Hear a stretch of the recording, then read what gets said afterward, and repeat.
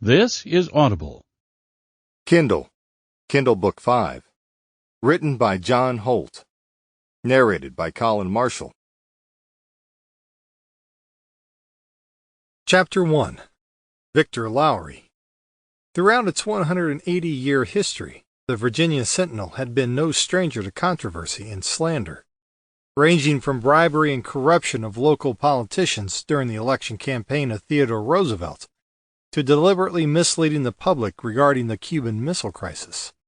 It could be said that the newspaper almost invited disagreement and argument.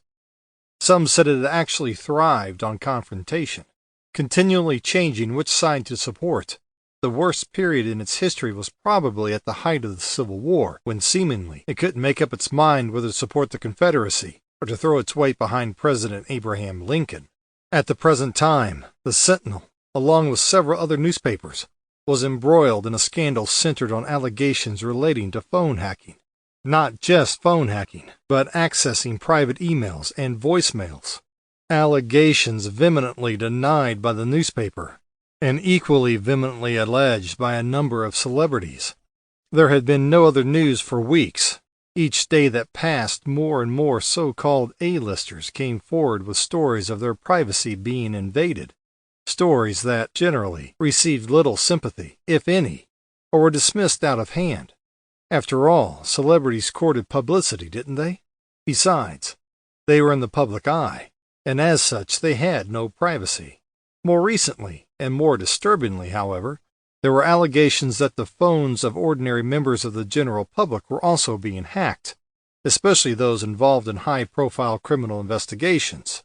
Still, the newspaper continued to deny any knowledge or involvement and condemned such activity out of hand. The Sentinel would never stoop to such action merely to get a story. The very idea was unthinkable. Besides, phone hacking was a criminal offense, wasn't it? Then there came allegations of payments being made by the newspapers to police officials for news items. Once again, these allegations were denied both by the police and by the media. Nonetheless, the allegations continued unabated. A growing group of senators and a senior Republican congressman have been calling for the authorities to investigate the allegations. Democratic Senator Robert Mendez, who wrote to the Attorney General to urge an investigation, said that the claims that the newspapers sought to exploit information about personal tragedies for profit needed to be probed. Recently, there had been a major development, and the government had announced the setting up of a public inquiry to be headed by Senator Dan Warwick, chairman of the Senate Media Committee. The first hearings were due to start in a little over a month's time, although what powers it would have were still to be determined, and several newspapers were skeptical, as were the general public. "A waste of time," was one review. "A waste of money," was another. "And that's our money. You'll see it'll make no difference anyway," was a third. Many people considered that it was unnecessary. There were already rules and regulations in place designed to safeguard the general public. Codes of practice had been drawn up long ago by the media as a means of self-regulation. Furthermore, there were laws relating to phone tapping, phone hacking, and invasion of privacy. Many people considered that instead of setting up an inquiry, the newspapers involved should just be taken to court. After all, phone hacking was an illegal activity, wasn't it? Let the law deal with them. This type of inquiry very rarely achieved anything worthwhile anyway. It would take months and months to reach a conclusion and put forward any recommendations. Even then, it was most unlikely that any newspaper would feel bound by those findings and recommendations. Lip service, that's all it would be, nothing but words. An act, a show put on by the government to say, "Look, we are doing something." Victor James Lowry had been CEO and chairman of the newspaper for just over 10 years. He had built the business up into a vast media empire. He knew that sooner or later he would be called to give evidence at the Warwick inquiry. He also knew that all he had to do was to deny all knowledge of phone hacking or accessing emails, and keep on denying it. In that regard, he was well practiced. He had been doing that for at least the past 10 months since the first allegations had surfaced. He knew nothing about such activities. His newspaper knew nothing about such activities. His newspaper would never contemplate such action. He would never sanction such action. The allegations were untrue, unfounded, and malicious. He looked at the newspaper lying on his desk. The headline in 3-inch thick black type said it all. The Sentinel denies phone hacking. The news items continued to explain that further allegations had come to light, and that irrefutable evidence had been handed to the police, together with names of particular reporters allegedly involved, including 2 on the editorial staff of the Sentinel itself. Once again, all allegations were being strenuously denied. Lowry pushed the newspaper to one side. He would think about that later, much later. Right now, he had other things to think about. Things like the Man of the Year presentation, which he was due to give in a few days' time. Lowry sat back in his chair and pushed himself away from the desk. He started to stroke his chin. Just how had he been selected for the title, Man of the Year? His wealth, perhaps, or maybe his position. Or perhaps it was his power. He smiled. Certainly all 3 would have been enough, but he knew that it was more than that. At the end of the day, it came down to one thing, and one thing only: fear. They were all afraid of him. The old saying came to mind: if you can't beat them, join them. It was as simple as that. They were afraid of him, and though by showing favor they would somehow be safe, they were safe all right, for the time being at least. He looked across to the corner of the room, to a metal filing cabinet. Inside were a number of files containing information on various people. They were his insurance policies. He looked back at the desk and picked up the papers lying in front of him. He heaved a sigh and looked up at the ceiling. For the past couple of hours he had been working on a speech that he was due to deliver in a little over a week's time. The Man of the Year, he nodded, and started to smile. A fitting tribute, he thought. It was going to be one of the events of the year. Many of his friends would be there, and many of his enemies as well. What did they say about friends and enemies? Keep your friends close, and your enemies closer? Friends, did he say? He shook his head. He didn't have friends. He had no use for them. He didn't need them. He had power, and he had control. What more did he need? People who claimed to be friends were only out for what they could get, and were only friends for as long as it suited their purpose. So he didn't have friends, but he certainly had enemies. There were many who were jealous of his business empire and frightened of his power. There had been those, the foolhardy, who had tried vainly to bring him down. There were those who had tried to compete against him in business. They lacked his foresight, his vision, his aggression. They lacked his drive. He ran roughshod over everyone and anyone who stood in his way. If people got hurt, what did that matter to him? If you don't want to get burnt, then stay out of the kitchen, was Lowry's watchword. He started to read. Thank you all for being here today, to help me celebrate this award, Man of the Year. I am deeply honored, and it's all thanks to you. After all, I wouldn't be here today if it weren't for you.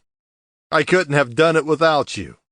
You have helped me more than you know. He paused and started to smile.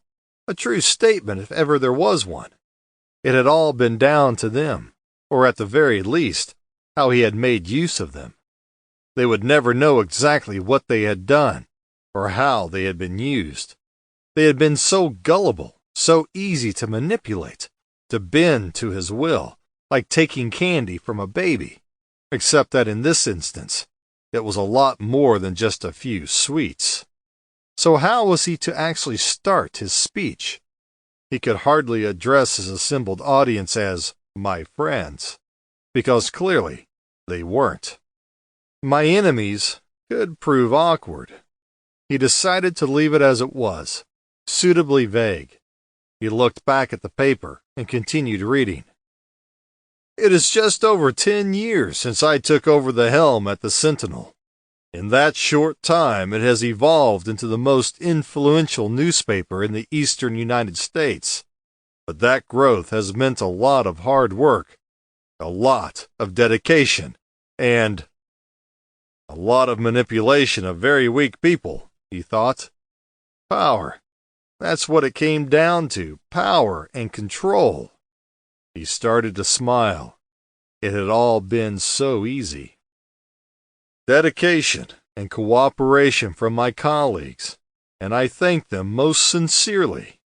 But we must not be complacent, for now we face the greatest threat to the integrity of the press. The recent specter of phone hacking has brought into question the whole matter of the freedom of the press. The Sentinel is wholeheartedly against phone hacking and welcomes the Warwick inquiry and will cooperate fully. We must. Then he began to wonder who would actually be attending the occasion. Lionel Hartford, his one-time boss, would certainly be there, as would Greg Tyler and David Franklin. They would be too afraid not to attend. Then there was Tony Fletcher. Would he be there? Lowry shook his head. That was an unknown. You could never tell with Fletcher. He was unpredictable at the best of times. He would not wish to appear to be supportive by attending, but, at the same time, he would be curious enough to know what was being said about him. What about Martin Gardner? Would he attend? Most unlikely, thought Lowry, especially after their last meeting just a day or two ago. Lowry had started as a reporter on the Herald, a small-town newspaper owned by the Sentinel Group, soon after leaving school. He was given the task of reporting on many of the local events: the county show, the local football game, the Carnival Queen. Although there was nothing exciting or of any real consequence, he soon learnt that some people were willing to do almost anything to get their name in the paper, to get their 15 minutes of fame, and he was more than willing to take advantage of that situation. Lowry soon began to realize that knowledge was power, especially if that knowledge could be used in a constructive way to further his ambitions. With power came control. He learnt how to manipulate people for his own purposes. He began to compile dossiers on the local councilors, the shopkeepers, the businessmen, his own colleagues, especially those who were in a higher position than himself. Anything and everything was included, no matter how apparently trivial it was. You never knew when a piece of information would prove useful.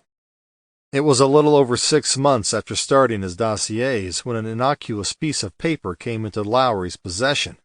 It was a letter sent by the editor of the Herald and addressed to Harold Miller, the managing director of Miller and Company, a local building contractor. Lowry wasn't exactly sure what it was about, but it seemed to involve payment of a sum of money in order to keep certain company information out of the public eye. Although unsure of the significance, Lowry took the letter to the editor and inquired as to what it all meant. The editor explained that it wasn't anything of any great importance, and that it should be forgotten. At the end of that week, Lowry received an extra $15 in his pay packet. A bonus, it was said. A few weeks later, the office was visited by the local police and Mr. Hartford. The editor was taken away. Even then, Lowry still did not fully appreciate the importance of the letter. Nonetheless, nothing more was said about the matter, and his bonus continued to be paid regular as clockwork. In due course, Mr. Hartford returned to the office, and the affair appeared to be over. As time went by, Lowry continued to compile his dossiers. After a few short years, Lowry had manipulated his way to the very top.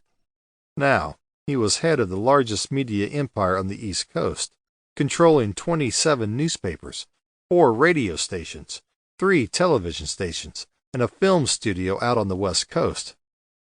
Along the way, he had also made many enemies. the majority of whom would be attending the Man of the Year ceremony in the near future. Lowry stood up and went over to the drinks cabinet. There was a huge grin on his face. And why would all of his enemies be attending? Perhaps deep down they all loved and respected him. Maybe they liked to be seen with him. Lowry started to chuckle. They loathed him, despised him, but they also feared him. That's why they would be there, because Lowry wanted it that way. They knew that Lowry could destroy them, had he so chose. A snap of the fingers, that's all it would take. Just like that. As he snapped his middle finger and thumb together, he laughed loudly and snapped his fingers again and again. As he did so, he said a name: Hartford, snap, destroyed. Tyler, snap, obliterated. Franklin, snap, extinguished. Fletcher, he repeated in a whisper. Tony Fletcher. Tony Fletcher was the founder and chief executive officer of West, a telecommunications company.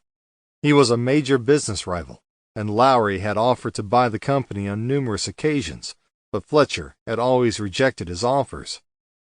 Fletcher, he said once again, and then snapped his fingers. Deleted. Lowry sat down and pulled his papers toward him. He picked up his pen and continued to write. As part of his intended speech, he would be embarking on an attack on Mr. Tony Fletcher. He also intended to announce that he would be entering the political arena. He intended to stand for election to Congress. He looked over at the clock on the side cabinet. Then he stood up and walked over to a row of filing cabinets. He opened the third drawer down, marked EF. There, towards the back, was the file he was looking for. He took it out. Tony Fletcher was written across the top in large black lettering. Lowry returned to his desk and sat down and opened the file. On the top was a newspaper cutting dated almost a year before. The headline simply read, Insider Dealing. The item that followed gave details of dramatic falls to the share price for Westcom, following very high prices the day previous. Millions of dollars had been wiped off the company's value overnight, only to be followed the next day by huge increases in the share price. Lowry continued to read for a few moments more. Then he heaved a sigh. He picked up the newspaper cutting, folded it, and placed it inside an envelope. He then placed the envelope in his inside pocket. Certainly there had been an inquiry, carried out by the Securities and Exchange Commission, but no wrongdoing had been discovered, and no evidence of insider trading had been found. Share prices varied considerably for all manner of reasons: world affairs, climate, finance, wars. Such variation was considered to be just another example of market trends being unpredictable. It was just one of those things that couldn't be helped. The stock market was a gamble, and to make money, you had to take risks. Stakes were high. So were the rewards, and so was the possibility of losses. Lowry smiled. He knew different. Not only was what had happened predictable, but it had been deliberately and meticulously planned. He thought that he knew who had carried out the plan, but wasn't absolutely sure. But what he did know was that he had lost money that day, a considerable sum of money. He wanted it back. Chapter 2. New York Police Department. Tom Kendall, detective second class, had been sitting staring at his desk for almost 40 minutes, staring in utter disbelief and amazement. He had never seen the desk so clear, so empty. There wasn't a thing on it. No files, no papers, no documents of any kind. Not even one of those irritating post-it stickers that he so hated.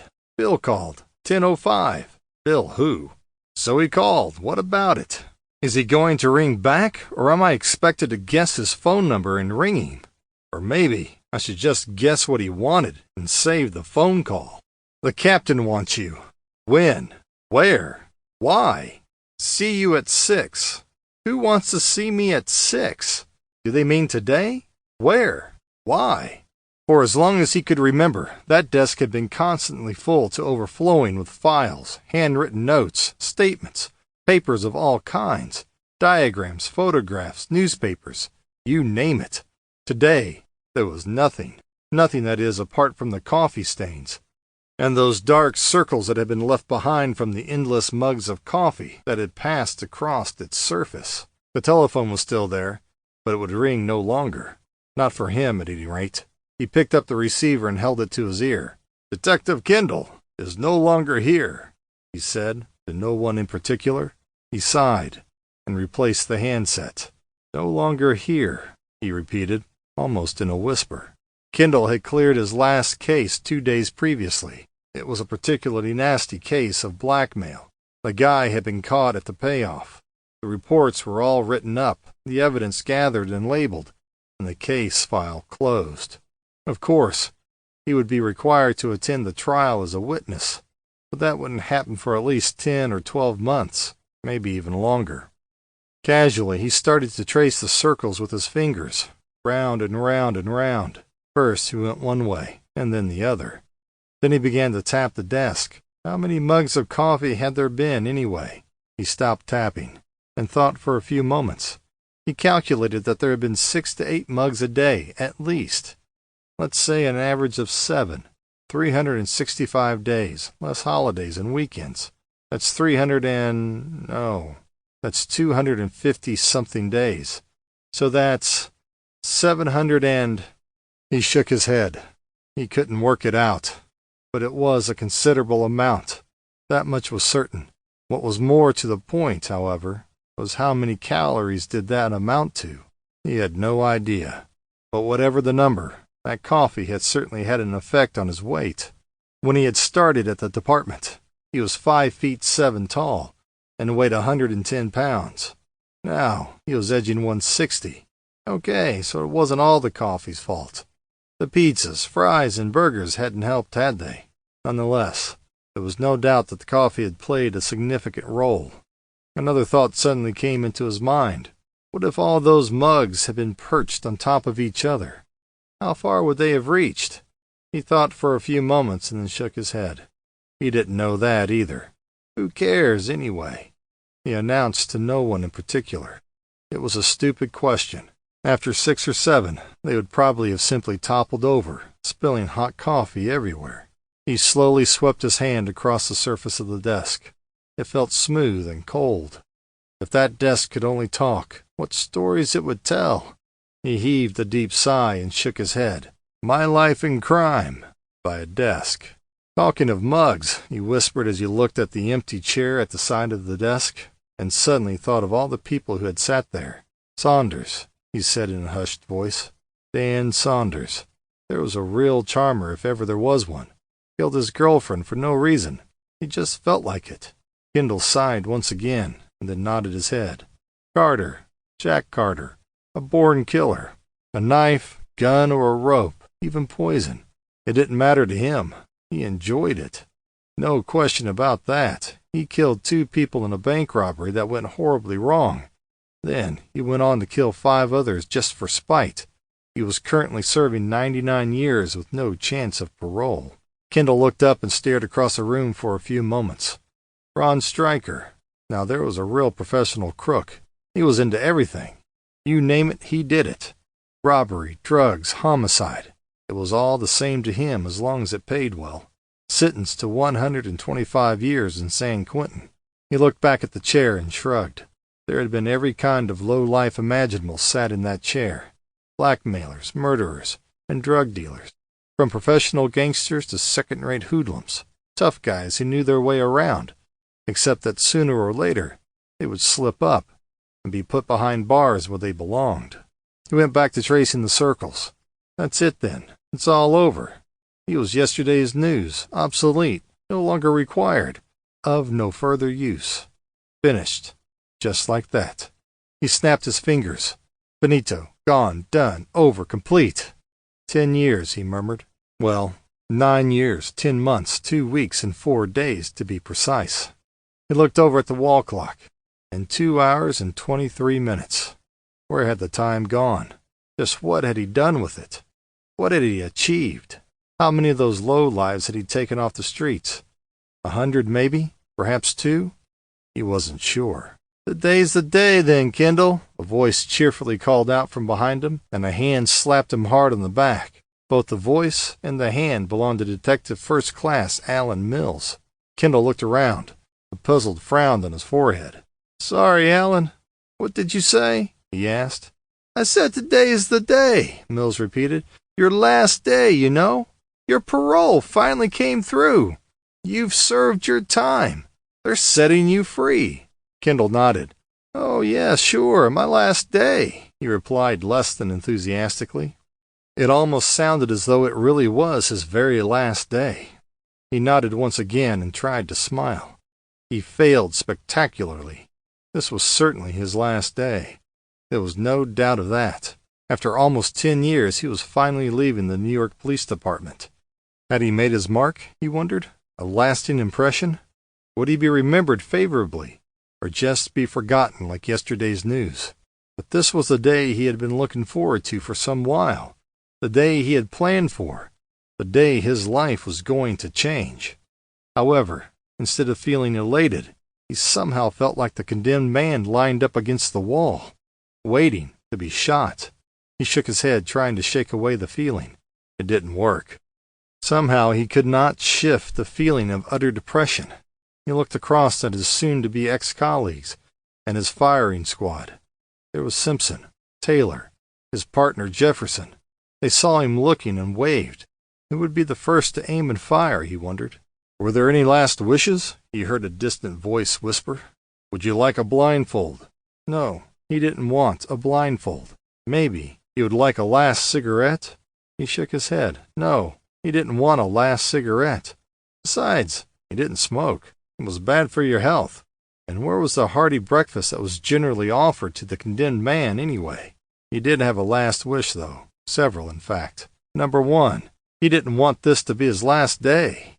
Number 2, he didn't want to be stood against a wall and shot. And most importantly, number 3, he didn't want to be set free. He wanted things to be as they had been a few short months ago. He hadn't felt that way 6 months ago, though, when he had handed in his notice. Then he had been excited and looking forward to a new role in life, a new direction, he had said, a new year and a new career. It had, however, come as something of a surprise to the captain. The captain read the letter slowly for the 3rd time. He looked up at Kendall and laid the paper down. He shook his head in disbelief. "Are you sure about this, Kendall? I mean, really sure? This is serious stuff, you know." Kendall nodded. "I'm absolutely sure, Chief." The captain shook his head once again. "But why? I just don't understand. Haven't you been happy here?" Kendall nodded. "Yes, sir. Sure I've been happy here," he replied. "It's been great." "Then why?" said the captain. "Why leave? I mean, here you have security, your colleagues, your pension, a gold watch to look forward to, you know." Kendall smiled and shook his head. "I know that, Captain," he replied, "but—" Policing was in Kendall's family. His father had been a police sergeant with the 22nd Precinct, and so had his grandfather before him. Even his uncle had been a police officer in Chicago. After going from one dead-end job after the other, Kendall joined up. He was 27. He had been a reasonably good police officer, although in truth, he hadn't progressed very high up the chain of command during his time. In fact, he had barely progressed at all. There wasn't a problem regarding his abilities. They were fine, slightly above average, in fact. He was considered to be a fairly good cop, who had a pretty good record. He was just too easygoing. That was the opinion of the review board. He was too laid back, too casual. He lacked leadership qualities. No drive, no get up and go. For his part, Kendall felt somehow restricted by the police force. No, not the police force exactly. It was the procedures. He felt that they were holding him back, hampering his full potential. There were far too many rules and regulations, and too much paperwork to deal with, not like in his father's time. Then it had been much simpler. Then you just got on with the job of fighting crime. Then you were out there cracking heads. Now, he spent too much time filling out forms, instead of being out on the street catching criminals, slapping them around a little to get them to talk. Now, you don't dare harm the criminals. They would more than likely sue you for compensation for damages, or claim that their human rights were being infringed. There were too many people who thought they knew better, telling him what to do and how to do it. Now life was harder, worse. This audiobook is free for you to enjoy. If you'd like to support me, please take just 1 minute to listen to this relaxing music. Thank you so much.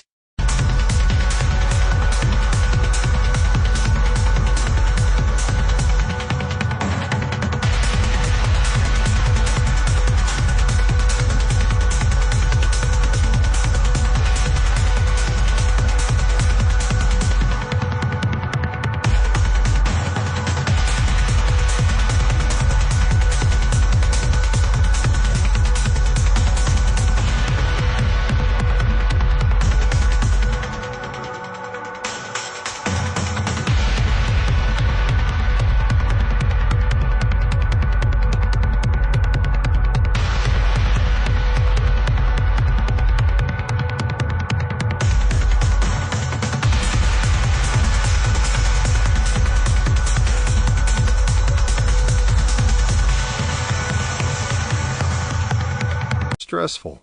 It was just too much pressure, with people just waiting for you to make a mistake, ready to pounce. People constantly on his back, do this or do that.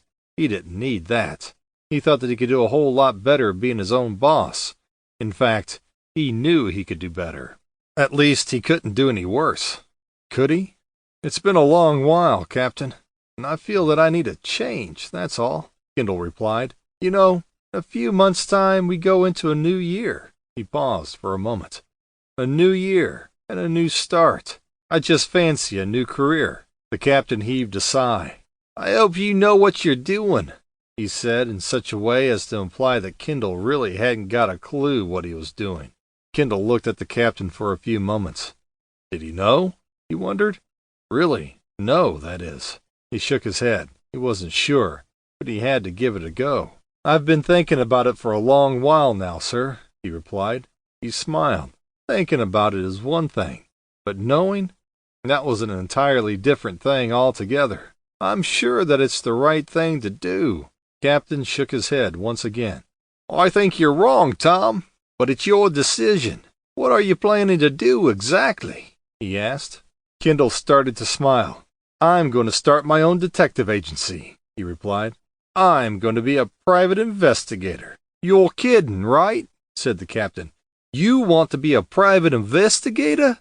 How many times had he heard that before? Why? What makes you think you'll succeed where dozens of others have failed? Kendall shook his head. He wasn't kidding. He had wanted to be a private investigator for some time now, although he would never admit it. He had been greatly influenced by the old detective movies starring Humphrey Bogart and Robert Mitchum. Not that he would be anything like the characters that they portrayed. He wasn't the tough guy type like Sam Spade or Philip Marlowe. He didn't have the build for it, or the strength.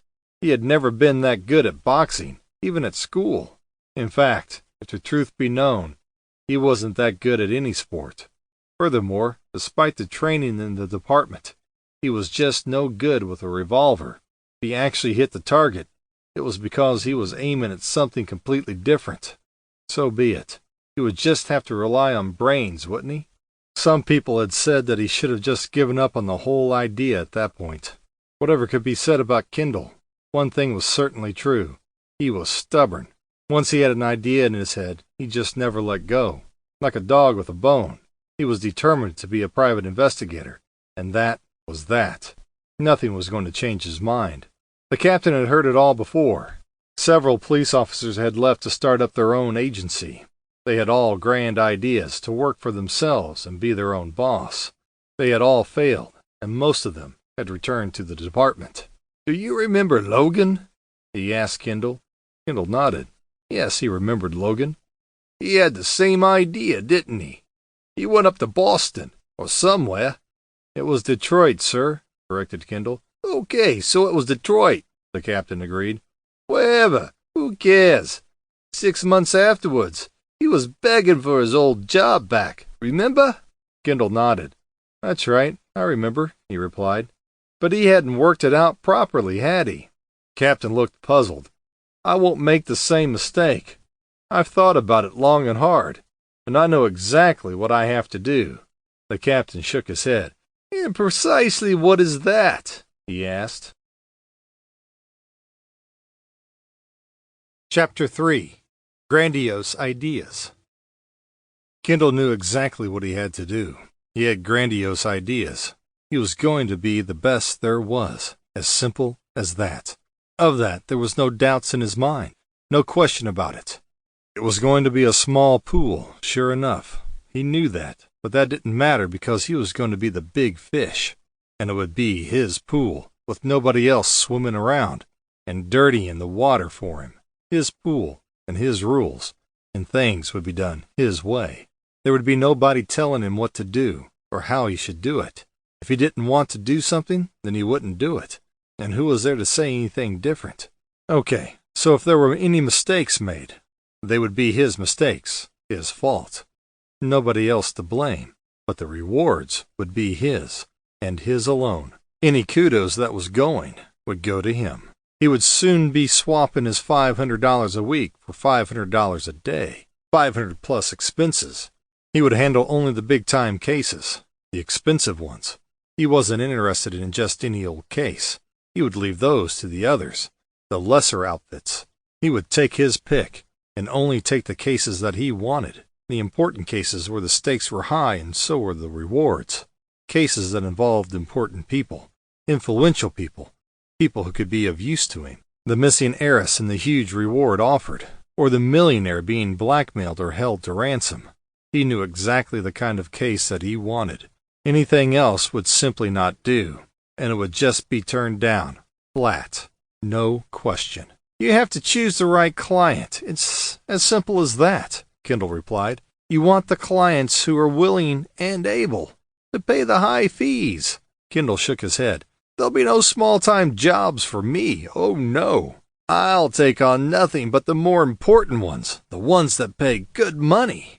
He paused for a moment or two. You know, it just takes as long to do a cheap job as it does to do an expensive one. Believe me, expensive is better. No, take my word for it. I know exactly what I want. Once again, the captain shook his head. Kendall, you'll be dealing with missing husbands, unfaithful wives, and insurance claims, and that's it.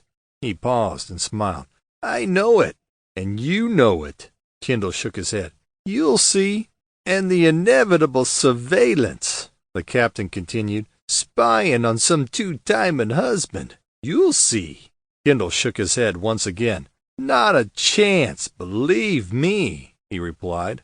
Whatever you say, Kendall, the captain replied. Either way, it will be hard work with little payoff. You're too laid back, you know that, and you'll be on your own with no backup. Any problems, you'll have to solve them alone. There'll be no one to help. It'll be tough going. You'll crack it a week. Kendall shook his head.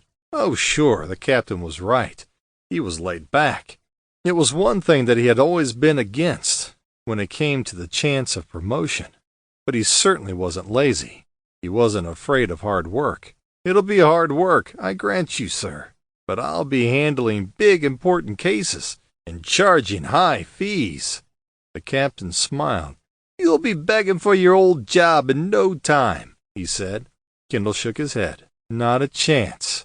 The captain shook his head. You'll be back, mark my words. You don't have to worry about me, Kendall replied. I'll only need 2 or 3 big jobs a year. I'll be fine. He paused for a few moments. Besides, I'm sure that I can always ring you guys. You wouldn't refuse to help me, would you? The captain nodded and smiled once again. No, we wouldn't, he said. In fact, we might be asking you for help. You know, a little surveillance job here and there, something like that. Nothing too complicated. We'll keep it simple for you. Just as long as we can afford your rates, that is. Now it was Kendall's turn to smile. No problem. I'll offer you a discount, he replied. As long as I've the time, and I'm not too busy, as a favor to you, so to speak. The captain nodded. Oh, I fully realize that you'll be busy, but maybe you might spare some time for your old friends. Kendall nodded. You only have to call. The captain looked at the letter once again. He sighed. You are sure about this, he said, tapping the letter. You're a good man, and I hate to lose you. Kendall nodded. He was sure. Well, if you're determined, reluctantly, I accept your resignation. I have no choice. So, 6 months from today, you hand in your badge and gun. And that's it. We'll miss you. Thank you, Captain, Kendall said as he stood up, turned, and slowly walked to the door. 6 months, he murmured.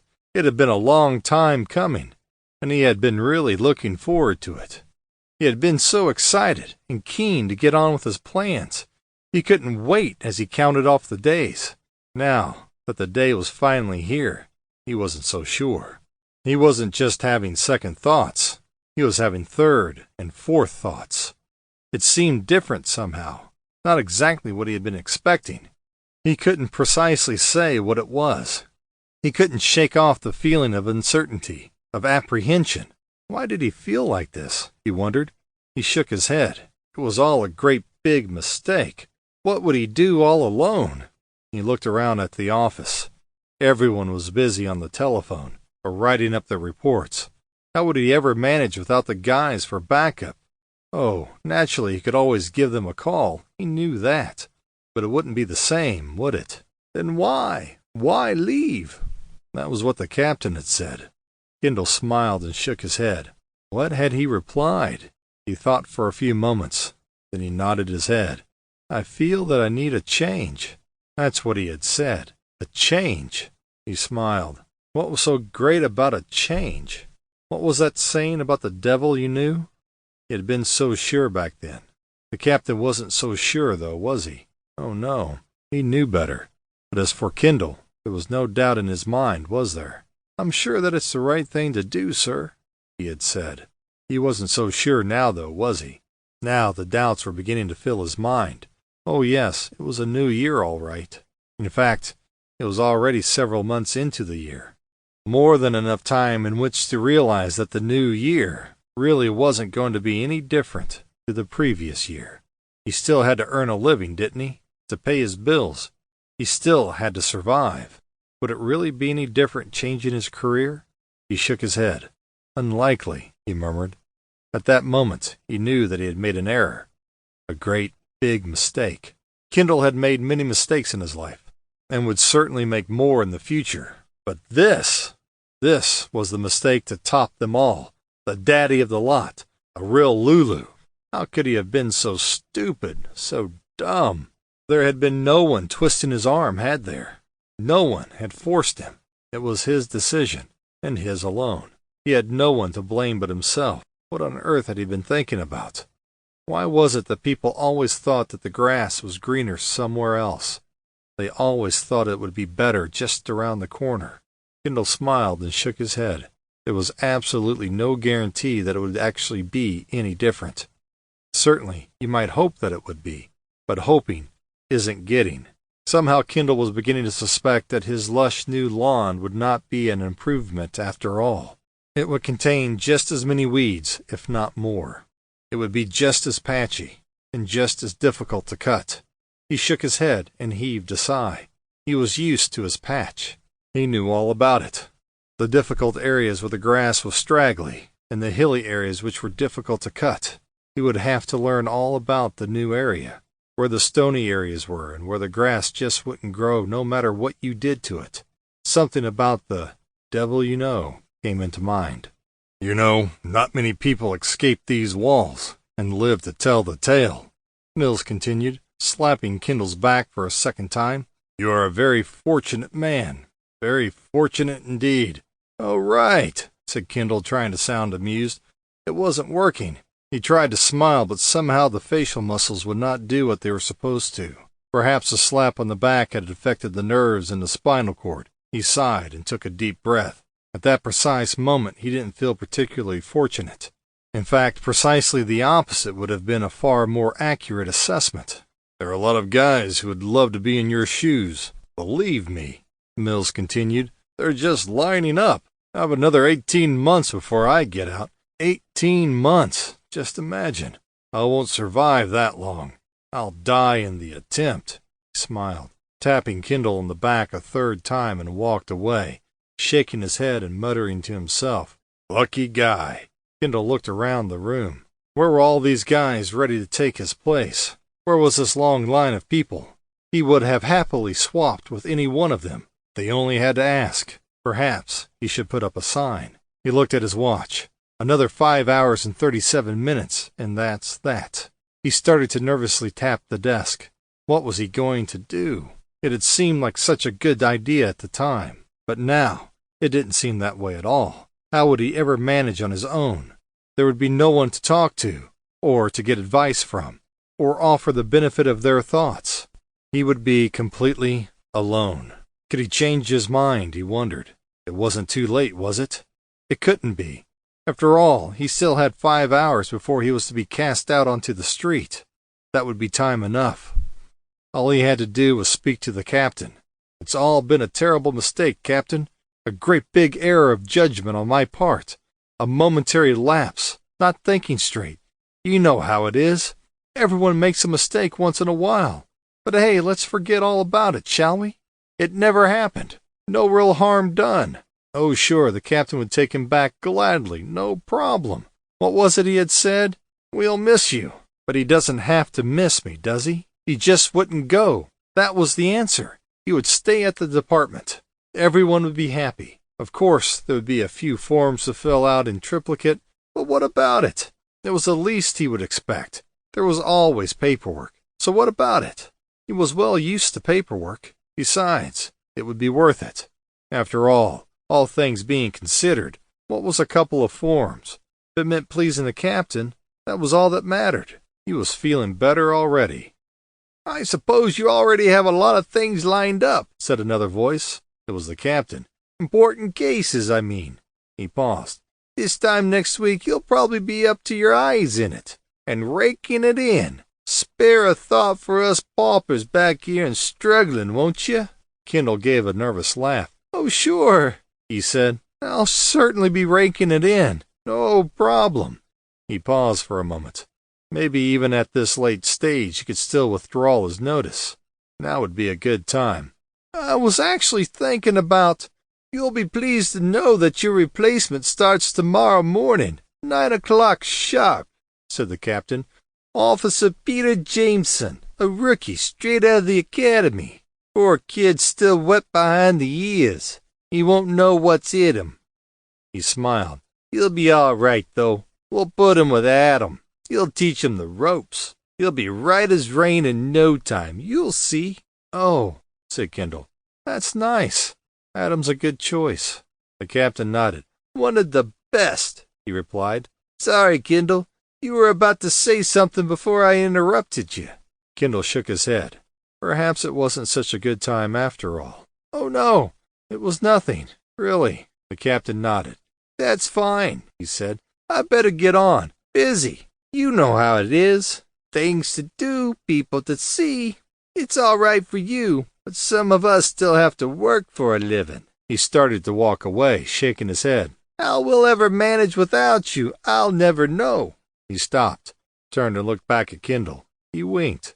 "We'll muddle through somehow, I expect. See you later." He smiled, gave a wave, turned around and walked away.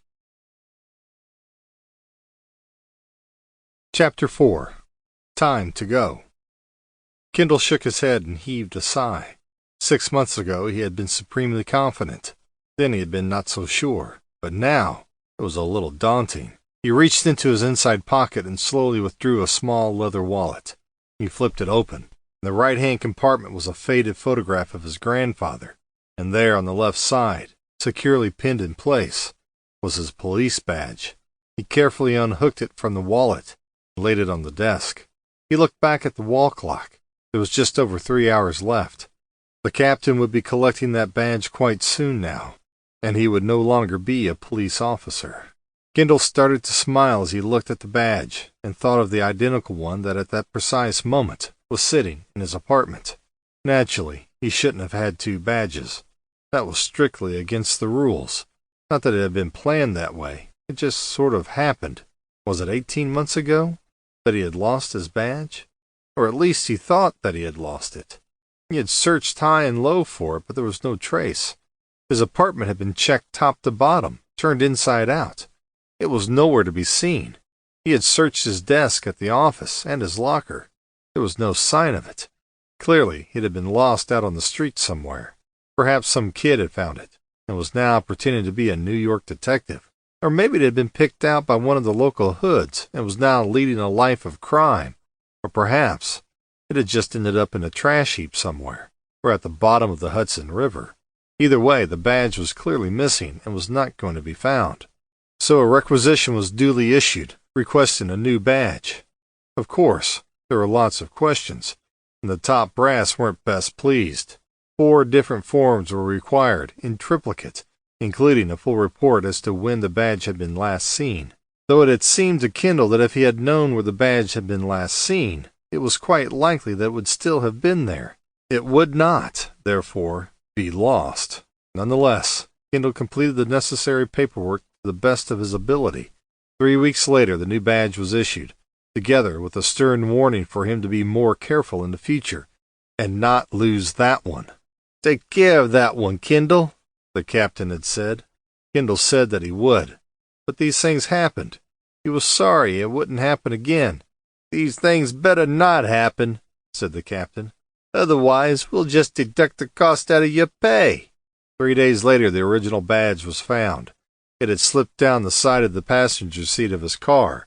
How it had happened, he just did not know. Not that it mattered.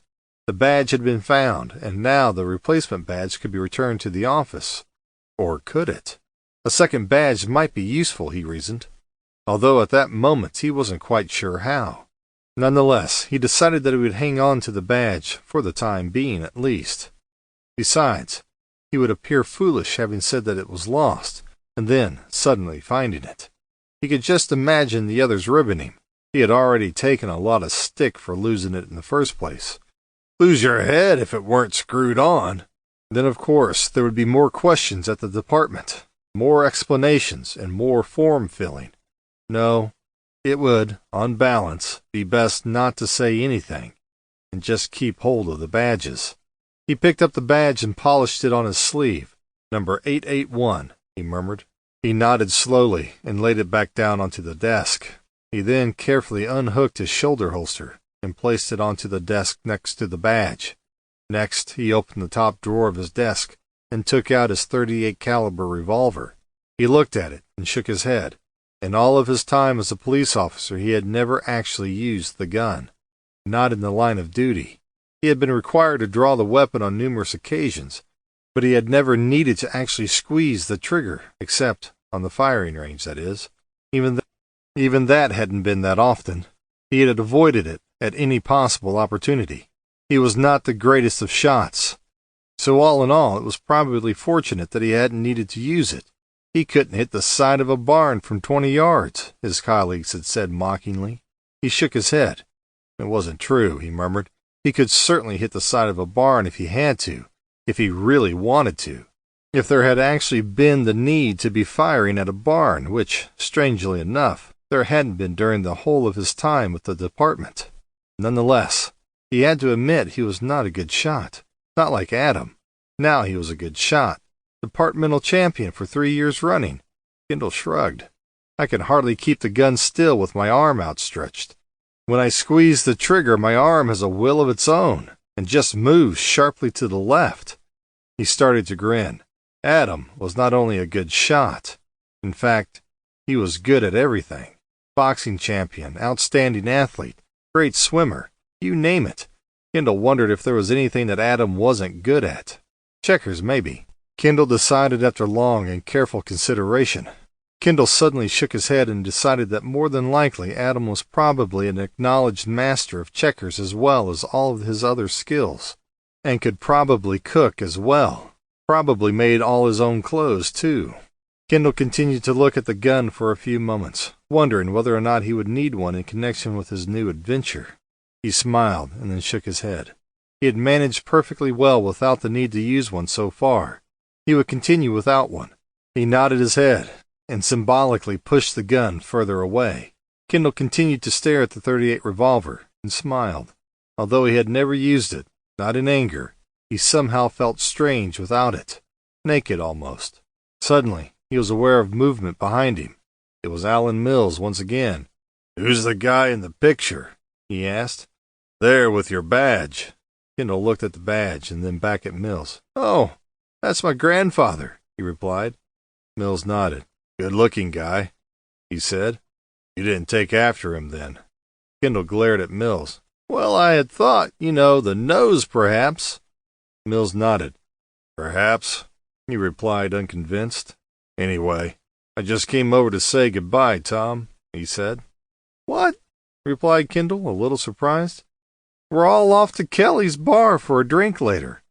"I know that," Mills replied. "And I'd love to be there, you know that. But I just got a call. A homicide." He shook his head. "I won't get back in time, that's for sure." "That's a disappointment, Alan," said Kendall. "I'll take a rain check," Mills replied. "Now, you keep in touch, won't you? And don't forget, if there's anything I can do for you, just call." Kendall nodded. "That's good of you, Alan," he said. "Well, I'll see you then, Tom," Mills said. "We're going to miss you around here." He held out his hand. Kendall grasped it tightly and shook it. "You take care, Alan," he said. "You too," Mills replied. "Don't forget, you owe me a drink." "No problem," said Kendall. "I won't forget." Mills nodded, turned, and walked away. Kendall watched for a few minutes until he had disappeared. "We're going to miss you," he murmured. That's what Mills had said, and he had meant it. Kendall shook his head. This was all a very big mistake. He heaved a sigh. "Too bad," he said in a hushed voice. There was nothing he could do about it, not now. He had made his bed. Now he had to lie in it. He just had to get on with it, and make the best of it. He suddenly heard laughter from across the room. He turned his head and looked over at the far side of the room. He could see some of the guys milling around, probably about the game on Sunday. Kendall thought, perhaps that new secretary up in Grant's office. Just behind them he could see the top of the cake on the desk. The cake, his farewell cake, a large sponge cake shaped like a police badge, covered with chocolate icing. He shook his head and smiled. It had been Shirley's idea, Detective Shirley Roberts over at Juvenile. He shrugged. It was a nice touch, but he really didn't like sponge that much. A nice fruit cake, now that would have been different, with currants and raisins and almonds and... or maybe a simple donut, with lashings of fresh cream and strawberry jam. That really would have been something, much more to his taste. But no, this was sponge. Oh well, so be it. It was a nice idea anyway. He looked at the wall clock once again. It was almost time to go. Another few minutes and then it would start. The formal ceremony. Execution, more like it, murmured. He would be expected to make his way over and then to give a speech of some kind. How he had loved his time at the force, how he would miss his friends and colleagues, and how he wished them well in the future. And he wouldn't ever forget them, and they meant so much to him. And just what was he going to say? He hadn't prepared anything. Oh, he had tried, certainly, and had scribbled down a few short notes, but really, he wasn't good at that sort of thing. Adam would know what to say, but it wasn't Adam who was leaving. And then, of course, what about afterwards? There would be a few handshakes, a pat on the back. He might even get a kiss from Shirley or Grant's secretary. There would be good wishes from everyone. And the signing of the card, he could just imagine some of the comments. Some didn't bear thinking about. Of course, there would be the expected comments. "We'll miss you. Best wishes for the future." Things like that. There would be the humorous comments. "Free at last. Don't do anything I wouldn't do." And that would be that. It would all be over. Done and dusted. That's how it ends. 10 years. Gone. Just like that. "Tom!" he heard somebody yell out. "Tom, we're ready!" He looked up. There was Frazier, waving to him. "Come on, Tom, it's time!" Kendall looked at the wall clock. 6 o'clock on the dot. The allotted time. Not a minute before and not a minute after. There was no word from the governor. There was to be no reprise, no stay of execution. Kendall nodded, smiled, and stood up. He looked down at his desk and ran his hand over it once more. It had been home for the past 10 years, his refuge and his sanctuary. He shook his head and patted the desk gently. He then shrugged his shoulders and slowly walked over to where his colleagues were waiting. "Speech!" someone called out. Speech indeed. What on earth was he going to say? 15 minutes later, Kendall had finished his speech. Already he had forgotten what he had said, but it seemed to have gone down well. Detective Sergeant Fraser patted him on the back. "Tom," he said. He looked around at his fellow officers. He looked back at Kendall and lifted his hand and waited for silence. He was holding a small package, maybe 12 inches long and 4 inches wide. He looked at Kendall. "Tom," he repeated, "this is for you." He handed the package to Kendall. "We all chipped in." He paused and smiled as he looked around at the assembled gathering, including the lieutenant. He figured it was worth the $2 just to see you go. Loud laughter erupted from the gathering throng. Kendall smiled and laughed nervously. He wasn't entirely convinced that it had been said in jest, however. He and the lieutenant hadn't always seen eye to eye, and quite often there had been open hostility between them. "Go on, open it!" called out Detective Martin. "Yes, let's see what they did with my money," called out Officer Yvonne Caldwell. "Hope they spent it wisely." Kendall smiled and started to carefully remove the wrapping. Inside was a brass plate attached to a polished hardwood stand. On the plate were the words, "Tom Kendall, P.I." As Kendall came out of the building, he stopped and turned. He looked back at the entrance.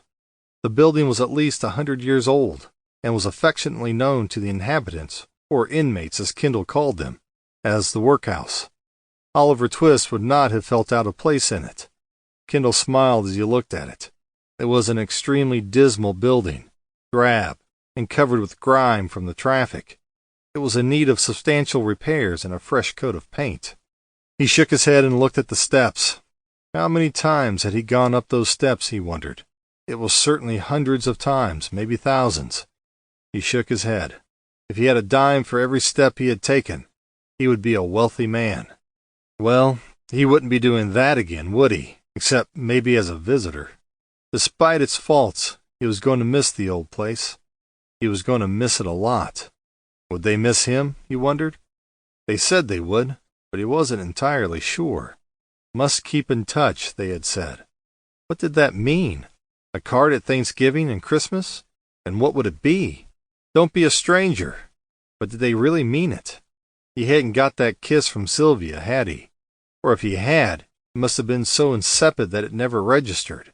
What did he expect, anyway? This time tomorrow they would have forgotten all about him. Out of sight, out of mind. That's how the saying went. Starting tomorrow, things were going to be a whole lot different. For them, and most of all, for him. In the meantime, he could really use a stiff drink, and quite possibly more than one. Kelly's bar was just around the corner. If he was quick, he could get a head start before the others arrived. Chapter 5. Freeport Street. After leaving the New York Police Department, Kendall moved away from New York. He wanted somewhere new, somewhere where he wouldn't constantly be reminded of the department. More importantly, somewhere he wouldn't keep running into people that he had arrested, or people he had worked with. He could just imagine how it would be. "How are you doing? Busy, are you? Got plenty of work on? I bet you're sorry you left us." It was to be a completely fresh start, and that meant a start in a new place. He headed south into Virginia and set up his office in a small town, Cedar Springs, close to the state border. He managed to find an office in a small purpose-built block on Freeport Street in the center of town. 4 blocks further to the west, Freeport Street became Freeport Drive. Here was located the fashionable, smart, and expensive business and commercial district of the town. In this section were the designer shops, Armani, Gucci, Chanel, Harry Winstone. They were all there. Further west, the street changed once again and became Freeport Avenue, a luxury residential area complete with all the trimmings. Here were the swimming pools, the tennis courts, and the security gates. Here were the imported Bentleys, the Rolls-Royces, the Jaguars, the Mercedes, and the Cadillacs. The area just oozed class, the kind of class that only came with money. Lots and lots of money. It was just the kind of place that Kendall liked, the kind of place where the clients he wanted would live, the kind of place he himself would like to live one day. Where Kendall's office block was located, it was just plain old Freeport Street, 1,000,000 miles away and altogether vastly different. This was the poor section of town, the run-down and neglected section. It was not very fancy, he had to admit, but at least it was cheap. It was also convenient to a couple of nice-looking diners and an inviting bar or two, just in case he had some spare time. Besides, a man's got to eat, hasn't he? The office block was an old Victorian building, 6 stories high with a basement. Architecturally, it had nothing going for it. Probably it had never been what you might call an attractive building. Now it looked positively ugly. It was run down, shabby, and badly neglected. The brickwork was grimy, with dirt from the traffic in the street below, and a number of damp patches were clearly evident in the main walls. Several cracks could be seen in the brickwork, and substantial repairs were required almost everywhere. As a bare minimum, the doors and windows were badly in need of a coat of paint. Kendall's office was on the 3rd floor, at the corner of the building. It wasn't exactly a large office. Compact, the landlord had said when Kendall agreed to take it on. It was convenient and manageable. They were the main selling features of the complex, which was just as well because there was nothing else to recommend it. The suite comprised of a main office area, a small kitchen area, and a storeroom. Storeroom was probably an overstatement. It was in reality nothing more than a large walk-in cupboard. Down the corridor were the facilities, as the brochure proudly described the cloakrooms. The next-door office was the home of Martin Thompson, plumbing and building services. Further down the corridor could be found Freeport Fashion, specializing in clothes for the discerning woman, whatever that meant. Judging by the lack of business, it was clear that the discerning woman was a rare breed. Mr. Thompson, on the other hand, seemed to have a constant stream of discerning customers, both men and women. Although serviceable, the office area was drab and uninviting. Kendall had tried to brighten it up a little by laying a bright red carpet on the floor. It wasn't enough. "A fresh coat of paint will work wonders," the landlord had said. "Really give the place a facelift." Kendall agreed that it would certainly make a tremendous difference. However, it very quickly became abundantly clear that although the landlord had suggested the coat of paint, it wasn't going to be the landlord who would actually provide it. Reluctantly, Kendall vowed that one fine day he would certainly get around to doing it himself, or at least, he would get someone to do it for him. He wondered if painting and decorating were included in a range of building services offered by Mr. Martin Thompson. He made a note to discuss it with him, when funds allowed, that is. The office was sparsely furnished, and what furniture there was looked as though it had come from a charity shop.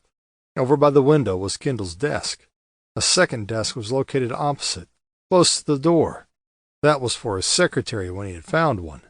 Along one wall was a rack of shelving.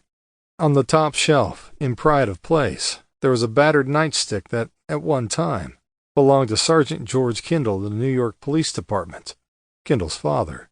Next to it was a small dark blue case. It was lying open to reveal a solid silver medal that had been presented to the same Sergeant Kendall for bravery above and beyond the call of duty. Last, but by no means least, was an old wristwatch.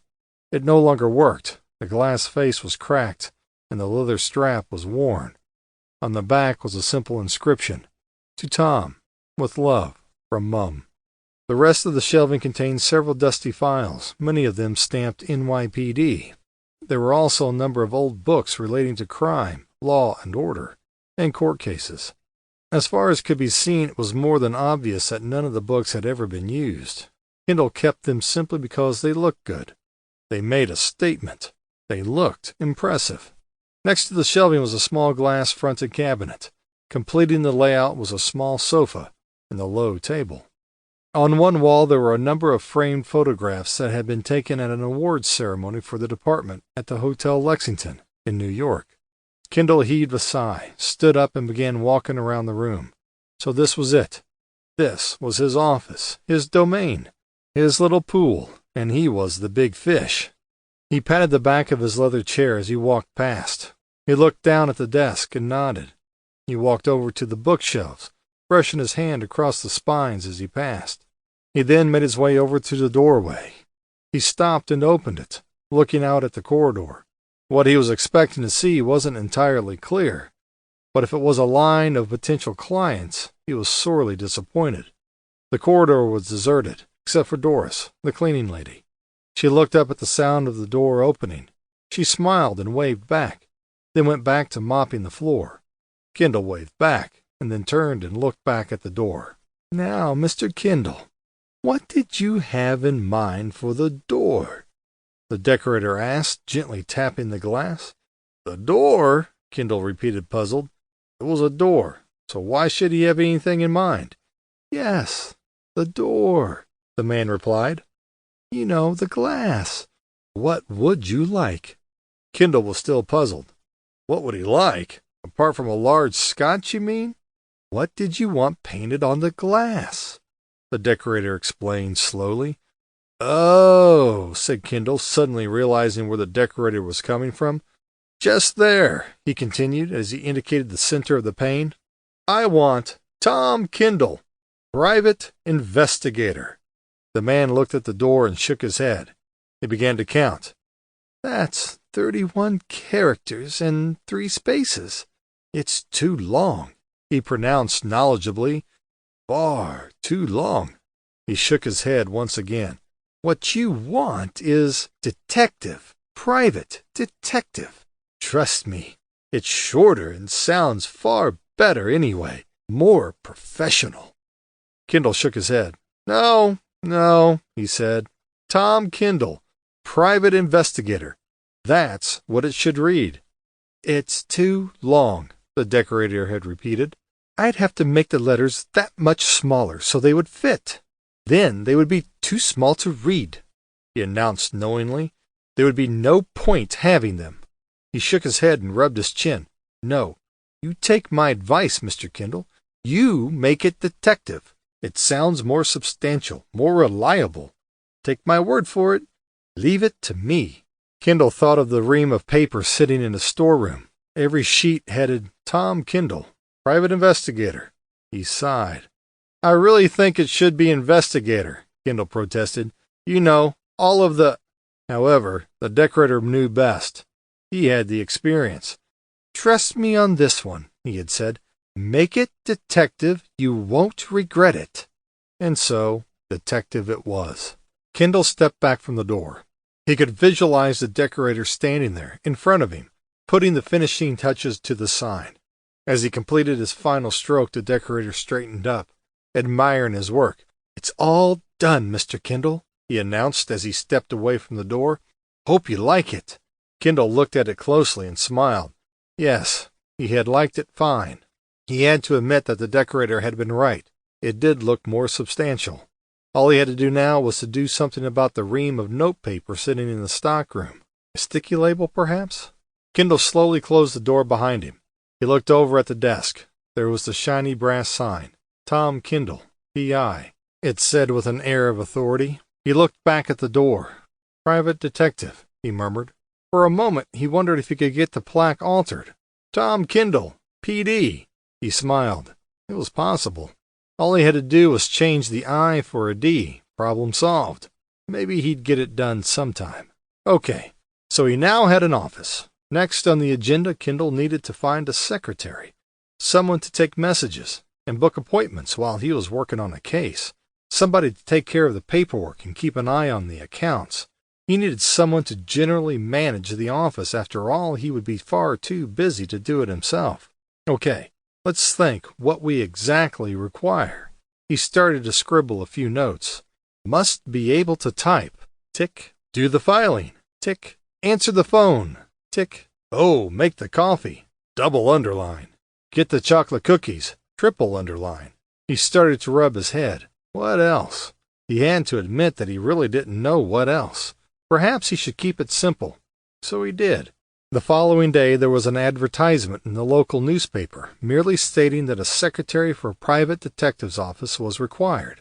The only other item listed was a telephone number.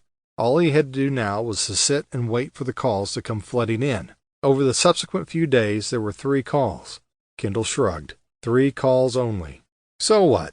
He only wanted one secretary, didn't he? Arrangements were made for the 3 applicants to come along for an interview. 2 days later the first applicant arrived. "My name is Joyce," she said as she sat down in the chair indicated. "Joyce Woods." She placed a large bundle of papers on the desk in front of Kendall. "My certificates and references," she explained. "I have certificates for typing, shorthand, and computer operation. I am proficient in word processing, spreadsheets, and databases. I have a basic knowledge of bookkeeping. I have worked for several large organizations and come with excellent references. I would require a salary of $2,000 per month and 6 weeks holiday per year. I imagine a private health care plan would be included." She paused for a moment, took a deep breath, and smiled. "Are there any questions?" Kendall could not think of any, not right at the moment. "Well, thank you for coming, Miss Woods," he said, leading her towards the door. "Very impressive. I'll let you know." As she walked out of the room, Kendall heaved a sigh. "Well, that went well," he murmured. "I don't think. I could use a drink." He went into the kitchen area and poured himself a large scotch. He glanced at the sink faucet. He shook his head. "Forget the water," he murmured. He took the drink back to his desk and sat down. He glanced at the diary, which was lying open on his desk. 10:30. Joyce Woods was the top entry. He picked up his pen and drew a thick line through the name. Who's next? He looked back at the diary. 11:30. Isabel Driscoll. He sighed and looked over at the clock on the wall. It was 5 minutes to 11. He sighed once again and drained his glass. He was debating whether or not to get a refill when there was a knock on the door. "Come in," he called out. The door opened slowly and a middle-aged lady walked in. "I am Miss Driscoll," she said. "I am very early, I know, but is it all right?" Kendall looked at her and tried to smile. For some reason he was having great difficulty. "Oh, yes," he said. "That's fine. Do come in and sit down, Miss Driscoll." She came into the room and sat down. She noticed the glass in his hand and sighed. "I have to tell you, Mr. Kenton, that I do not like—" "It's Kendall," he said, interrupting her. "I'm sorry, I don't understand." "The name," he explained. "It's Kendall, not Kenton." "Oh, I'm so sorry, Mr. Kendall," she said apologetically. "That's all right," said Kendall. "Anyone can make a mistake. Anyway, carry on. You were saying?" "Oh, yes," she replied. "I don't like smoking, drinking, or swearing. I do not tolerate loud voices raised in a temper, or expressions of anger. I do not do weekends. I do not do washing or cleaning. I do not do errands. I start at 10 and finish at 3, to allow for school times, you understand. This is acceptable?" Kendall was speechless. She had said all of that without taking a breath. "Well, I had hoped—" She stood up. "If this is not acceptable, then I shall look elsewhere," she said. Then, without a further word, she walked out, closing the door loudly behind her. Things were definitely not going well. Kendall looked at the clock. It was 2 minutes after 11. He turned back to the diary. He picked up the pen and drew a line through Mrs. Driscoll's name. A thick, black line. He shook his head and looked down at the list. This was proving more difficult than he had imagined. There was one more name, a Miss Brenda Adams. Only one, and she wasn't due until 2 o'clock. He shook his head. He was not over-hopeful. He could just imagine what she would be like. He was beginning to wish that he had never gone down this particular road. He wondered if the department would take him back. He shook his head. It was hardly likely, he guessed sadly. Besides, he couldn't ever admit that he had been wrong, and the captain right. But maybe there was a way he could swing it. It just needed a bit of thought, that was all. Shouldn't be that difficult. "This calls for an early lunch at Mike's," he murmured. Chapter 6. Mike's Bar. Mike's Bar is located at 633 Collinwood, not far from Hatfield, close to the town square. It was fast becoming something of a habit for Kendall, home from home almost. The only difference was that Mike's place was better furnished than his home, and as a bonus, he wasn't worried if it actually got a little dirty and needed cleaning. Furthermore, he wouldn't be worried if any repairs or decorating were required. All he really needed was somewhere warm and dry and a bed to lie on. Then his wants would be completely taken care of. And as an added bonus, there would be no rent to pay. He wondered if maybe he could get Mike to consider providing something for him. He made a note to discuss it at an opportune moment. Kendall found himself at Mike's place at least 3 or 4 times a week. He wasn't entirely sure how that had come about. It wasn't that he was an alcoholic or anything like that. Oh, sure, he enjoyed a drink now and again, and again, and again. But he could stop any time he wanted. His favorite was a scotch and water, although he could live without it. The water, that is. He had first started going to Mike's to just pass the time. There was no work coming in and nothing to do, so whiling away a few hours in pleasant surroundings and in congenial company was quite enjoyable, and it kept him off the streets. Then he soon realized that Mike's wasn't just somewhere to meet and get a drink. It was a good place for other reasons, acquiring information, for example. Mike was a veritable encyclopedia. He knew practically everything that was going on locally. He knew who was doing what, and who they were doing it to, and he usually knew why they were doing it. If he didn't know it, either it hadn't happened yet, or it didn't matter anyway. It was early in the day, and the bar was virtually empty. It was dark inside, and it took a little while for Kendall's eyesight to adjust after the bright sunlight. He glanced around. There were 2 men talking animatedly at the bar. 2 other men were seated over in the far corner. There appeared to be no one else in the place. It was still early, though. Another hour or so, the lunchtime clients would start to arrive, and then it would start to get busy. Mike was at the bar. A newspaper, opened at the sports pages, lay on the counter in front of him. He looked up as Kendall approached. "It's a little early, isn't it, Kendall?" he said as he glanced at the clock on the wall. 11:20. "Even for you, that is." "Don't start, Mike," Kendall replied. "I'm just having a bad day, that's all." "You know, my wife is beginning to complain," said Mike. "She says that I see more of you than I do of her." Kendall smiled and shook his head. "Don't give me that, Mike. I know, and you know, that she's glad to see the back of you. Besides, she's just jealous, that's all." "Jealous," Mike repeated, smiling. "Yeah, jealous," said Kendall, as he hoisted himself onto a bar stool. "Jealous of what?" asked Mike. "Why, you, of course, you big dope." "Jealous in what way?" asked Mike. "She would like to see more of me," replied Kendall. "She's got more sense than that," Mike protested. "I'm not so sure," said Kendall. "After all, she married you, didn't she?" "The best thing she ever did," responded Mike. "Now, enough of this. What can I get you?" "The usual." Kendall looked at him for a few moments. "Make it a double." "That's what I said, isn't it? The usual," Mike replied. Mike poured the drink and placed it in front of Kendall. "So, what's new?" "Well, I've got the office sorted," said Kendall. "And this came this morning." He reached into his inside pocket and withdrew a small leather wallet. He placed it onto the counter and opened it. Inside was a shining gold badge. "Badge number 1051. That says that I am now fully qualified as a licensed private detective," declared Kendall. "I'm impressed," said Mike. "Who's the guy in the picture?" Kendall looked at the photograph inside the wallet. "Oh, that's my dad, Sergeant Brian Kendall, New York Police Department. He died a few years ago. I still miss him. You know, there's always so much you want to say when it's all too late." Mike picked up the wallet. "Know what you mean. Good-looking guy. Hard to believe he's your dad. You look nothing like him," he said as he handed the wallet back to Kendall. Kendall ignored the comment and replaced the wallet into his inside pocket. "So, you're all set then," Mike continued. "So what's next?"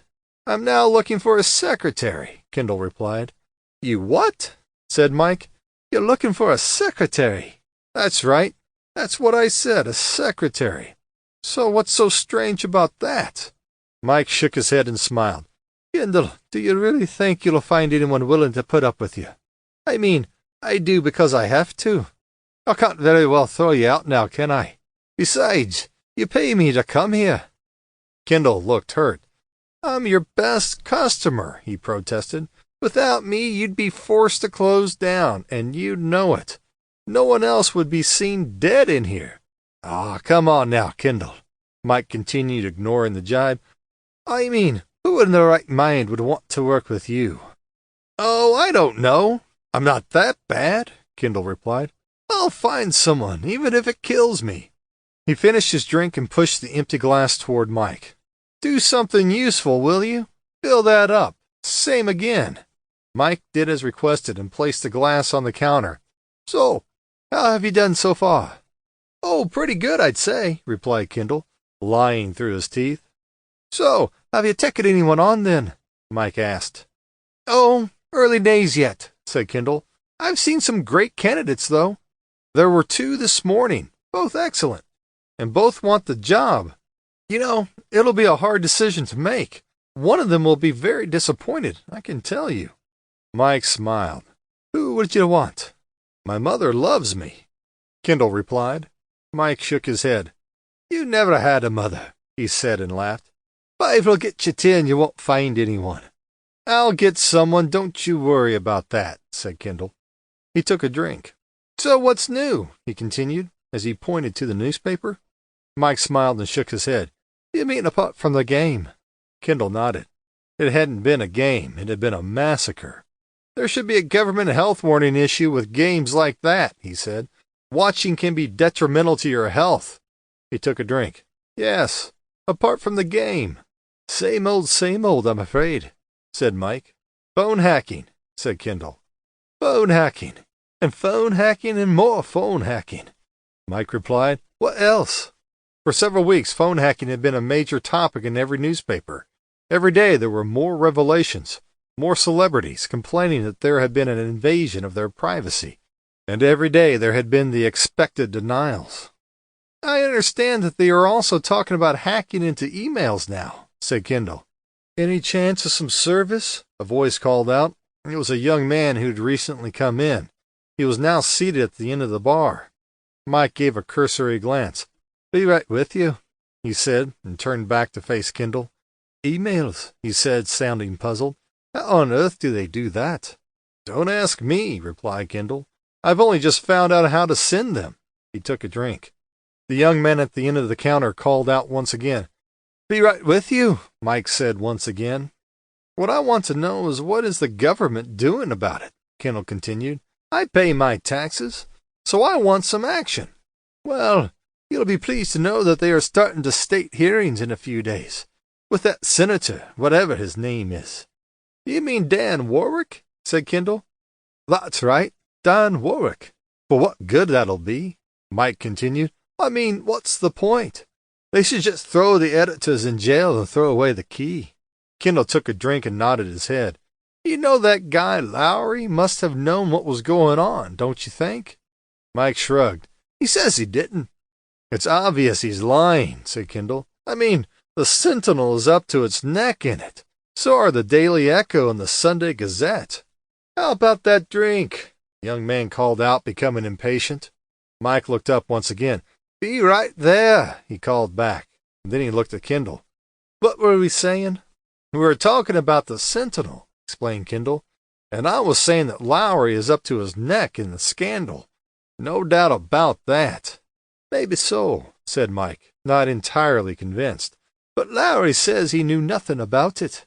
"Well, he would, wouldn't he?" snapped Kendall. "He's hardly going to admit it, is he?" Mike shrugged. "Well, perhaps he didn't know.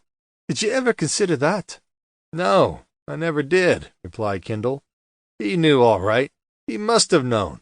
"Why would you say that?" asked Mike. "I'll tell you why," said Kendall, and then pausing to take a drink. "You couldn't be in charge of such a vast empire like the Sentinel without knowing about it, and probably without authorizing it. That kind of thing costs money. Big money." "Hey!" the voice from the end of the bar called once again. "How about that drink then? Or do I just die of thirst?" Mike looked at Kendall and shook his head. "The youth of the day," he said. "No patience and no manners. I'd better go see what he wants." The first rumors of phone hacking had started 4 or 5 months earlier. They weren't rumors exactly, merely hints and allegations, suggestions that something wasn't quite as it should be. These first murmurings involved Oscar-nominated actress Helen Ashby and an alleged medical condition she was being treated for. How would they possibly know about that, was the question. Where did the paper get their information from? The conclusion was that it could only have been obtained through hacking into her cell phone. Naturally, the newspaper concerned refuted the allegations, insisting that the information had come from a hospital source. An internal inquiry was held. It was concluded that there was no truth to the allegations. The local police department carried out an investigation. The conclusion showed that there was no evidence of any wrongdoing. The rumors persisted, however. Public opinion was divided. On the one hand, it was considered nonsense. It was only with whining of a privileged few. It was nothing more than a publicity stunt on behalf of the celebrity. Then, in the opposite camp, were those who accepted the newspaper's guilt without question and without any proof. After all, printing untruths was nothing new. Newspapers did it all the time. They would do anything to make a sale. Disgusting, said some. They should be locked up and the key thrown away, said others. The rumors continued to spread. More and more celebrities became involved. The newspapers continued to deny the allegations. Well, that's him sorted, said Mike, rejoining Kendall. So, as you were saying before we were so rudely interrupted. He looked towards the young man at the end of the bar. You seem to be suggesting that the editor, or owner, or whatever he is, would know what was going on, correct? Correct, replied Kendall. Well, according to the newspaper, he has denied any involvement in hacking, said Mike. Kendall looked up and heaved a sigh. He knew, I tell you. No doubt about it, replied Kendall. He was in charge, wasn't he? Yes, agreed Mike. So he was in charge. Carry on. So think about it, said Kendall. You were in charge here. Here, correct? That's right, agreed Mike. You make it your business to know precisely what's going on here. That's right, Mike agreed once again. So, if something was happening that you knew nothing about, what would you think? It wouldn't happen, protested Mike. I make it my business to know what's going on. Exactly. And that's the same with Lowry, said Kendall. And if he really didn't know and other people were making decisions without his knowledge and agreement, then he wasn't doing his job right, was he? Mike wasn't entirely sure that the statement was necessarily correct. Perhaps he was deliberately being kept in the dark, he suggested. Kendall shook his head. Lowry, being kept in the dark? Come on now. They wouldn't dare. They would be too scared. He'd go ballistic if he ever found out. Mike was still far from convinced. When you were in the police force, did your boss know everything that you did? Kendall shook his head once again. That's entirely different, he replied. There's no comparison.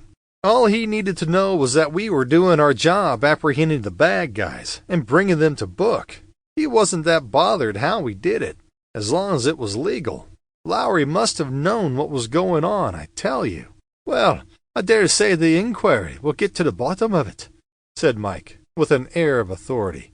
Kendall wasn't so sure. There had been similar inquiries back at the department. Whitewash, he replied quite simply. What do you mean? Asked Mike.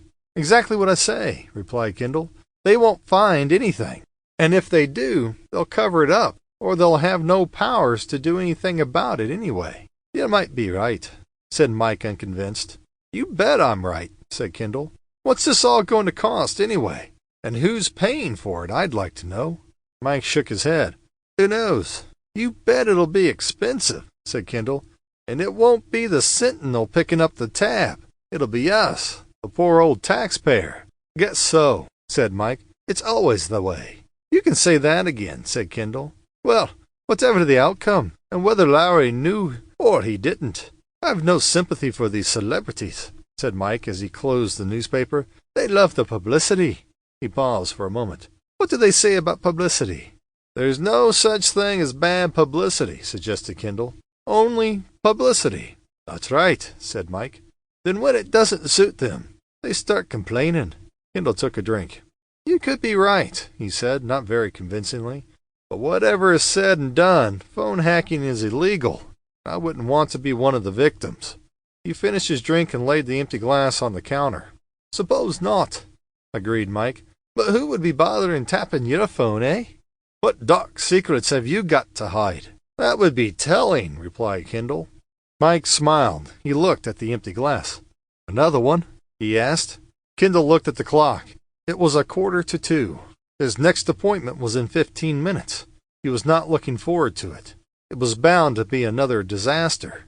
Another drink sounded very appealing, but sadly he didn't have enough time. He shook his head. Better not, he replied. Maybe I'll come back later. Are you sure?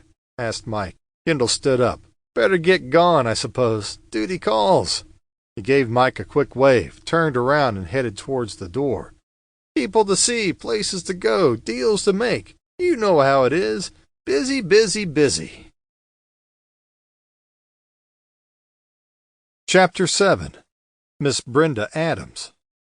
Kendall got back to his office a few minutes before 2 o'clock, just enough time for a quick drink before Miss What's-Her-Name arrived. He went into the kitchen and prepared himself another large scotch. Once again, he decided against the water. He returned to his desk and sat down. Not long now, he murmured, as he took a sip of his drink. After the nightmare of his 2 visitors that morning, something to steady the nerves was called for. Although, if the truth be known, Kendall rarely, if ever, needed an excuse. 20 minutes later, Miss What's-Her-Name had still not arrived. If there was one thing Kendall hated, it was being kept waiting. Time for another drink, perhaps. A further 10 minutes went by. Still, there was no sign of Miss Adams. Had he made a mistake? Was the appointment for 3 o'clock? Or perhaps even a different day? Kendall checked his diary. There was no mistake, except perhaps making the appointment in the first place. It was almost 10 minutes to 3 when there was a knock on the door. Come in, Kendall called out loudly. Nothing happened. There was another knock, louder this time. Come in, I said, yelled Kendall. Still nothing happened. There was a third knock. Come in, he yelled once again. The door's not locked. Still, there was no response. He got up, rushed to the door, and opened it wide. Come in, I said. Didn't you hear me? There was a young lady standing in the corridor. At last, she said. You certainly took your time.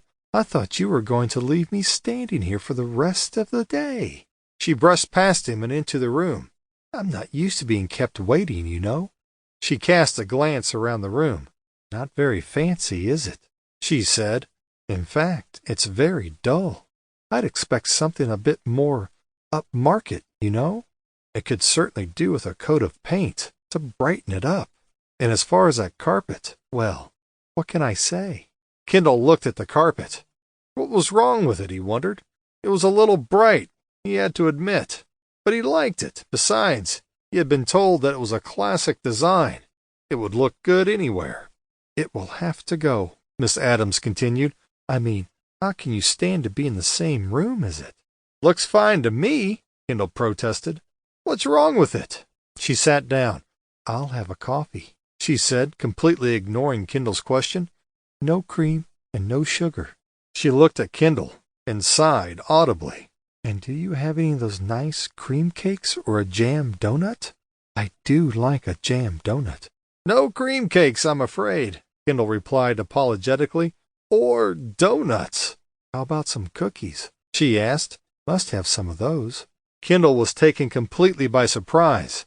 He stood up and started towards the kitchen. I have some chocolate ones, he said.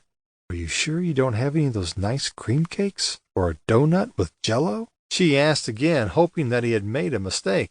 No cream cakes, Kendall repeated. Or donuts, and no jello. The cookies will do, she replied, sounding disappointed. It's a pity about the cream cakes, though. Kendall stood up and moved towards the kitchen. I'll get the coffee then. Fine, said Molly. Don't forget the cookies. She stood up and started to walk around the room. So, what exactly does a private detective do? She called out. She continued walking around and stopped at the shelving. What's this black thing, then? She called out. Kendall peered around the door. That's my father's nightstick, he replied. He used to be a policeman. Oh, replied Molly, replacing the stick on the shelf and returning to her seat. Is the coffee ready?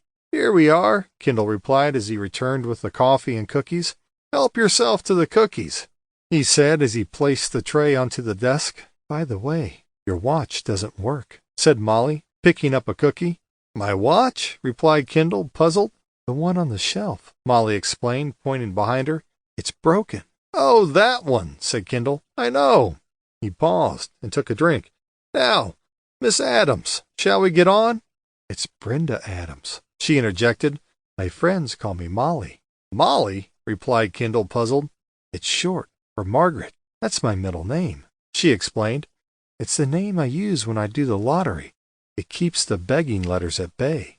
Really? Replied Kendall. Molly started to smile. No, not really. I'm only kidding. I never do the lottery, she replied. It's just the name my friends use, that's all. Oh, right, Miss Adams, Kendall replied. So, whereabouts are you from? You can call me Molly, she said, smiling. And I'm from New York. New York, repeated Kendall. Small world. I was with the New York Police Department for a long while. I know, she replied. You know, repeated Kendall, puzzled. You don't think I'd go along to meet with a complete stranger without knowing something about them, do you? Kendall hadn't thought that at all. In fact, he had given no thought to that particular aspect at all. Good thinking, he replied simply. He paused for a moment or two. So, how long have you been here? He continued. Here? At your office, you mean? She replied, puzzled. I just got here. Don't you remember? Kendall heaved a sigh. No, not here, Miss Molly. I mean here in the town. Oh, why didn't you say? Molly replied. On Thursday. It'll be 18 months exactly.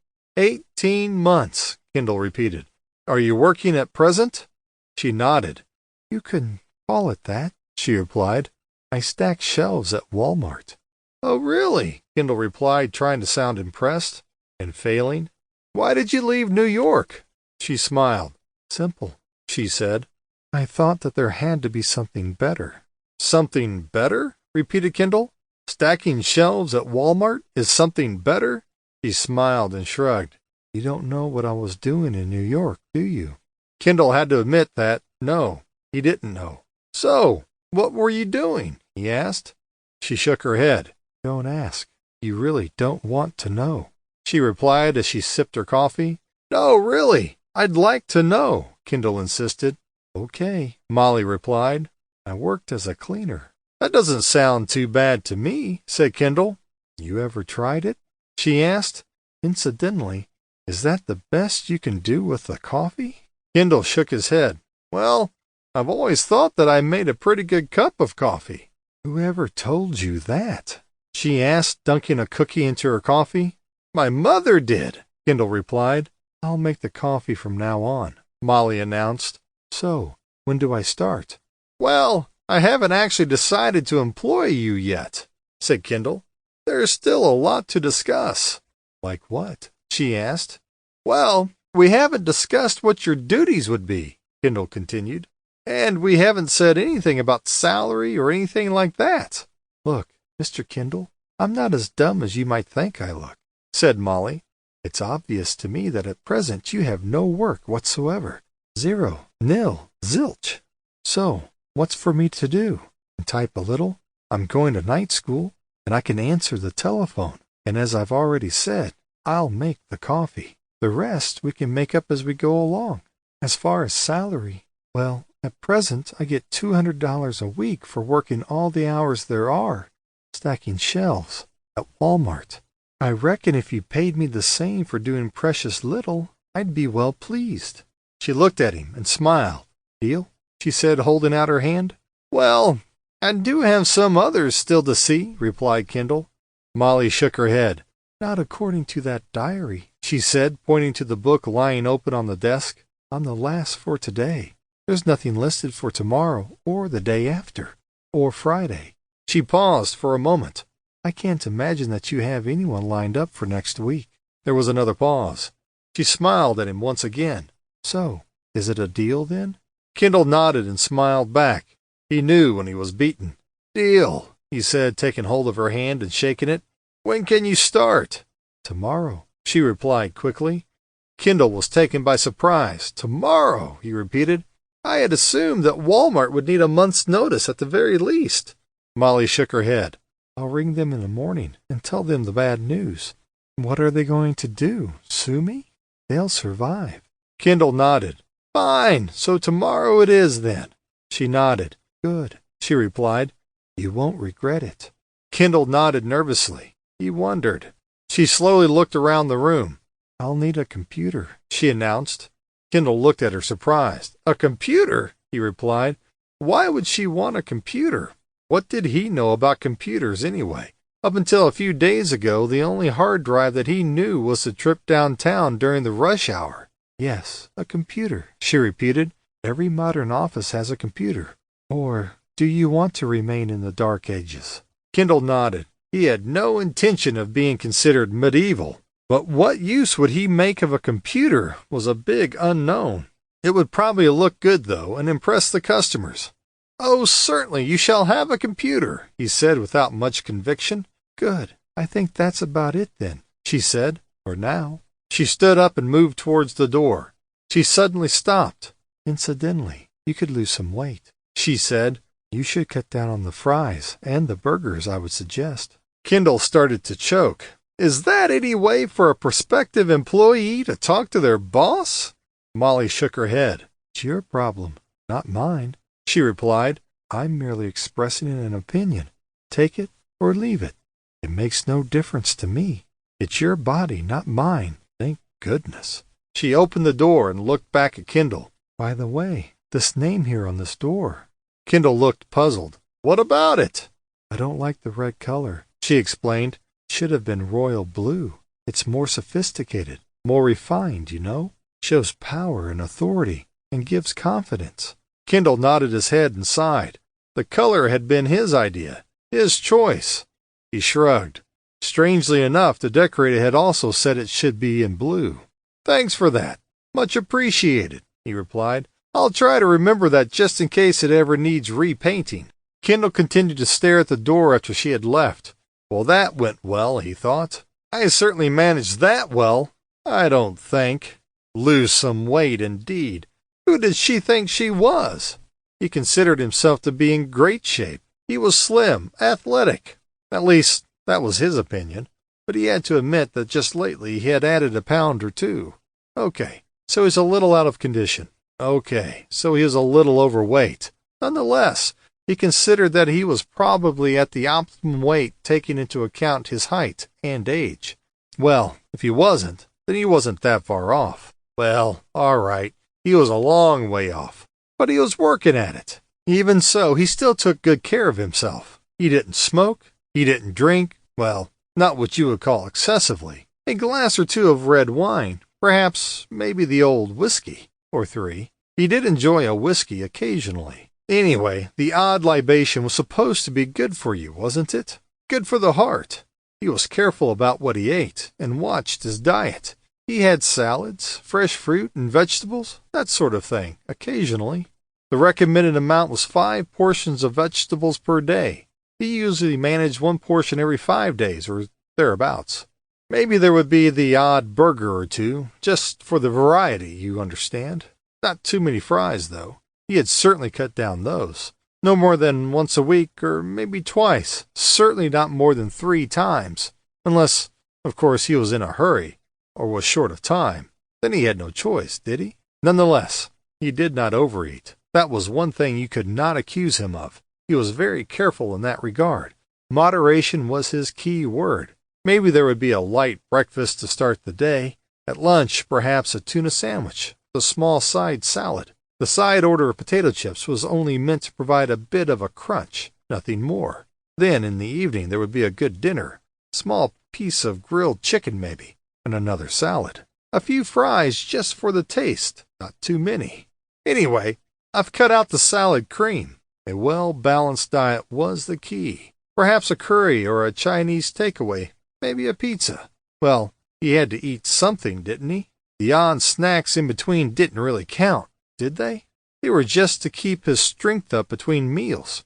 He kept himself trim, muscles nicely toned. Well, there was a slight sagging, but not too noticeable. He vowed that as soon as it was possible, and time allowed, he would take up jogging and some kind of sport.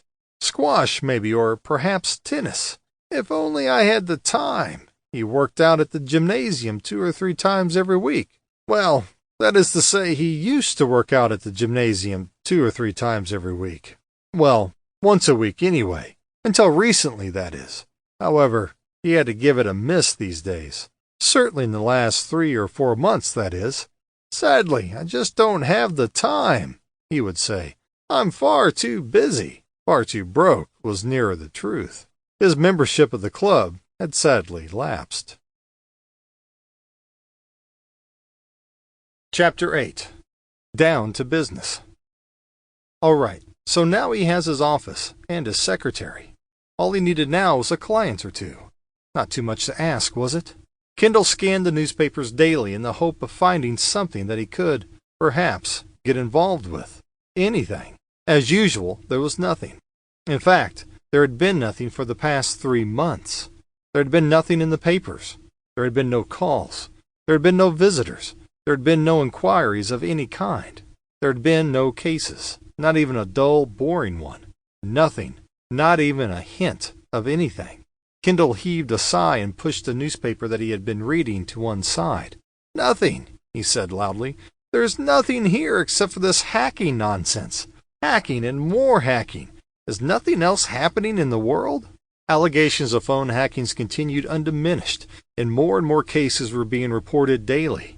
Cases involving celebrities, politicians, and business people.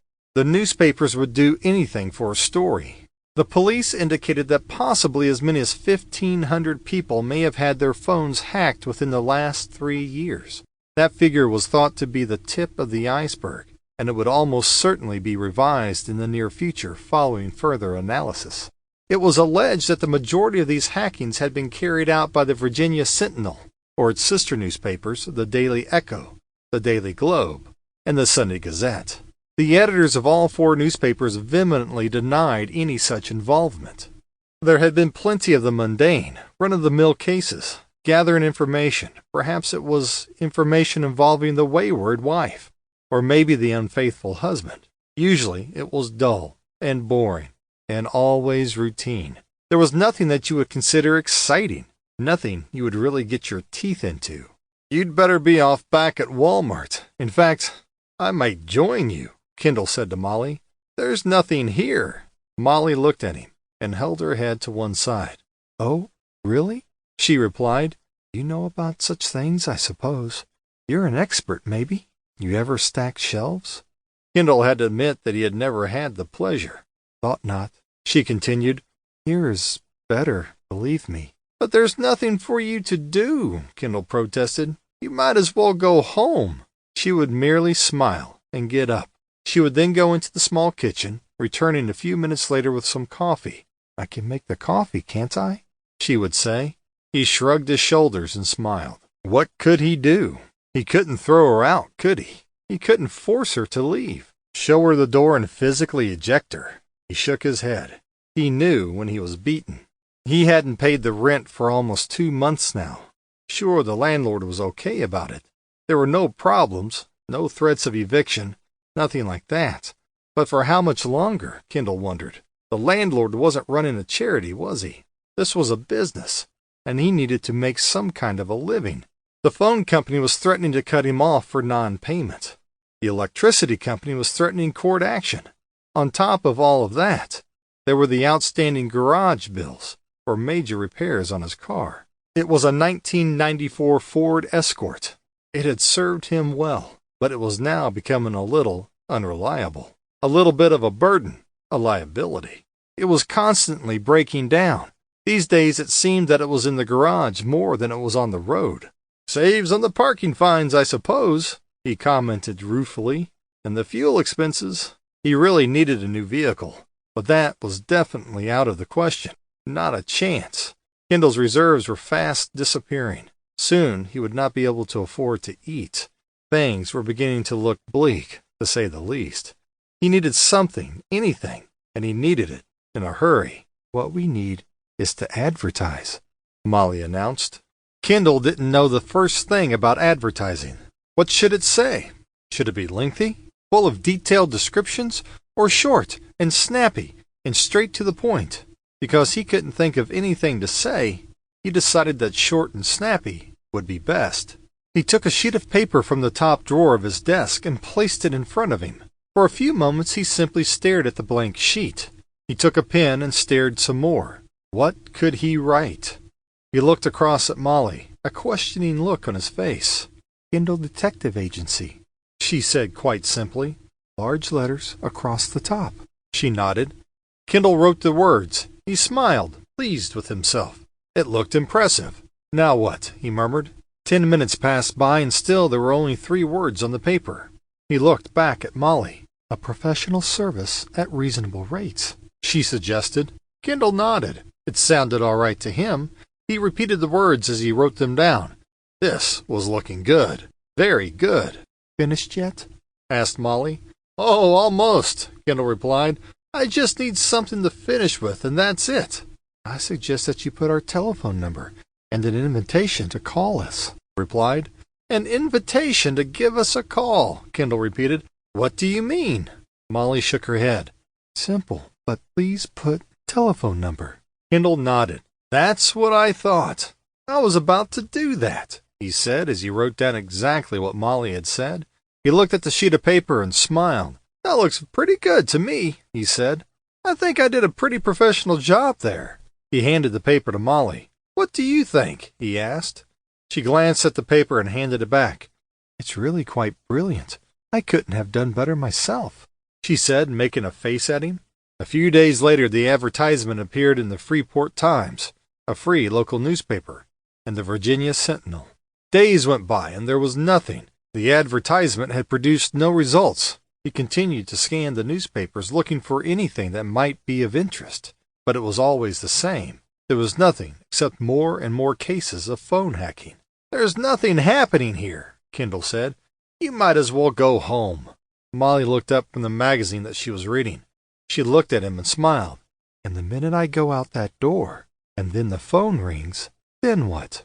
Kendall shook his head. "There's nothing happening. I tell you, you're just wasting your time." She shook her head. "Well, I'm staying anyway, just in case. Besides, it's my time." Kendall shook his head once again. "But I can't afford to pay you," he said. "Oh," she said, "that's what this is all about." She paused for a moment and slowly closed the magazine. "Fine. So you can't pay me anything. Right. Take me on as your partner, then." Kendall looked puzzled. "Partner?" he repeated. "Yes," she replied. "Partner. That's what I said." Kendall shook his head. "You can't be a partner." "Why not?" she asked. "I'll tell you why not," Kendall replied. "You know nothing about detective work. That's why not." "What's to know?" she asked. "Besides, you're the detective, not me. I'll just be a sleeping partner." She paused for a moment. "Look, it's obvious to me that all of this is all new to you. It certainly is to me. So on that basis, we're equal. Wouldn't you agree?" Kendall didn't know whether to agree or not, but she did have a point. "If I were your partner, you wouldn't need to pay me if there was no work, would you?" she continued. Kendall nodded. That sounded good, he had to admit. "Partner," repeated Kendall, almost choking. "That's right," said Molly. "Partner. You know it will be to your benefit. You do see that, don't you?" Kendall wasn't too sure of what he saw, but somehow he was being talked into something. He nodded his head slowly. "I suppose," he replied hesitantly. "Well, there you are then," she said. "It makes perfect sense to me to take me on as a partner." She smiled at him. "Deal," she said, holding her hand out. Kendall sighed and took a deep breath. He had to admit that she made a good point, and the idea of not paying her certainly sounded attractive. Besides, in the present circumstances, this time next week, he would be looking to Social Security for a handout, so it hardly mattered, did it? "Have it your way," he said. He took her hand and shook it. She smiled and nodded her head. "Can I have that in writing?" Kendall gave a deep sigh. "I've been in business a few short weeks, and I have a partner already." Molly wasn't listening. She was busy writing something. "There, that should do it," she said. She handed the document to Kendall. "You should sign that at the bottom," she said. Kendall took hold of the paper and was about to sign. "Read it first," she yelled. Kendall shook his head. He read it through slowly. "So, You are to receive 50% of the income. Is that right? 50% of the profits, she corrected him. That's what happens when you take on a partner. 50%, Kendall murmured. He shrugged. So be it. 50% of nothing didn't sound too onerous. He signed the document. You seem to have covered everything, he said as he handed the paper back to her. Molly looked at him. Thank you. That's fine, she said. Now we need to get organized. First, we need a filing system. Kendall smiled. But there's nothing to file. She shook her head. Oh, yes, there is, she said. There's this agreement that you just signed for a start. I'll make a copy for the file. Kendall smiled. Fine, whatever you say. What about your books? She asked. Books, said Kendall. What books? Your accounts, she explained. Once again, Kendall sighed and shook his head. It may have escaped your attention, but we haven't made any money yet, he said wearily. So there are no accounts. But you still have expenses, don't you? Molly said. I mean, there's the rent and the electricity. There's the stationery and the coffee. She smiled. Don't forget the chocolate cookies. It's all part of running the business, and all has to be paid for. Kendall thought for a few moments. Well, I received a small settlement from the department, he explained. It wasn't a huge sum, but it will finance the business for a while. It won't last long, maybe 9 months, a year at the most. Well, there you are then, Molly said. It all needs to be recorded. We'll start now. All I need is a book to enter the details, and a file. Later, I'll put it all on the computer. So where are the receipts? Receipts? Repeated Kendall. What receipts? She shook her head. This was going to be harder than she thought. The receipts for the things that you've bought, she replied. Coffee, the cookies, your rent, you know. Kendall nodded. Well, I didn't actually keep everything, you know. Let me have what you've got, she said. From now on, you keep receipts for everything. And I mean everything, right? Even to the packet of chocolate cookies we have. So tell me, just exactly what does a private detective do? Molly asked. Kendall looked at her and frowned. Well, we investigate things, he replied. Don't you follow people around? Molly asked. Some do, replied Kendall. And you spy on people, don't you? It's not spying. It's now called surveillance, Kendall corrected. Surveillance. That was the modern word for it, Kendall explained. The nice word, the high-tech word. But in reality, it's plain old-fashioned snooping. Poking around where you weren't wanted. Butting your nose in, following people around, tailing them wherever they went, asking questions, that kind of thing. Anything, in fact, that was considered necessary in order to find out information and discover any hidden little secrets or indiscretions. It was a bit like this phone hacking, he thought, to find any scrap of information. Perhaps it was information involving the wayward wife, or maybe the unfaithful husband. It's all pretty mundane stuff, he continued. Usually it's pretty dull and boring, and it's always routine. It's spying, whatever fancy name you give it, said Molly. Do you do that kind of thing? Kendall shook his head. Only if absolutely necessary, he replied. It's not the kind of thing I have in mind. Molly nodded. Oh, I see. But can you really afford to be choosy? I mean, you do need some work to pay the bills. Kendall shook his head. Oh, don't you worry about that. That's small time. We'll get something big. You mark my words. So, what about missing people? She asked. Would that be okay? You mean the missing husband? Things like that? That's right, Molly replied. Kendall smiled and shook his head. There'll be no missing husbands. I tell you that straight. Here and now. Chapter 9. The Missing Husband. Apart from more and more evidence of phone hacking, reports were beginning to come in alleging that the Sentinel had hacked into the voicemails of a number of victims of crime, including the young schoolboy Peter Jobson. According to the reports, the owner of the newspaper, Victor Lowry, had strongly denied all knowledge, but had also indicated that a full internal investigation would be carried out. Kendall shook his head and placed the newspaper onto the desk. He wasn't really that interested in the phone hacking business. He was getting just ever so slightly bored with the whole thing. There had been no other news for longer than he cared to remember. There was nothing he could do about it anyway. And besides, he was becoming increasingly worried at the lack of an income.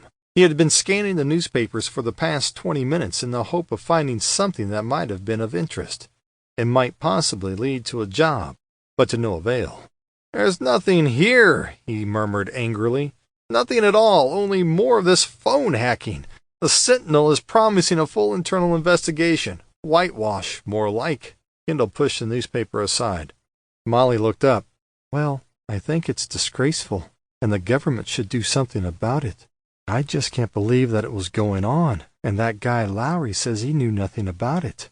He was in charge. He should have known." "He knew all right," said Kendall. "He must have known." He took one more glance at the paper and heaved a sigh.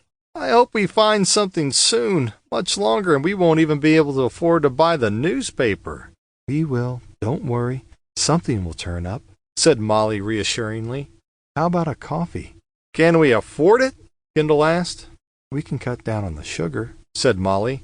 "Okay, let's go for it," said Kendall as he leaned back in his chair and put his feet up on the desk and closed his eyes. Just as Molly reached the kitchen, there was a knock on the door. Molly stopped and turned. There was a second knock. Kendall opened his eyes, looked towards Molly, and nodded. He stood up, took a few buff-colored folders off of a shelf and scattered them casually on his desk.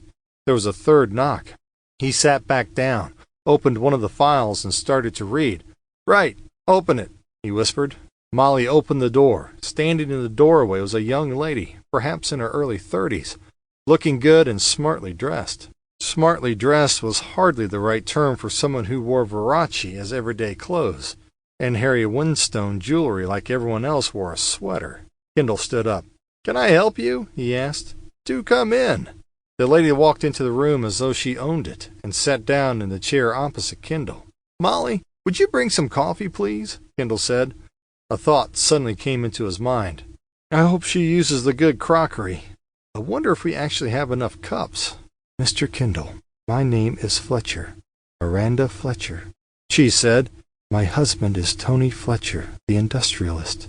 She paused for a moment, watching Kendall closely. "You may have heard of him." Kendall shook his head. He had to admit he had never heard of Tony Fletcher, the industrialist, or indeed any other Tony Fletcher for that matter. "Sorry, never heard of him," he replied. "But there again, he's probably never heard of me." She stared back at him, puzzled. Kendall shook his head. "Skip it," he said. "So, what can I do for you?" "My husband left home a couple of weeks ago," she began explaining. "There has been no word from him since. I want you to find him." Kendall's heart sank. Oh no, not a missing husband case. His worst nightmare has come true. This was the very kind of case that he had vowed to steer clear of. He shook his head. "I'm sorry," he said. "I don't usually take on cases like that. Maybe that agency a few blocks away would take it." He paused for a few moments. "Churchill, that's the name. Maurice Churchill. Try him." Miss Fletcher smiled and shook her head. "They sent me to you." Kendall heaved a sigh and thought for a few moments. Then he started to smile. "Try Ames and Stanley. They're on Howbridge Drive, about halfway down. They are very good with the missing husbands. It's their specialty." She shook her head. "I went there. It's more like 3/4 of the way, incidentally." She smiled.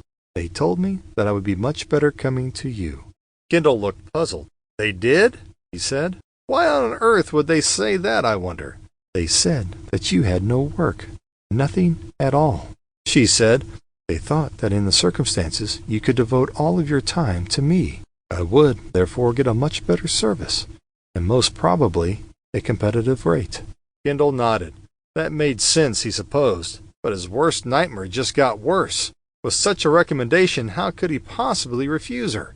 "Easily, that's how." "A competitive rate," he repeated. "They actually said that I could probably get you dirt cheap," Miss Fletcher explained. "They actually used those words?" said Kendall. "The very same," said Miss Fletcher. Kendall shook his head. "I'm sorry. It really isn't my kind of case," he said. "You really should try elsewhere."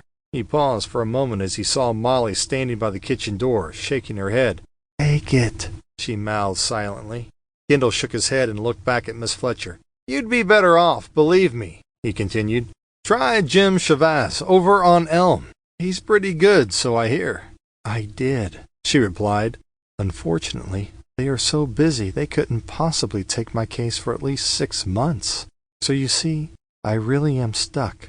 Kendall shook his head once again. If she was trying to win him over, that was not the way.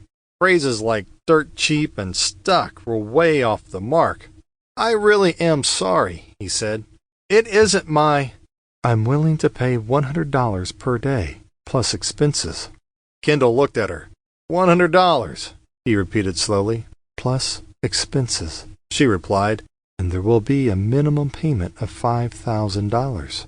"We'll take it," Molly suddenly announced to everyone's surprise as she walked back into the room. "As a special case, as a favor if you like, especially for you. And our fee is $150 per day, plus expenses, $1,000 in advance." Kendall looked at Molly and sighed. She smiled at him and returned to the kitchen area. "I'll get some coffee then." Kendall looked back at Miss Fletcher. Yes, we'll take it," he said, hardly believing what he was saying. "Please forgive me, Miss Fletcher. My manners." He smiled. "Now, tell me everything." "Well, as I said, he left home 2 weeks ago. I've heard nothing from him since." Kendall nodded. "All right, Miss Fletcher. Can we get some basic details?" He reached for his pad. "Firstly, where is home?" "Melrose Avenue," she replied. 221 Melrose. Kendall wrote the address down. Melrose, or Millionaire's Row as it was known by his peasants. He could have doubled the fee easily. "Now, can you describe your husband?" She thought for a few moments. "I'm not good at that kind of thing," she said, "but he's about 5'7", I think, and about 170 pounds. Kendall wrote the information down. "Color of eyes?" She shook her head. "Oh, a greenish blue, I think," she replied. "I don't really know how to describe them." Kendall shrugged. "Right, greenish blue. What about his hair?" "Brown," she replied quickly. "Dark brown, and it's quite wavy." Kendall made some more notes. "How old is he?" "Oh, Tommy, he's just 57, she replied. "About 6 weeks ago." Kendall nodded as he made more notes. "What else can you tell me?" he asked. She heaved a sigh and opened her handbag. "I have a photograph," she said. "It's not a recent one. That was taken 2 or 3 years ago." She handed the photograph to Kendall. He looked at it for a few moments. "Can I keep this?" he asked, tapping the photograph. "Certainly," she replied. "Do you know where it was taken?" asked Kendall. She shook her head. "No idea, I'm afraid. Is it important?" "Oh, it wasn't important," thought Kendall. "I just enjoy wasting my time asking stupid questions." "Probably not," he replied. "Curious, that's all." At that moment Molly returned carrying a tray with the coffee and cookies. Kendall looked up and smiled. She had, indeed, used the good crockery. She placed the tray onto the desk. She passed a cup to Miss Fletcher, and one to Kendall. "Help yourself to the cookies," she said as she sat down. Kendall passed his notes to Molly. She quickly glanced at them and looked up. "What was your husband wearing the last time you saw him?" she asked. Kendall smiled and nodded. Miss Fletcher shook her head. "I'm not entirely sure, but I think it was a dark gray suit. He tends to prefer gray." She thought for a few more moments. "Yes, it was the dark gray suit. Dark red tie." She paused once again. "White shirt." "Did he take anything with him?" Kendall asked. Miss Fletcher shook her head. "You mean other clothes?" "That's right," said Kendall. "Was he carrying a suitcase or an overnight bag?" "No, took nothing with him," she replied. "Does your husband belong to a club?" Molly asked. "I mean, somewhere that he could spend the night?" Miss Fletcher nodded. "Oh, yes, he belongs to the Gresham, but I've checked with them. They haven't seen him for a few weeks." "Perhaps they only said that," suggested Kendall. "He may have told them to say nothing. You know how these things can be." Miss Fletcher shook her head. "Well, I guess that's possible, I suppose," she agreed. "Or he may just have checked into a hotel." That sounded reasonable to Kendall. The only problem was which one. Did he have one that he preferred? "Not that I know of, afraid." "What about his office?" Kendall asked. She nodded. "He did have a small apartment there, and would often stay late, but he hasn't been seen there for a month or more." Kendall looked at Molly. She shook her head. Kendall sighed. "Has he done this sort of thing before?" he asked. "What do you mean? Go off for a few days?" Kendall nodded. Something like that, he replied. Quite often, she replied, especially on business, you know, that sort of thing. But he has always told me where he could be reached, how long he expected to be away. She paused, lightly brushing her cheek with her hand. Would always take a small case with him, but not this time. What about his car, Miss Fletcher? Kendall asked. Did he take that? Yes, he did, she replied. What kind of car does he drive? Kendall asked. It's a Buick, she replied. A blue Buick. Very helpful. There couldn't be that many blue Buicks driving around. You happen to know the model? Kendall asked. She shook her head. Somehow Kendall wasn't a bit surprised. He heaved a sigh and took a deep breath. The year, maybe, he asked. Once again, she shook her head. But I do know the registration number. She wrote the number down and passed the paper to Kendall. That's it, she continued. At least I think that's right. Kendall glanced at the paper and passed it to Molly. Miss Fletcher, does your husband have any, shall we say, friends? Women, you mean? Kendall nodded. Well, it does happen, you know, he replied, looking over at Molly and raising his eyebrows. She shook her head and smiled. Yes, it does happen, she agreed, but Tony doesn't have any friends. He's not the type. A ladies' man, I think, is the term. Kendall heaved a sigh. Exactly what type did you have to be? He was a man, wasn't he? He made a note on his pad. He wondered how she was so sure. Or was she simply not telling the entire truth? I had to ask, you understand. She looked at Kendall and tilted her head to one side, but said nothing. What about enemies? She smiled and nodded her head. Mr. Kendall, you do not get to my husband's position without making a few enemies along the way. My husband would never win first prize in a popularity contest. Take your pick. Competitors, disgruntled employees, dissatisfied clients. She paused for a moment. Yes, I think we can say in all honesty that he had enemies. Kendall nodded. There was no mistaking the picture she had painted. Fletcher was a high flyer, a wealthy industrialist who enjoyed power. You didn't get to those dizzy heights being Mr. Nice Guy. Do you think that any of those enemies would go as far as to commit murder? He asked. Miss Fletcher looked shocked. You don't really think that my husband has been murdered, do you? She asked. Surely you can't really believe that.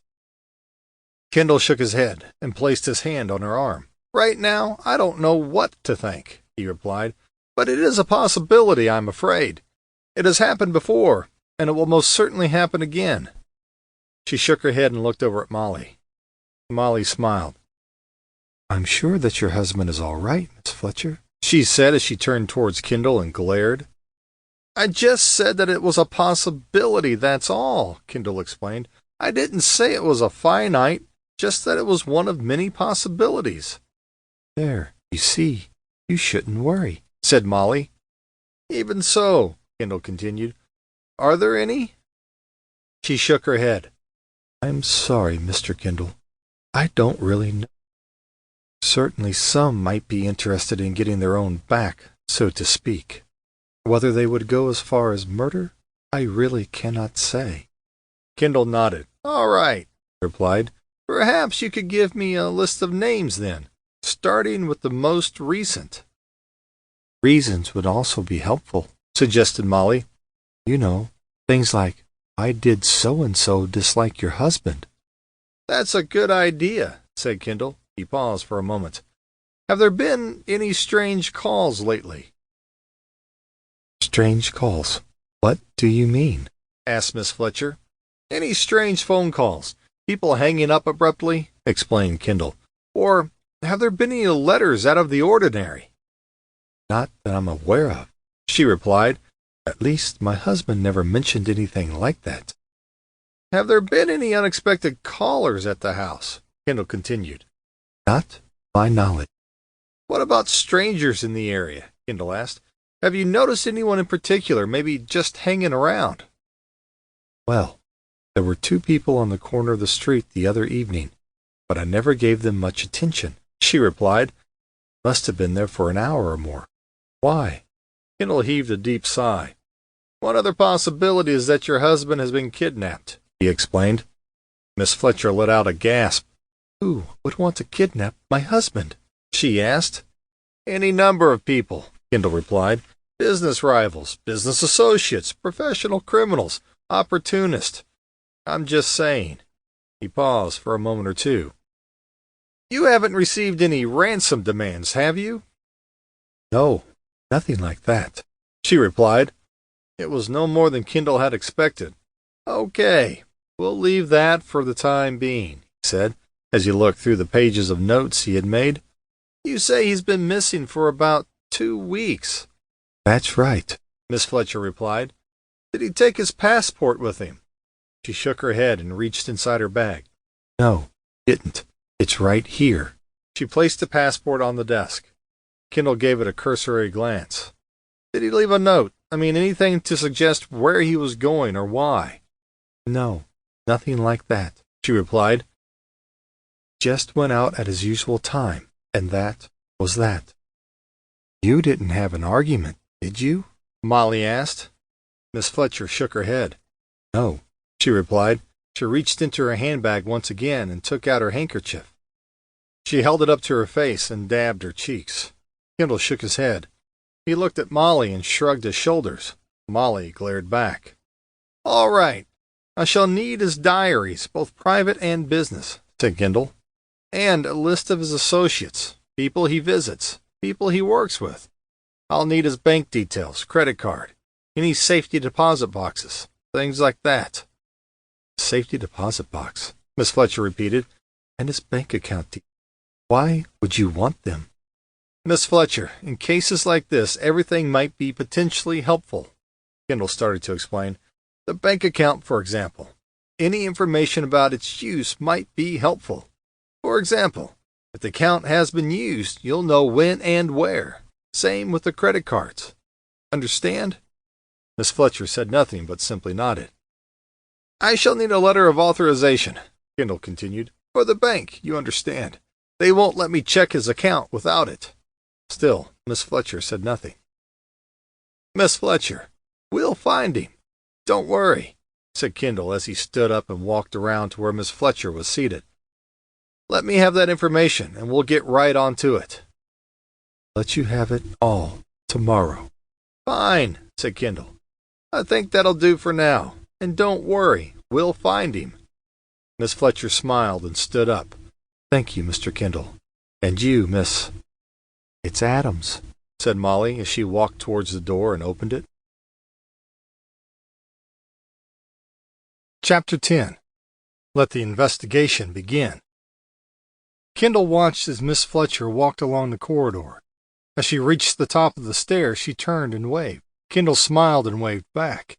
He then slowly closed the door and returned to his desk.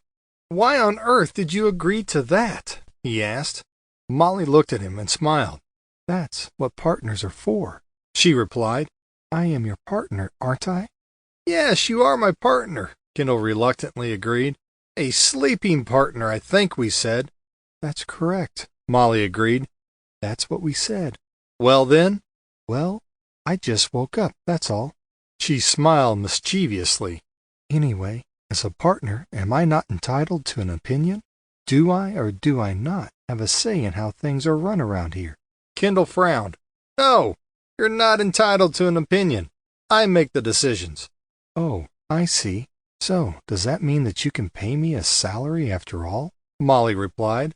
If so, I'll take the money now and we'll forget all about the partnership. You know as well as I do that I can't pay you, said Kendall, knowing that he was beaten. Does that mean the partnership is back on then? I suppose so, Kendall agreed reluctantly. Right, that's settled then, Molly replied. I made a decision, that's all. Kendall shook his head. That much is obvious, he replied. But we really don't need jobs like that. Missing a husband indeed. Who needs it? We do, said Molly. Perhaps, Kendall replied grudgingly. So, what do you think? Asked Molly. What do I think? Repeated Kendall. About Fletcher, you mean? Fletcher, no, replied Molly. I'm talking about Mickey Mouse. Of course I mean Fletcher. Who else? Kendall heaved a sigh. Not much. I think he is just off somewhere. Some hotel with a lady friend. Simple as that. A lady friend? Repeated Molly. Are you kidding? Probably a secretary, explained Kendall. Show me that photograph of Fletcher, Molly said, holding out her hand. Kendall handed her the photograph. Well, if his secretary has gone off with him, then she's not that fussy. That's all I can say. There's no accounting for taste, said Kendall. Probably attracted to his money, I would say. But Miss Fletcher said he never had anyone like that. Remember? Molly protested.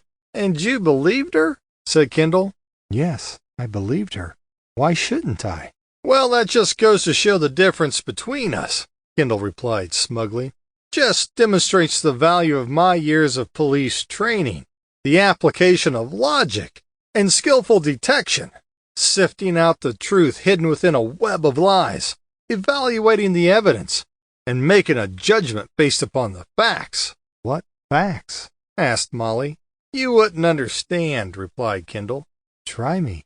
It's all to do with perception, Kendall explained. You don't know the meaning of the word, Molly retorted, or how to spell it. As I said, after considering all the relevant points, the whole thing is pretty clear to me, Kendall said, completely ignoring Molly's comment. So what is your conclusion, oh wise one? Molly asked. He's got a blonde hidden away somewhere. Mark my words. All I have to do is find her. Shouldn't be too hard. What makes you so sure there's a woman involved? Asked Molly, far from convinced. Kendall smiled. I'm a man, aren't I? He replied. I know about that kind of thing. Now it was Molly's turn to smile. So, do you have a blonde stashed away somewhere? Well, no, not exactly, replied Kendall. But that's not... Molly waved her arm dismissively. Well, perhaps there is no blonde, just like Miss Fletcher said. Well, even if there is no blonde, I reckon he's probably just gone off drinking somewhere for a few days. How can you say that? Molly replied angrily. Kendall shook his head. I'm an expert on the subject, he replied. You mean you've done your share of drinking? Molly responded with disdain. Kendall gave a deep sigh. Even now, he's probably sleeping it off somewhere. He paused for a moment or two and started to write on his pad. Memo, check the bars. You're heartless, absolutely heartless, Molly said. Me? Heartless? Said Kendall. Not in the least. I'm a realist, that's all. He probably just wanted to get away from her for a few days, and what's wrong with that? You've no feelings, have you?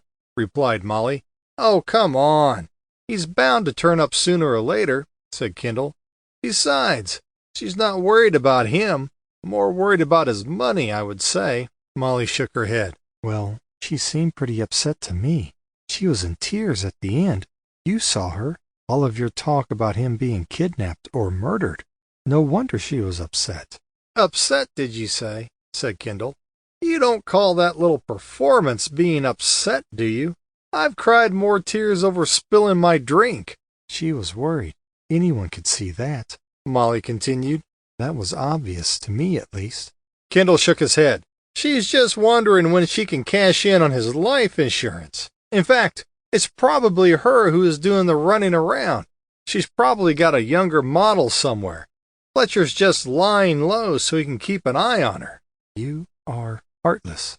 Kendall smiled. Heartless. He shook his head. Not me. Are there any more of those chocolate cookies?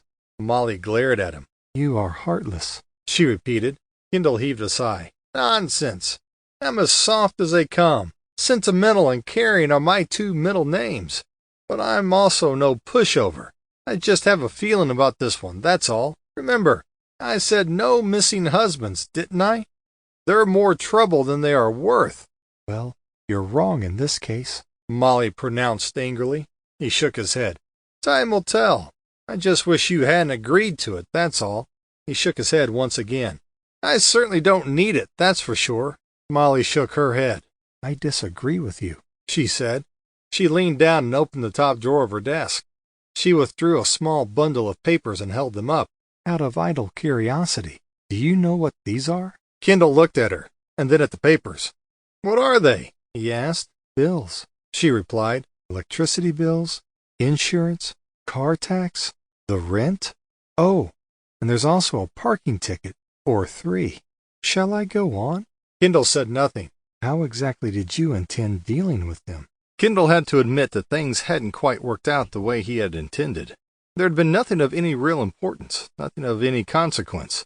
There had been nothing of any real interest, nothing extraordinary, and certainly there had been nothing of any substance.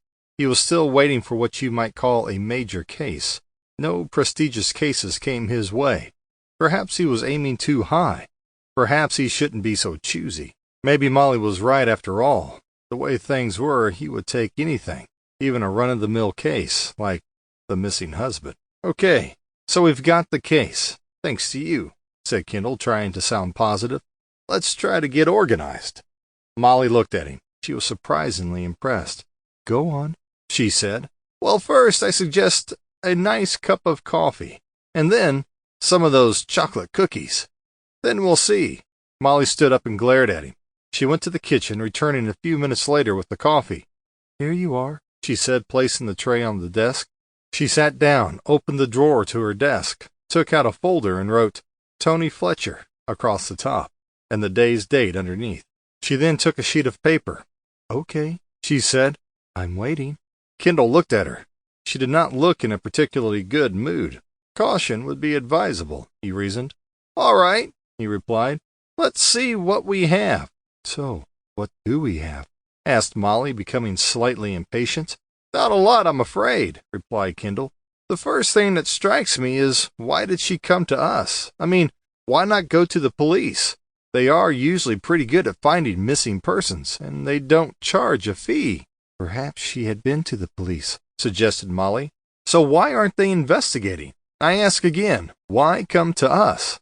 Kendall asked, then, without waiting, continued to answer his own question. If she went to the police, they must have turned her down.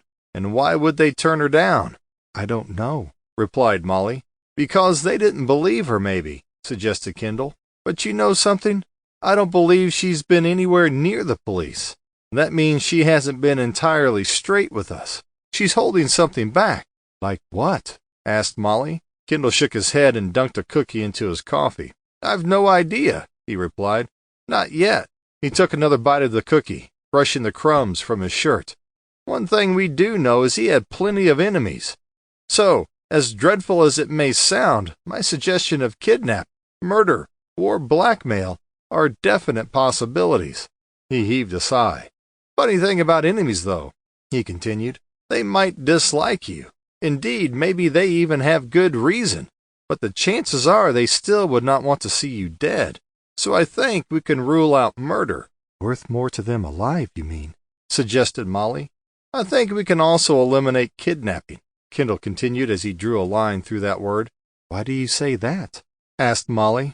Kendall picked up another cookie and dunked it in his coffee. These are pretty good, aren't they? He started to chew. She never said anything about a ransom note, did she? Miss Fletcher, I mean, he explained. In my experience, there's not much point kidnapping someone unless you demand money for their freedom. Anyway, that still leaves blackmail as a possibility. He underlined the words.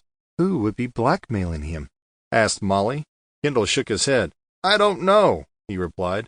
It's only a possibility, but it is a reason to be missing. I don't know. We don't know anything yet. What if instead of him being blackmailed, he was doing the blackmailing? Suggested Molly. It was a good suggestion, thought Kendall. Well, it's certainly another possibility, he replied. We don't seem to have got very far, do we? Said Molly, sounding disappointed. Not far at all, agreed Kendall. Cases like this are just too unpredictable. That's why I hate them. The guy could be missing for all kinds of reasons. Maybe he wants to be missing for a while. Maybe he has some private business to attend to.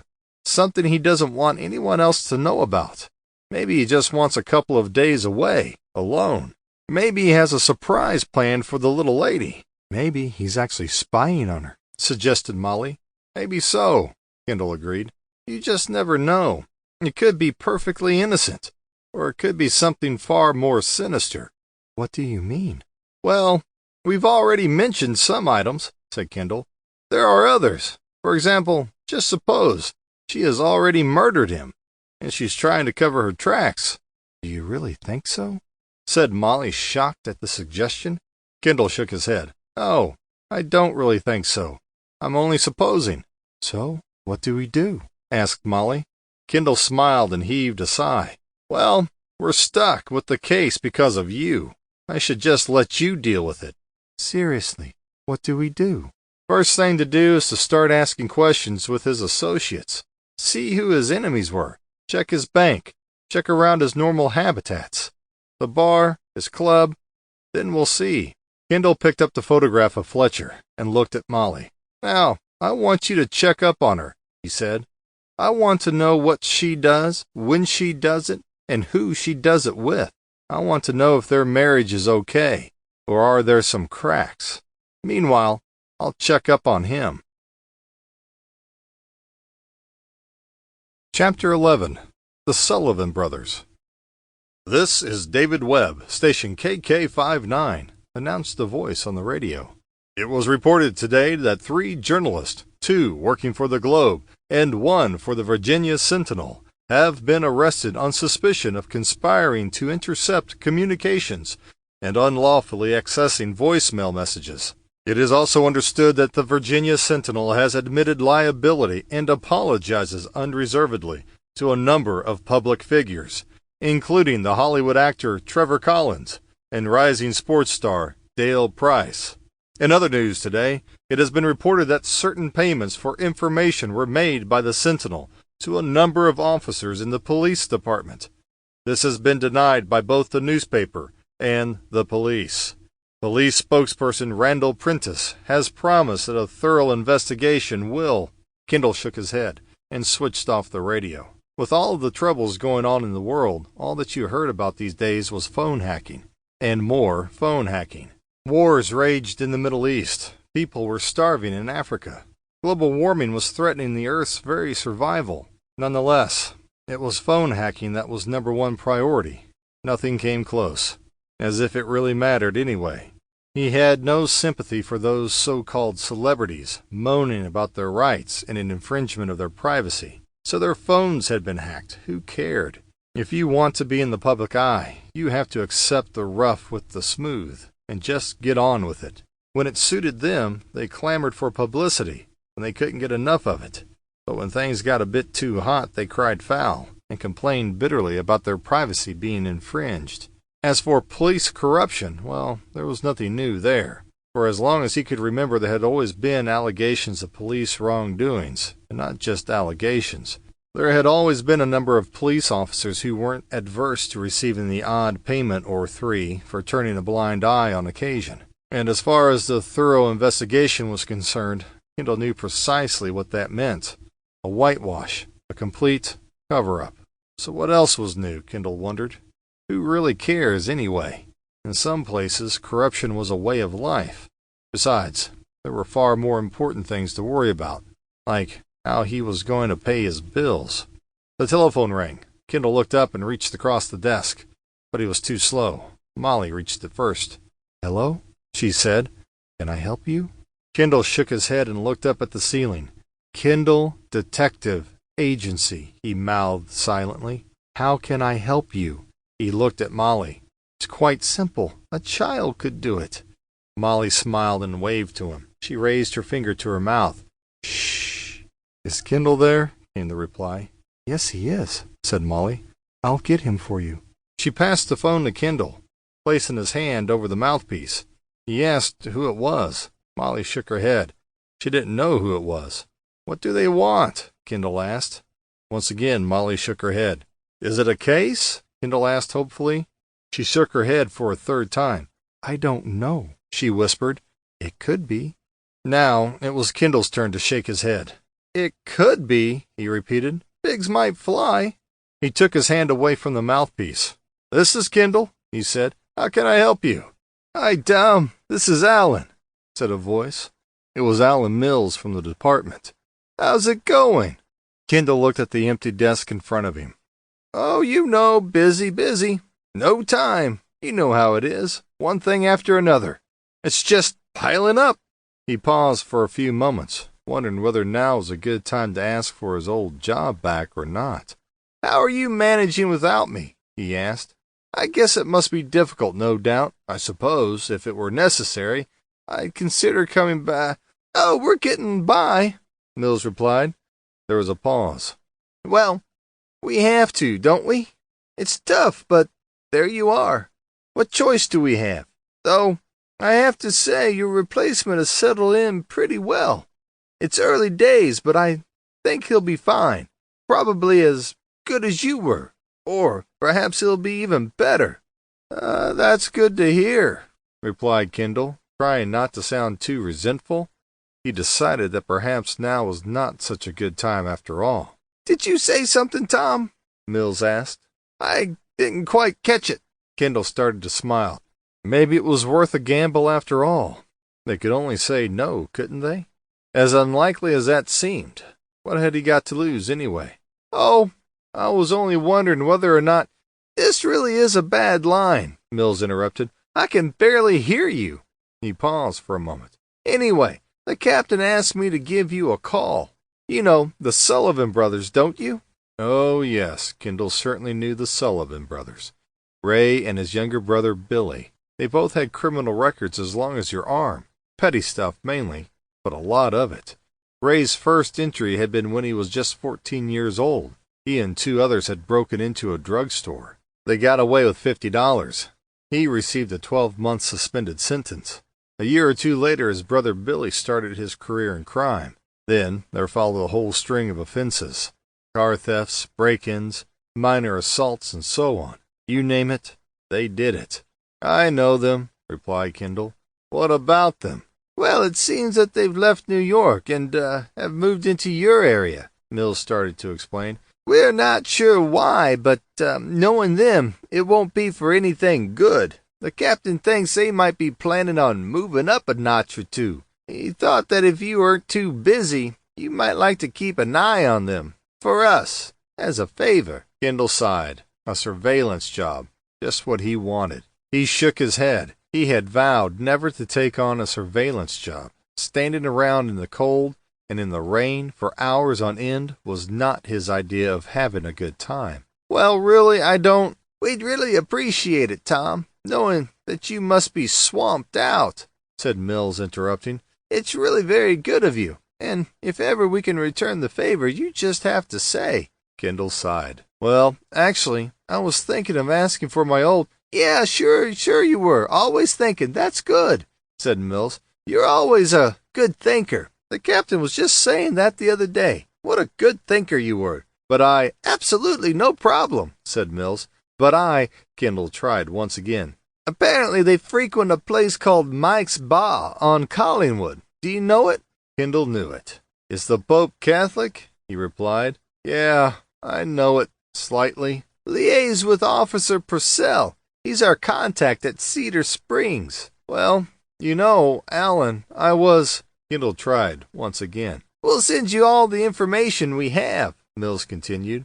"It's really very good of you. Keep in touch. The captain says hi." "But I really don't—" Kendall started to say. The line was dead. "Just what I needed," Kendall muttered as he replaced the receiver. He glared at the telephone and shook his fist at it. "You know what?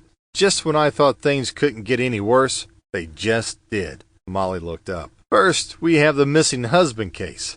And now the dreaded surveillance job," Kendall continued. "What next?" "What's the trouble?" asked Molly. "Of all people, the Sullivan brothers." Kendall shook his head. "Had to be them, didn't it?" "Who?" asked Molly. Kendall looked at her and shook his head once again. "The Sullivans, that's who." "Who or what are the Sullivans?" asked Molly, beginning to get slightly annoyed. "They sound like a dance act to me." Kendall started to laugh. He tried to visualize Billy and Ray doing a tap routine, but somehow couldn't. "I wish they were," he replied. "I really wish they were."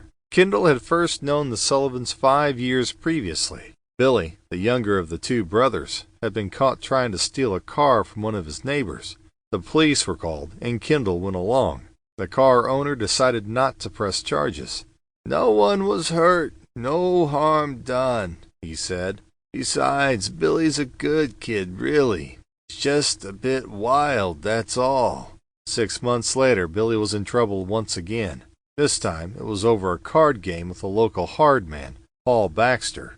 Billy was winning big time. Baxter accused him of cheating. An argument broke out and there was a fight. Billy got hurt badly and ended up in the hospital with 2 broken ribs, a broken nose, and the loss of 2 teeth, plus the loss of a large roll of banknotes. 2 days later, his brother Ray went looking for revenge. He ended up on a charge of grievous bodily harm and a 2-year stretch in prison. Billy got his money back. As for Baxter, he never said a word. He couldn't. His jaw was broken. From then on, it was downhill all the way for the Sullivans. The Sullivans! What can I tell you? Said Kendall. Raymond Stephen Sullivan and his younger brother Billy James Sullivan. He paused for a moment as he thought back. Petty crooks, and plenty of trouble with a capital T. Kendall paused once again. He heaved a sigh. Ray, he's the brains of the organization, if you can call it brains. He was always thinking up some scheme or another, and Billy would just go along with it. He wouldn't say a word and was happy enough just to be led. He started to smile. They have been into everything you can think of, from stealing cars to breaking and entering. Drugs? Molly asked. Kendall looked at her and smiled. He shook his head. No, I have to admit it. They were never into drugs, he replied. They're one saving grace, I guess. Murder? Queried Molly. Kendall shook his head once again. Oh, no. There's never been anything like that either. So what's the problem? Molly continued. What's the problem? Kendall repeated. Well, it seems that they have moved over to our neighborhood, and the department would like me to sort of keep an eye on them, to see what they are up to. In other words, to spy on them. Molly nodded. Oh, I see. A surveillance job. Spying, Kendall repeated. And to make matters even worse, I'm not even getting paid for it. Molly looked at him. What do you mean, not getting paid? Kendall shrugged his shoulders and smiled. As a favor, that's what he said, he repeated, looking back at the telephone. My so-called friend at the department. A favor. I mean, come on, give me a break. Much against his better judgment, Kendall had made an appointment to see Officer Purcell later that day. 4:30 at Rosie's Diner, Purcell had suggested. Do you know it? Apart from Mike's bar, Rosie's Diner was probably Kendall's all-time favorite haunt. It wasn't just about the food, although Rosie did the best burgers for miles around, and her steaks were legendary. But no, it wasn't the food. Well, not just the food. It was far more personal than that. There was no great mystery. It was simple enough.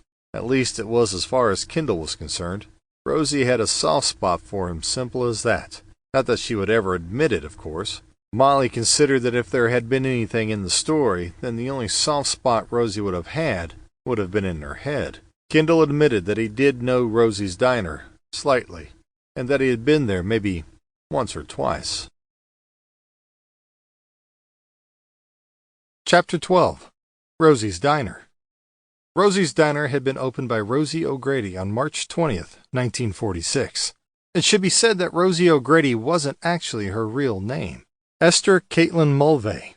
Her parents and 5 siblings had come from a small town just outside of Dublin, Ireland, a few years earlier, arriving at Ellis Island on November 4th, 1938.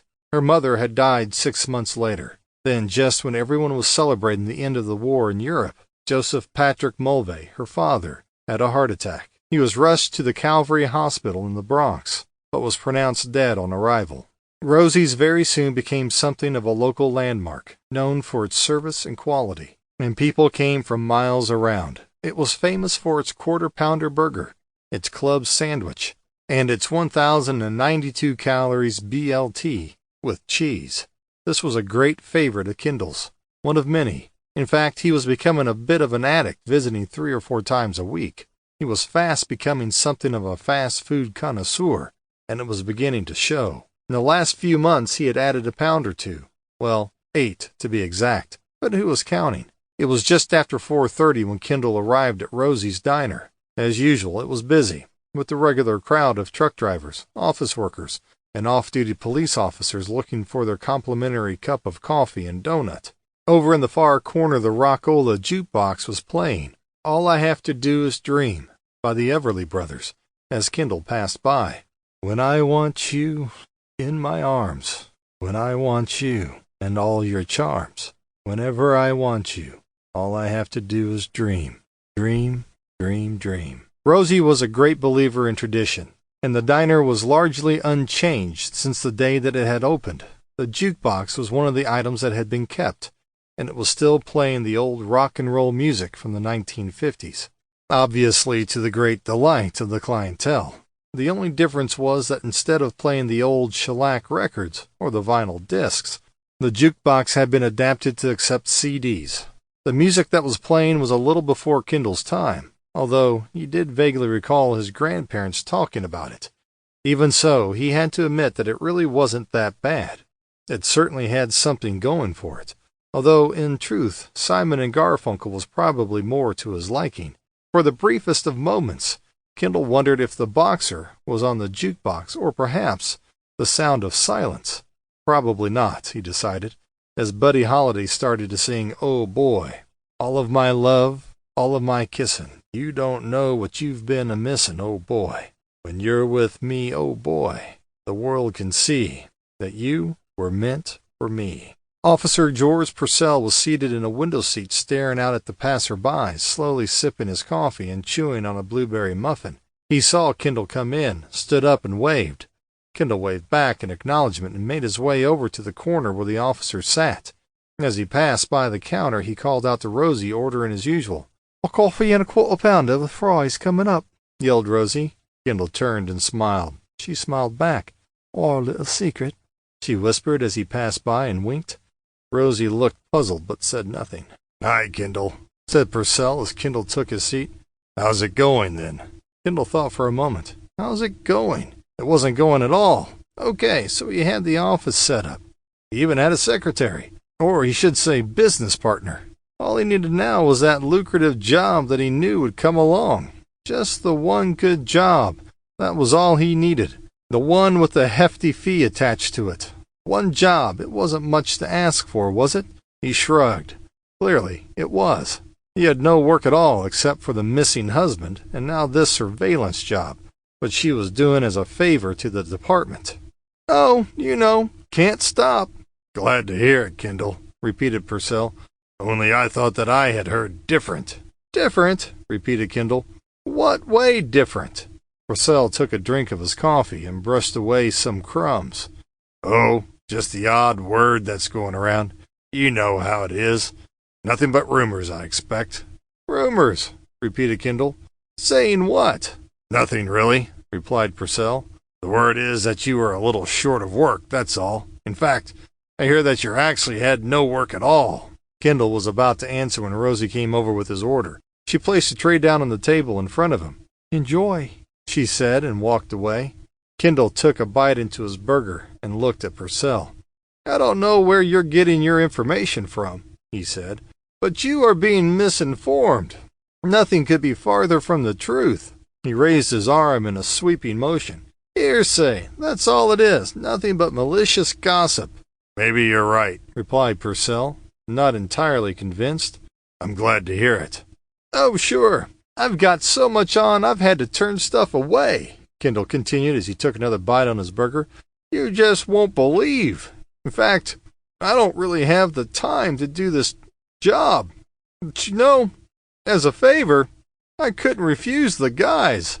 "I appreciate that, Kendall," replied Purcell. "I really do. In fact, you know, the captain said only the other day that we could rely on you." "Right enough. I'm pleased to help out my old colleagues any way I can," replied Kendall, picking up a handful of fries. "But can we get on it?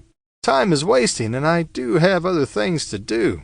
"Oh, yes, of course, sure. Of course you do. What do they say? Time is money," replied Purcell as he reached for a briefcase. He opened it and withdrew a blue-colored folder. "There's not much here that you don't already know," he said, indicating the folder. "But there's some up-to-date information that might be useful." "Go on, I'm listening," replied Kendall. "They moved out of the city about 3 weeks ago," Purcell started to explain. "We now have an address for them. They have rented an apartment at Short Ridge Court. Do you know it?" Kendall shook his head. "It's over on Elm," Purcell explained. "Apartment 22. A two-bedroom place on the second floor. Neat and tidy. Nice, quiet neighborhood. Here's a photograph. Kendall looked at the photograph for a few moments. It certainly looked neat and tidy. He wondered how long it would remain a nice, quiet neighborhood with the Sullivans in residence. He handed it back to Purcell, who returned it to the folder. "So, what can you tell me?" asked Kendall. "It's all a bit vague," replied Purcell. "They have been meeting up with someone on a pretty regular basis. Why? We don't know." "Do you know who the person is?" Kendall asked. Purcell shook his head and placed two photographs in front of Kendall. He pointed. "That's the person, but it's very blurred. Can't make out any details." Kendall continued to look at the photograph for a few moments. "That looks like the alleyway next to Mike's place over on Collingwood." "It is," agreed Purcell. "Do you know it?" "Slightly," Kendall replied. "Have you anything else I should know?" "One last thing," Purcell replied, as he withdrew another photograph from the folder. "This is a recent snap of Ray. You can see that he's taken to sporting a mustache." Kendall took the photograph and smiled. "Looking quite smart, ain't he?" said.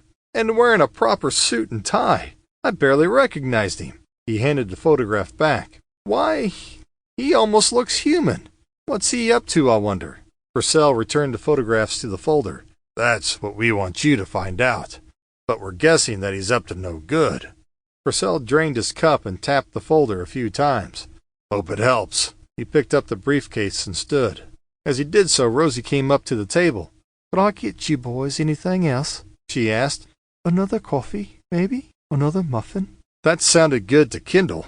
Maybe just the one more burger as well, or perhaps a slice of Rosie's apple pie and cream. "Well, I wouldn't mind—" "No, nothing, thank you," interrupted Purcell. "We're about to finish." He looked at Kendall and slid a piece of paper across the table. "I just need your signature on this receipt." Kendall looked up at Rosie. "As my friend eloquently put it, Rosie, we're about finished, so no apple pie, I'm afraid." Rosie smiled and walked away. Kendall looked at the paper lying in front of him. "Receipt?" he repeated. "For the file," Purcell explained. "Oh, sure," Kendall replied. He signed the document and passed it back. Purcell slid the folder across. "Keep in touch." He waved and walked towards the door. Kendall watched as Purcell stopped at the counter, said something to Rosie, and then continued on his way.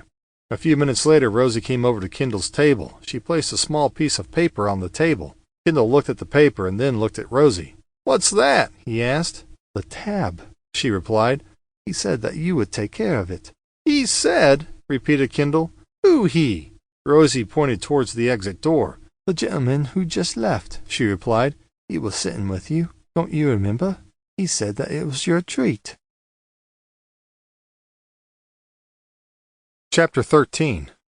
Like FedEx. This is Alan Thorpe reporting from Pacific House, where Senator Dan Warwick has just formally opened his inquiry into phone hacking by announcing that he would not be operating a court of law and that it was not his task to administer punishment.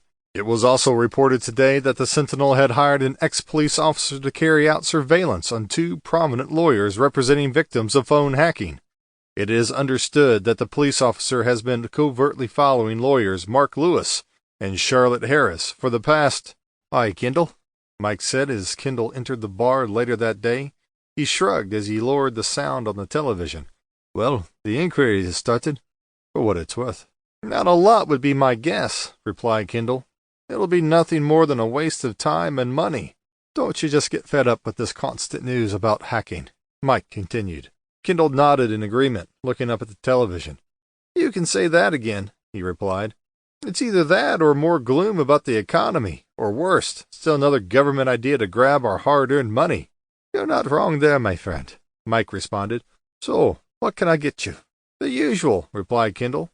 Mike poured a whiskey, a double, and placed it on the counter in front of Kendall. Kendall took a drink as he looked around. "Kind of quiet today, isn't it?" he said. Mike looked around. "It's early yet. Give it an hour." He looked at the wall clock. "They'll be in from the offices soon. You know, a quick one before running for the train." He started wiping down the counter. "Never fails. Do you know the Sullivan brothers?" Kendall asked. Mike stopped wiping the counter and looked up. He nodded. "I know them. They've been coming for the past couple of weeks. Ray's in here all the time. Most nights. Billy, he comes in occasionally. Do they ever talk to anyone? Kendall asked. Mike shook his head. No one special, he replied. Just anyone who happens to be around. They are very sociable guys. When were they last here? Kendall asked. Billy was here about 5 days ago. Mike paused for a moment. No, it was 4 days ago. Kendall nodded. What about Ray? Ray, he was here last night, Mike replied. Throwing his money around, showing off, spending money like it's going out of style. Will he be in tonight, do you think? Kendall asked. Mike nodded and shrugged. Is water wet? Kendall smiled. I don't know. I never touch it myself. He took a drink, except maybe for a drop or two in the scotch. Mike nodded. Try about 8, he suggested. Kendall smiled and then drained his glass. He stood up. I'll see you around, Mike. He turned and walked towards the door. A few minutes before 8, Kendall was standing at the intersection opposite the entrance to Mike's bar. It was raining heavily, and a wind was stirring. The forecast for the evening had been cold but dry. Kendall could take the cold. Sure, he preferred hot, but cold was all right. What he hated was the rain. Even worse was the rain and the wind. He shivered and turned up the collar of his jacket. Put on your heavy coat, Molly had said. Oh, I don't need that, he had replied. It won't rain. He looked up at the sky. The rain was getting heavier. He heaved a sigh and wrapped the coat closer around him. He moved back into the doorway in an attempt to get out of the rain. It didn't help. The last thing Kendall wanted to do was to follow someone at night in the pouring rain. But that was exactly what he was doing. He would much rather have been home watching the match. He shrugged. The only consolation was that the match would probably have been canceled anyway, due to the weather. He checked his watch. 8 o'clock. Any minute now, he murmured. He stepped out from the doorway and looked down the street. It was completely deserted. He looked in the other direction. There was no one around. He smiled. Who in their right mind would be out on a night like this anyway? Lunatics and private detectives, he murmured. Same thing, I guess. Kendall stepped back into the doorway. From his vantage point, he could see the entrance to Mike's bar quite clearly, about 50 yards away. A white cab slowly drove past and stopped about 30 yards past Mike's bar. Somebody got out and started to walk back towards the bar. He was carrying a small attaché case. He suddenly stopped. Kendall looked over at the bar. 2 men came out and started to walk towards the man. Kendall couldn't see them clearly, but he knew who they were. The Sullivan brothers, Ray and Billy. Just what were they up to? Kendall wondered. Knowing the Sullivans, it wasn't just a friendly social meeting. And just what was in that attaché case? The 3 men met at the entrance to a narrow alleyway which led to the rear of the bar. They turned into the alleyway, and within a few seconds had disappeared from view. Now what? Kendall wondered. Should he follow them? Or should he just wait? He looked over to his left. The cab was still there. Kendall decided to wait. He looked at the cab once again. 427, he whispered. White cabs, 427. He took out his notepad and wrote down the details, trying very hard to keep the paper dry. He added the phone number, 791-2727. He looked back at the alleyway. There was no sign of the 3 men. Would they be back? Kendall wondered. Or was there another way out of the alley? He looked back at the cab. Clearly the men were expecting to return at some point. Kendall looked up at the sky. There was no let-up in the rain. He wrapped his coat around him tightly and settled down as best as he could to wait. 30 minutes later, a figure emerged from the alleyway and got into the cab. The cab drove away. A short time later, 2 men came out of the alleyway and turned to the left, towards Mike's bar. The 2 men walked into the bar. Kendall waited a few minutes and then followed. As he walked in, he could see the men seated at the bar. Mike had just served them. Kendall slowly walked up to them and stood behind them for a few moments. "Hello, boys," he said as he squeezed their shoulders hard. "What a pleasant surprise." Ray, the older of the 2, turned slowly. "Why, Mr. Kendall," he stammered, surprised. "Fancy seeing you here." "It's a small world," replied Kendall. "Yeah, we heard you left the precinct," said Ray. Kendall smiled. "You know what they say, boys. A change is as good as a rest. I heard that you moved out as well." "We just fancied a change," said Ray, trying to sound lighthearted. Kendall moved around to the bar and sat down. "This is really very nice," he said. "So, how about I get you a drink?" Ray stood up and quickly drained his glass. Love to, Mr. Kendall, but got to go, he said. Come on, Billy, drink up. Billy looked up at his brother, puzzled. Drink up, I said, repeated Ray. Kendall placed his hand on Billy's shoulder and pressed down. Oh, come on now, one drink, he said. For old time's sake. You've got time for one drink, surely. Ray shook his head. No can do, Mr. Kendall, he said quickly. Things to do. You know how it is. Come on, Billy. Kendall nodded. People to see, deals to make. Yes, I know how it is, Ray. It's the same with me, he replied. But come on, one drink can't do any harm now, can it? Ray sat down and smiled. Sure, he said quickly. Guess we got time for one drink. Kendall smiled and sat down. That's better, he said as he signaled for another round of drinks. Like old times, eh? Remember? Ray nodded his head nervously. Sure, he said, trying to smile. Just like old times. Mike, I'd like you to meet two very good friends of mine, said Kendall. This calls for a celebration. So, 3 scotches, if you please. Mike poured the drinks and moved farther down the counter. So, how are you boys? Asked Kendall. Ray nodded and smiled. Oh, can't complain, Mr. Kendall. So, what are you two boys up to then? Not up to your old tricks, I hope, said Kendall as he looked directly at Billy. Oh, gee, Mr. Kendall, said Ray, sounding hurt. We don't do that no more. That's right, Mr. Kendall, chipped in Billy. We're going straight now. Straight, repeated Kendall, smiling. That's right, said Ray. We got a little business now, for ourselves, you know. Kendall nodded. Is that right? That's good to hear. What kind of business is that, then? Oh, we run a delivery service, you know, replied Ray. Kendall nodded once again. A delivery service, eh? That sounds good, said Kendall. You mean like the U.S. Mail or maybe FedEx? Billy started to laugh. Ray nudged him hard on the side. Oh, no, nothing like that, replied Ray. Just the odd package, you know, just small stuff, nothing big. Package, repeated Kendall. Not the white powder type of package, I hope. Ray shook his head. Oh, now, we don't do anything like that, Mr. Kendall. You've got us all wrong. Have I? Said Kendall, taking another drink. Sure you have, Mr. Kendall, sir, said Ray. You know us, Mr. Kendall, said Billy. We don't do that kind of thing. I just thought that maybe you were branching out, replied Kendall. Oh, no, not us, stammered Ray.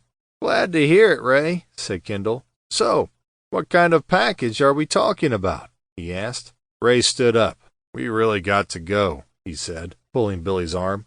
Kendall shook his head. Have another drink, he said, and signaled to Mike. Same again over here. A few minutes later, Mike and the drinks arrived.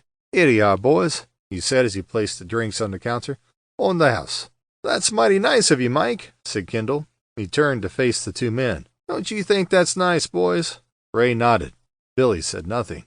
Aren't you going to thank Mike here? Said Kendall. I think a thank you is called for, don't you? Ray nodded once again. Thank you, he said sheepishly. There, that wasn't difficult, was it? Said Kendall. Mike smiled and moved along the counter to serve someone. See what happens when you're with me? Said Kendall. Now, that is nice, isn't it? Ray nodded a third time. Very nice, Mr. Kendall, he replied. Very enjoyable. Kendall smiled and took a long drink. You know anyone by the name of Fletcher? He asked. Tony Fletcher? Ray shook his head. Should I? He asked.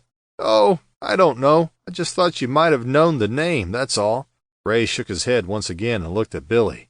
You know anyone called Fletcher? He asked. Billy looked nervous. He looked at Kendall and just shook his head. Never mind, said Kendall, taking another drink.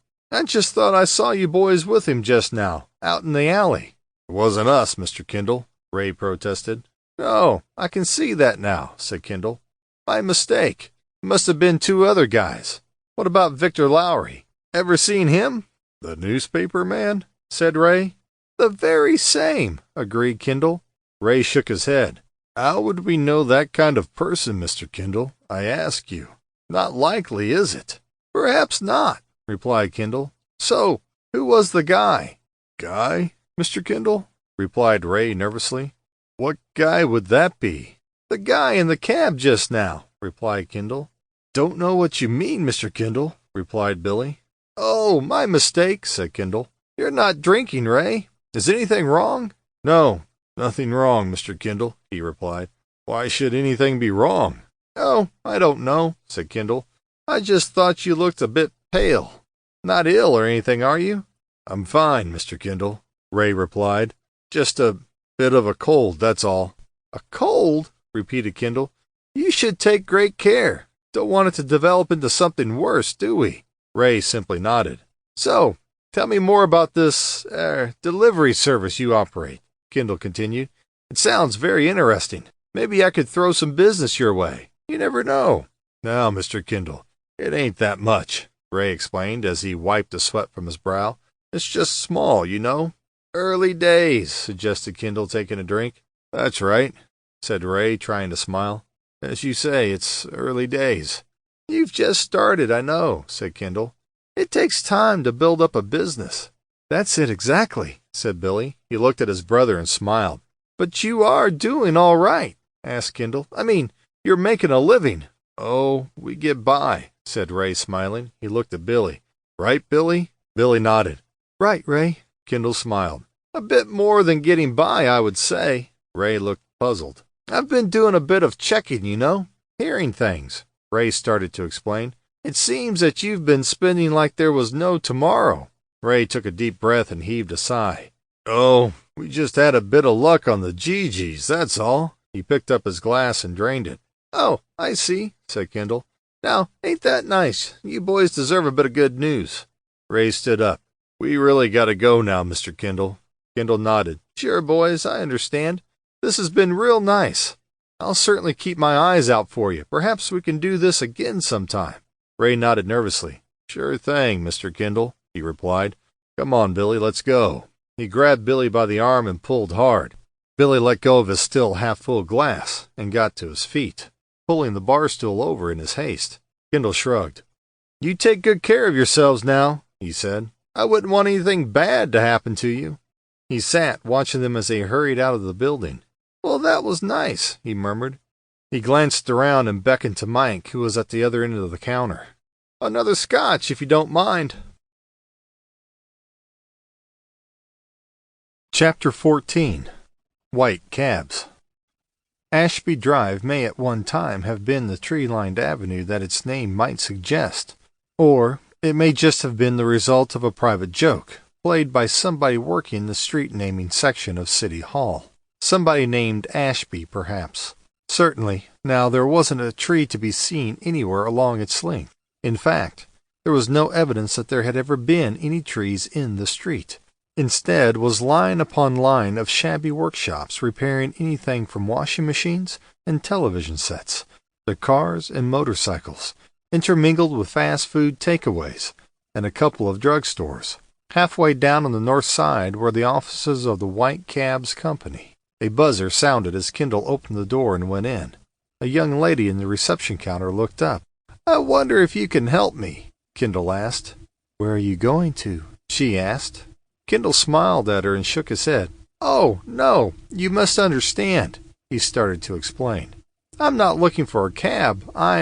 So, what can I do for you? She interrupted in a tone that suggested that she was extremely busy, and would much rather he just turn around and walked away. Well, I'm looking, Kendall started to say as the telephone rang. White Cabs, the young lady said, picking up the handset. There was a muffled sound from the other end of the line. Pick up at Riverside, she continued, and going to the station, correct? There was a slight pause. 5 minutes. She put the phone down. She slid back to the hatch on the door and leaned through. Harry, 444 Riverside, she yelled. Going to the station. She closed the hatch and looked back at Kendall, hoping that he had gone away. He hadn't. Now, you were saying? Kendall smiled. I was looking for the driver of cab 427. She thought for a moment. 427, she repeated. That's Eric. So what do you want him for? Kendall showed her his shiny new private detective badge. She gave a casual glance and was clearly unimpressed. So, what do you want him for? She asked once again. What did he do? Run a red light or something? Oh, no, nothing like that, Kendall replied. I'm just hoping that he can help me. I just have a few questions for him, that's all. She heaved a sigh. She opened the hatch once again and leaned through. Eric, she yelled, there's a guy here. Wants to see you. Hope you haven't been doing anything you shouldn't. She closed the hatch. He's coming. She went back to the computer screen. A few minutes later the door opened and a heavy-set man walked in. He looked at Kendall. You looking for me? He asked. Kendall nodded. That's right. I'm hoping you can help me. So, I'm listening, replied Eric, trying not to sound bored but failing. You had a fair last night, Kendall started to explain. About 8 o'clock. The man shook his head. Maybe I did, maybe I didn't, he replied. Who are you anyway? What's this all about? Kendall took out his old NYPD badge and quickly showed it. The driver nodded. Okay, so you're a cop, he replied. You were saying? Kendall hurriedly put the badge away. I said that you had a fair last night about 8 o'clock. Eric shook his head and smiled. You know something? I must have had 100 fairs yesterday. Am I supposed to remember each one? And at what time I picked them up? He shook his head once again. One pickup is just like any other to me. Sorry. Kendall nodded. This one went to Mike's bar on Collingwood. The man shrugged his shoulders. So, I was at Mike's bar at about 8. What about it? Not exactly against the law, is it? Kendall shook his head. He wasn't getting very far.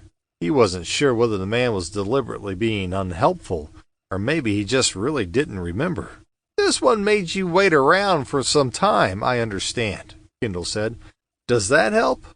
You know, there's one thing I hate about this job. Well, to be absolutely honest, there are a lot of things I hate about the job. But this is by far the worst, Eric replied. Do you know what that is? Kendall had to admit that he didn't know what it was, but more to the point, he really couldn't care less. I've no idea, he replied, but I'm guessing that you're going to tell me, right? Being told to wait, Eric replied, ignoring Kendall's last comment. You know, the kind of thing. It's cold and raining, and you are expected just to sit there waiting on them. Stay there, I won't be long, I'll be right back. He paused for a moment. That'll only be a few minutes. I really hate that one. You just never know whether they really are coming back, or whether they're going to just skip without paying. He shrugged. Then he nodded his head. I've been caught like that a few times, I can tell you.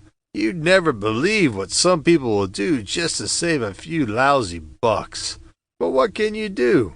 Tell me. Kendall had no idea what you could do. And just at that moment he had other things on his mind. I know what you mean, he replied. Waiting around in the rain was one of his pet hates as well. So, what can you tell me about this guy? Oh, I remember him all right. You couldn't forget that guy, Eric continued. I insisted that if he wanted me to wait, he would have to leave me something. Some kind of security so that he was bound to come back for it. You know what I mean? Kendall nodded.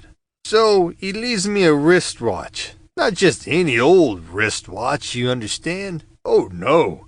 This one must have been worth a couple of $100, I guess. Maybe more. Who knows? I'm sitting there hoping he don't come back. Know what I mean? Kendall nodded once again, wishing that he had never started the conversation. Anyhow, this guy keeps me waiting. 20 minutes go by, then 30. I'm thinking of leaving, you know. I mean, enough is enough. Get me? So I'm thinking I'm out of here. Taking a nice little timepiece with me. Sounds reasonable to me, Kendall suggested, hoping to bring the conversation to an end. Eric nodded. Yeah, but wouldn't you know it? Just as I switch on the ignition, he shows. Can you beat that? Kendall didn't really know whether it could be beaten or not, but he made an educated guess that you couldn't beat it. He smiled and took out his notepad. Can you tell me where you picked him up? The driver thought for a moment or two, and then he started to laugh. Constance, he said. It was Constance at the corner of Augusta. How come you remember that? Kendall asked. Eric shook his head. I was stuck at the lights. It stayed at red for ages, you know. The lights aren't working, says I. I looked to my right, then I looked to my left. It's all clear, says I. So let's go, says I. I put it in drive and put my foot down and start to go across. A motorcycle cop sees the whole thing and stops me. Wouldn't you know it? He shook his head once again. A minute later, the light goes green. Okay, so I only get a warning this time. But I can't afford to lose my license, right? Kendall nodded. So, I'm still sitting there in the car thinking, what a lucky break, Eric continues. This guy comes along and gets in. Mike's bar, he says. Do you know it? Kendall smiled. Yes, I know it, he replied. Eric looked at Kendall, puzzled. What? I said I knew it, Kendall explained. Eric continued to look puzzled. You asked if I knew Mike's bar, Kendall continued. Well, I do. Eric started to smile. I get it. But that's what he said to me. He asked me if I knew it. Kendall was fast losing the will to live. He tried once again. Where did you take him afterwards? Afterwards, replied Eric, still puzzled. Yes, after he returned to the cab, Kendall explained. Where did you take him? Batsford Court. You know, over on Newland, replied Eric. All security gates and cameras. You know the kind of thing. You have to have money, real money, to live there. Kendall didn't know Batsford over on Newland, or anywhere else for that matter.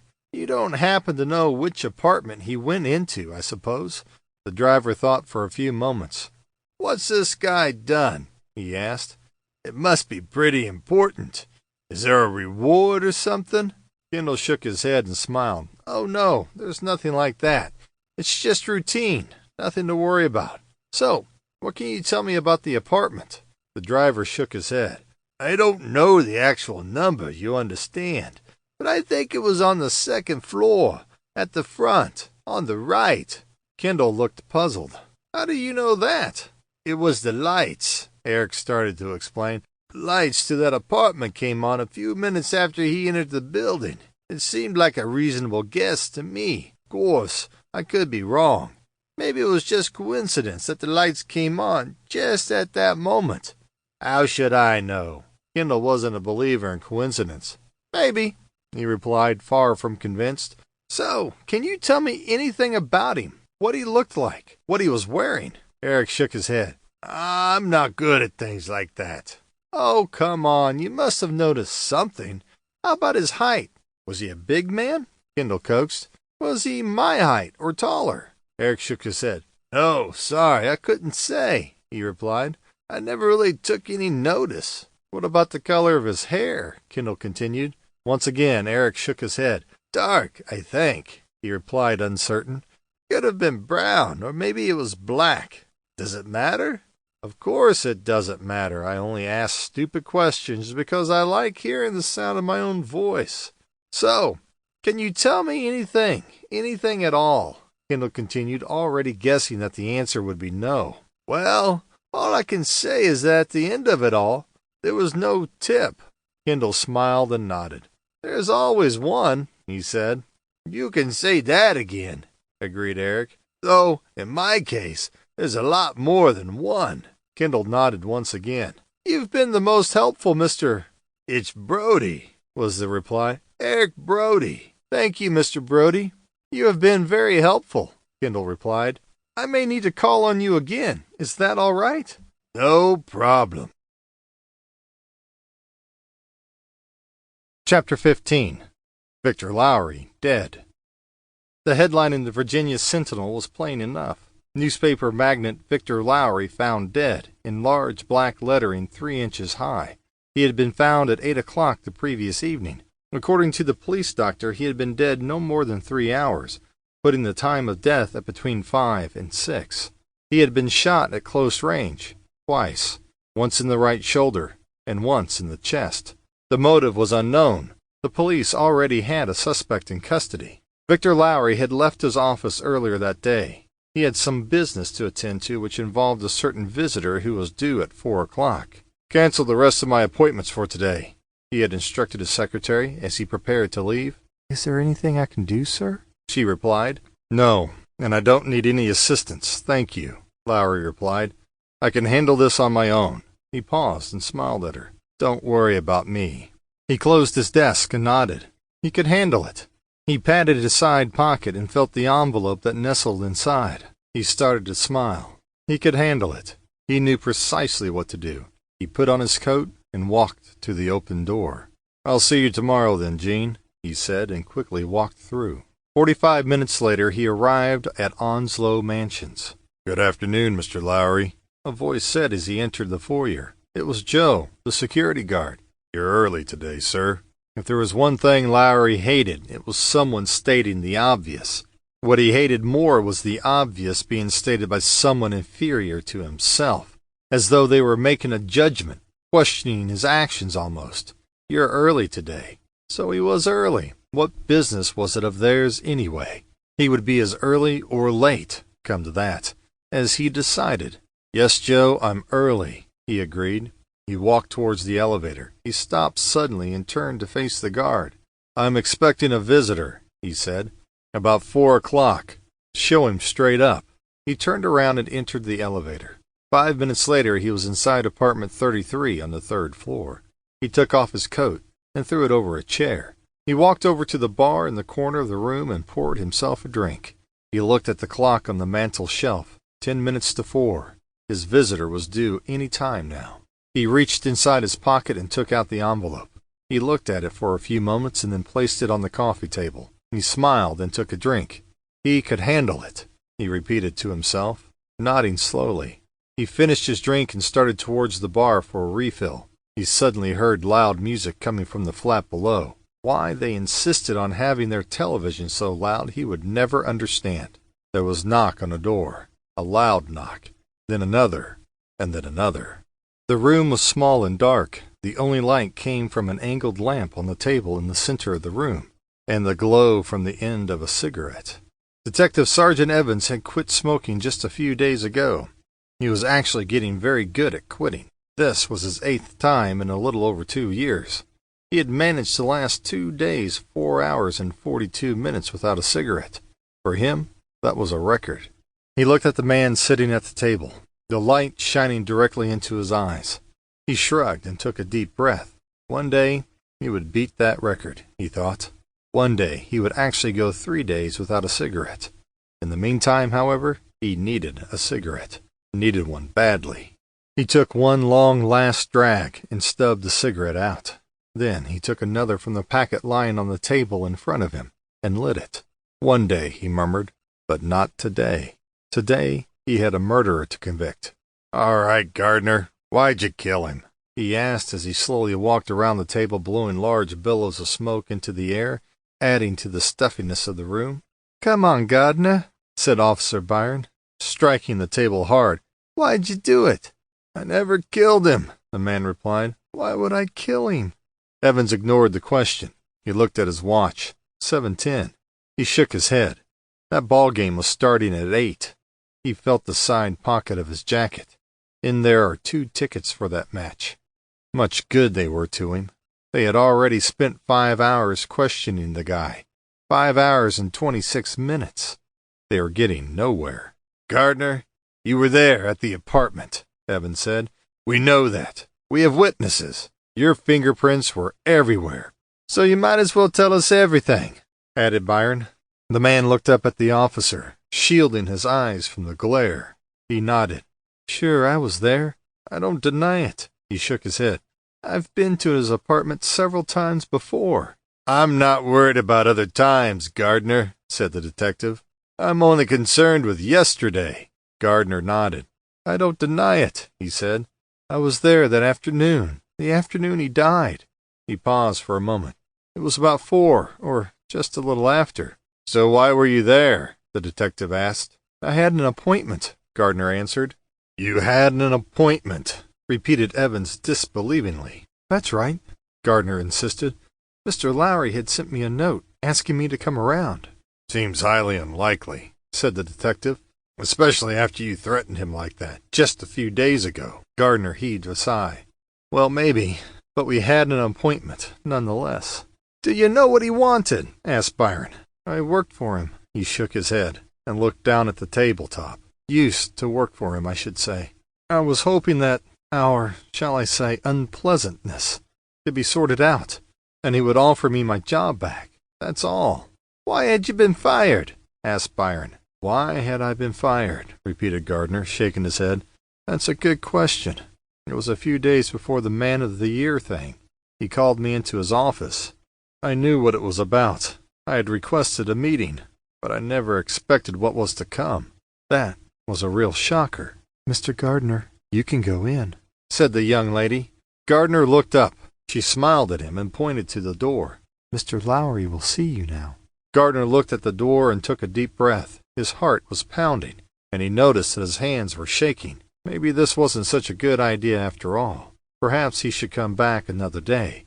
Perhaps he should just forget it completely. Go on, said the girl.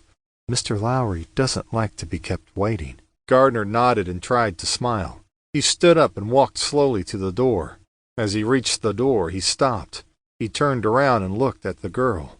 Go on, she said, pointing at the door. The door suddenly opened. Martin, don't just stand there, said Victor Lowry. Come on in. Gardner entered the room and sat down. Lowry closed the door and followed. Now, Martin, what can I do for you? Gardner took another deep breath, trying to control the shaking. Well, what is it?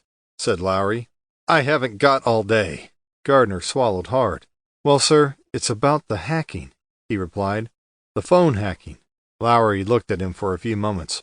What about the hacking? He asked. Gardner took another deep breath. It's like this, Mr. Lowry. I'm sorry, but I'm not prepared to do it anymore. Lowry put his hands together and started to tap his fingers.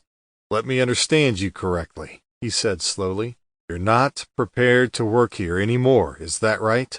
Gardner shook his head. No, sir, that's not what I said. I said that I wasn't prepared to do the phone hacking anymore. Lowry smiled. It's the same thing, Martin. He reached across the desk and pressed an intercom button.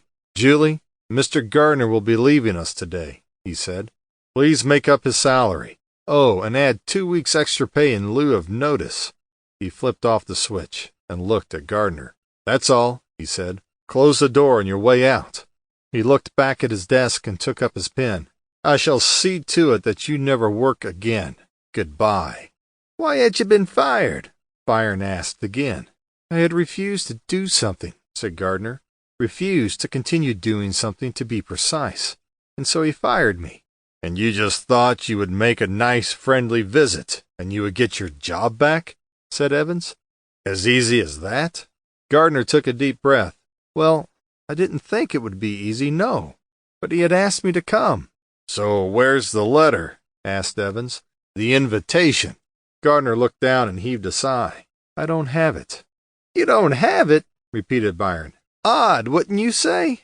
Gardner made no reply. I don't think there ever was such a letter, said Byron. There was a letter, protested Gardner. You just thought you would threaten him a little. That's right, isn't it? Said Evans. No, it wasn't like that, said Gardner, shaking his head. The officer shook his head and placed an envelope onto the table in front of Gardner. Ever see that before? He asked. Gardner looked at the envelope but said nothing. There's a letter inside, Evans continued. A threatening letter. Gardner continued to stare at the envelope but still said nothing. It's a letter from you, the officer explained. Recognize it now? Gardner shook his head and pushed the letter aside. No, he replied. I've never seen it before.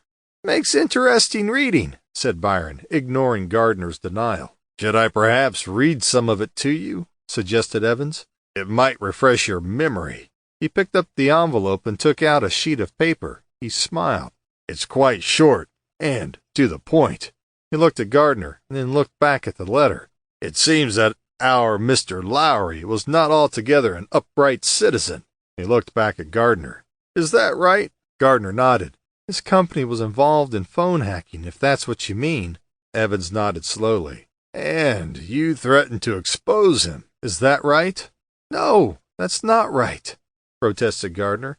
I never wrote that letter. I've never seen that letter.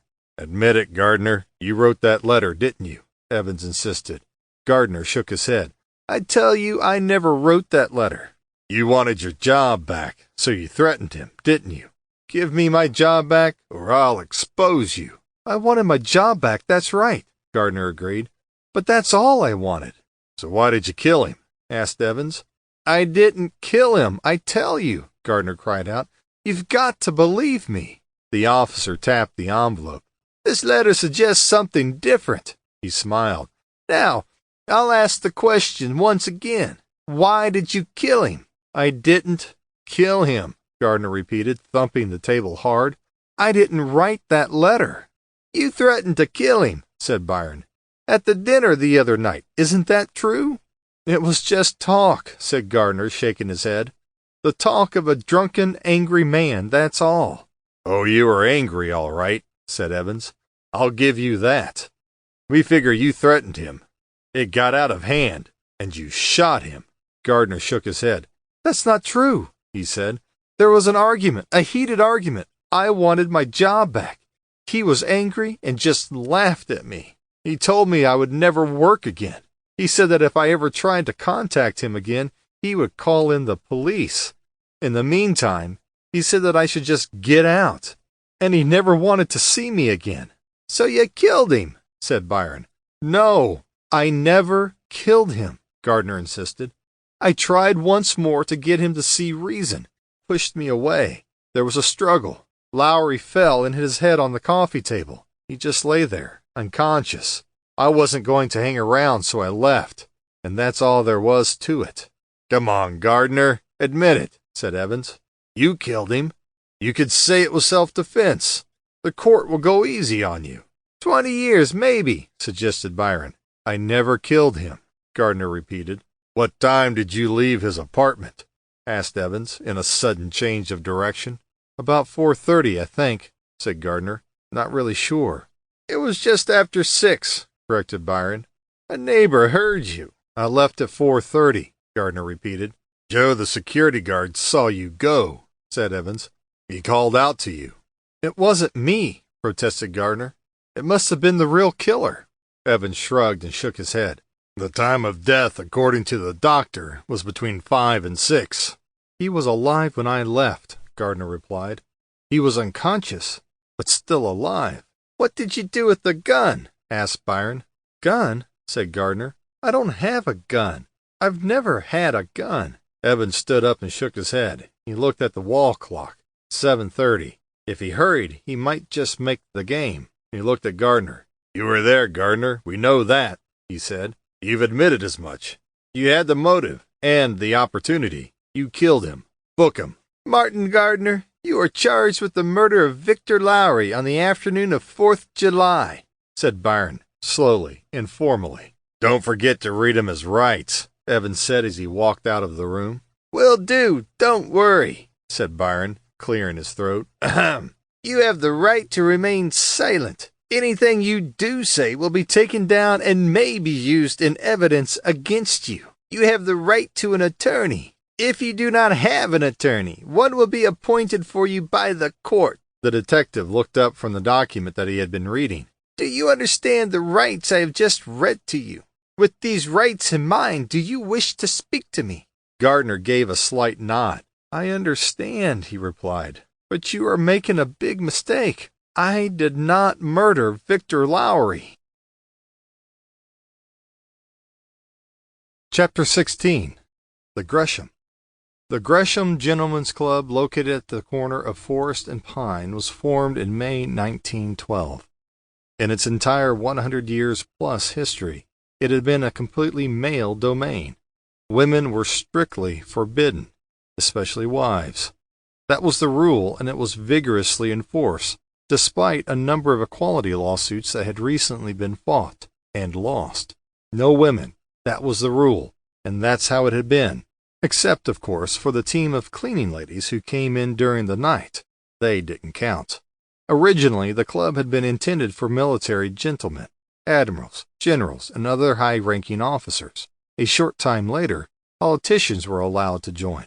Then, in the late 20s, membership was opened up to captains of industry, the railroad entrepreneurs, shipping magnates, transport bosses, newspaper proprietors.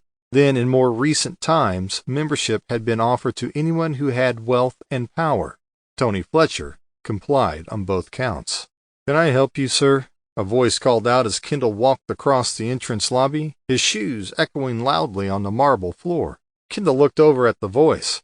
"Well, I certainly hope so," he replied as he proudly showed his private detective badge, all shiny and brand new. The receptionist was not impressed.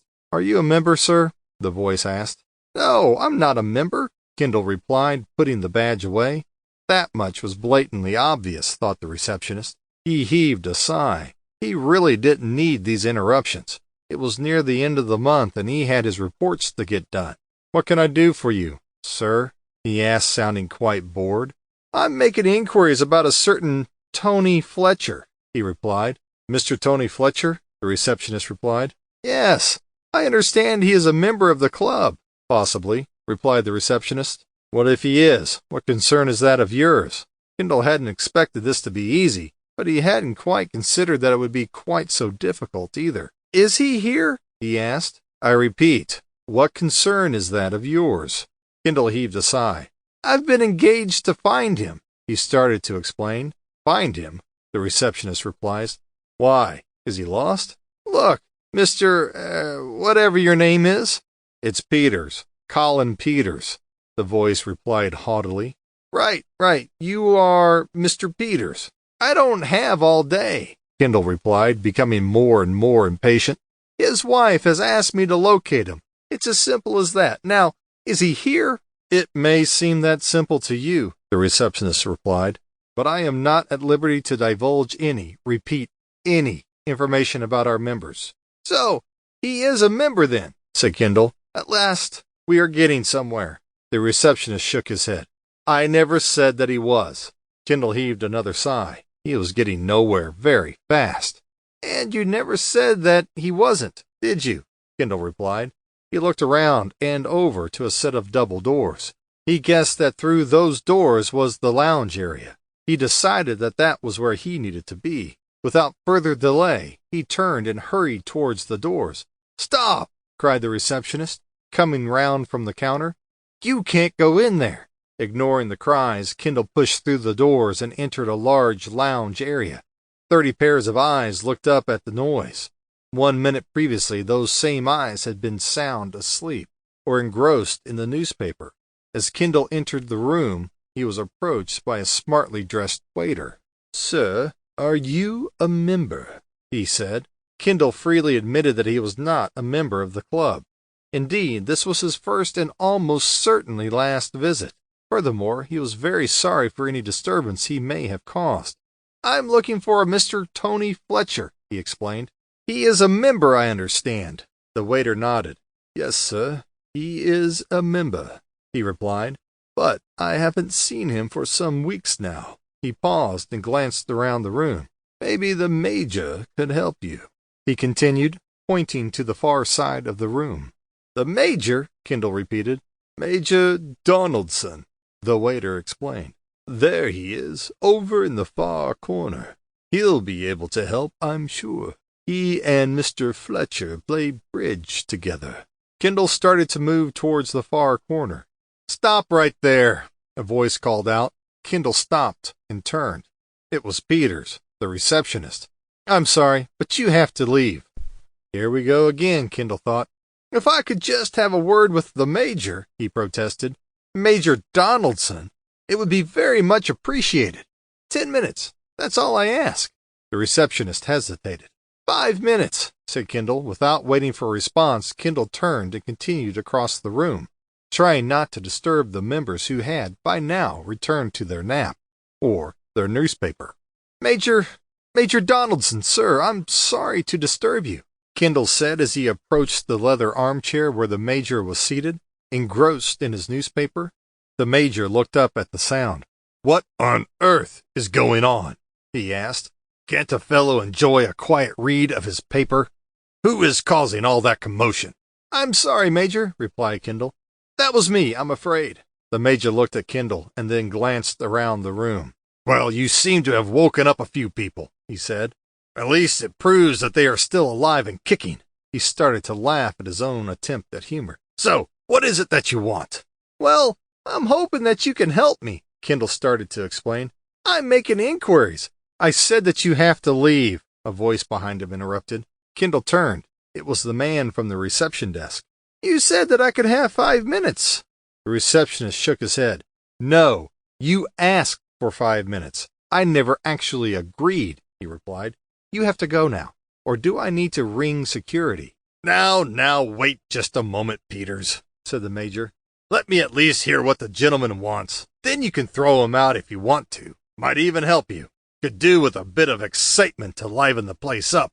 The major looked at Kendall for a moment. Fetch me a double brandy, will you? He said to Peters. And you, Mr.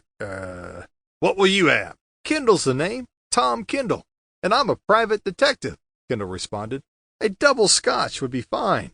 Water? Asked the major. Kendall nodded.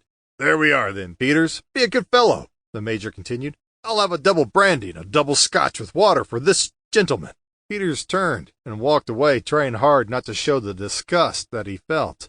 Sit down, Mr. Kendall, the major continued. So, what can I do for you?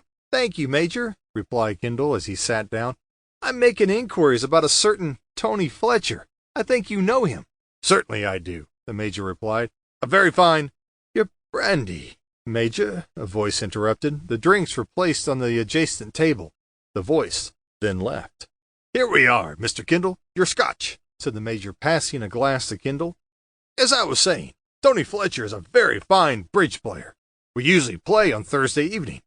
Have you seen him lately? Kendall asked, taking a drink. The major thought for a moment or two. Haven't seen him for a couple of weeks, I would say. I understood that he was going away for a while. At least, that's what he told me. Going away, repeated Kendall. Do you know where? The major took a drink and shook his head. San Francisco, I think, or it could have been Chicago, he replied. I'm afraid I didn't take much notice.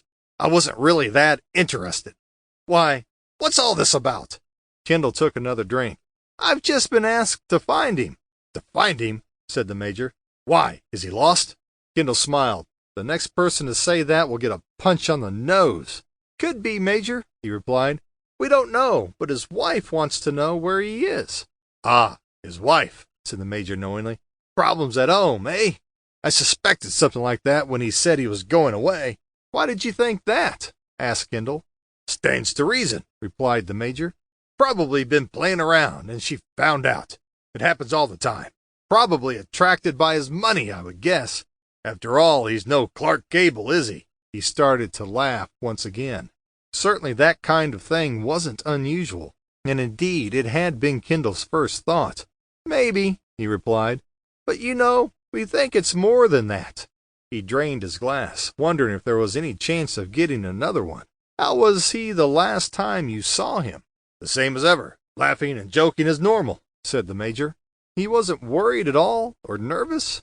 Not at all, replied the major. He drained his glass. Care for another? He looked around for the waiter and beckoned him. Ah, John, he said as the waiter approached. I'd like another brandy, a double, and for my friend here, a double scotch. Now, Mr. Kendall, what's he done? Kendall looked puzzled. Oh, no, it's nothing like that, he replied. He hasn't done anything, at least not to my knowledge. So, what's this all about? Kendall was about to answer when John arrived with the drinks. He placed them onto the side table and left. It's really quite simple, Kendall started to explain. His wife hasn't seen or heard from him for some time. She has asked me to investigate, and that's all. The major took a long drink. She actually made inquiries herself, you know, about a week or so ago. Told her the same thing as I'm telling you. Kendall heaved a sigh. So, he hasn't been seen for some time, and you think he went away to Frisco? Or Chicago, the major added. A business trip, I understand. A bit of a long time for a business trip, wouldn't you say? Replied Kendall.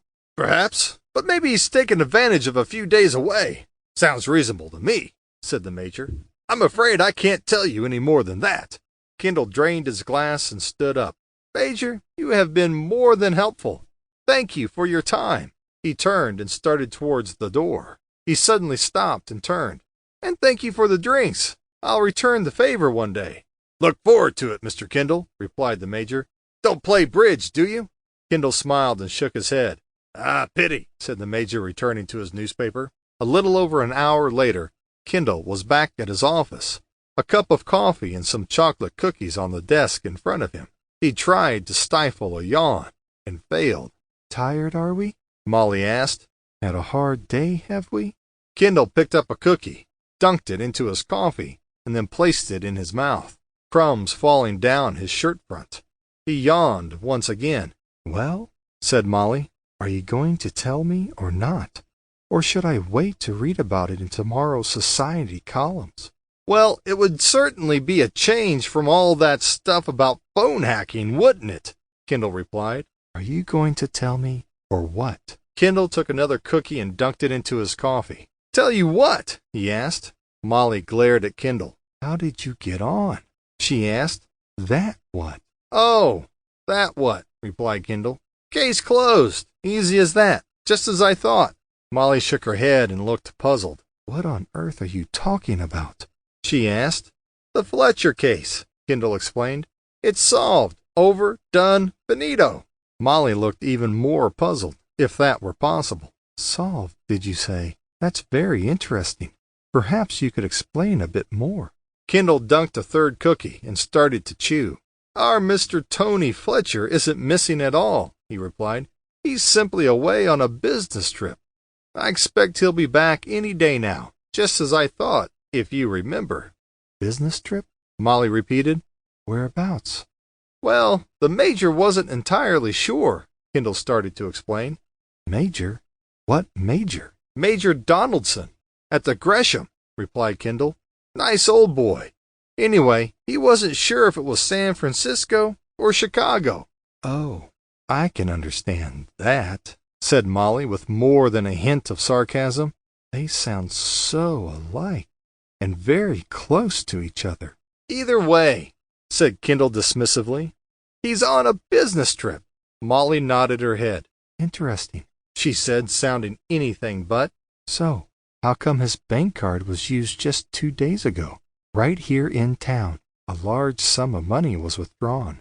Go on, replied Kendall. How large? Almost $5,000, Molly replied. Chapter 17. Jennings' Son and Ash. The New York Times, Saturday. It has been reported that the Virginia Sentinel has made large payments to 2 unnamed football players, totaling $1 million in out-of-court settlements. In other reports, there have been further allegations of illegal payments being made to police officers. The reports were all later denied by the Sentinel. It is merely our competitors trying to smear our name, said a spokesperson. As usual, there was nothing in the newspaper except more and more reports of phone hacking. Kendall turned to the back pages. The news was no more interesting. Mr. Kendall, a voice called out as the office door opened. Kendall looked up and pushed the newspaper to one side. Mr. Kendall, the name is Jennings. Anthony Jennings. I'm from Jennings' Son and Ash, attorneys at law, the man continued. Perhaps you have heard of us. Kendall shook his head. He had to admit that he had never heard of Jennings, Whatsit, and whoever. No matter, the man said as he walked into the room and handed Kendall a business card. You have probably heard of my client, Martin Gardner. Kendall nodded his head. Martin Gardner, the guy they said killed that newspaper man, Lowry. The man nodded. My client did not do it, Mr. Kendall. He is completely innocent. Kendall smiled and nodded his head. That's what he said, is it? Mr. Jennings nodded. That's correct, Mr. Kendall. Kendall shook his head and started to laugh. You know, it's strange, but in my experience, they all say that. In fact, it's very rare for the guilty party to ever admit it. You know, the state prisons are full to overflowing with innocent people. It wasn't me. It was 2 other guys. I was nowhere near the scene at that time. You've no proof. I've got a cast-iron alibi. Mr. Kendall, I would like your help, Jennings continued as he walked towards the desk. Kendall smiled. If anyone needed help, it was him. Why me? He asked. The man looked at Kendall. Could I sit down? He asked. Then, without waiting for an answer, he pulled over a chair and made himself comfortable. Did you know that there are 21 private detective agencies in this area? Jennings continued. Kendall did not know that, but said nothing. The man smiled. I know. I've been to every single one of them. I say again, why me? Kendall repeated. Well, not to put too fine a point on it, Mr. Kendall. Everyone else has turned me down, Jennings replied. You are all that's left, I'm afraid. You are my last hope. Kendall shrugged. Praise indeed. Some recommendation, he thought. We believe that you are the best. We've heard such good things about you. Your reputation is well known. Does he receive any such accolades? Not at all. All he gets is, you are my last hope. How can he turn down such a glowing request? I wonder why that would be, Mr. Jennings, he asked. Jennings shook his head. I really couldn't say, he replied. One of life's little mysteries, I imagine. Oh, I think it's probably a whole lot simpler than that, don't you, Mr. Jennings? Apparently, they were far too busy, Jennings replied. Kendall smiled. Too busy, he repeated. Perhaps, but I would guess that it was even more than that. Go on, Mr. Kendall. It couldn't be that they actually believe that your man is guilty as charged, I suppose, suggested Kendall. Mr. Kendall, I appreciate that you are a very busy man. Kendall smiled once again and looked down at his desk. Apart from the telephone and the newspaper lying open at the sports page, it was empty. He spread his arms across the polished surface. Oh, yes, he was a busy man. He had just finished his quota for the day, that was all. He had read the newspaper twice. It was all bad news. His team had lost 4 matches in a row. He was debating whether or not they could manage without his support. Certainly, they couldn't manage with it. He had dealt with his mail. There had been 3 letters, one from the bank refusing his request for a loan, one from the electricity company wondering if he would mind very much and pay the latest account. It was a few weeks overdue. Okay, it was 8 weeks overdue to be exact. And last but no means least, there was that letter informing him that he stood to win $125,000. He was assured that there was no catch, and that the money was guaranteed. Kendall shook his head and smiled. He picked up the letter and then unceremoniously tore it in half, and then in half again, and then placed it into the wastepaper basket. Oh yes, Kendall was an extremely busy man, wasn't he? Kendall hadn't been busy since he had left the department. There had been 1 or 2 small-time surveillance jobs, and, of course, there was the missing husband case, thanks to Molly. Missing. He wasn't missing. He just didn't know where he was or what time of day it was. She didn't really want him back either. She just wanted to know whether she could make a claim on his life insurance. That was all. Mr. Jennings, just examine the evidence. According to the newspaper, he worked for Lowry, but had been sacked just a few days before Lowry's death. Correct, Mr. Kendall, replied Jennings. Nothing more than coincidence. Kendall shook his head. If you ever had the time to get to know me, Mr. Jennings, you would quickly learn that I'm not a believer in coincidence. Mr. Kendall, Jennings continued, what do you know about Victor Lowry? Kendall smiled and shook his head. Only what I read in the papers, he replied. Wasn't he at some dinner party or something? A few days before he died? Jennings nodded. It was a Chamber of Commerce function. At the Tay Hotel, he explained. Mr. Lowry was named Man of the Year, an award given in recognition of his work exposing corrupt politicians and businessmen. Kendall nodded. That's right, he said. But not everyone agreed with that award, did they? Jennings looked puzzled. Correct me if I'm wrong, Kendall continued. Didn't somebody threaten him? Didn't someone say that they would kill him or something? Jennings nodded once again. That's right, Mr. Kendall. You are very well informed. It was actually Martin Gardner who did the threatening. Kendall nodded and smiled. There you are, then. That settles it. It would seem that he carried out his threat. Jennings shook his head. Mr. Lowry was not a particularly popular man, Mr. Kendall. In his many years as owner of the Virginia Sentinel, he made many enemies, any one of whom could have, and would have, killed him, if the opportunity arose. Kendall shrugged. So, he had a lot of enemies, he said. But it was Gardner who had actually threatened to kill him. No one else. Mr. Kendall, if you intended to kill someone, would you make such a public announcement? Jennings asked. I think not. Kendall had to admit that Jennings had made a fair point. Fair, but not entirely conclusive. Maybe not, he said. But there, I'm not Gardner, am I? Jennings started to smile. No, you're not, he replied. But even if you were, you still wouldn't do it. Kendall shook his head. Well, I just might, especially if I wanted to create an illusion. Illusion? Repeated Jennings, puzzled. Kendall nodded. An illusion that I didn't really mean what I said, whereas in reality, that was my intention all along. What do you mean, Mr. Kendall? Asked Jennings. It was nothing more than a bluff, Kendall replied. I don't play poker, but I understand that bluffing is a major feature of the game. To give the impression that something was true when it was a lie, or vice versa. Jennings nodded. Ah, I see, he replied. That's very clever, I have to admit. He paused for a few moments. But have you never said something like I could murder someone? I could kill you? I'll break your neck? Kendall smiled, his very words directed at the umpire at last Saturday's game. He nodded. Certainly, I've said that on numerous occasions. Who hasn't? He said, especially after a few drinks. But so far, the person those words have been directed at has never turned up dead the following day. Maybe so, Mr. Kendall, maybe so, said Jennings.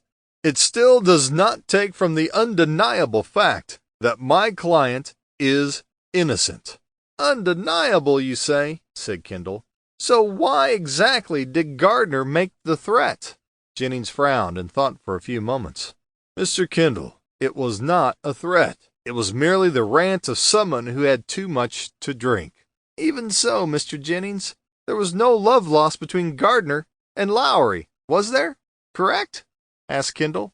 No, there wasn't, Jennings agreed. Gardner had worked for Lowry for a number of years. Then, a few days before he died, Lowry had told Gardner that he was fired. Fired, repeated Kendall. Do we know why? Yes, we know why, replied Jennings. However, for the time being, I'll keep that to myself if you don't mind. Kendall looked puzzled. I don't like secrets, especially if they could have a bearing on a case. I appreciate that, Mr. Kendall, but I would still prefer to say nothing. That is, until you have agreed to take on the case. Kendall shook his head. Let me get this straight. Gardner has been sacked. He threatens Lowry, and a few short days later, Lowry is found dead. Is that about it? Jennings looked at Kendall. My client, Martin Gardner, is innocent, he said. He goes to trial in a little over 4 months' time. I would like your help in proving his innocence. If I remember correctly, wasn't he seen by someone? The reception guy at Lowry's apartment, wasn't it? Said Kendall. Mr. Gardner does not deny that he was at the apartment, but he insists that he left Mr. Lowry just after 4:30 and he was alive at that time. He can prove that, no doubt, said Kendall. He went to a bar close by, Jennings continued. The Black Orchid, I believe. It's on Tredegar, at the corner of... I know where it is, Kendall interrupted. And it's the Blue Orchid. Jennings smiled and nodded. I do believe that you are correct, Mr. Kendall. It was indeed the Blue Orchid. So, that's his story then. That's correct, agreed Jennings. He says that he arrived there at about 20 minutes to 5 and stayed until about 6. Well, he would say that, wouldn't he? Replied Kendall, unconvinced. Of course, he can verify it, I imagine. No, I'm afraid not, said Jennings. Kendall shook his head. Thought not, he replied, heaving a sigh. I'm sorry, Mr. Jennings.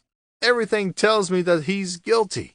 I'm afraid it's a waste of time. More importantly, it's a waste of my time. Accept it.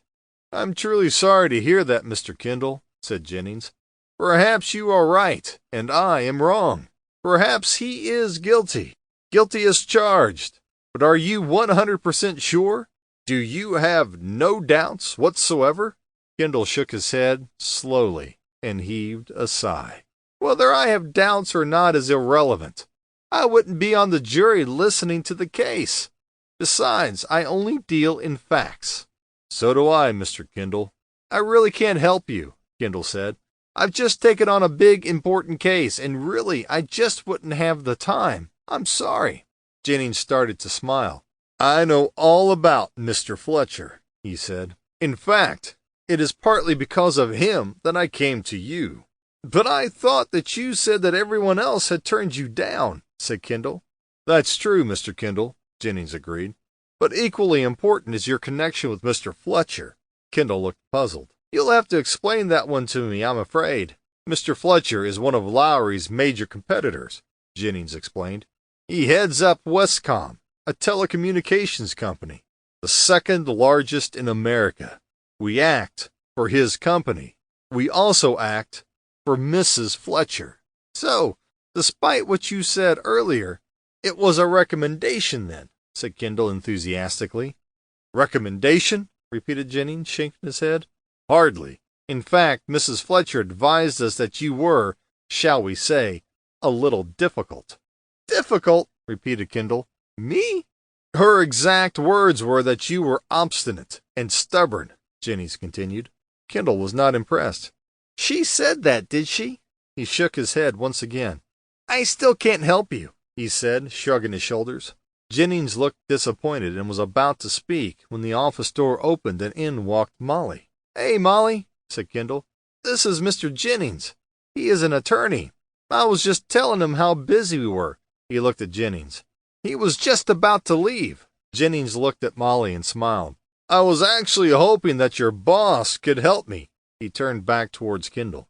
"I appreciate that you must be a very busy man, but I would certainly appreciate it if you could just give it a glance, while you're waiting for the other case to start." Kendall shook his head. "I'm sorry, I can't help you." "I'm willing to pay $200 a day plus expenses," said Jennings. He shook his head. "But if you really don't have the time, then there's not much more to say." "We'll take it," said Molly. "And he's not my boss. He's my business partner. And our fees are $250 per day, plus expenses." "That's another thing Miss Fletcher mentioned," said Jennings.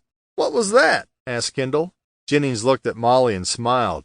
"She said that if I could actually get the ear of the young lady, then I would be all right." Chapter 18. We'll Take It. "We'll take it," said Kendall mockingly. "Just like that, another decision. Getting to be a bit of a habit, isn't it? So now we have the old missing husband who is just having a few days away from his nagging wife, and now the murderer who claims to be innocent, who is guilty as they come." "Don't forget the surveillance job, will you?" said Molly. He shook his head. "I hadn't forgotten," Kendall replied. "Perhaps I should just leave. Take up golf, maybe. Let you run the whole thing." Molly looked at him and raised her eyebrow. She smiled. "Maybe later. We'll talk about that. In the meantime, we have a lot of work to do." Kendall shook his head and grunted loudly. "You don't even know what this Gardner case is all about." Molly smiled and placed a newspaper on the desk. It was all there on the front page. She looked at Kendall and nodded. "He's innocent, she said. Kendall shook his head and took a deep breath. "You know that for a fact, do you?" he said.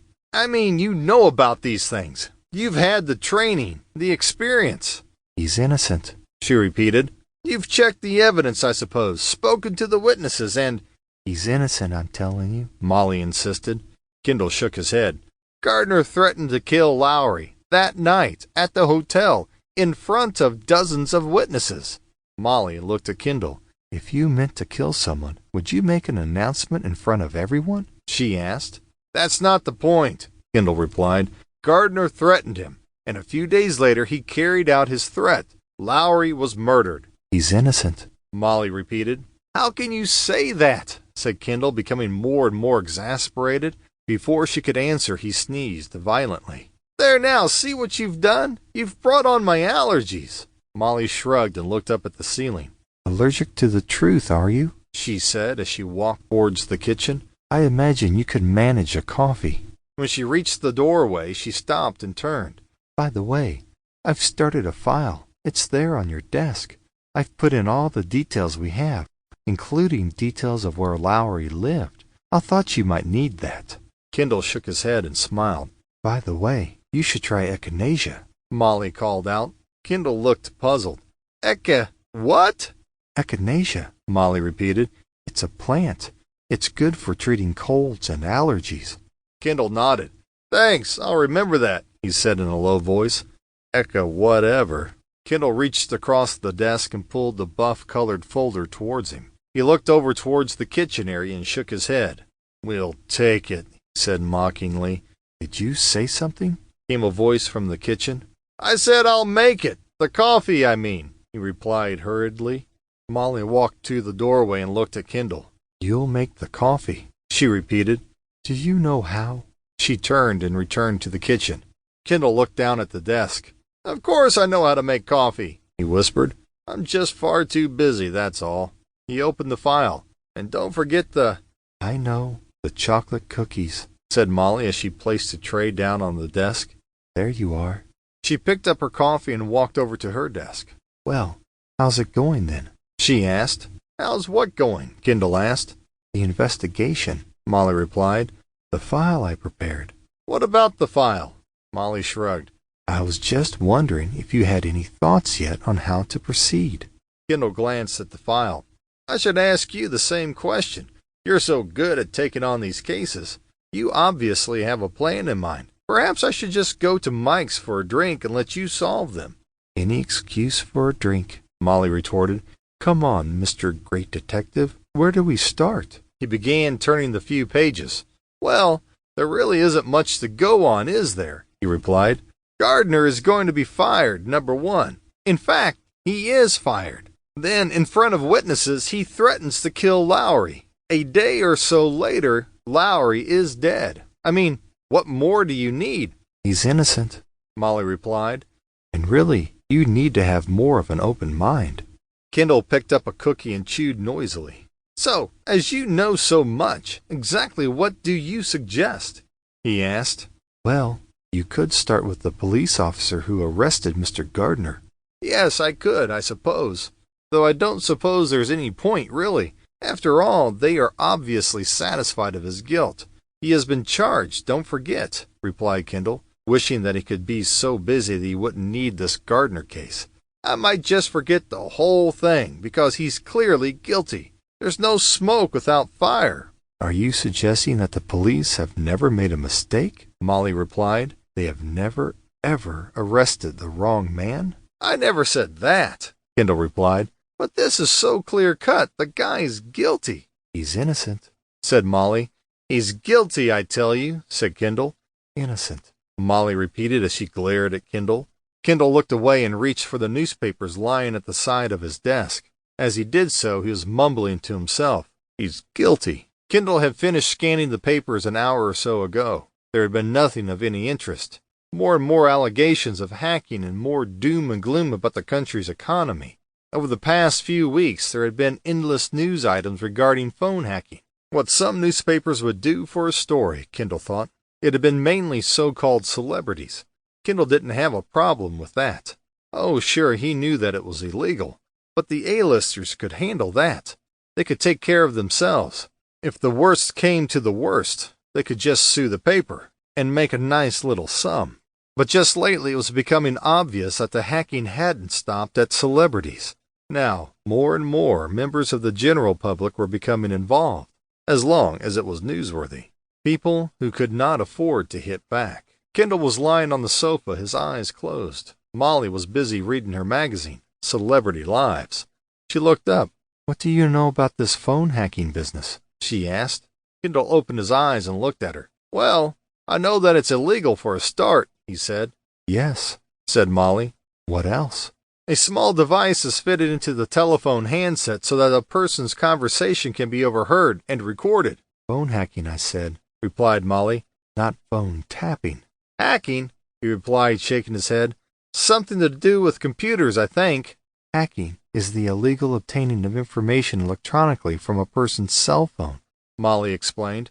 Kendall was suitably impressed. "How do you know that?" he asked. Molly looked up from the magazine she was reading and smiled. It says so right here in this magazine. Kendall sighed and a frown spread across his forehead. What kind of information? He asked. Information such as messages sent or received. Molly started to read once again. Text messages or verbal. Contact details. Phone numbers. Possibly even passwords. Kendall nodded. Interesting, up to a point, he said. But why tell me? So now Troy Donahue says that his phone has been hacked. Kendall looked at her. Pardon me? I said, Troy Donahue has had his phone hacked. Molly explained. Yesterday it was his girlfriend Cindy Lawson. Today it's him. Kendall looked puzzled. What on earth was she talking about? It sounded like a foreign language. Who or what exactly is Troy What's-His-Name and Cindy Lou? Lawson, Molly corrected. It's Cindy Lawson. All right, so it's Lawson, said Kendall. Who are they? Molly shook her head and sighed. They are only the hottest property in Hollywood at the present time. He is in line for an Oscar for Times Lost, and she is to play the lead in the... So what's all this about them having their phones hacked? Kendall interrupted. Molly nodded her head.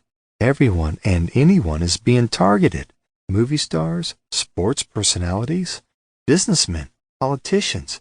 It says so right here, and recently a young boy, Peter Jobson. She paused for a moment, puzzled. Whoever he is. Was, said Kendall almost in a whisper.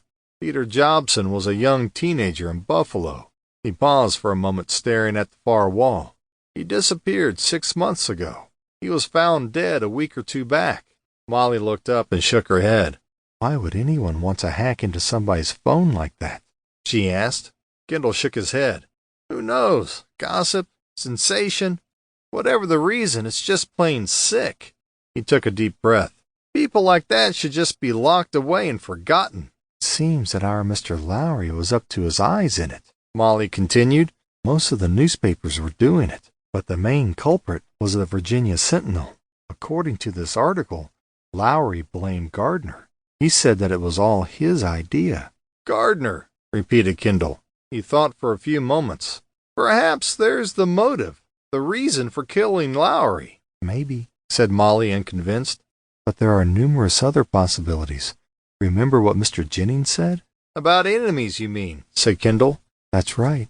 I imagine Lowry had lots of enemies, said Molly. Maybe something to do with all this hacking. Kendall looked at her. Are you seriously suggesting that hacking could be a motive for murder? He asked. Molly shook her head. No, I'm not suggesting that at all. Well, what then? Said Kendall. I think he was murdered because he found something out and was blackmailing someone. I guess that's possible, agreed Kendall. She smiled at him and looked back at the magazine.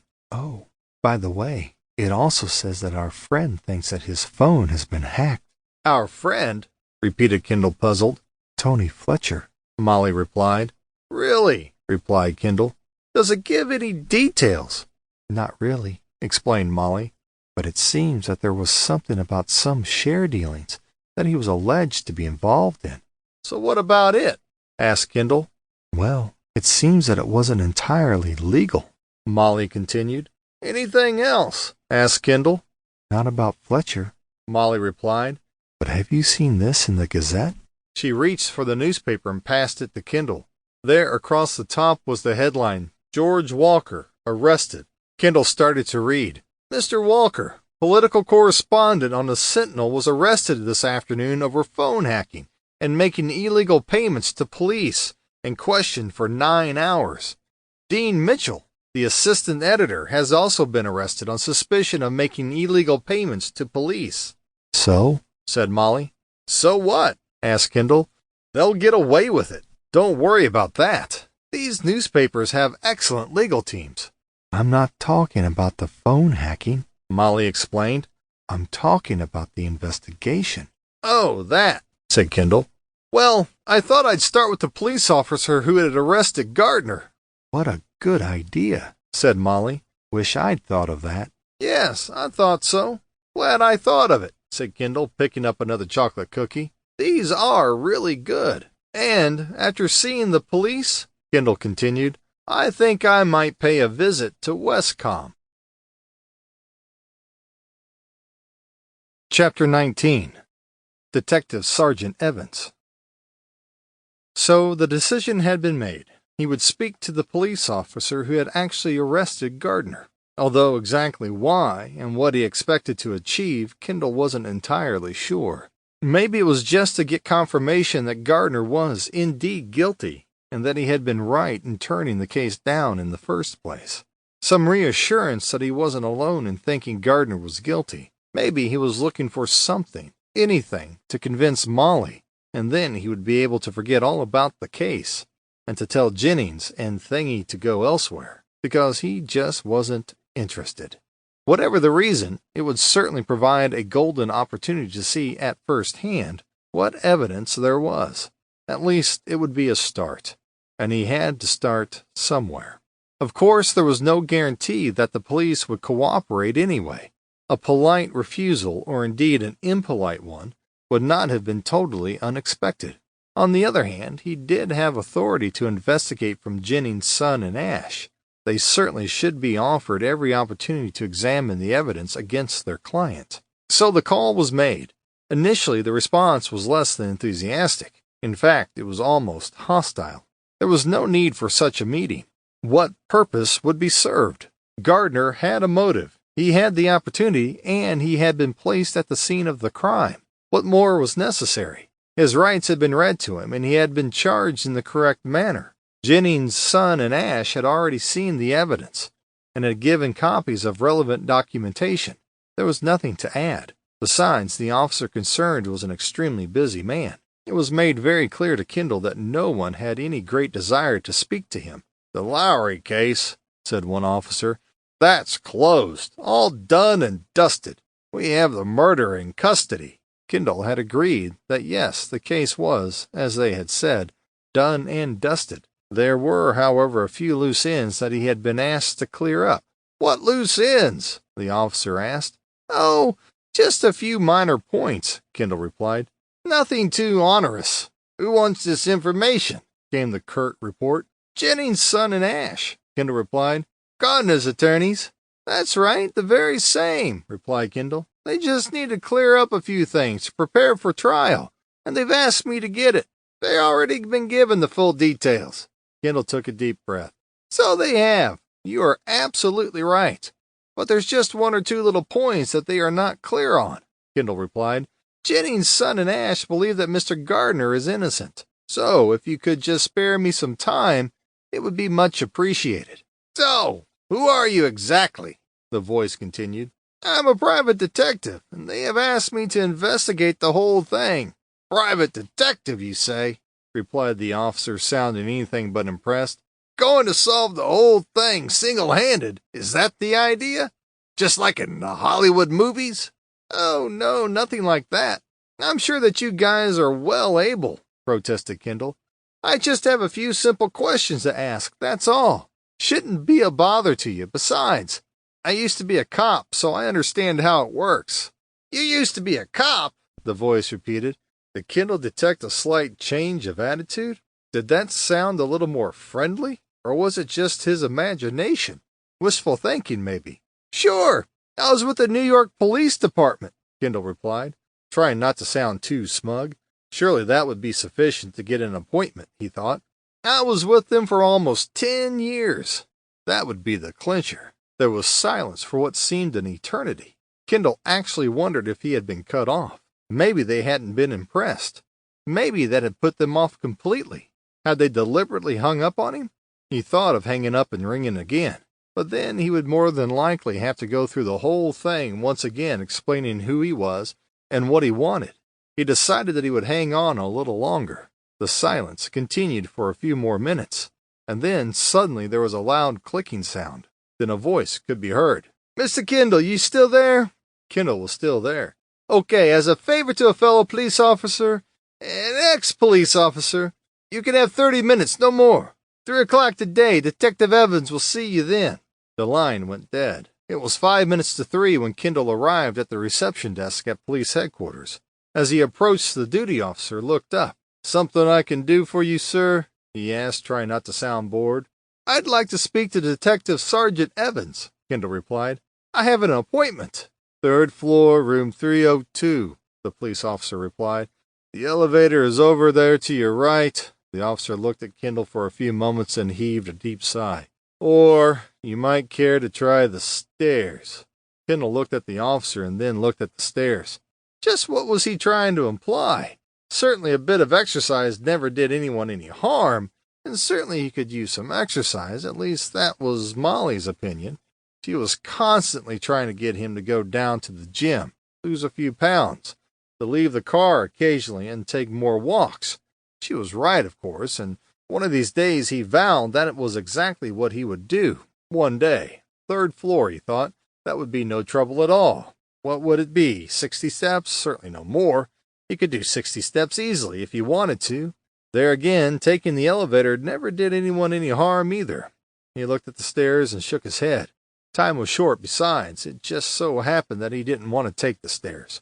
Not today. Perhaps another time. He took the elevator. 2 minutes later he arrived on the third floor. Room 302 was directly opposite the elevator. He walked over and opened the door. "Can I help you?" asked an officer sitting close to the door. "I've come to see Detective Evans," Kendall replied. "Can you tell me what it's about?" the officer asked. "The Lowry case," replied Kendall. "Is he expecting you?" "Oh, yes, he's expecting me," replied Kendall. The officer glanced across the room. "There's Detective Evans, over in the corner, propping up the coffee machine." Kendall thanked the officer and made his way across the room. "Detective Evans?" he asked as he approached the coffee machine. The police officer looked up. "I'm Evans, and you must be Cantwell." He looked at his watch. "At least you're punctual. That's something. Now, exactly what can I do for you?" Kendall smiled.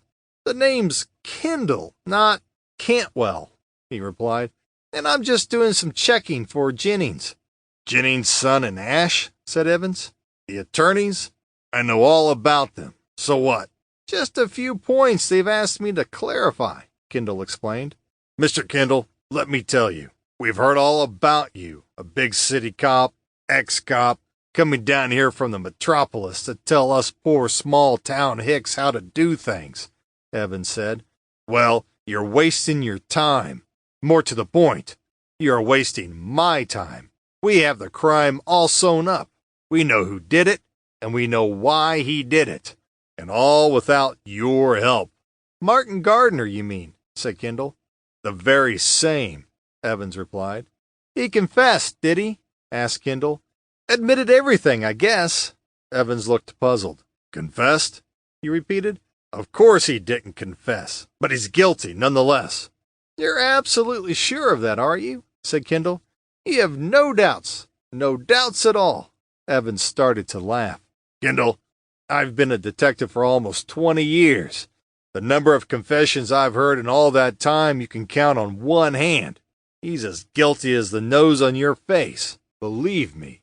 Kendall nodded. "You know, I'm sure that you're right. No question about it. In all my days at the department, I've never had one confession. In fact, I've never ever arrested a guilty person. You know what I mean?" Evans nodded. He knew what Kendall meant. "They all protested their innocence. It wasn't me. I was nowhere near the place. It was 2 other guys. You know how it goes." Evans nodded once again. "Absolutely," he replied. "So, you know exactly what I'm saying." Kendall heaved a deep sigh. "Sure I do," he replied. "But you know, just for the record, after all this guy Jennings is insisting, I mean, what should I do? What would you do?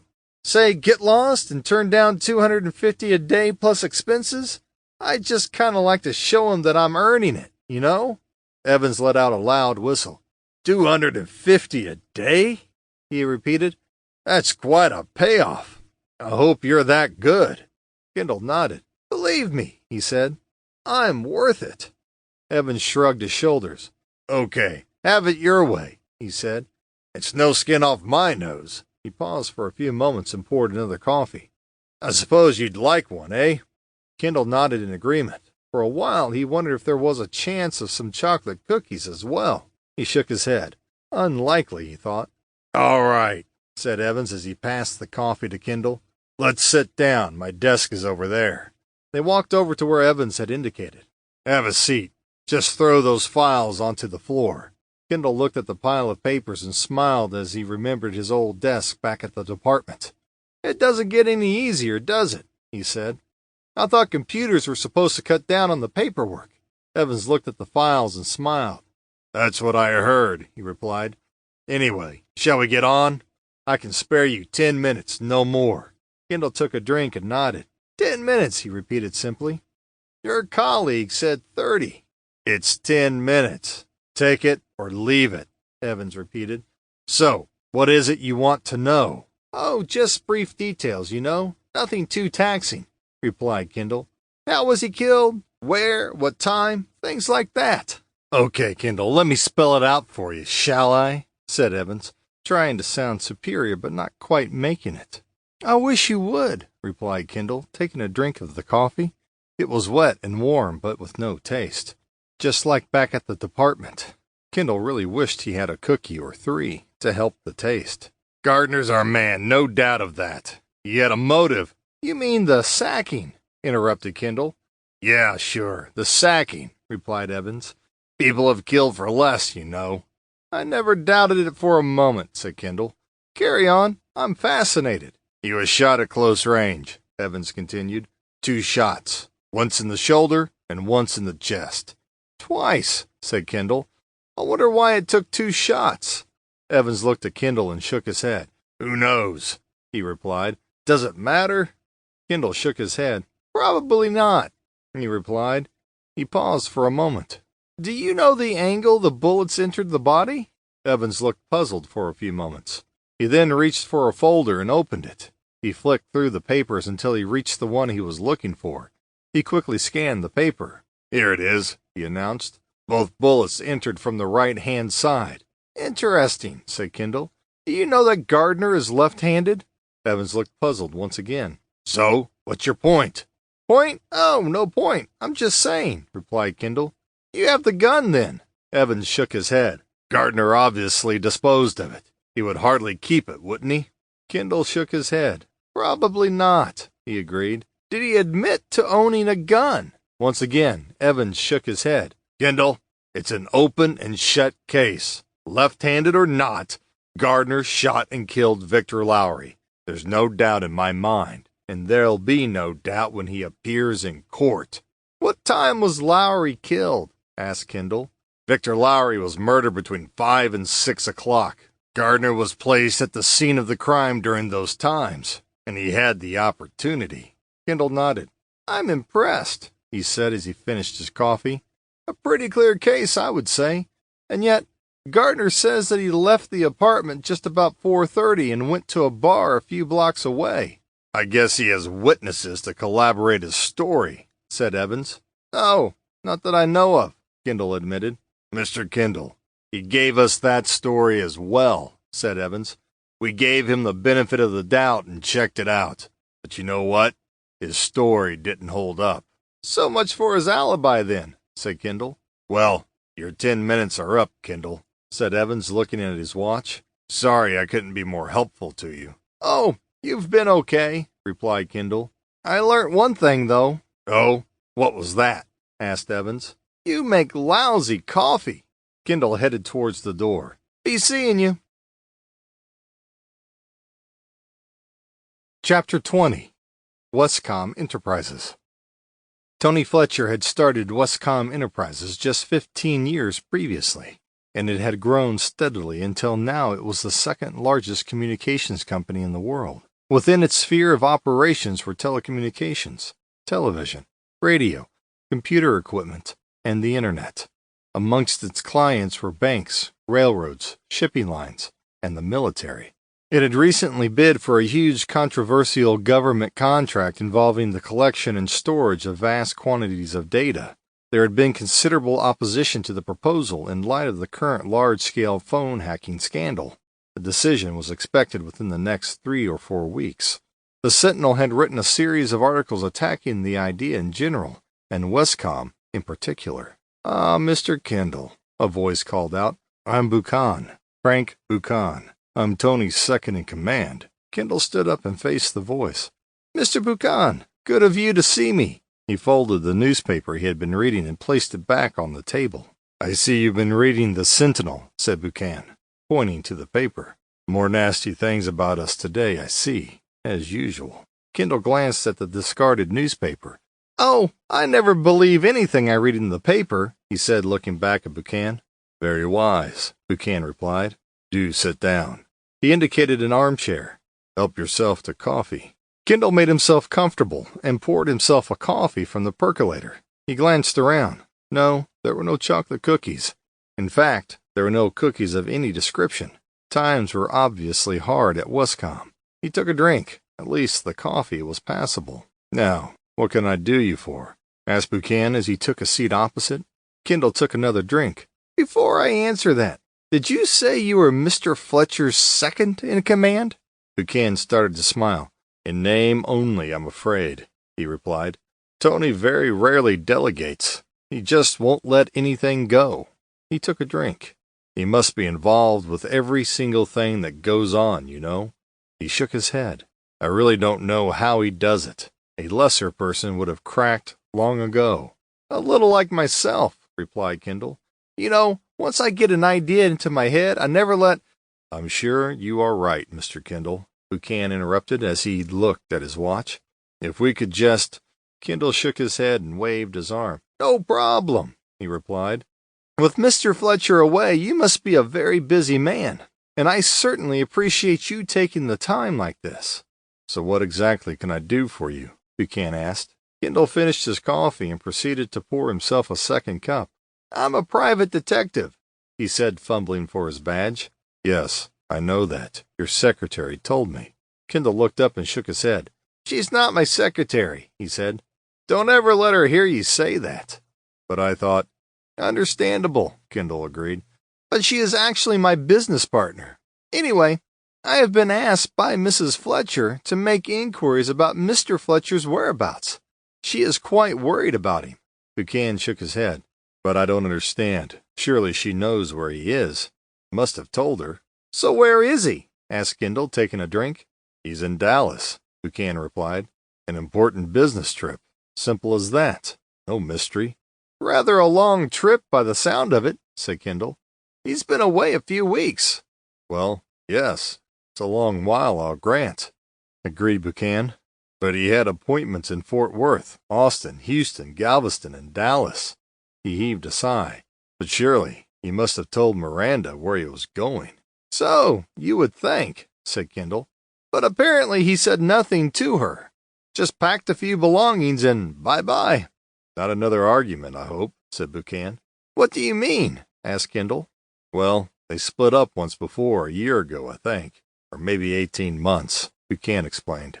What it was all about, I'll never know. But he left home and was gone about a week. Kendall shook his head. According to Miss Fletcher, it's nothing like that. Not this time. Well, he's in Texas right now, and that's that. Glad I could help. Kendall heaved a sigh. And yet, why am I not convinced? He asked. Go on, Mr. Kendall, said Buchanan, puzzled. I'm listening. Have you any proof that he is in Texas? Kendall asked. Buchanan thought for a few moments. Well, I have confirmation of the hotel bookings, he replied. I needed those for tax purposes. Kendall nodded. That was perfectly understandable, and yet was still not proof that the rooms had been used. Anything else? He rang me to say he had arrived in Fort Worth and that it was raining heavily. Kendall shook his head. Still no proof, he said. You could have received that call from anywhere. Well, I guess that's true, Buchanan agreed. But why all the secrecy? That's a good question, Mr. Buchanan. Sadly, I don't have the answer. But you do have something, said Buchanan. Something that makes you doubt that he did go away.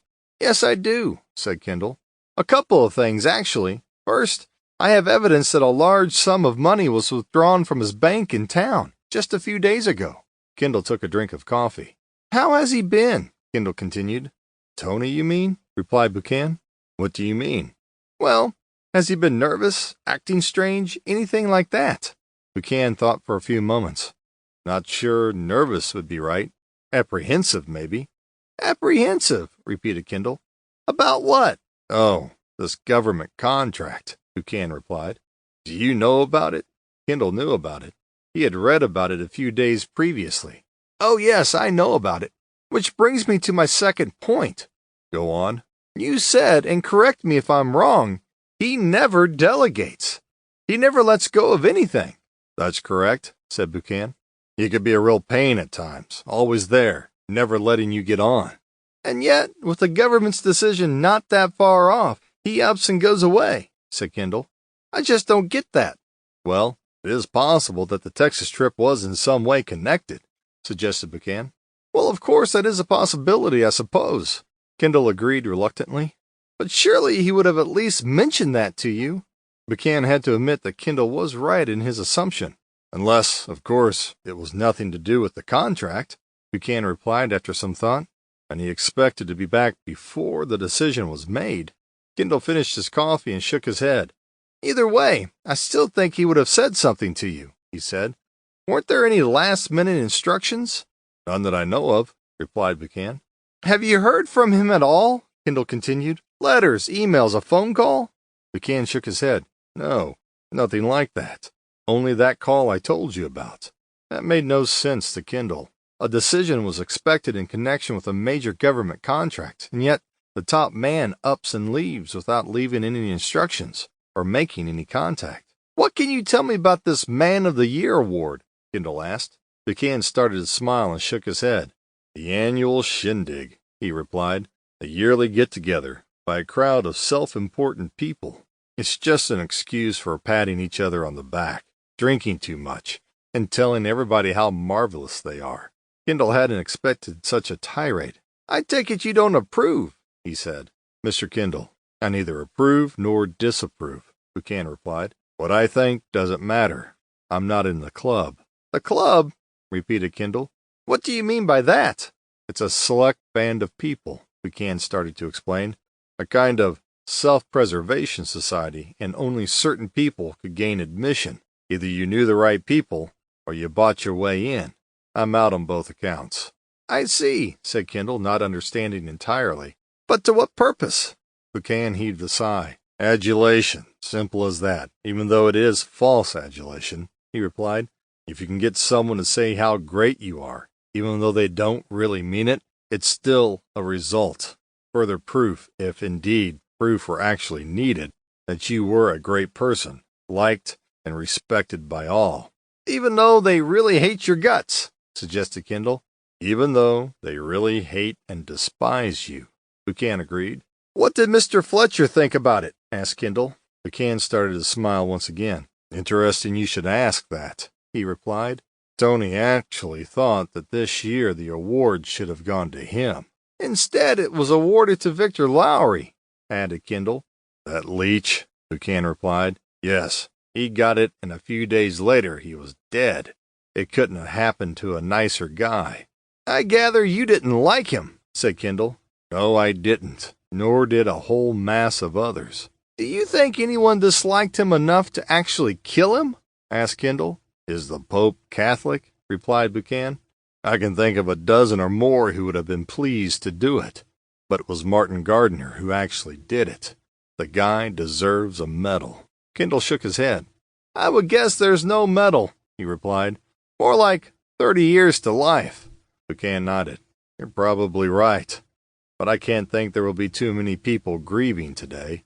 Including Mr. Fletcher? Buchanan nodded. Most definitely, Buchanan replied. There was certainly no love lost between those two. Do you know why? Asked Kendall. Buchanan shook his head. It goes way back, long before I joined Westcom, he replied. What precisely happened, though, I don't know. Some business venture, I would guess. One last question, Mr. Buchanan, said Kendall. Go on. You said that Tony Fletcher was actually expecting to receive the award this year. That's correct, said Buchanan. As we know, he didn't get it. It went to Lowry, replied Kendall. So, what's your question? I was just wondering, in the circumstances, would he have actually attended the evening? Buchanan nodded. No question. Of course he would, he replied. He would have to, even more so. Not to attend would have been unthinkable. An hour later, he was back at his office. 20 minutes later, he had told Molly everything he had found out. So, no one knew him at the bar. No one saw him, said Molly. Correct, said Kendall. Some alibi. Was he wasting his time? It all seemed so clear-cut. Everything pointed to the guy's guilt. The police had it all sewn up and had no doubt whatsoever. He must have done it, he announced to no one in particular. Molly looked up from her magazine. If you say so, she replied. I said he must have done. I know what you said, replied Molly. If you think so. Kendall looked over at Molly, a frown slowly spreading across his face. I said that he was guilty. I heard you the first time, replied Molly as she slowly turned the page of her magazine. What? No argument then? Said Kendall, bewildered. No strong protest that he's innocent? Molly looked up from her magazine. She looked at Kendall and shook her head. No argument, she replied, turning back to the article she was reading. It's odd, though, don't you think? Kendall looked at her. What's odd? He asked. She closed her magazine and looked at Kendall. Why was Lowry at home that day? The day he was murdered. Go on, I'm listening, said Kendall. Normally, he would have been at his office during the week, wouldn't he? Molly continued. I mean, a busy man like that? He doesn't strike me as the kind of man who would take a day off. I'm still listening, said Kendall. But that day, he was home. Why? Molly continued. How would the murderer have known that he would have been at home, anyway? Kendall thought for a few moments. Perhaps he made an appointment, he suggested. Molly shook her head. Possible, I suppose. But if he had, that must rule out Gardner. Lowry would hardly have made an appointment with him after that outburst at the hotel. Agreed, said Kendall. That makes sense. Molly smiled. She felt pleased with herself. And it seems to me that if such an appointment was made, and we find out who it was with, then... That's the murderer, said Kendall. A visit to the Sentinel might prove useful. Might indeed, said Molly.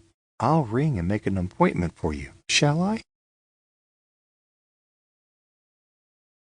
Chapter 21. Tony Fletcher. Former Sentinel editor Colin Masters and the paper's former legal manager, James Crowther, appeared before the Warwick Inquiry today. Mr. Masters has testified that Victor Lowry must have known that hacking was widespread, and most likely gave the instructions for it to be carried out. Kendall pushed the newspaper to one side. What did I tell you? He announced to no one in particular. Molly looked up and shrugged her shoulders. I imagine you intend explaining that statement further, she said. Kendall looked over and tapped the newspaper. It's all there, in black and white, he replied. I said it long ago. Said what? Asked Molly, becoming impatient and trying hard not to sound bored. About Lowry, Kendall started to explain. He knew all about the... Kendall was interrupted by a loud knocking on the door. Come in, he called out. The door opened. Mr. Kendall, a voice said, I'm Tony Fletcher. I understand that you are looking for me. Kendall looked up from his desk. Well, this is quite a surprise, I have to say. A welcome one, but a surprise nonetheless. To be absolutely accurate, it is your wife who is looking for you. Kendall started to explain. He looked over at Molly and shrugged his shoulders. She came to see us a few days ago. It seems like my job is finished. He reached for the telephone. Let me give her a call and tell her the good news. Fletcher shook his head. He reached across and placed his hand on the handset and pressed down, cutting the dial tone. Mr. Kendall, don't make that call. Kendall looked at Fletcher and frowned.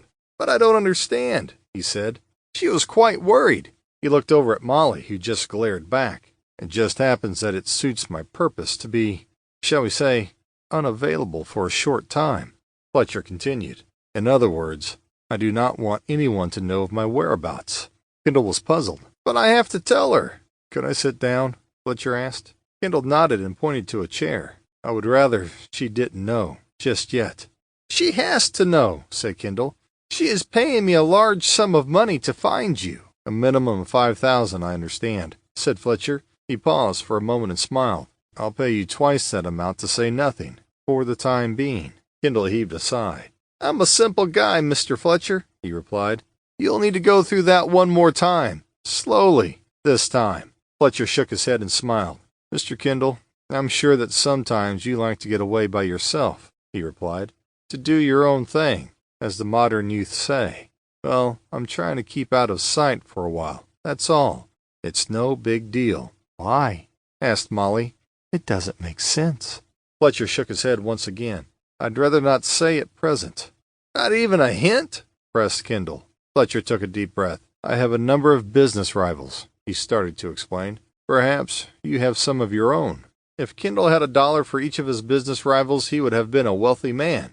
He said nothing. Anyway, it just suits my purpose at the present time to keep out of sight, Fletcher continued.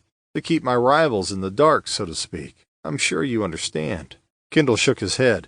No, I'm afraid I don't understand, he replied. Can you give me any more details? Not right now, Fletcher replied. He looked at Kendall. What do you say? Kendall heaved a sigh. Mr. Fletcher, would I be right in saying that you are being blackmailed? Now it was Fletcher's turn to look puzzled. Whatever gave you that idea? He asked. I've been looking through your bank statements, Kendall replied. He looked at Molly. We've been looking through your bank statements. Fletcher looked at Kendall, indignant. I didn't think you could do that, Mr. Kendall, he said. I thought that kind of thing was illegal. Kendall smiled and nodded.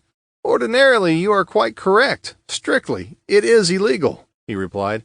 But I pulled a few strings. He paused for a moment. I still have a few friends, you know, he continued. Besides, you are a client of mine. But what's more important, there is another client who is paying me to find you. My wife, you mean? Kendall said nothing but merely nodded. She gave you permission? Fletcher asked. That's right, said Kendall. She gave permission. Oh, I see, said Fletcher. All right, so you've been checking into my finances. So tell me, what did you find? And what's all this about blackmail? Kendall shrugged. It's nothing definite, he replied. He opened the top drawer of his desk and took out a folder. He placed it on the desk and opened it. The bank was very helpful, he continued. They gave me copies of your statements going back 6 months. They are all here. He took hold of the top sheet and passed it to Fletcher. I noticed that in the last month or so there have been some rather large withdrawals on a fairly regular basis. He reached across and pointed to one of the entries. See, that one there and that one a few days before. Fletcher looked at the entries for a few moments. He then looked back at Kendall. I see them, Mr. Kendall. Well, can you tell me something about them? He asked. Fletcher hesitated for a few moments. Mr. Kendall, I feel that I owe you some kind of explanation after all. Kendall smiled. Oh, no, you don't owe me a thing.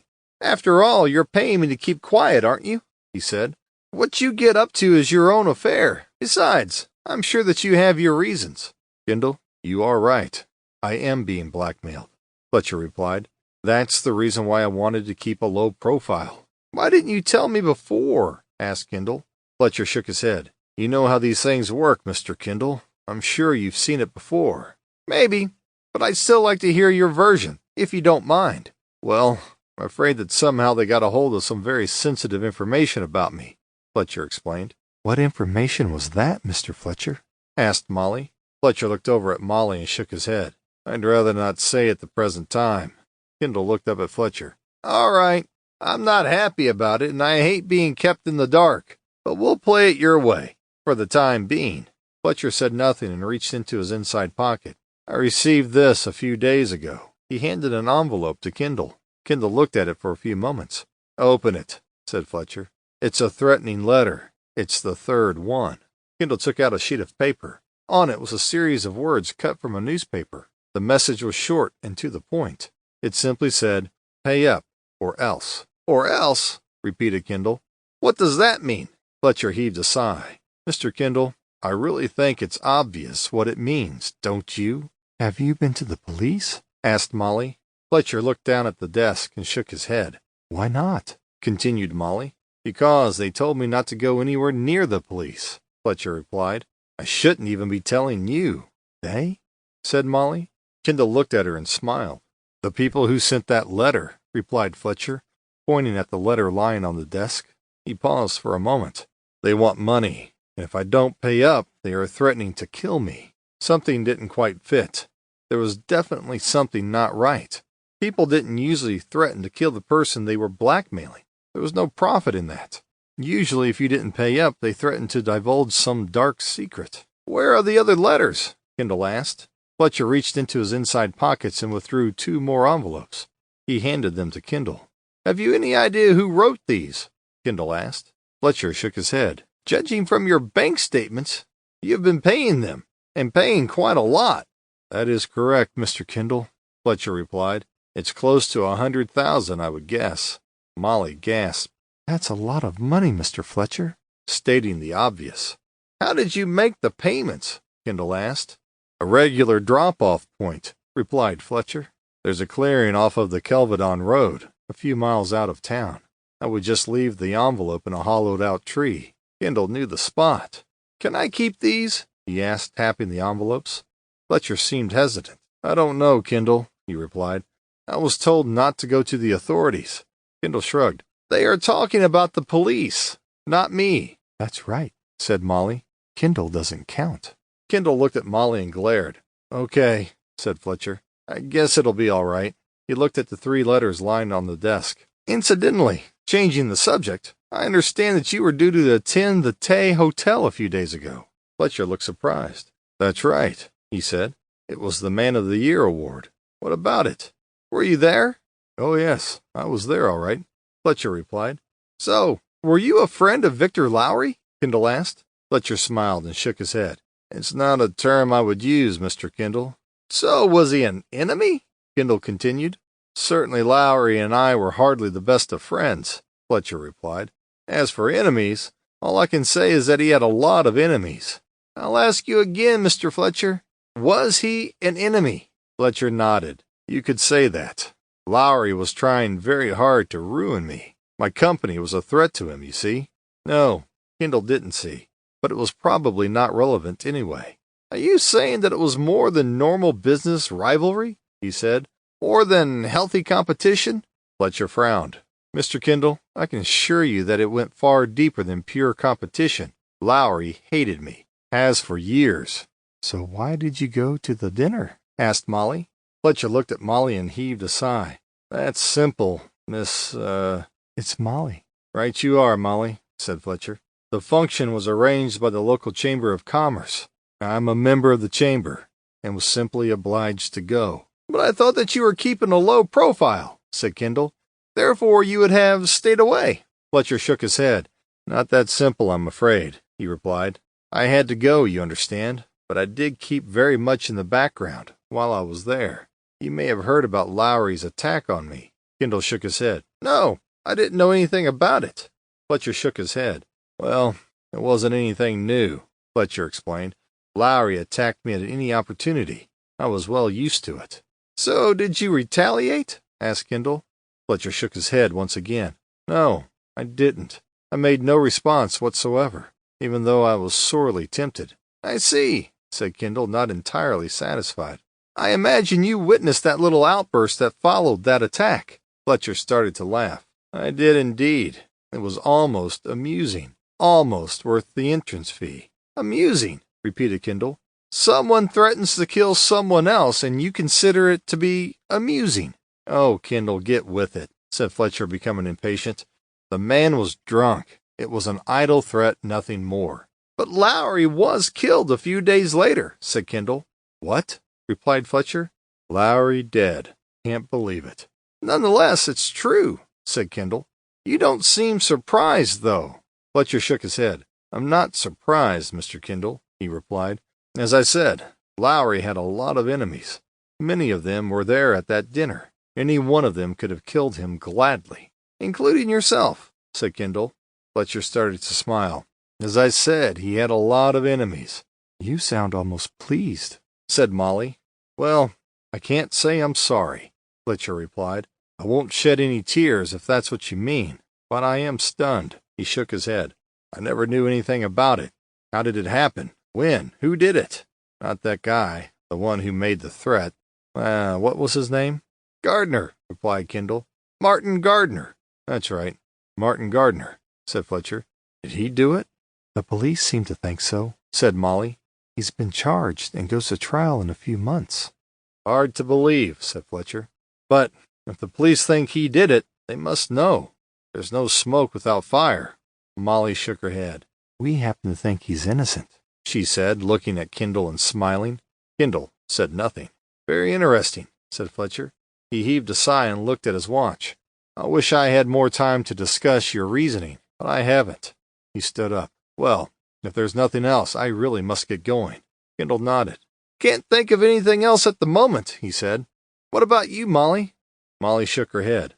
Kendall looked at Fletcher and held up the envelopes. I'll check these out, he said, and get back to you as soon as I can. Where can I reach you? Fletcher shook his head. I don't know where I'll be, he replied. He paused for a few moments. I'll contact you in a few days' time. Kendall heaved a sigh. Well, I have to say that I'm not happy about all this secrecy, but you're the boss, I guess. That's right, said Fletcher. I'm the boss. I'll speak to you in a few days. With that, he turned and hurried out of the office. So what did you think of that little performance, then? Asked Kendall after Fletcher had left. Molly looked up puzzled. Performance? She repeated. What do you mean? That performance, Kendall replied, pointing to the door and shrugging his shoulders. There's something very odd going on. I'm not sure what. What's the problem? Asked Molly. Kendall looked at her for a few moments. If you were being blackmailed and you had been told not to tell the police, would you tell everything to someone like me? Molly shook her head. Maybe not, but... And if you wanted to lie low and keep quiet about something, would you be carrying those letters around with you? Kendall continued. Well, I might if I didn't want anyone else to see them, Molly suggested. Kendall shook his head. I don't go along with that. I think Fletcher wanted me to see them. Why would he want that? Asked Molly. Kendall shook his head. No idea, he replied. So, why did you agree to keep quiet? Molly asked. Why not contact Mrs. Fletcher and tell her the news?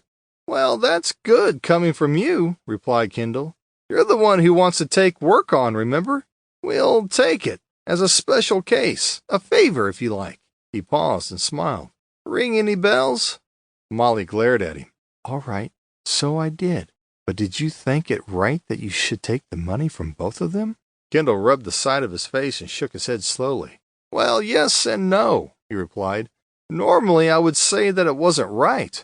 But there's something going on here, and the arrangement seems to suit one or both of them. He paused. I'm curious. I want to see what it's all about. Until I know more, a lot more, I'll continue to take their money for as long as they want to pay it. Well, it doesn't seem right to me, said Molly. Kendall shook his head. Fletcher knows the score. He's over 21. He is fully aware of what is happening, he replied. It doesn't seem to bother him, does it? So it doesn't bother me. I want to know exactly what is going on. That's all. Molly wasn't entirely convinced. I guess you know what you're doing, she replied. Kendall smiled and shook his head. Did he know what he was doing? Nothing more than a hunch, I'm afraid, he admitted. Now it was Molly's turn to smile. Thought so, she replied. I'll make some coffee then, shall I? Good idea, Kendall replied as he reached down and opened the top drawer of his desk. And some... I know, Molly called back. Kendall took out one of the 3 envelopes and placed them on the desk in front of him. I should get these checked for prints, he announced. Sorry, what did you say? Molly asked, returning with the coffee. I said they should be checked for prints, Kendall explained. It's a long shot, but you never know. He gathered up the documents and handed them to Molly. Send them to Alan at the department. Get him to run a check and get back to me as soon as he can. Chapter 22. The Sentinel Offices. Molly had managed to arrange an appointment for later that day with Raymond Dixon, the editor of the Sentinel. He had been reluctant at first, and saw no reason for such a meeting. The police had investigated Lowry's death thoroughly, and they had a suspect in custody. The trial had been set for a couple of months' time, so what was there to discuss? Molly had explained that there were doubts being expressed about the guilt of the suspect, and that certain points needed further clarification. 2 o'clock, Dixon had agreed. I can spare you 30 minutes, no more. It was just a few minutes before 2 o'clock when Kendall arrived at the offices of the Virginia Sentinel. He was shown into a reception area. I'm Julie, said a smart young lady.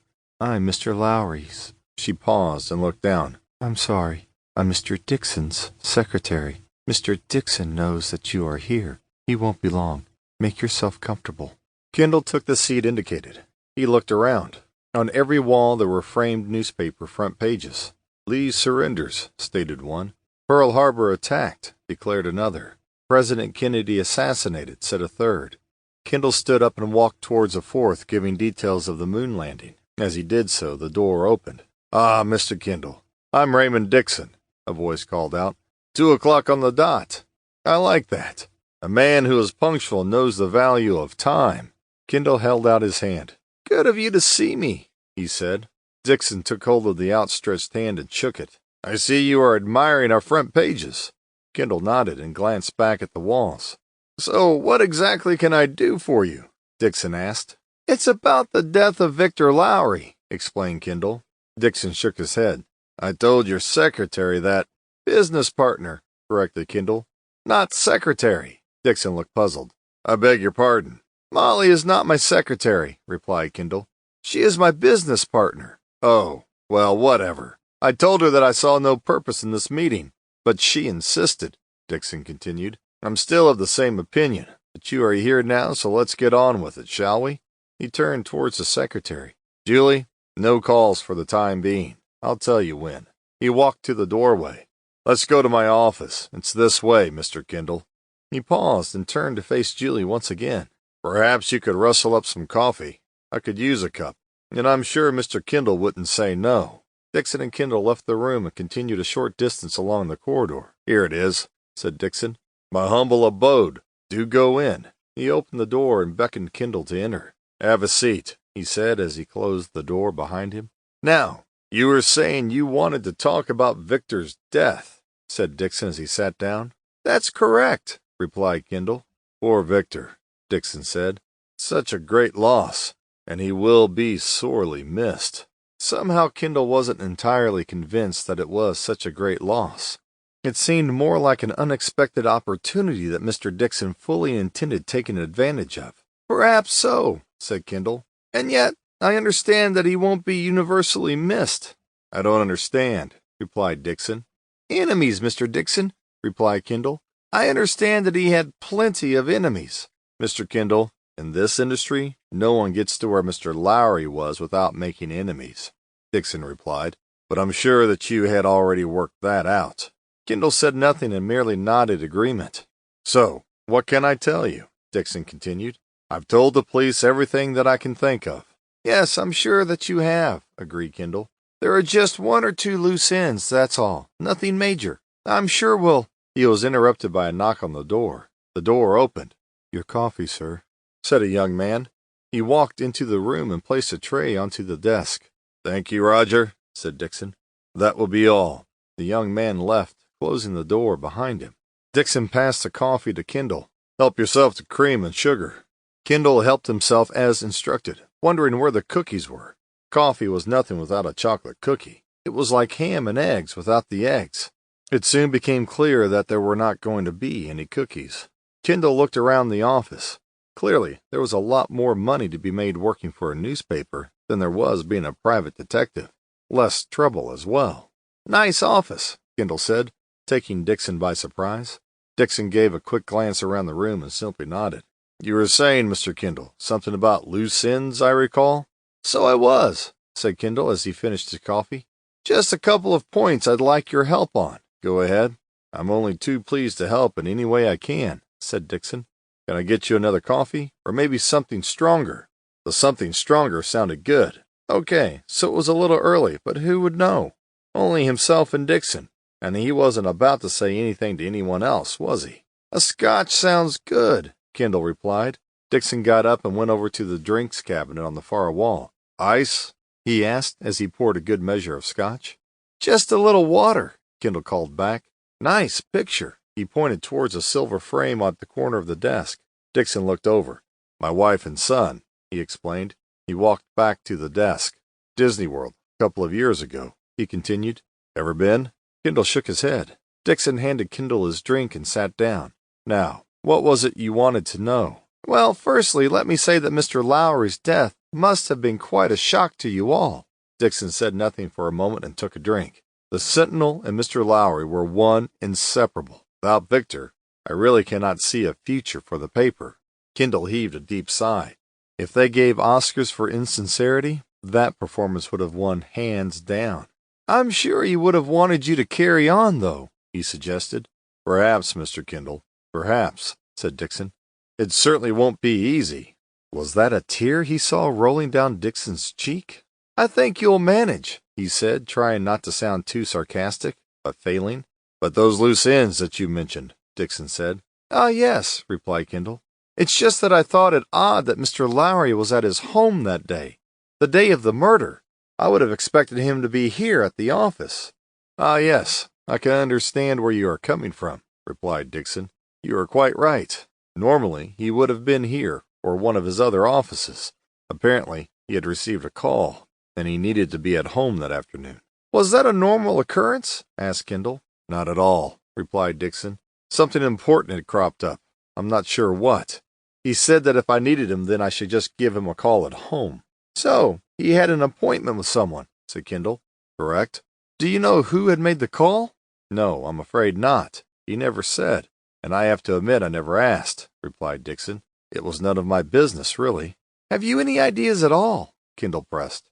Well, in light of what happened, I had imagined that it had all actually been planned, and that it was the murderer who had made the call, Dixon replied. Martin Gardner. Martin Gardner, repeated Kendall.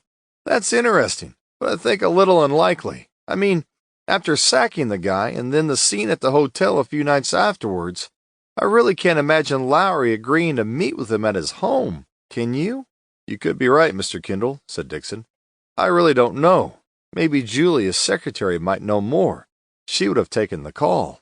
Maybe, replied Kendall, far from convinced. There's one other thing. Go on, said Dixon. It's about Martin Gardner as it happens, Kendall continued. I wondered if you knew why he had been sacked. No, I'm afraid not, replied Dixon. Something between Gardner and Victor, I'd imagine. He never told me anything about it. It must have been something quite serious, I imagine, suggested Kendall. Certainly it must have been serious, replied Dixon. Victor was a hard taskmaster, but he was fair. He would never dismiss anyone unless there was a good reason. I see, replied Kendall. What about the scene at the hotel? Were you there? Dixon started to smile. Oh, yes, I was there. A very entertaining evening, if you know what I mean. Kendall didn't know precisely, but he had an idea. What did you think about Gardner's little outburst? Dixon took a drink and began to smile. Surprised, he replied. Yes, that's the word for it. In fact, for a while I thought it was all some kind of joke, you know? A wind-up. It was so unlike him. Martin was normally such a quiet person. He got on with his job and was never any trouble. Obviously, he was upset about being sacked, but he had clearly been drinking. So, do you think he meant it when he threatened to kill Lowry? Dixon hesitated for a moment. Well, I didn't at the time. I thought it was just the ranting of a man who had too much to drink, but later events proved me wrong. Well, it just so happens that he denies the murder, explained Kendall. Oh, I see, said Dixon. But I thought that the police had it all wrapped up. Kendall nodded. It certainly seems that way, but I've been asked to investigate. So how's it going? Early days yet, replied Kendall. But there are a couple of things that don't quite add up. Lowry began at home being one, I gather, replied Dixon. That certainly, replied Kendall. And Gardner's insistence that Lowry was still alive when he left the apartment. Very interesting, Mr. Kendall, but I'm afraid I really should get on. Was there anything else? Oh, yes, of course. I shan't keep you, said Kendall as he stood up. There's just one other thing, though. Nothing to do with Mr. Lowry's death. What is it? Well, I was just wondering about this phone hacking, Kendall said. I wonder what your take on it was. That's quite simple, Mr. Kendall, said Dixon. The Sentinel and I personally are very much opposed to it. He paused for a moment. He stood up and walked to a small table near to the door. He picked up a newspaper and returned to his seat. He handed the paper to Kendall. Here we are, he said. Today's edition. Take a look. We are running a 4-page feature on the whole matter of phone hacking, and the press, our opposition to it, our view of those who use such practices, and our welcome to the inquiry. Kendall started to turn the pages. Take it with you, Dixon said. I'm sorry, but I really must get on. Dixon walked to the door and opened it, waiting for Kendall to leave. As Kendall returned to the reception area, Julie was on the telephone. She looked up. Covering the handset, she said that she wouldn't be too long and for him to take a seat. Kendall sat down and opened up the day's issue of the Sentinel that Dixon had given him. The headline was more on the usual phone hacking scandal. Kendall turned to the inside pages. It was no better. There was the 4-page feature Dixon had mentioned, a nice piece of journalism stating how disgraceful the whole business was, and how the Sentinel would not condone such behavior, and how it welcomed the promised inquiry. And if you believe that, you would believe anything. He refolded the newspaper and placed it onto a side table. I'll certainly get him to call you. Julie replaced the handset and turned to face Kendall. Now, Mr. Kendall, what can I do for you? Well, a double scotch would have been a good starting point, or maybe a cup of coffee, but it seemed that neither would be forthcoming. I understand that Mr. Lowry received a call a few days before his death. Mr. Lowry received numerous calls, Mr. Kendall, Julie replied. Could you be a little more precise? Kendall nodded. A guy like Lowry would receive maybe 100 calls a day, naturally. Well, I'm afraid I don't know exactly when the call was made, he explained. But it was as a result of that call that Mr. Lowry took the day off, the day he was killed. I remember the call, Julie replied. She brushed a tear from her eye. Do you remember who made the call? Kendall asked. You know, it was strange, really, because I never recognized the voice at all, Julie said.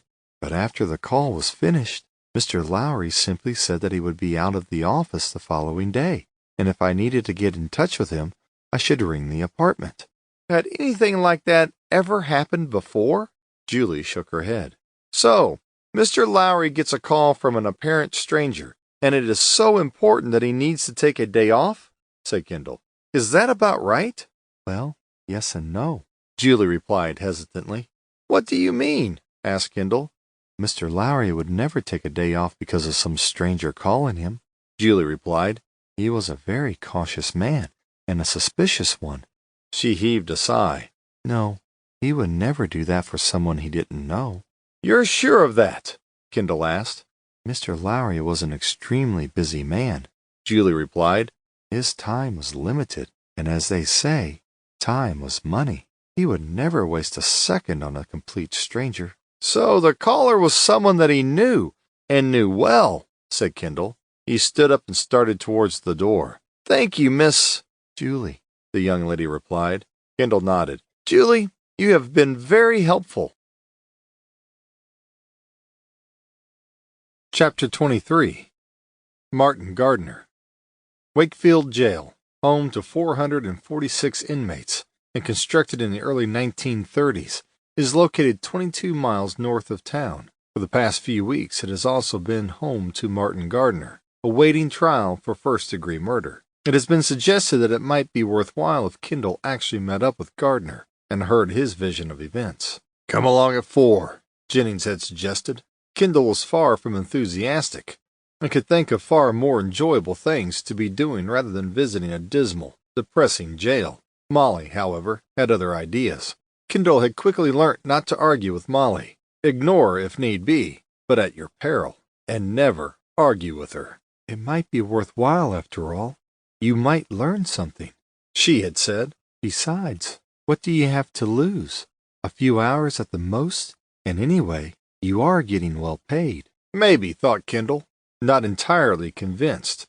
After all, the accused person would hardly incriminate himself. Whatever they said would have very limited value. It was a little after 4 o'clock. Kendall and Molly arrived at the main gates of the prison. They were shown into a small office area, where Mr. Jennings was waiting for them. He stood up as they entered. Good of you to come, he said. Take a seat. Kendall sat down and wondered what, if anything, would be gained. This isn't the normal visiting area, is it? Jennings shook his head. Oh, no. The authorities set aside these facilities for attorneys visiting their clients, he explained. That way they can really have a private conversation. Well, that is private except for the guard at the door. Kendall looked towards the door and waved to the guard. The guard stared back but said nothing. Now, when Gardner comes in, I'll leave you to speak to him alone, Jennings continued. Molly and I will go off to the cafeteria and get a coffee or something. When you've finished, you can join us, and we'll have a talk. A few minutes later, the door opened and Martin Gardner was escorted into the room. Jennings stood up and walked towards him. Martin, this is Tom Kendall, he said, indicating Kendall, who was still seated. He has promised to help you, so just answer his questions the best you can. Gardner looked at Kendall and shook his head. No one can help me, Mr. Jennings, he replied. Please, Martin, Just answer Mr. Kendall's questions, will you? Jennings said, almost pleading, as he looked towards Kendall. Kendall stood up and attempted to smile. You never know, he said. It's worth a try at least. He pointed to a chair. Come on, have a seat and we'll see what we can see, shall we? Gardner shrugged and heaved a sigh. I got nowhere else to go, have I? And nothing else to do, so... He sat down. Jennings and Molly walked to the door. I'll speak with you later, he called out to Gardner, and then he and Molly left the room. Gardner watched as the door closed and the armed guard returned to his position. Gardner then turned and looked at Kendall. So, Mr. Kendall, what shall we? It's Tom, Kendall interrupted. Gardner smiled. Okay, so it is, Tom, he replied. So, Tom, what shall we talk about? Kendall withdrew a notepad from his pocket and started to flick through the pages. He looked at Gardner. You don't mind, do you? He asked. I have to make notes. My memory's not what it used to be. Gardner shrugged. Be my guest. Kendall nodded. Okay, so let's start with the day Victor Lowry died, shall we? I understand that you paid him a visit. Yes, that's right. I was there that day, Gardner replied. So, what time did you arrive? Asked Kendall. Gardner smiled. It was just after 4. You're certain of that? Said Kendall. Absolutely, replied Gardner. How are you so sure? Asked Kendall. I heard that music, on the television. Gardner started to explain. It was coming from the apartment across the hallway. Columbo, the detective. It was just starting. Kendall shook his head. Columbo, he murmured. How these TV detectives managed to solve the most complex crime in a couple of hours was beyond belief. It was totally ridiculous and completely unrealistic. It wasn't like that in real life, he thought. Why were you there? Asked Kendall. Gardner shook his head. I had an appointment. Are you saying that Lowry invited you to his apartment? Said Kendall. He had sent me a note asking me to come around. Simple as that, Gardner replied. Come at 4 o'clock, and we'll discuss things. That's what it said. He sent you a note, replied Kendall incredulously. A bit odd, wouldn't you say? Odd? Repeated Gardner. Why? After your outburst at the hotel a few days before, said Kendall. That's why. Maybe, agreed Gardner. But I just thought that perhaps he'd had second thoughts, so I went to see him. Second thoughts about what? Asked Kendall. Mr. Kendall, a few days before he died, we had a long discussion about phone hacking, Gardner explained. I told him that I wasn't prepared to do it anymore, so he sacked me. You carried out the phone hacking? Asked Kendall. Gardner nodded. Acting on his instructions, yes. I'm ashamed to admit it. He paused for a moment. Oh, I didn't mind hacking the phones of those celebrities. I considered them fair game. They were big enough and ugly enough to look after themselves. Besides, they loved publicity. They couldn't have it both ways. He paused once again. But when it came to ordinary people, especially those who were victims of crime, well, that was another matter. Peter Jobson, for example, suggested Kendall. Peter Jobson, for example, Gardner agreed, shaking his head. Lowry said that it made good news stories. I just thought it was an intrusion into people's private thoughts, their grief, their suffering. He sighed deeply and stared at the ceiling. Go on, Mr. Gardner, Kendall coaxed gently. Gardner looked around. There's not much more to say, really, he replied. I told him that I just didn't see it his way, and I wasn't prepared to do it anymore. So what happened when you arrived at the apartment? Asked Kendall. What did he say? Gardner shrugged his shoulders and gave a cough. Well, that was really odd because he denied all knowledge of sending me a note, replied Gardner. He was fuming. Why on earth would I write to you, he said. As for getting my job back, he wouldn't budge. He just laughed at me, and then he just said that if I wasn't prepared to carry out his instructions, then he didn't need me anymore, and that I was sacked, there and then. He also said that he would see to it that I would never work again. He didn't want to ever see me again, and threatened to call the police. So that's why you were sacked, Kendall said. That sounds like a good motive for murder to me. No, Mr. Kendall, you've got it all wrong, Gardner protested. I tell you I didn't kill him. Sure, I was good and angry. I never murdered Victor Lowry. Kendall shook his head. You said that you would kill him only a few nights before, in front of everyone, at the Man of the Year function. Mr. Kendall, I was mad and drunk. Simple as that. But you did threaten him, didn't you? Said Kendall. Gardner nodded. Yes, I admit it. I threatened him. But it was the drinking doing the talking. I did not kill him. He was alive when I left him. And what time was that? Asked Kendall. Gardner thought for a few moments, then nodded. I'm not sure exactly, but it was about 4:30. A bit earlier, maybe. Lowry didn't exactly welcome me, and I had no intentions of hanging around. After you had killed him, you mean? Suggested Kendall. Gardner thumped the table. I never killed him. Kendall wasn't convinced. Did anyone see you leave? Gardner shook his head. No, I don't think so. But I thought I heard a door opening farther down the corridor, but then I heard it close. So no one saw you leave, Kendall said. Is that about the size of it? Gardner made no reply and simply shook his head once again.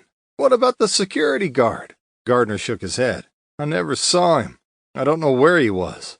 Where did you go after leaving his apartment? Asked Kendall. I walked around for a while, Gardner replied. Not long. How long? Kendall pressed. Gardner shook his head. I don't know. 5 minutes, maybe 10. Then what did you do? Asked Kendall. I dropped into a bar, Gardner replied. The Blue Orchid. It's on Tredegar, and I know where it is, Kendall interrupted. Did you speak to anyone? Only the barkeeper. Kendall nodded. No one else? Gardner nodded. That's right, no one else. And nobody else saw you, said Kendall. That's right. Nobody saw me, Gardner replied angrily. How long did you stay? Asked Kendall. Gardner thought for a few moments. I guess I left at about 6. The news was just coming on the television. Kendall shook his head. This was all a bit too simple, a bit too vague. He wondered exactly how helpful, if at all, it was. So, what was the main news item? He asked. Gardner thought for a while and then started to smile. Phone hacking, he replied. What else? That's all there is these days. Wars are going on and people are dying, and all we are concerned about is phone hacking. Kendall nodded in agreement. He made a note in his pad and heaved a sigh. So, what about this famous note, the one from Lowry? Can I see it? Gardner shook his head. I don't have it anymore. You don't have it anymore? Repeated Kendall in disbelief. You didn't think it important enough to keep? I figured if Lowry hadn't sent it to me, what was the point of keeping it? It meant nothing, did it? Replied Gardner. It wasn't worth keeping. It meant nothing, repeated Kendall. Didn't you wonder if it wasn't from Lowry, then who was it from? And just as important, why did they send it? I just never thought, that's all, replied Gardner as he looked down at the floor. It might have helped your case, said Kendall. As it is, you have a motive. You have been placed at the scene, and you had the opportunity. A jury wouldn't need much more to convict you, I'm afraid. I would guess 20 years to life. Gardner looked up. The blood had drained from his face, and he looked quite ashen. He was alive when I left, I tell you. He thumped the table hard. I did not kill him. You must believe me. You know what, Gardner? In all my years, I've never met anyone who actually confessed to a crime, who was later found to be guilty, said Kendall. And I don't think you are any different. Gardner struck the table once again. Believe what you like, he repeated angrily. I did not kill him. Gardner, let me ask you one more question, said Kendall. Then you can go back to your cell. Go on. Do you know what time Lowry was murdered? Kendall asked. Between 5 and 6, or so I understand, Gardner replied. Correct, said Kendall. As you say, between 5 and 6, just when you happened to be in the bar. That's right, Gardner agreed. Just when I was in the bar, so what's your point? A little convenient, wouldn't you say? Said Kendall sarcastically. Maybe, replied Gardner, but true nonetheless. So you say, Gardner, said Kendall. I'm not convinced. He looked over at the guard.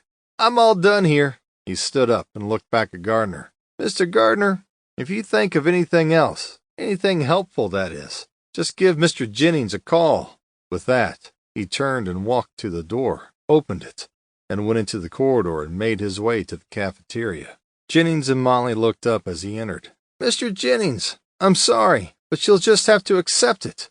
Your client hasn't a hope.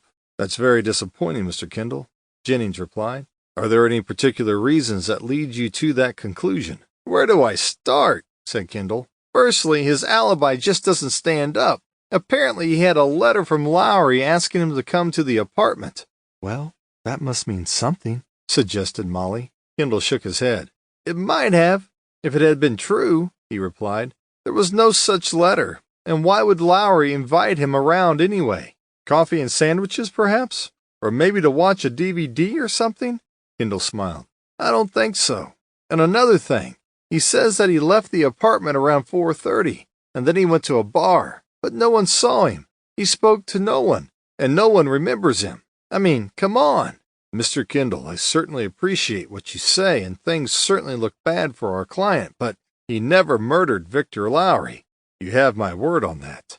Kendall looked at Jennings as though trying to see into his mind. You have my word on that. What did that mean? Just saying it didn't make it so. Mr. Jennings, things don't look bad for your client, Kendall replied. They look utterly hopeless. He hasn't got a chance. Mr. Kendall, please don't give up quite so soon. But everything is against him, protested Kendall. He had the motive, the opportunity. He was also at the scene. He made a very public threat on Lowry's life. His alibi is so poor. Kendall shook his head. I don't know. I just can't see any way out. Molly looked at him and smiled. What about the bar? She asked. What bar? Asked Kendall. The bar he went to, Molly said. The bar he said that he went to, you mean, corrected Kendall. Might be worth a visit, suggested Molly. You could maybe have a drink while you're there. Chapter 24. The Blue Orchid. It was just after 4:30 when Kendall arrived at the corner of Tredegar and Moorcroft. He had planned to get to the bar at the exact time the gardener had said he had arrived. The Blue Orchid was notable for one thing, and one thing only. It was spectacularly unimpressive. It may have been fashionable at one time, although exactly when isn't known, perhaps during Prohibition. But now the place was drab and dismal. If it weren't for the neon sign declaring bar, it had all the appearance of a derelict warehouse. The heavy rain did nothing to brighten the building. A coat of paint might have helped, although total demolition and a rebuild would have been a better option. As far as Kendall could see, there were no flowers in sight, and certainly there were no indications of an orchid-colored blue, or indeed in any other color. Kendall heaved a sigh and entered. At least it provided shelter from the rain, if nothing else. Business was slow, and there were less than a dozen people inside as far as Kendall could tell. Why was he not surprised? He made his way towards the bar. The barkeeper was busy stacking glasses. As Kendall approached, the barkeeper turned. "What can I get you?" he asked. "It's Budweiser, is it?" said Kendall mischievously, pointing to the label on the barman's T-shirt. "Your name, I mean." He smiled.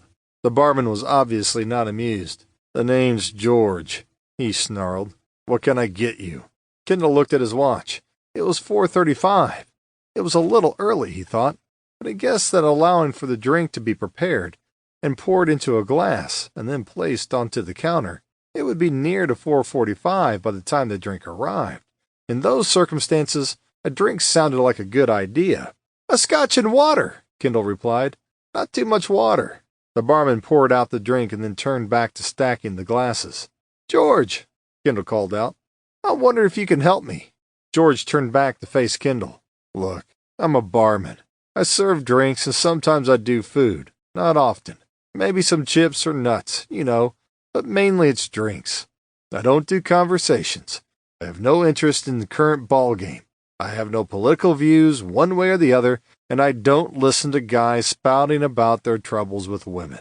I am not now, or have ever been, an information bureau. So if you want another drink, fine. But if not, I've work to do." Kendall laid a photograph on the counter. "I just wonder if you had ever seen this guy before." He pointed to the photograph. He quickly drained his glass and pushed it towards George. As he did so, he showed his NYPD badge. "And I'll take that other drink you mentioned." George stared at the badge for a few moments.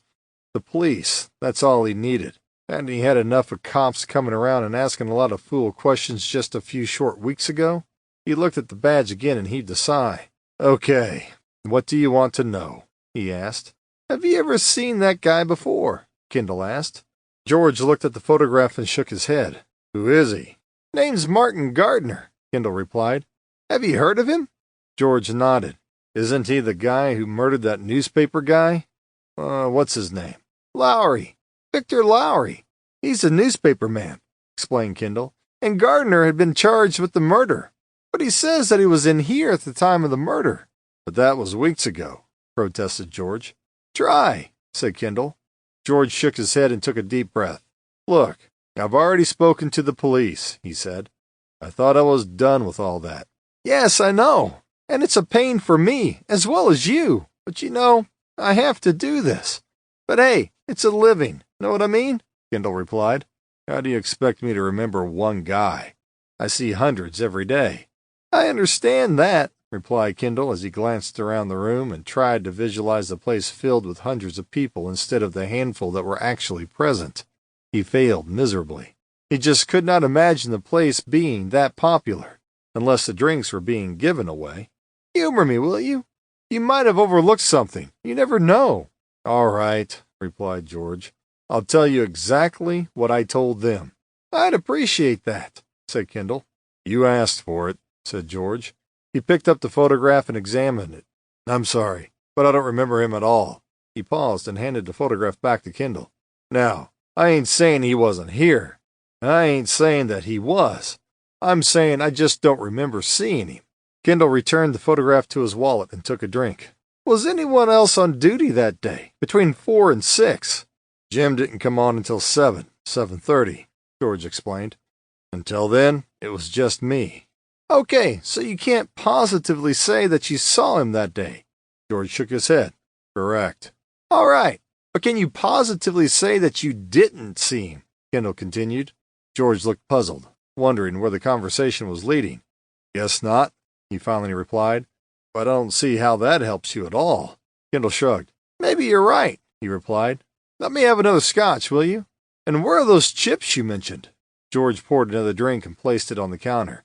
"There's the chips. Help yourself. I better get on. I've got to get ready for when the office boys drop in." "So, when do you expect them?" George looked over at the clock on the wall. It was 20 minutes past 5. "Any time now," he replied. "Russell will be in soon now. He's a regular every day. He might remember your man." Kendall wasn't at all convinced, but he had nothing else to do for the next hour or so. A little more time in a bar wasn't the worst thing that could happen, was it? Another drink or two might be pleasant. "Maybe," he replied. "It just might be worth taking a chance." Kendall began to wonder if there really was any point waiting for this mystery person, this guy, Russell. The chances are he would be of no help anyway. After all, it was pretty clear that Martin Gardner was guilty as charged. He reached for his glass, and then he began to smile. I wonder if the whiskey could be tax deductible. After all, he was working, wasn't he? It could be classed as a legitimate business expense, couldn't it? He idly wondered how much the allowance would be. Was it measured in dollars or in the number of drinks? He wondered whether the Internal Revenue Service had a limit for that kind of thing. Had he already exceeded it? Or was there still some more allowed? He drained the glass. How many had he had anyway? He would certainly need a receipt of some kind. The IRS always wanted receipts. He started to count. "Here he comes now," said a voice interrupting Kendall's calculations. A plate of sandwiches was placed on the counter. "Right on time, never fails." George pointed towards the door as a smartly dressed young man entered. "That's Russell. Works at the bank around the corner," explained George. "He's a regular, every day at this time." Kendall looked at the doorway and then looked back at the sandwiches. George smiled. "I've told you I did food, and Russell pays over the odds for my pastrami on rye." Kendall nodded and wondered if his sandwiches might be tax deductible as well. He decided that they were. "I don't suppose I could, George looked at the plate and then looked at Kendall. "Oh, I guess I could get you something." He turned around. "I won't be long. By the way, Russell drinks Budweiser." Then he was gone. "Where's George off to, then?" Russell asked as he reached the counter. "Oh, he won't be long," replied Kendall. "He's just gone to get me some of those." He pointed towards the plate. "They're yours, I understand." Russell sat down a few chairs from Kendall. "He knows how to look after me. George, I mean." Kendall nodded and took a drink. "You're Russell, I believe." "That's right," replied the young man. "How did you know?" "Oh, I know a lot about you," replied Kendall. "You work for Morgan Stanley, and you are a regular in here." "Correct," was the simple reply. And you drink Budweiser, Kendall continued. The young man nodded. Okay, so how do you know all? Because I told him, said George, returning with a plate of sandwiches. There you are, enjoy, he continued as he placed the plate in front of Kendall. Then he turned to face Russell. A bud is coming right up. Incidentally, this gentleman is a cop, and he— Actually, I'm not a cop, Kendall explained, taking a bite of one of the sandwiches. I used to be a cop, NYPD, but, hey, those are good. He took another bite. I'm now a private detective. Private detective, repeated George. Somehow I didn't think you were a cop. Either way, he has a few questions he'd like to ask. So, what is it that you want? Asked Russell, looking puzzled. Kendall wiped some crumbs away from his shirt and took a drink. He took the photograph from his pocket. I'm investigating the murder of Victor Lowry, the newspaper man. Good riddance to him, said Russell, not attempting to hide the venom in his voice. Whoever killed him deserves a medal. I gather you didn't like him, said Kendall. He was a parasite who made money on the suffering of others, said Russell, and one who would stop at nothing to get a story, even lying. You mean the phone hacking, said Kendall. Yes, the phone hacking, and the phone tapping, and accessing personal emails, and any other underhanded activity he could think of. You weren't affected personally, were you? Kendall asked. Russell shook his head. No, I wasn't, he replied. Why do you ask? Oh, it's just because you sounded so angry with your answer just then. That's simple, Russell replied. A couple of my friends at the bank had their phones hacked. Lowry was trying to obtain evidence in an alleged share fraud. Kendall placed the photograph on the counter in front of Russell. Have you ever seen that man before? Russell picked up the photograph and examined it. Who is it? He asked. It's actually Martin Gardner, replied Kendall. Russell looked at Kendall. The guy who committed the murder, you mean? No, I mean the guy who has been charged with the murder, corrected Kendall. Same thing, said Russell dismissively. The police don't go around arresting people and charging them without good cause. No smoke without fire. Well, I have to say that during my time with the New York Police Department, we did on occasion make a mistake and arrest the wrong person, said Kendall. Fairly often, in fact. So, it doesn't always follow. Maybe so, agreed Russell. But in this case, there's no error, is there? He was seen at Lowry's apartment block, and he was heard to threaten the guy a few days before. Oh, he did it all right. Well, the thing is, he says that he was here, in this bar, at the time of the murder, Kendall explained. So, I was wondering if you could say that you had actually seen him on that day. Russell looked at Kendall for a few more seconds, and then looked back at the photograph. You know, there would have been a few people in the bar at that time, and of course, it was a few weeks ago, don't forget. Kendall hadn't forgotten. Nothing came easy, that was for sure. But you had to take any and every chance. You won some, and you lost some. Kendall looked at Russell, who was slowly shaking his head. Sorry, Mr. Kendall, I really couldn't say with any certainty that he was here that afternoon. He handed the photograph back. Kendall replaced the photograph into his wallet. Not a problem, he said, trying not to sound disappointed. I knew it was a long shot, but I had to take it. No luck then, Mr. Kendall, said George, busily wiping the counter. Kendall heaved a sigh. To be honest, I hadn't really expected anything different. That's how it goes sometimes. That's how the cookie crumbles, replied George philosophically. Gonna get you another drink? On the house? Kendall smiled. He could not believe what he was about to reply. That's very nice of you, but I better get going. Perhaps I can take a rain check. Any time, Mr. Kendall, replied George. Any time. Chapter 25. Onslow Mansions. Onslow Mansions were constructed at the turn of the century. Constructed in brickwork rendered with stucco plasterwork, marbled hallways and brass plaques on the doors. The block is 4 stories high and comprises 26 fully serviced apartments. Not that he expected anything shattering, Kendall had nonetheless decided to pay a visit on Victor Lowry's neighbors. It was a little after 4 o'clock as Kendall pulled up and parked a short distance from the block. As he did so, his car was immediately surrounded by a group of young boys. New York plates, said one of the boys, who appeared to be the leader. See there, the Statue of Liberty. UB93, AZS. Write it down. A Ford, said one of the others. Kendall got out of his car and locked the door. What kind is it? A voice called out. Kendall looked around. It was the leader of the group. The car, he explained. I know it's a Ford, but what kind? Kendall looked at the boy and then looked at his car. It's a Ford Escort, he replied, trying to sound knowledgeable. Kinda old, ain't it? Called one of the other boys, unimpressed by Kendall's answer. Kendall looked at the boy for a few moments. He judged that the boy was maybe 10 years old, 11 at a push. Why they weren't at school, he wasn't sure. It couldn't be another holiday, surely. It seemed that they were always on holiday these days. It hadn't been like that when he was at school. Miss Lacey of Brook Street would never have allowed it. She was small, but she was tough, and a real stickler for discipline. Even on holidays, there was always more than enough schoolwork to do. There would never be time for just roaming the streets like these kids. Kendall looked over at the car. He had to admit that the kid was right. The car was pretty old. It had seen better days, like himself.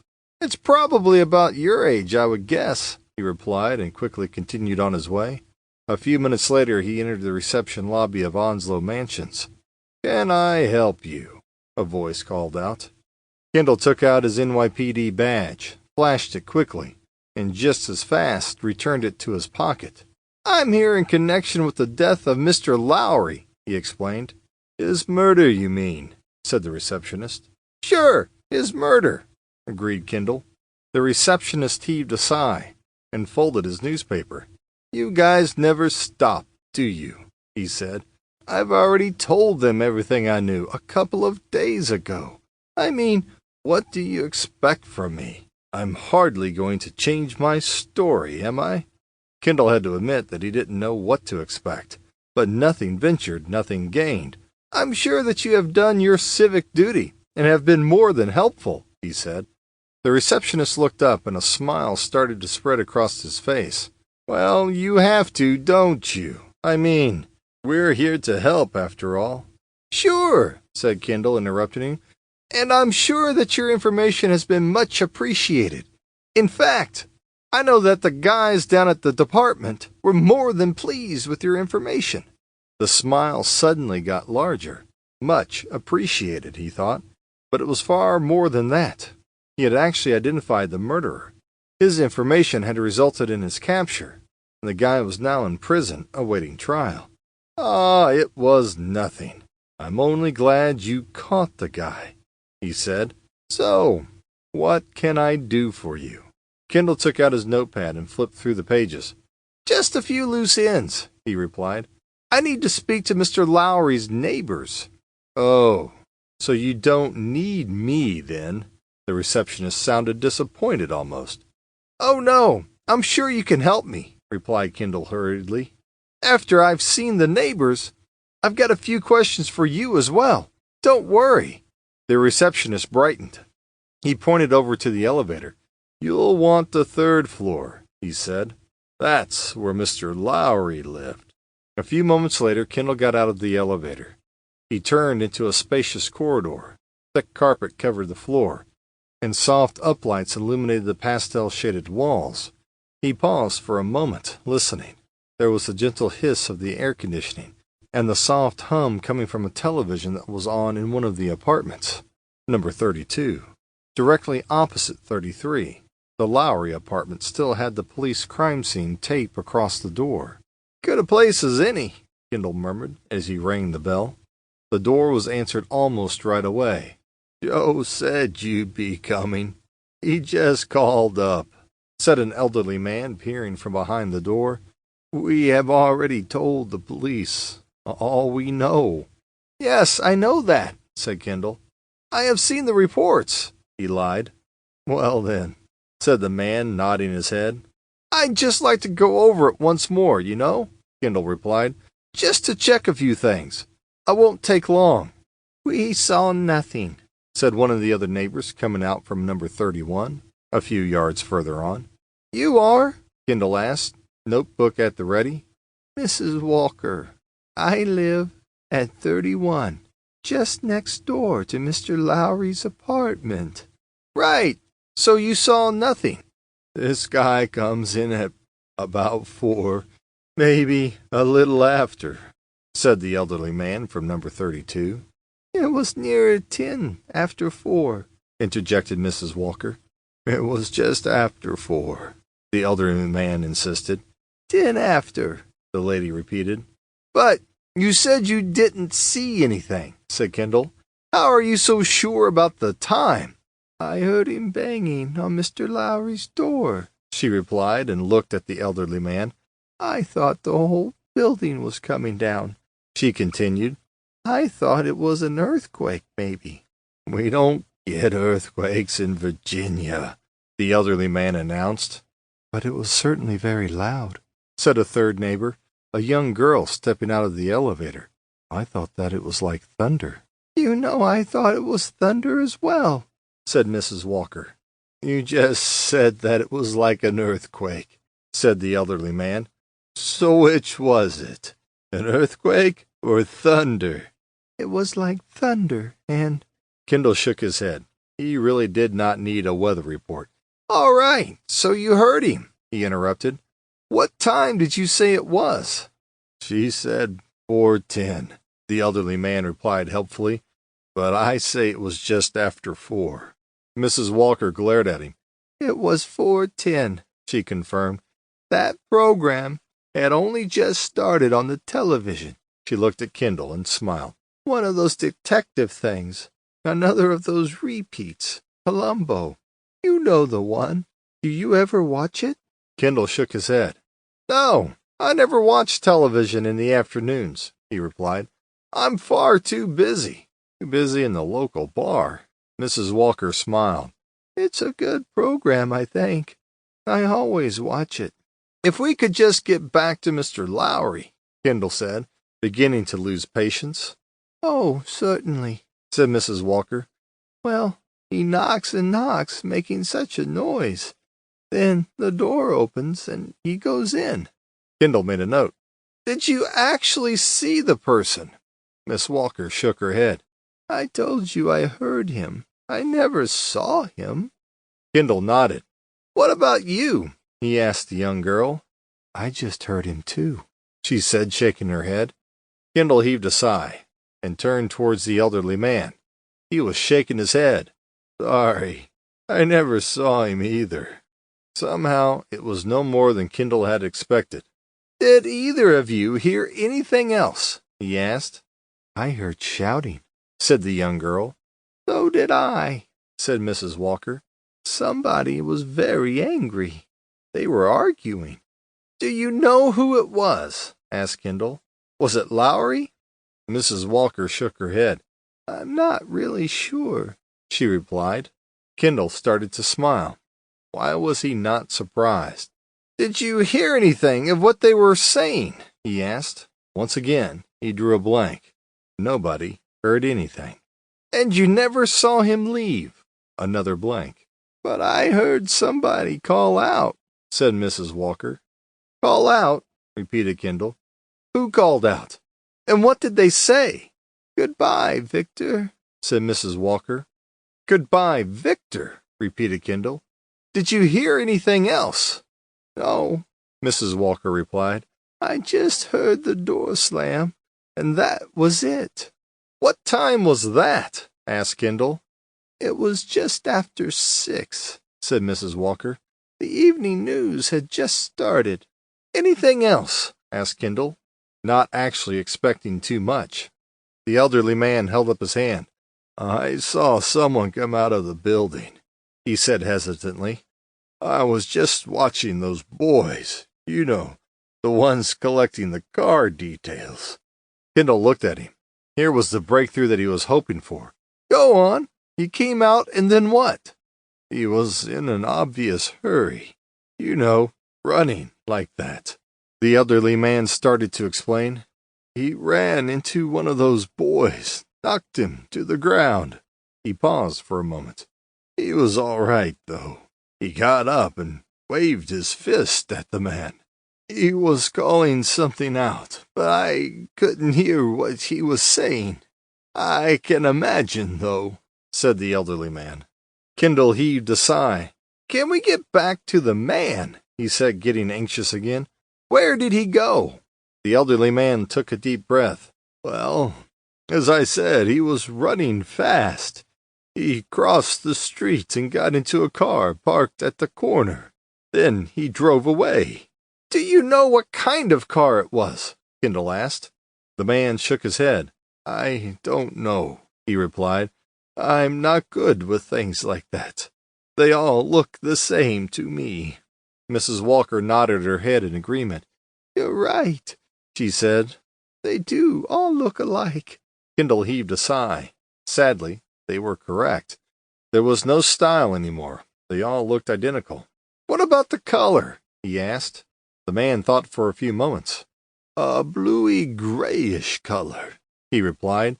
"Something like that anyway. But maybe it was green." He paused for a moment and took off his glasses. "My eyesight's not what it used to be." Terrific, thought Kendall. That narrows the search down considerably. He wondered just how many bluey, grayish, or even green cars there were.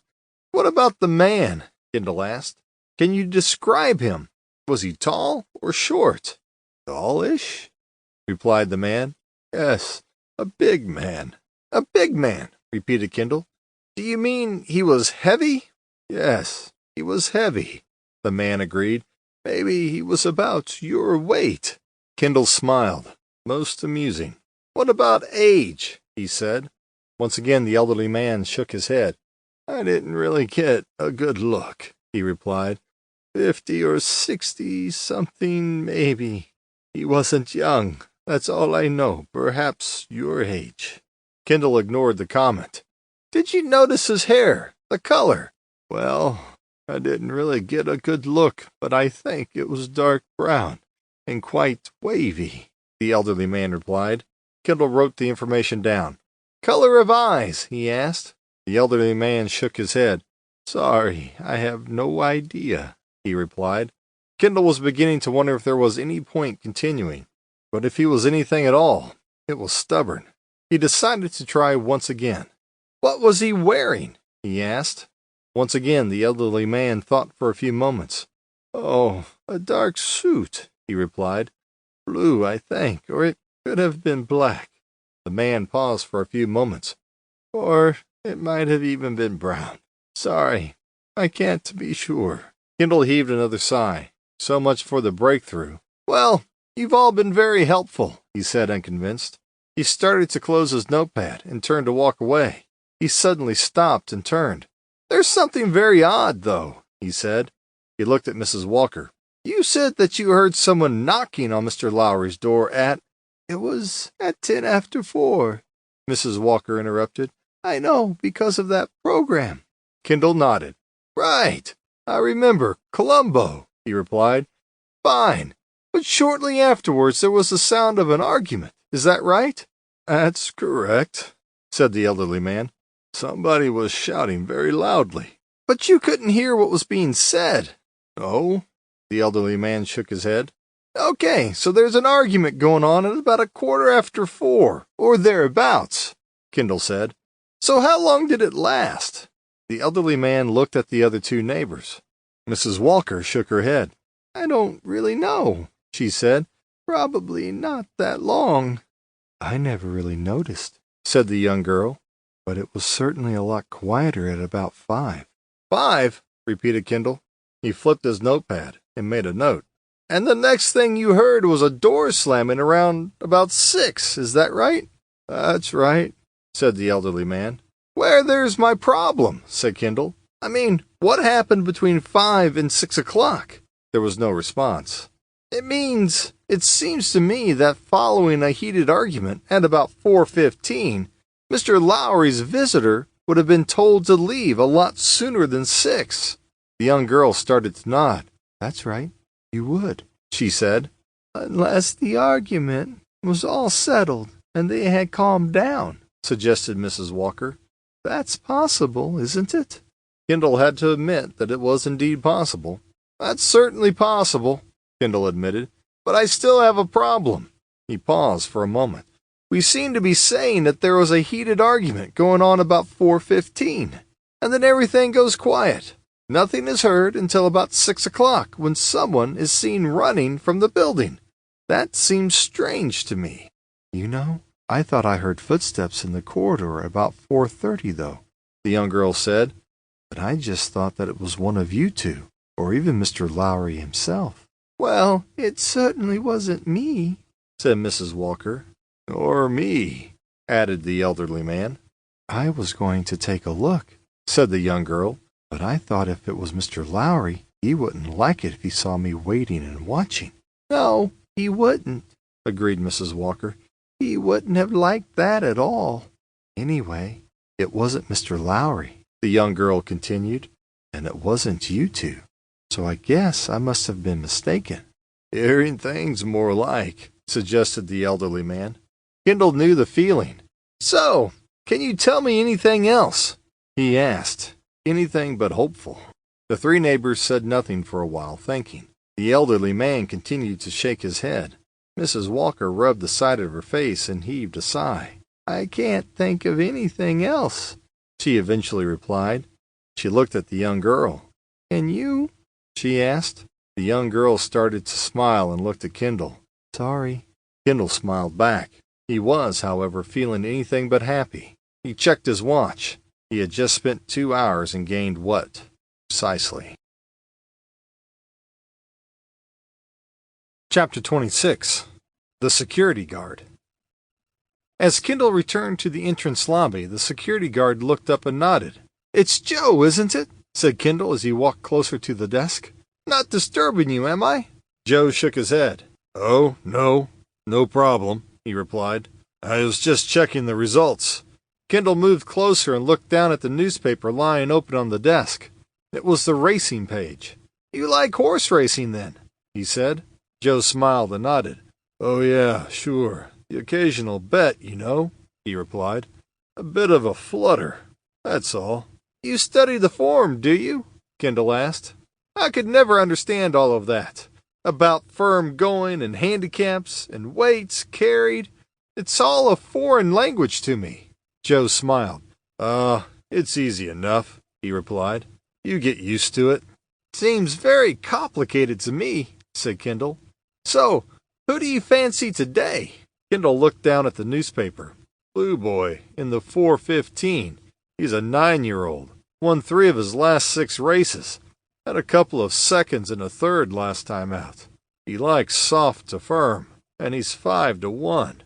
Sounds like a good each-way bet to me." "You sound as though you know what you are doing," Kendall replied, impressed. "I like to think so," Joe replied. "Anyway, I put 20 on to win." "Blue Boy, eh? You know, I might just risk a couple of bucks myself." He pointed to the telephone. "I guess you place your bets by phone, yes?" Joe looked at the telephone and shook his head. "No way," he replied. "That's just too risky. There's no proof, you see. They can always deny that you placed the bet. Imagine you placed 100 on a sure thing. It comes in at 10-1. You go for your winnings and they say, 'Bet? What bet?' It happens." Kendall wasn't much of a gambler himself. Life was a big enough gamble, he thought, without adding to it. But that made sense. "Hey, who can you trust these days?" "You can say that again," said Joe. "So, what do you do then?" Kendall asked. "Send someone around?" Joe shook his head once again. "No way. Can't be sure that they'd do it right for you. They might put it on another horse, or maybe they won't even place the bet at all. Your horse loses. They have your money." "So you go round to the bookie yourself?" said Kendall. He smiled. "There's a saying, you want something done, do it yourself. So yes, I go round myself." "So where do you go?" asked Kendall. "Is it far?" Joe shook his head. "There's a bookie just around the corner," he replied. "O'Rourke's." "But I thought places like that were illegal," said Kendall. "Illegal, Spiegel. Who knows? It's an off-track betting parlor." "No," said Joe. "All I know is he takes my money, and if I win, he pays up." "So, do you go around to O'Rourke's often?" asked Kendall. "Most days, when there's a meeting on, I'll put on a bet." Kendall looked puzzled. He glanced around the reception area and then looked back at Joe. "But aren't you supposed to stay here on duty?" he asked. Joe shrugged his shoulder. "Well, yes and no. I mean to say I get a short break between 4:15 and 5, he replied. "But shouldn't someone be here all the time?" asked Kendall. "Maybe," replied Joe reluctantly. "Not my problem, though. I'm entitled to a break, I know my rights. It's not my fault the company don't provide stand-in staff. They said they would get someone, but they never did. That was 6 months ago. Just talk, But there's no way I'm going to miss my break. Besides, not much happens here in the afternoons." "What about repairmen or deliveries?" asked Kendall. "Not a problem," replied Joe. "They generally ring in. We arrange a convenient time." "Do you win much?" asked Kendall. "On the horses, I mean." Joe shook his head. "Not much," he replied. "Although I had a nice win the other day." He stopped suddenly and heaved a sigh. "The day Mr. Lowry was killed, it was." Paused once again. "The champion stakes at Highlands Park. Gray Lady." "Gray Lady," repeated Kendall. "That's right," said Joe. "A 4-year-old. She won by 4 lengths. Came in at 20-1. I had $10 on the nose." 20-1, that's good odds." "Sure is," Joe agreed. "I don't get many at those odds. Normally, it's the favorites odds on. Or maybe 2-1, something like that." He paused for a moment, looked back at his newspaper, and then closed it over. "But I don't think you came to discuss the horses, did you, Mr. Kendall?" Kendall smiled. "That's right," he agreed. "I really wanted to clear up a few things about the death of Mr. Lowry." Joe shook his head. "Dreadful thing, that," he said. "Just terrible." He looked up at Kendall. "Nothing like that ever happened here before. This is normally a nice, quiet neighborhood. You wouldn't hear a thing." "I'm sure that it is," said Kendall. "So, what can you tell me about that day?" "I've already told the police everything I know," Joe replied. "I don't know what else you want." Kendall nodded. "Yes, sure you have," he replied. "I already have that stuff," Kendall lied. "I just want to double-check a couple of things." Joe shrugged his shoulders and looked over at the wall clock.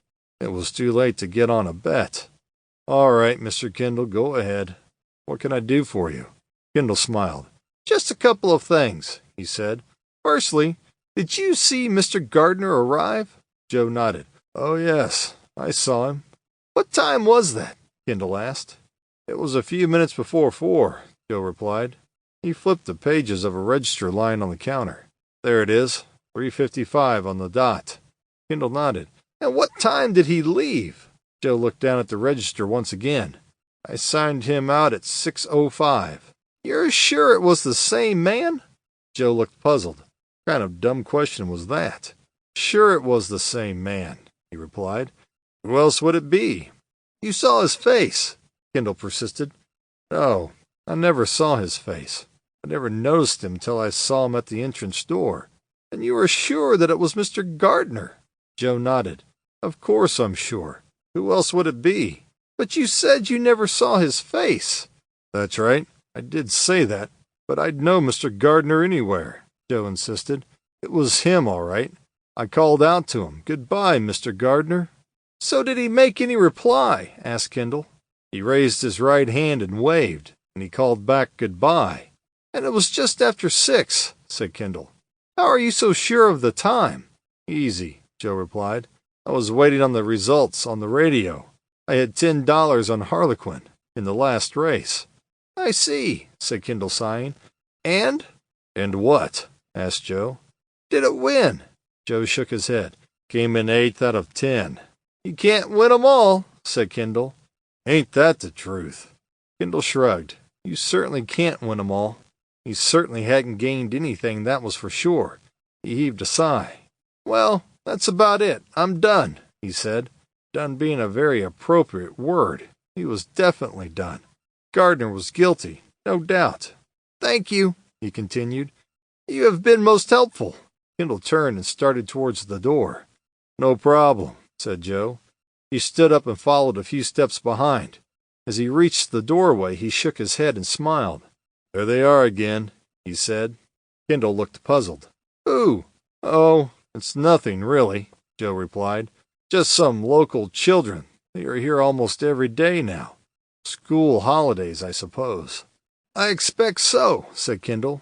He looked out the door at the children. There were 6 of them. They were the same children that had been there when he had arrived. They are collecting car registration numbers, can you believe? He said. What a waste of time. Still, it takes all sorts. It does indeed, said Kendall. Car numbers. He shook his head and looked out onto the street. He had done the very same thing when he had been 8 or 9 years old. He smiled to think that even with computers and PlayStations and whatever the gadget was that kids had these days, they still did things like that. Collect car numbers. He shook his head again and looked at Joe. Incidentally, do you remember whether they were here the day that Lowry was murdered? Joe looked at the kids and then looked at Kendall. He smiled and nodded. They were here, he replied. In fact, they have been here every day of the holiday so far. Not that I mind, of course, but you'd think that just once they go to the park, or the sports center, or maybe the swimming pool. Collecting car numbers, is that right? Said Kendall to the young boy standing by the entrance. The boy looked up at him for a moment. Nothing wrong with that, is there? Oh, no, not at all, said Kendall quickly. You know, I used to collect car numbers. I had quite a collection at one time. We've got hundreds, said the boy proudly. You enjoy doing it, do you? Said Kendall. The boy nodded once again. What is it that you enjoy about it so much? Asked Kendall. The boy started to smile. It's not just numbers. We list the type of car and where it came from. You know, state. That must be interesting, said Kendall, trying to sound enthusiastic, but not quite making it. They come from all over, explained the boy. I've already got a California plate today, and one from Texas, said his companion. Kendall nodded and smiled. Where this was getting him, though, wasn't entirely clear. And we also marked down where it was parked, and the time. Really? Said Kendall. So if I said to you, a time and a place, you could give me the make and registration? The boy started to get quite excited. Sure can. No problem. Kendall nodded his head. He looked at the boy for a few moments, and then he looked across at Onslow Mansions. You were here a few days ago, I understand, Kendall said, looking at his notepad. The day the police came. The boy said nothing for a few moments. Was that the day the man was killed? That's right, said Kendall. Mr. Lowry, did you know him? No, never knew him, but knew his car, said an older boy who had joined his friends. Oh, I see, said Kendall, not exactly sure what he saw. So, were you here that day? Sure we were, said the young boy. We were here, the older boy confirmed. We're here most days. So what time did you leave? About 6:30, bit after maybe, said the older boy. We were late that day because of Lenny. Lenny? Repeated Kendall. What about Lenny? Well, this guy comes running out of the mansions and runs straight into Lenny, the boy explained. Knocks him flying. There's blood everywhere. When was this? Asked Kendall. Don't know exactly, said the boy. Did you see the man? Kendall asked. Oh, we seen him all right, replied a third boy who had joined the other two. Did you know who he was? Asked Kendall. The boy shook his head. Par for the course, Kendall thought. Could you describe him? Not really, said the older boy. About your height, I suppose. Not good at that sort of thing, I'm sorry. Kendall heaved a sigh, disappointed. Did you see which way he went? Asked Kendall, already suspecting what the answer would be. The boy shook his head. He just ran across the street. That's all I know. Thanks, boys. You've been a great help, said Kendall as he started to walk away. He suddenly stopped and turned. How's Lenny? Oh, he's okay, the boy called back. Kendall waved and continued on his way. Kendall buckled his seatbelt, checked his mirror, and pulled out into traffic. He had hoped to avoid the rush hour. He checked the time. The race results would be on. He switched on the radio. Then came Chancellor at 10-1. Breeze, the 2-1 favorite at 7th, and bringing up the rear, Blue Boy in 8th position. There was a pause. The 4:15 at Belmont. Kendall switched off the radio. Chapter 27. Goodbye, Victor. So how did you get on? Asked Molly. Kendall heaved a sigh. and looked up at the ceiling. He started to smile. "Oh, great! Wonderful! Couldn't be better," he replied. "I love my job." Molly picked up her notepad and pen. "I'm ready," she said. "Carry on." Kendall looked at Molly and heaved a sigh. "I really don't think you are going to need that," he said, pointing to the pad. "It really isn't that interesting." "Tell me anyway," Molly coaxed. "All right," said Kendall. "Here goes. First, someone thinks they heard someone banging on a door. They're not sure whose door, but apparently it was like an earthquake, said one of the neighbors. Thunder, said another. How the earthquake managed to get up to the third floor, I'll never know." "Go on," prompted Molly. "Someone heard arguing, but didn't know what was being said or who said it. I doubt if they even knew where the sound was coming from," Kendall continued. "Someone else thought they heard something but wasn't sure what it was." "Heard what?" asked Molly. Kendall shook his head once again. "They didn't know. It could have been anything," he replied. "One neighbor suggested that the other person was simply hearing things and didn't really know what they heard." "Anything else?" asked Molly. "Oh, yes, certainly," replied Kendall. "Someone said that they saw someone leaving the building." "That's a help, surely," said Molly enthusiastically. "Normally, I would say you're right, but not in this case." "Why ever not?" asked Molly. Kendall heaved a deep sigh. He looked over at the wall clock, wondering if it was too early for a trip to Mike's place. He decided that it was never too early, and a drink or three sounded very tempting. He looked back at Molly. They weren't exactly sure whether the person had actually come out of the building or not. "Oh, I see," said Molly. "Well, did they say what the person looked like, at least?" Kendall heaved another sigh. "The description given could have fit dozens of guys," Kendall explained. "Hundreds, maybe, including me." Molly looked at Kendall. "Oh, an ugly old fat guy, was he?" "Funny," said Kendall. "Highly amusing. Your talents are totally wasted here, you know that?" "Really?" said Molly. "Yes, really," replied Kendall. "They would be put to far better use in the kitchen, making some coffee." She glared at him and poked her tongue out. She stood up and walked towards the kitchen. "Did anyone else see him?" asked Molly, returning from the kitchen with coffee. "See who?" said Kendall. "The man running across the street," replied Molly. "You know, the ugly fat guy." Now it was Kendall's turn to glare. "Well, there were some young boys out in the street," replied Kendall. "They were taking car registration numbers." "They were doing what?" "Taking down car registration details," Kendall explained. "You know, the number of the car and the—" "I know," interrupted Molly. "Well, one of them was knocked down by the man as he hurried past." "Well, they must be able to describe him," said Molly. "And they would know whether or not he had come out of the building." Kendall had to admit that Molly made a good point. He made a mental note to ask the question the next time he saw those boys. "Oh, yes, of course. They could describe him," Kendall replied. "About your height, I suppose," said one of the boys. "Not good at that sort of thing, I'm sorry," said another. "A perfect description, I would say. How could I possibly miss?" "Well, did they see which way he went?" Molly persisted. Kendall smiled. "Certainly they did," he replied. "He just went across the street, they said, pointing across the road." Kendall paused for a moment. "Very helpful, I don't think." "Anything else?" "Anything else? Let me think. There was so much," replied Kendall. "Oh, yes. Very important, this. According to one of the neighbors, somebody called out, 'Goodbye, Victor!'" "Meaning Victor Lowry, I suppose," suggested Molly. "The very same," agreed Kendall. "So, who called out?" asked Molly. "How should I know?" replied Kendall.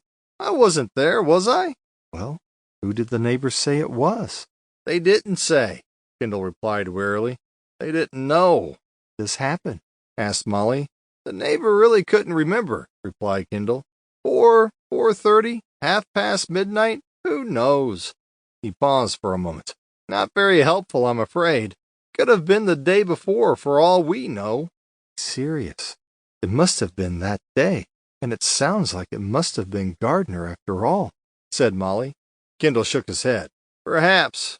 But would you call out like that if you had just murdered someone?" Molly thought for a few moments. "Well, I might. I wanted people to think that the person was still alive. Kendall nodded. It was a good point, he had to admit. Then he shook his head. Possibly, but Gardner wouldn't have said that. Molly looked puzzled. Don't forget, Gardner worked for Lowry, Kendall started to explain. He was a paid employee, not an intimate friend. No, if he called out anything, at all, he would have said goodbye, Mr. Lowry, or goodbye, sir. He would never have said Victor. Molly wasn't convinced. He might have, she said. I mean, if Lowry was already dead, it wouldn't have mattered what he called out. Who was going to notice? Kendall shook his head slowly. No, I don't go along with that. Gardner was so used to calling him Mr. Lowry, he would never say Victor. It just wouldn't be natural for him. No, whoever it was who called out wasn't Martin Gardner. I'm certain of that. So much so I'm going to give Jennings a call. Kendall reached across the desk for the telephone. He dialed the number. Mr. Jennings, please, he said when the call was answered. There was a silence for a few moments. Jennings' son and Ash, Clive Jennings speaking, a voice suddenly answered. Mr. Jennings, it's Kendall. I have good news, and I have bad news. Which would you like first? There was silence once more.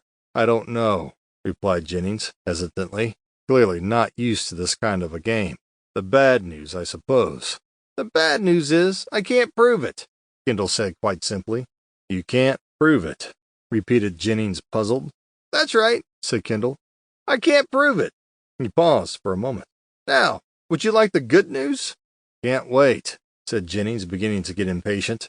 The good news is, I don't believe that Martin Gardner did kill Victor Lowry. You don't? Said Jennings. I very much believe that your client is innocent, continued Kendall. That is good news, Mr. Kendall, replied Jennings. Good news indeed. That's as maybe, said Kendall. But as I say, I can't prove it. I really need to find out who really did kill Lowry. You have someone in mind? Said Jennings hopefully. No, replied Kendall. Not a clue. Not right now. But I'm sure that it was someone who was at that Man of the Year dinner. Someone who saw and heard Martin Gardner's outburst, and who thought that they could make good use of that fact. Do you really think that it was someone who was at that dinner? Asked Molly. Kendall nodded. I do, he replied smugly. But you know it for a fact? Molly asked. Kendall had to admit that he did not know it for a fact. But it's a strong possibility, he replied. Gardner's outburst was certainly a golden opportunity for them, don't you think? It must have been someone at that dinner, don't you see? Molly shook her head. No, she didn't see. I don't see why it must have. Kendall shook his head and groaned. The killer would have seen Gardner and heard him threatening Lowry. He would have then thought that if Lowry were actually killed, everyone would think that Gardner had done it. Can't prove any of that, Molly said dismissively. Besides, it could have been anyone. He has lots of enemies, remember? Kendall nodded. You're right, it could have been anyone, he agreed. But for anyone else to kill Lowry the following day is just too much of a coincidence. So, it was a coincidence, Molly repeated. Could have happened that way. Kendall shook his head once again. Molly, he said slowly, it could have happened that way, I guess. But once you get to know me, you will realize that I'm not a great believer in coincidence. Well, we shall have to see, won't we? Replied Molly. Do we know who was actually at the dinner? No, we don't, replied Kendall. But I've made arrangements to meet with a Mr. Charles Harding. He is the events manager at the Tay Hotel. Tay Hotel, repeated Molly, puzzled. It's the hotel where the Man of the Year award took place. Mr. Harding will be able to supply a list of the dinner guests. He will also be able to supply information about what happened that night. He was there. The Virginia Sentinel says it is close to agreeing to a $2 million settlement with the family of murdered schoolboy Peter Jobson, whose phone was hacked. Kendall read aloud. It is reported that the newspaper also wishes to make a personal donation of $1 million to charity. Kendall put the newspaper down. So, they weren't involved in phone hacking. That's what they said. So why on earth would they be paying out so much money? Molly looked up. Don't forget your appointment with Mr. Harding. Kendall looked at the clock on the wall. I won't forget, he replied. I have another hour or so yet. It won't take that long to get there. I can't understand why you need to go anyway, said Molly. We know exactly what happened. Gardner threatened Lowry, so what needs to be discussed? There, you see, that's why I'm the detective. And you make the coffee. Molly said nothing but simply glared at him. No, seriously, I need to know how Gardner threatened Lowry. Molly looked puzzled. Threatened to kill him. End of story. Yes, that's right, said Kendall. But was it said in an angry fashion? Or was it said calmly, in a cold, calculating way? I still don't understand what difference it makes. He said it, and that's all there is. The point I'm trying to establish is whether the threat was really meant, or was it merely the ravings of a drunk, replied Kendall. Well, you'll know soon enough. Chapter 28. The Tay Hotel. The Tay Hotel, located just a few miles outside of the town, had built up quite a reputation for being the venue of choice in which to hold a function, any function, whether it be a wedding party or a political rally. Charles Harding had been the events manager for the past 7 years. It was his task to cater for each function in whatever way was required. He knew all of the angles and all of the tricks. You wanted a themed evening. You got a themed evening. You wanted fancy dress? You got fancy dress. Nothing was too much trouble, and nothing was impossible. The difficult we do instantly. The impossible might take a second or two longer. That was his slogan. You wanted something special, he knew where to go get it. You wanted music, you had music, whatever kind you liked, from rap to the classics. You wanted a cabaret, no sooner said than provided. And when it came to food, there was never a problem. Indian, Chinese, traditional. All you had to do was say the word. Could I speak to Charles Harding? Kendall asked at the reception desk. Is Mr. Harding expecting you? The young lady asked. Kendall smiled and nodded. Yes, he's expecting me, he replied. I called earlier. Kendall's the name.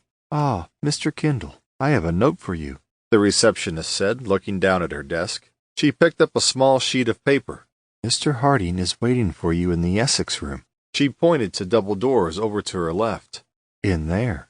Kendall thanked her, turned, and walked in the direction indicated. As Kendall entered the room, he saw somebody standing by a small table at the side of the room. He was issuing orders to a small army of workers. Move that stand out of the way, the person yelled. Mr. Harding, asked Kendall as he approached the table. I'm Kendall. I'm Harding, the man replied. Not there, he yelled. Over to your left. Left, I said. He shook his head. Don't know their left from the right. You just can't get reliable staff these days. Left, there, yes, that's it. He shook his head. At last, he's finally got it. I swear I need to put markers on the arms and legs. He shrugged and turned his gaze toward Kendall. You're Kendall, I assume. He heaved a sigh. He looked back into the room. We are trying to get the room ready for tonight. One of those boring political things. You know the kind of thing, he continued. Someone is standing for election to the Senate and looking for our vote.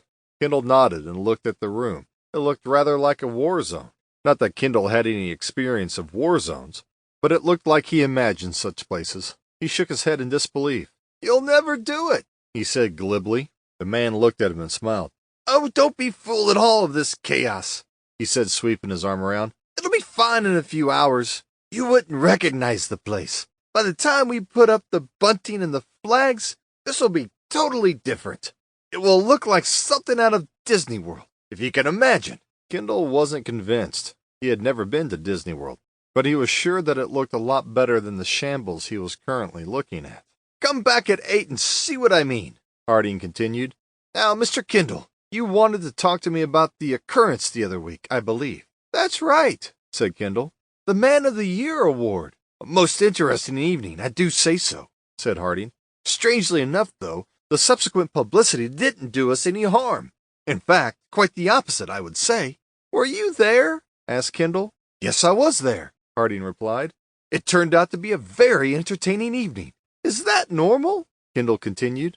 The entertainment, you mean, or me being there? Harding looked over to the middle of the room. Peter, watch out for that light fitting, he called out. He turned back to face Kendall. Perfectly normal, he replied. There will always be at least one member of staff on duty at any of the functions, just in case there's a problem. That made sense to Kendall, although exactly what one person could do in the event of a major problem wasn't obvious.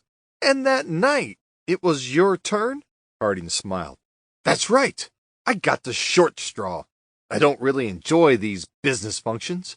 They are normally quite boring.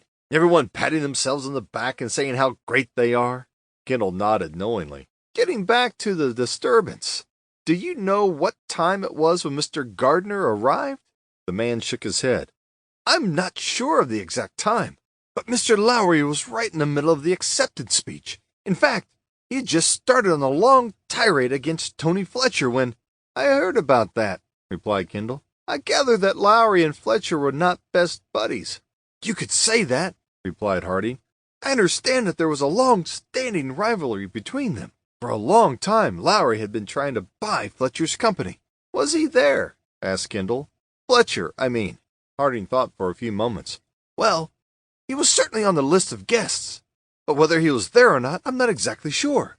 He paused for a moment. However, if he had been there, he certainly kept very quiet and never retaliated.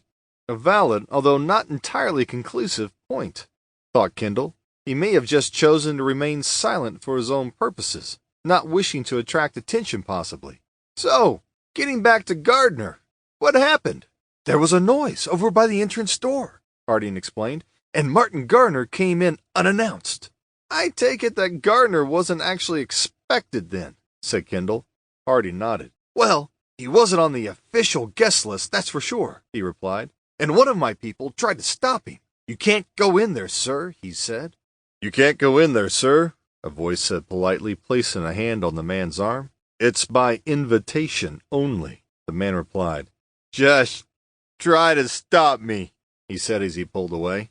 As Martin Gardner entered the room, all eyes turned towards him. Obviously drunk, Gardner slowly walked towards the stage, brushing people aside as he did so. His walk was unsteady and he stumbled several times. As he approached the stage, one of the security people tried to stop him, but he pulled away. He looked up at Victor Lowry and called out, Victor Lowry, Man of the Year. His voice was slurred. He started to clap slowly. What a joke. Slowly, he continued to make his way towards the stage. Two people went to grab him. Leave him be, called out Lowry. Gardner smiled and bowed mockingly. Lowry, you may have fooled all these good people. He paused and looked around slowly, sweeping his arms out wide and making another low bow. He looked back at Lowry. But you don't fool me. Not for a minute. You're nothing but a crook. There were gasps from the gathered crowd, and mild protest. Does everyone here know about your phone hacking activities? Gardner continued. He stopped once again and looked at the crowd. He's probably got files on every one of you. In fact, he's probably blackmailing some of you already. Gardner moved even closer to the stage. And what about all of the surveillance that you have ordered? He continued. Yes, he has given instructions for many of you to be followed, and your phones hacked. He paused once again and looked down at the ground. I know, because I was the one who gave the instructions. He looked back up at Lowry and waved a clenched fist at him. You best be careful, Lowry, and keep a watch out, because someday someone is going to kill you. He paused once again and smiled. It might even be me. It might even be me, he said. Harding continued. Someone asked if the police should be called, but Mr. Lowry said no, and that whole thing should just be forgotten. Forgotten, repeated Kendall. That's right, forgotten, replied Harding. Hindsight is a wonderful thing, don't you think, Mr. Kendall? What do you mean? Asked Kendall. Oh, only that it's a pity we never called the police, Harding explained. If we had, Victor Lowry might still be alive today. Maybe, said Kendall. Maybe not. We'll never know, will we? Guess not, Mr. Kendall, Harding agreed.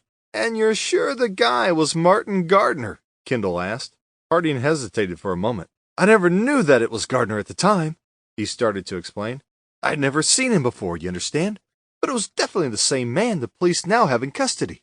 Kendall nodded and then suddenly sneezed. Sorry about that, he said, wiping his nose. Wretched hay fever. You should try allergies, Harding suggested. It's supposed to be good. Kendall shrugged. Molly, my assistant, she swears by alternate medicines. Herbs and things like that. She gets it all from the internet. Half the time I haven't a clue what it is she's talking about. She has me taking etchy something or another. It's a foreign language to me, and whether it works or not, who knows? She could have a point, I suppose. Remains to be seen. He shook his head and smiled. Now, where were we? He continued. Ah, yes, I remember. So what happened next? After Gardner's outburst? Harding heaved a sigh. Nothing, he replied. Nothing, repeated Kendall. What do you mean, nothing? He just turned around and pushed some people out of the way and left the room, Harding replied. Did no one go after him? Asked Kendall. Harding shook his head. Mr. Lowry said not to. It really wasn't worth worrying about. He said that, said Kendall, sounding puzzled. That's right, said Harding. He didn't want to make a fuss. So, he didn't take it that seriously, suggested Kendall. Harding shook his head. You would think that, wouldn't you? He replied. Don't worry about it. It's nothing. Just enjoy the dinner. That's what Mr. Lowry actually said. And yet, his face told a completely different story. In what way different? Asked Kendall. Well, it's not easy to describe, said Harding. He was shocked, certainly, but he also looked frightened. Do you think he thought Gardner meant what he said? Asked Kendall. Harding shook his head. I'm not really sure, he replied. I don't think so. So why did he look frightened? Asked Kendall. Maybe frightened is the wrong word, said Harding. But he was certainly shaken. Did you think Gardner meant what he said? Harding shook his head. No, I didn't at the time, he replied. He was drunk. That's what I thought. Just drunk? Asked Kendall. Nothing more. Harding shook his head. He was drunk, and he was angry. Very angry, he replied. Do you know why he was so angry? Kendall asked. The man shook his head again. I didn't really know at the time, he replied. I found out later that Lowry had just sacked him. I suppose that's reason enough. Maybe, said Kendall. Some people say that it's only when you are drunk that you really mean what you say, because you have no real control over what you say. Others take the view that when you are drunk you have no control over what you say and therefore cannot really mean it. What do you think? Asked Kendall. The man shook his head. What I think doesn't matter, Mr. Kendall. The police believe that he meant it. They believe that he killed Mr. Lowry. Perhaps he didn't mean to kill him, but nonetheless, he did. That's what the police believe, said Kendall. I'm still interested to know what you think, though. The man shrugged and started to rub his chin. Mr. Gardner never killed Mr. Lowry. That's what I think. Interesting, replied Kendall. Do you have any particular reason? Harding shook his head. It's difficult to put my finger on it, but there was just something that struck me as odd. Odd, said Kendall. About what? The look on Gardner's face, Harding explained. He looked frightened. Harding turned and looked directly at Kendall. If you were deliberately planning on killing someone, I just don't think you would look that frightened. Kendall nodded slowly. Who can fathom the mind of a killer? He said. By the way, do you have a list of those who attended the function? Certainly I do, Harding replied. I have it right here. I thought you might ask for it. Kendall nodded. Much obliged, he said as he took hold of the list. There was a sudden crash from behind. Harding turned as the light fitting fell from the stage area and crashed onto the floor, sending dozens of shards of glass in all directions. Harding shook his head and heaved a deep sigh. He turned back to face Kendall. Sorry about that, he said, shrugging his shoulders. Unless there's anything else, I think I'm needed elsewhere. He started to walk away. Peter, I told you to be careful. So what happened? Chapter 29. The Dinner Guests. Kendall tried to stifle a yawn, without much success. He shook his head and stretched his arms high above his head. He heaved a sigh and yawned once again. Not keeping you up, are we? A voice called over. Kendall looked over at Molly and grunted. Lying in front of him on the desk were several sheets of paper. Molly had placed them there about an hour previously. It was a list of names, addresses, and telephone numbers. 254 names to be exact. They were the names of all those who had been invited to the Man of the Year event. Amongst the list were the industrialists, politicians, bankers, businessmen, and women of all kinds. And somewhere amongst that list was the name of a murderer, or at least, that was Kendall's theory. But which one? Kendall thought. Which one? Slowly he traced his finger down the list, hoping that maybe one name would suddenly stand out and call to him. Hey, here I am. I'm the one you were looking for. I'm your murderer. It wasn't going to be that simple, though, was it? They were just names, after all. A few letters strung together in a particular order, nothing more. He started to read. Peter Weingard, First National Bank. James Taylor, Congressman. Brenda Chambers, Editor Celebrity Lives Magazine. Joyce Woods, Chancellor Media Group. David Morton. They were just names. Nothing but names. Business associates, rivals, friends, enemies, all listed together, but names nonetheless, and nothing to tell one from the other. The only thing they had in common was the fact that they had all attended the Man of the Year function, or at least, they were all scheduled to attend. Kendall wasn't absolutely certain that any of them had actually attended the dinner, but he was convinced that one of those names staring back at him was that of Lowry's murderer. He shook his head and pushed the papers to one side. I don't know, he murmured. Where do you actually start? Molly looked up at the noise. Elimination, my dear, Kendall. Elimination, she said quite simply. Kendall looked at her, a frown slowly spreading across his forehead. Go on. I'm listening. It's simply a process of elimination, Molly continued. Kendall glared at her and heaved a sigh. And what precisely do you know about the process of elimination? He said in a superior voice. Something you learned while stacking shelves at Walmart, no doubt? Or maybe they taught it at that elementary school on the west side that you went to. Molly shook her head and made a face at him. What did Lowry's neighbors say? She asked. Kendall looked puzzled. What did they say about what? He asked. They said it was a man, didn't they? Molly continued. It was a man who left the apartment block that day, the day Lowry was murdered. So that means that you can eliminate all of the women for a start, can't you? Kendall pulled the papers back to the center of the desk. He started to scan the list once again, striking a line through any female names that he saw. 10 minutes later, he looked up. That's 87 names removed, he announced. So, that leaves 167 names then, said Molly. Not quite, said Kendall. Another 9 can be eliminated because we know that they never attended. They were sick or something. So, that's 158 names then, said Molly. There you are then. You're making real progress. Some progress, Kendall thought. What did it matter anyway? So he had eliminated a few names. What about it? So what if there were 250-something names, or 100 and whatever? They were still nothing but names. Why, he wasn't even sure if his theory was right anyway. Perhaps there was no murderer on the list. Perhaps it was just what it appeared to be, a list of the names of bankers, business people, or politicians. Nothing more, nothing less. He pushed the papers away once again and picked up the newspaper. He quickly turned to the back page and started to read. Solved it then, have we? Asked Molly. All done then? Found your murderer? Kendall looked over at her and heaved a sigh. I'm thinking. Something you perhaps wouldn't understand, he said. Do you mind? Molly smiled and returned to the magazine she was reading. It'll be a first, she murmured under her breath. What did you say? Asked Kendall. Oh, I just said it was going to get worse, she replied. The economic situation, I mean. That's what it says here. She tapped the magazine and then quickly turned the page. What about people from out of town? She asked. Out of town? Kendall replied. I don't follow. Molly closed her magazine and placed it onto the desk. She heaved a sigh and looked at Kendall. I understand that people came from all over the state for that dinner, didn't they? All over the country, I think, corrected Kendall. Molly nodded. Well, maybe you can eliminate the ones who went home and were in town on the day of the murder, she suggested. Kendall had to admit that it was a fairly good suggestion, although it would still require a lot of checking.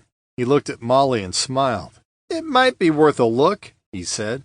I said might be. He paused for a few moments. How about you actually check that out for me? He collected the papers together and passed them over. After all, it was your idea, wasn't it? And we are partners, aren't we? So as far as I can tell, there were 58 people at that function who came from out of town, said Molly, tapping the list with a pencil. All of them, except 6, went home the following day. 23 of those names had already been eliminated from your list. Meaning what? Said Kendall. Meaning that we can now eliminate another 29 names from the original list. So that leaves 129 possible. Kendall smiled. 129, repeated and heaved a sigh. Wow, is that all? We are really making progress, aren't we? Really motoring along. Well, it's still better than the 254 that you started with, replied Molly. Kendall had to agree that certainly it was better. It still wasn't great, but yes, it was better. He looked back at the papers lying in front of him. It was still a daunting task. Whatever way you looked at it, there were still 129 possibles. He shook his head. Was he wasting his time? Suppose his theory was totally wrong. Suppose the murderer wasn't on the list. Maybe whoever had killed Lowry was just an opportunist, someone who just happened along. Maybe it was, dare he say, nothing more than a coincidence. The longer he spent on these scraps of paper, he looked at the list and shook his head, the greater the chance of the real killer getting away. He shook his head again. Real killer, did he say? Perhaps it was Martin Gardner after all. Maybe if he checked the names against Lowry's files, he might find a connection somewhere, or even a motive, and provide the positive proof. Besides, if he could actually prove to Jennings' son and whatever their client was, in fact, guilty of the murder, then that would put an end to the whole affair once and for all. Incidentally, I imagine you noticed that our friend's name is on the list, said Molly. You mean Tony Fletcher? Replied Kendall. Molly nodded. Sure, I saw it, continued Kendall. He did say that he attended. You know, whoever did this crime must have had a reason, a motive, suggested Molly. I agree, said Kendall. But what makes you think so? Why couldn't it have been just a random killing, or an opportunist? Molly shook her head. Because that makes no sense, she replied. Victor Lowry was a very important, powerful man, correct? Kendall smiled and nodded. People like that aren't just murdered at random, Molly continued. People like that make enemies, and that's why they get murdered. Kendall reached across the desk for the list of names. Someone Lowry knew, he repeated. The telephone call that he got was someone he knew, wasn't it? Said Molly. Someone here on the list, then. He rubbed his hand over the papers. Okay, so we are agreed our murderer is here somewhere on this list. I think so, said Molly. What about the motive? Well, as you say, Lowry would have made a lot of enemies. Jealous business associates or business rivals. Maybe people who had suffered as a result of something that Lowry, or the paper, had done. Phone hacking, suggested Molly. Kendall nodded slowly. Phone hacking, perhaps, he replied. It might be interesting to check Lowry's files to see if they included any of the names on the list. It might be at that, said Molly. But checking Lowry's files was likely to be easier said than done. Kendall sighed and took a deep breath. I think you're absolutely right. Molly thought for a few moments. Why not have a word with that guy on the radio, Derek Webb? She suggested. After all, he is the one who broke the news in the first place. By the way, do you remember that address you mentioned? Which address? Asked Kendall. Batsford Court, Molly explained. Where that white cab driver took his passenger. I remember it, replied Kendall. What about it? Well, it might mean nothing at all, Molly replied. But at least one of the apartments in that block is owned by, you'll never guess. Kendall didn't really have time for guessing games. Okay, I'll never guess. So who? Westcom Enterprises, Molly replied. Fletcher's company, said Kendall. The very same, replied Molly. Of course, it could be a coincidence, but I don't think so.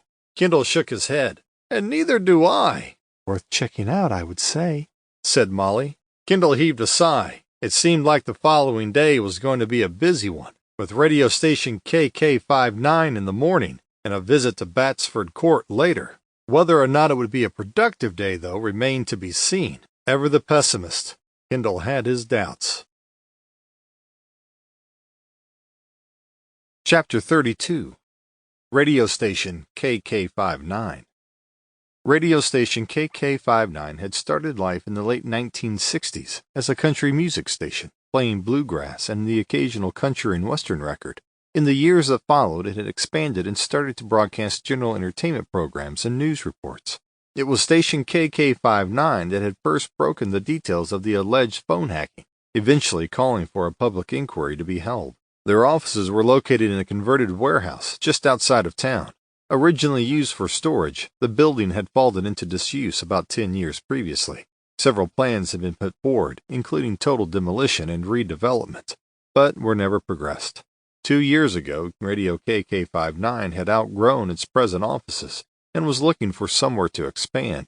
The warehouse was just what was needed, providing more than enough space for office accommodations, together with studios, and so the building was taken over and refurbished. Kendall was shown into a large, bright waiting area and invited to take a seat. "Mr. Webb will be with you shortly," a young lady advised as she left the room. Kendall sat down disappointed. A coffee would have been good, but clearly the radio station needed to save money. He looked around the room and then saw it. A coffee dispenser, offering every combination you could think of, except, of course, a decent cup of Java. He decided to forego the undoubted pleasure. He picked up one of the magazines lying on one of the side tables and sat down. He hadn't been waiting very long before a heavy-set man with long curly hair swept into the waiting room. "Mr. Kendall," he asked, sounding slightly short of breath. "Hi there, I'm Webb. What can I do for you?" Kendall stood up and returned the magazine to the side table. "Good of you to see me at such short notice," he said, walking forward, his hand outstretched. "I'm afraid I can't actually spare you long," Webb replied, shaking Kendall's hand. "We have a news special to get out for the 6 o'clock, and a production meeting has been scheduled for—" He looked at his watch. "45 minutes' time. So if we could get started." Kendall smiled. "I'll be as quick as I can," he replied. "I would appreciate that," said Webb. "Have a seat." Webb pointed to the sofa. Kendall nodded and sat down. "Can I get you a coffee or something?" Kendall glanced at the coffee machine and decided that he would live quite well without the coffee. He was tempted to go for something, though, a double something preferably. However, time was probably against him, so he decided to forego the coffee reluctantly. He shook his head. Webb nodded and sat down next to Kendall. "Now, you mentioned something about Victor Lowry on the phone," he said. "That's right," said Kendall. "I've been asked to investigate his death." Webb looked puzzled. "But I thought the police had already covered that. Murder, wasn't it? Or am I mistaken? Don't they have someone in custody? A guy called Gardner, if I remember correctly?" "Well, that's right, but I don't think he did it," said Kendall. "Neither do a few others, I might add." "Really?" said Webb, sounding surprised. "Why ever not?" "I think whoever did it was somehow connected with his phone hacking business," Kendall replied, trying to sound knowledgeable. "Interesting," replied Webb, sounding anything but. "That certainly opens up a lot of possibilities." "So, what can you tell me about this hacking?" asked Kendall. "You seem to be the acknowledged expert." "Well, I wouldn't quite go that far," Webb replied, "although I have investigated it pretty extensively, so I guess I know more about it than most." "So what can you tell me?" asked Kendall, taking out his notepad. "Well, I can tell you that it's been going on for quite some time now," replied Webb. "We're not exactly sure when it started or where, but originally it was only involved with celebrities, pop stars, movie stars, that kind of thing. Troy Donahue, for example, and his girlfriend Cindy Lawson. You must have read about them." Kendall nodded his head. Thanks to Molly, he knew all about Troy, Thingy, and Cindy whatever. "Then there was a whole string of sports personalities," Webb continued. "Greg Norman, Peter Franklin of the New York Tigers were the first. Then came Sylvia Tredegar, the gymnast. Oh, and Colin Davies, the runner. And then there were a couple of tennis players." "But why do it?" asked Kendall. "What's the point?" Webb smiled. "Why do it? Or news, of course. Why else? As simple as that. Well, maybe not necessarily news. Scandal would be nearer the truth. Scandal sells newspapers, you know, not news. A newspaper would look for just about anything they could use, no matter how they got it. Just to sell papers, said Kendall. Webb nodded. About 2 years ago, they started hacking politicians like John McKenzie, the senator. Then it was businessmen, bankers, industrialists, people like Tony Fletcher. You know who I mean. Kendall nodded. He had to admit that he had a slight inkling. And now, as I think you already know, victims of crime are being targeted, Webb continued. Kendall nodded. You mean Peter Jobson? Webb nodded. That's right, amongst many others. Kendall took a deep breath. So, is it just the Lowry papers doing it? He asked. Webb shook his head. Oh, no. Many of the other papers have done it. But certainly Lowry's involvement has, without a doubt, been the most extensive. Kendall heaved a sigh. Do you have a list of all of his victims? He asked, as he began to wonder if this line of inquiry would actually produce anything other than long lists of possible suspects. Well, we certainly have details of a large number of people, Webb replied. Whether or not it shows all of his victims, I couldn't say.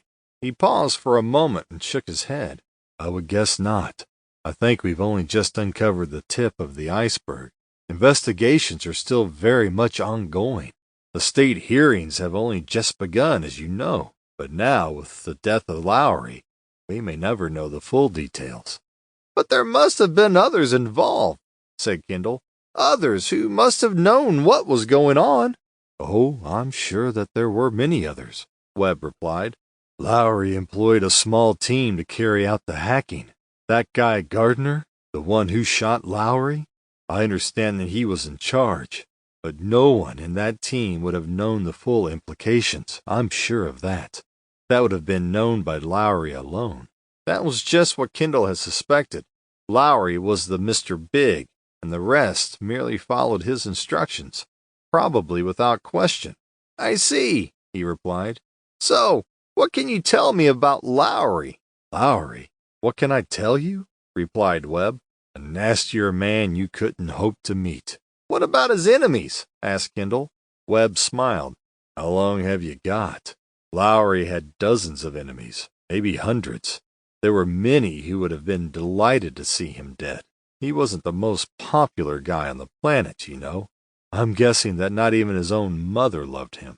Not that it worried Lowry at all. In fact, if anything, he seemed to thrive on it.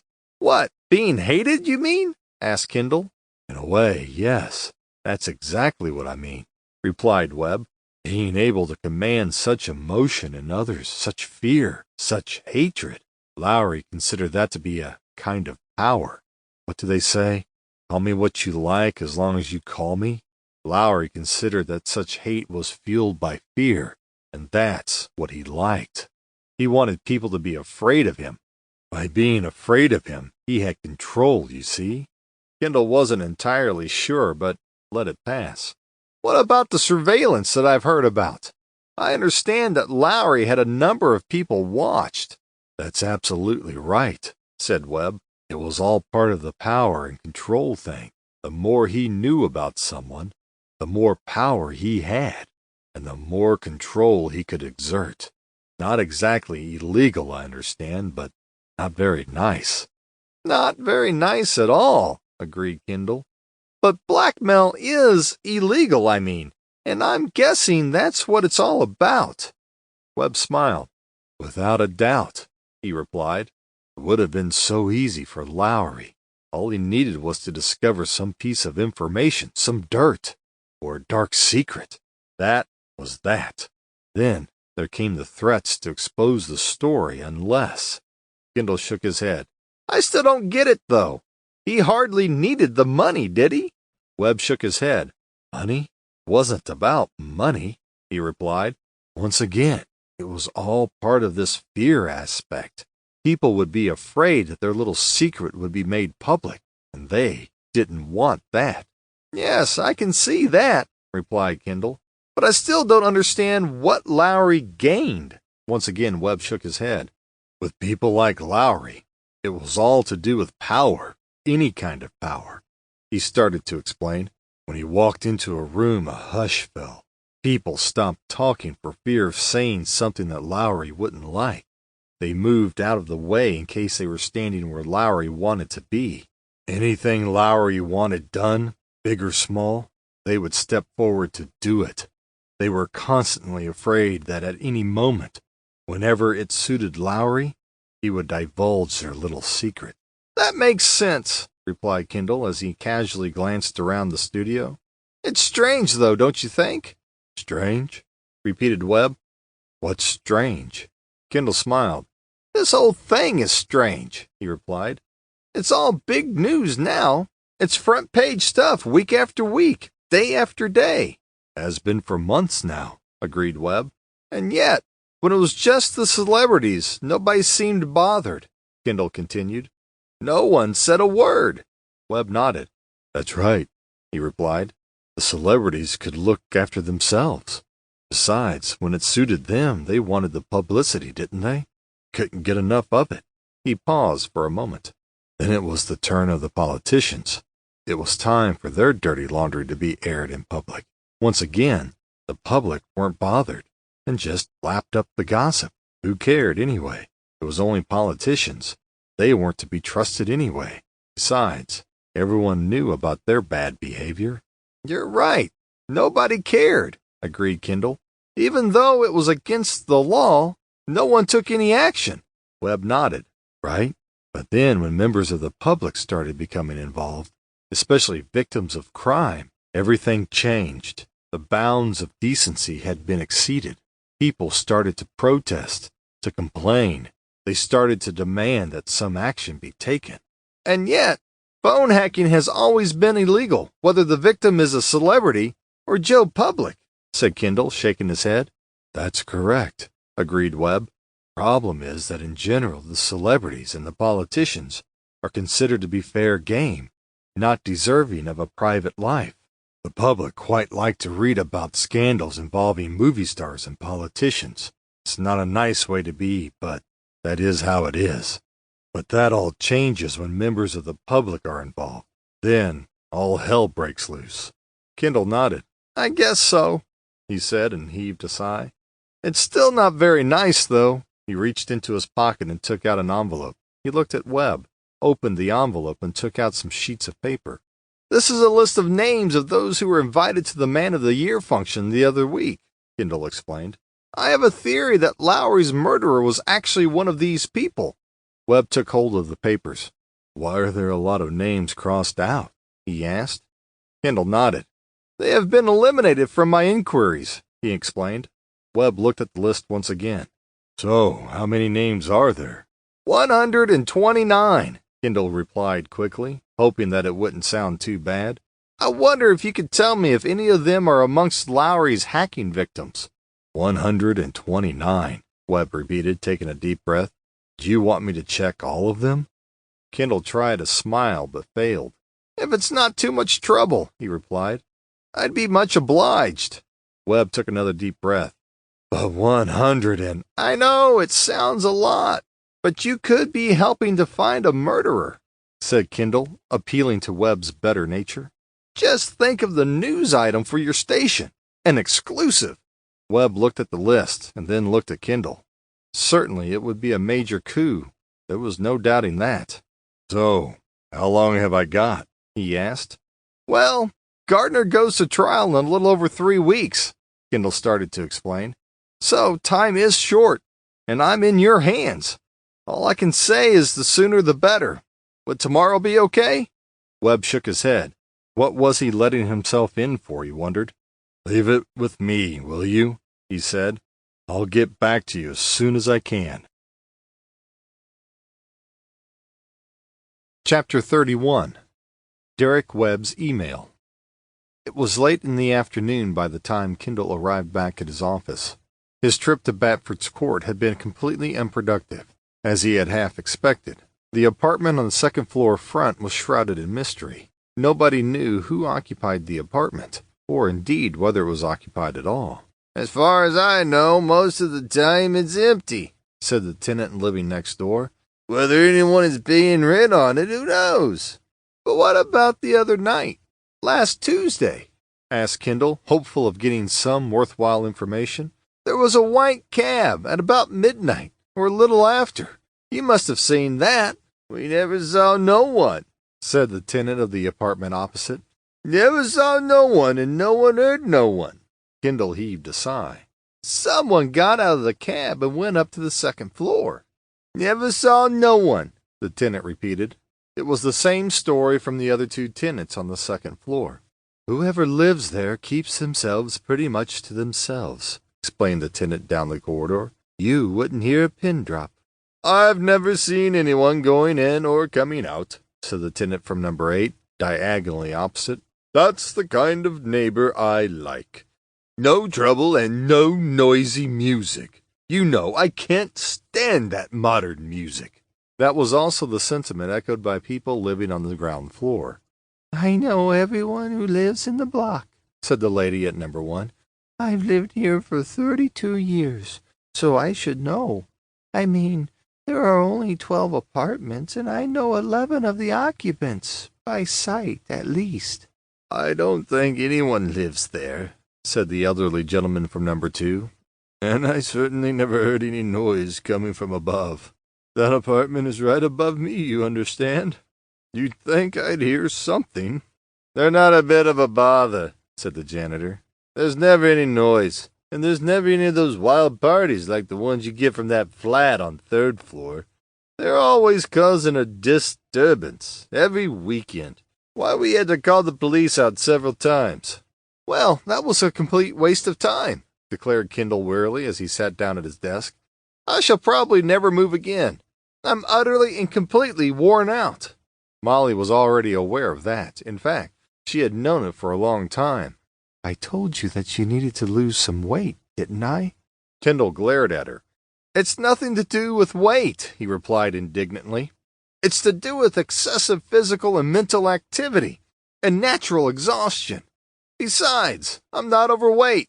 I'm properly in proportion, taking into account my age and height. Molly made a face.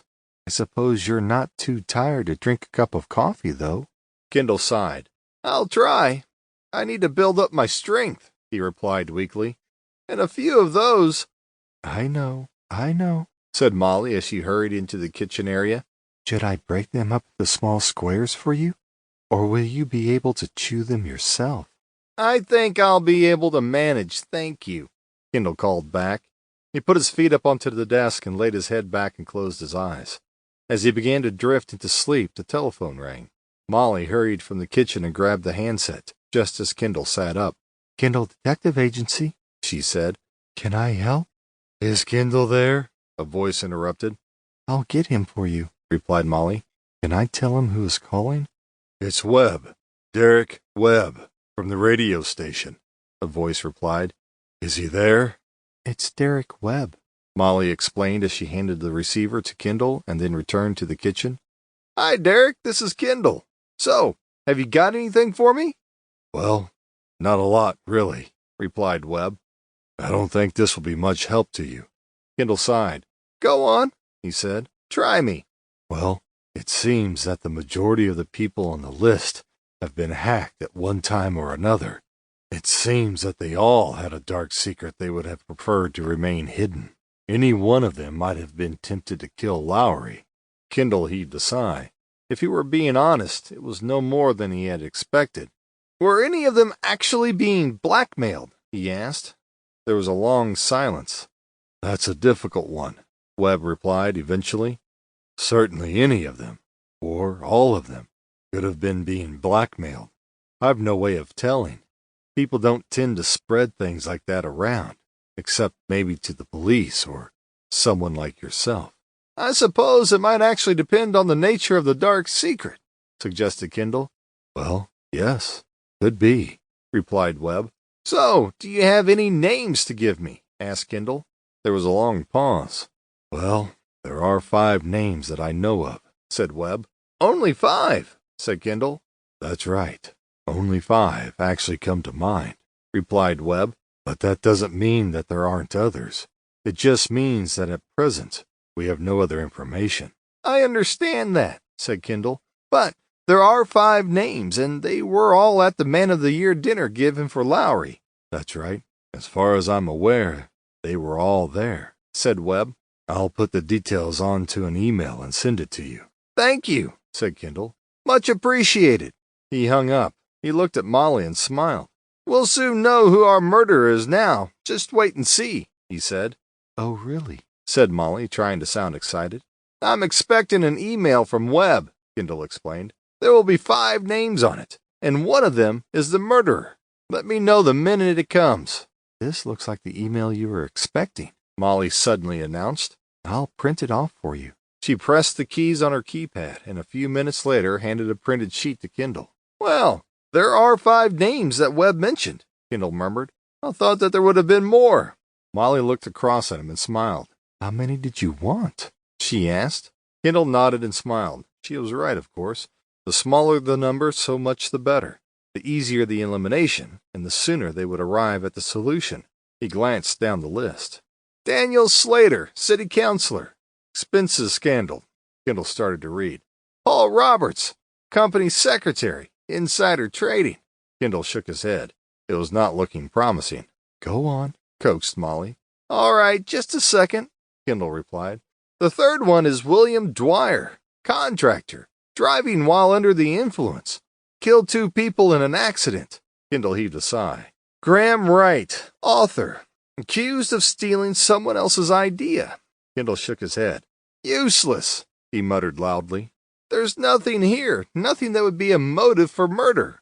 I don't know. William Dwyer sounds promising, suggested Molly. Kendall shook his head. He went to prison for 10 years, he explained. He served his time, so there was nothing to hide. There's one more name, Molly reminded him. Kendall nodded his head slowly. There was indeed one more to come. What would it be? Local churchman steals money from the collection plate, maybe. Local shopkeeper selling food 2 days after the sell-by date. Or possibly local pensioner caught picking flowers in the park. Well, are you going to read it or not? Said Molly, getting impatient. Don't rush me, said Kendall. Have you never heard the old saying, act in haste, repent at... Come on, get on with it. Leisure? Kendall said loudly, making a face. Charles Walker, businessman, shoplifting. How about him then? Sounds promising, Molly suggested. Kendall shook his head and sighed. He served 2 years in prison. Kendall pushed the list to one side. Well, that's that, he said. There's nothing here. It's all old news and certainly no reason to commit murder. He hit the desk hard. And yet, I'm sure that somebody on that original list is the murderer. Nothing about Tony Fletcher? Asked Molly. Kendall looked at the list once again and shook his head. Not a word. He shook his head. Back to square one, I suppose. He hit the desk once again, gentler this time. So, it's nothing to do with the phone hacking then, said Molly. Kendall nodded and sighed deeply. It would appear so. So what about a business rival? Molly suggested. Kendall looked at the list of names again. He shook his head. He had no idea what business the names were involved with, and no idea whether they were business rivals. The telephone suddenly rang. Kendall, a voice said. Derek Webb. Hi, Derek, said Kendall. What can I do for you? The list I sent over. Was it any help? Regrettably, no, said Kendall. I was hoping for a motive for Lowry's murderer, but there's nothing there. Too bad, said Webb. You're sure that there's no one else being blackmailed? Asked Kendall, clutching at straws. Well, as I said, there are probably others. Many others, maybe. I just don't know about them. I was just hoping, that's all, said Kendall. To be honest, I probably never really thought it would be that easy anyway. Sorry I couldn't be more helpful, replied Webb. Incidentally, I was surprised to see Tony Fletcher's name on that original list. I really didn't think he would be at the dinner. Oh, why not? Asked Kendall. He and Lowry weren't exactly friends, you know, said Webb. In fact, they were quite the opposite. Oh, I realize that, said Kendall. They were business rivals, I understand. A bit more than that, I would say, said Webb. Go on, said Kendall, intrigued. Well, you know that Fletcher runs a rival telecommunications company. Yes, I know about that, said Kendall. Westcom. That's right, said Webb. Westcom Digital to be precise. Well, Victor Lowry had been trying to take the company over for a long time, without success. Yes, I knew that, said Kendall, wondering where this was leading. Well, it seems that our Mr. Fletcher has been dabbling on the stock market, Webb explained, watching his stock going down in price, and then buying it back cheaply. If true, that is highly illegal. Yes, we had already heard that story, said Kendall. Apparently he's being blackmailed by someone. He is. How do you know that? He told me, replied Kendall. So, do you know who it is? Asked Webb. That's a good question, replied Kendall. I'm still working on it. Well, if there's anything else you need, you know where I am, said Webb. You have any more questions, just give a shout. He hung up. I'll remember that, said Kendall as he replaced the handset. If I need anything indeed, he murmured. A few answers might be good. Chapter 32. Another Word with the Sullivans. Martin Gardner, the Sentinel journalist at the center of the newspaper phone hacking row, states that he acted on the instructions of others, according to his lawyers. Any suggestion that he acted in such matters unilaterally is untrue. Kendall put down the newspaper. Acted on instructions of others, he repeated. And who precisely were these others, as if we didn't know? Victor Lowry, replied Molly. Exactly. But notice he isn't mentioned anywhere in the report, said Kendall. He must have known everything about... Kendall was interrupted by the telephone. Molly reached it first. Hello, she said. Can I help you? Kendall heaved a sigh. She was never going to get it right, was she? He thought. Perhaps he should just give up worrying about it. Who is it? He asked. Molly placed her hand over the handset. It's Alan Mills, she replied. He has some information for you. She handed Kendall the handset. Yes, Alan, he said. Hi, Kendall, Mills replied. I've got something for you, but it's a bit odd. Odd? Repeated Kendall. In what way? Well, the envelope you sent me is covered with prints, Mills started to explain. But there's not a single print on any of these letters themselves. That is odd, agreed Kendall. Could you get a make on the prints? Yes, I could, replied Mills. So, are you going to tell me or not? Kendall asked. Or do I read about it in the late editions? Funny man, replied Mills. Well, to start with, your prints are everywhere. So much for not contaminating evidence. What precisely did you learn on the forensics course? Come on, Alan. I haven't got all day. Okay, I'm getting there, Mills continued. Some of the prints belong to Fletcher himself. He paused for a moment. The majority, though, belong to a friend of yours. A friend? Said Kendall. Who? Ray Sullivan. You're kidding, said Kendall. I kid you not, said Mills. His prints are all over the envelopes. So, what's he up to? I'll see if I can find out, and let you know, replied Kendall. If you need anything else, just call, said Mills. Thank you, Alan, said Kendall. Much obliged. I'll be in touch. He replaced the handset. Just what were the Sullivans up to? So, Ray Sullivan's prints are all over the envelope, said Molly. Right, said Kendall. Just lately he's been receiving a lot of cash. Right, said Kendall once again. So he certainly knows Tony Fletcher, said Molly. It would certainly seem like it, replied Kendall. Well, it seems to me that he is the blackmailer, said Molly. Kendall shook his head. I very much doubt it, he said. Ray Sullivan is certainly a crook, no question about that. He has been into lots of things, but all petty crimes. He paused for a moment, rubbing his chin. Blackmail isn't his style. Molly was puzzled. But it all fits, she insisted. Kendall shook his head once again. He doesn't have the brains for it, he said. I doubt if either he or his brother could spell the word. But his prints were all over the envelope. Correct, but the only prints on the actual letter belong to Fletcher himself, said Kendall. Sullivan is no college professor, that's for sure. And brains was not something he was given a lot of. But he's savvy enough not to leave incriminating evidence behind. You mean his prints, said Molly. That's right. I mean his prints, replied Kendall. Sullivan has a record. Nothing major, but a record nonetheless. Robbery, usually. His prints are on record. Why would he take the risk? He would know that it would be picked up in no time. There's something wrong somewhere. Perhaps you need another word with the Sullivans, Molly suggested. Mike's bar was busy as usual, and Kendall walked in a few days later. "Afternoon, Kendall," said Mike, looking up and waving. "Your usual, I guess." He reached for the whiskey bottle and started to pour. "A double," said Kendall. "And forget the water." Mike placed the glass on the counter. "So, what's with the briefcase?" he said as he noticed Kendall carrying a soft leather case. "You look like one of those IRS guys who were around the other day." He started to smile. "You know, they spent an hour telling me that I was behind on my tax, and that they would be imposing a fine. Then they suddenly realized they were in the wrong bar." Kendall shrugged. "Yeah, sure," he said. "Did you tell them about the gambling going on in back?" Mike raised a finger to his lips. "Now, Kendall, don't you start. Not even joking. Maybe some of the people here will think you're serious." "Okay," Kendall replied, taking a drink. He glanced around. "Are the Sullivans around?" he asked.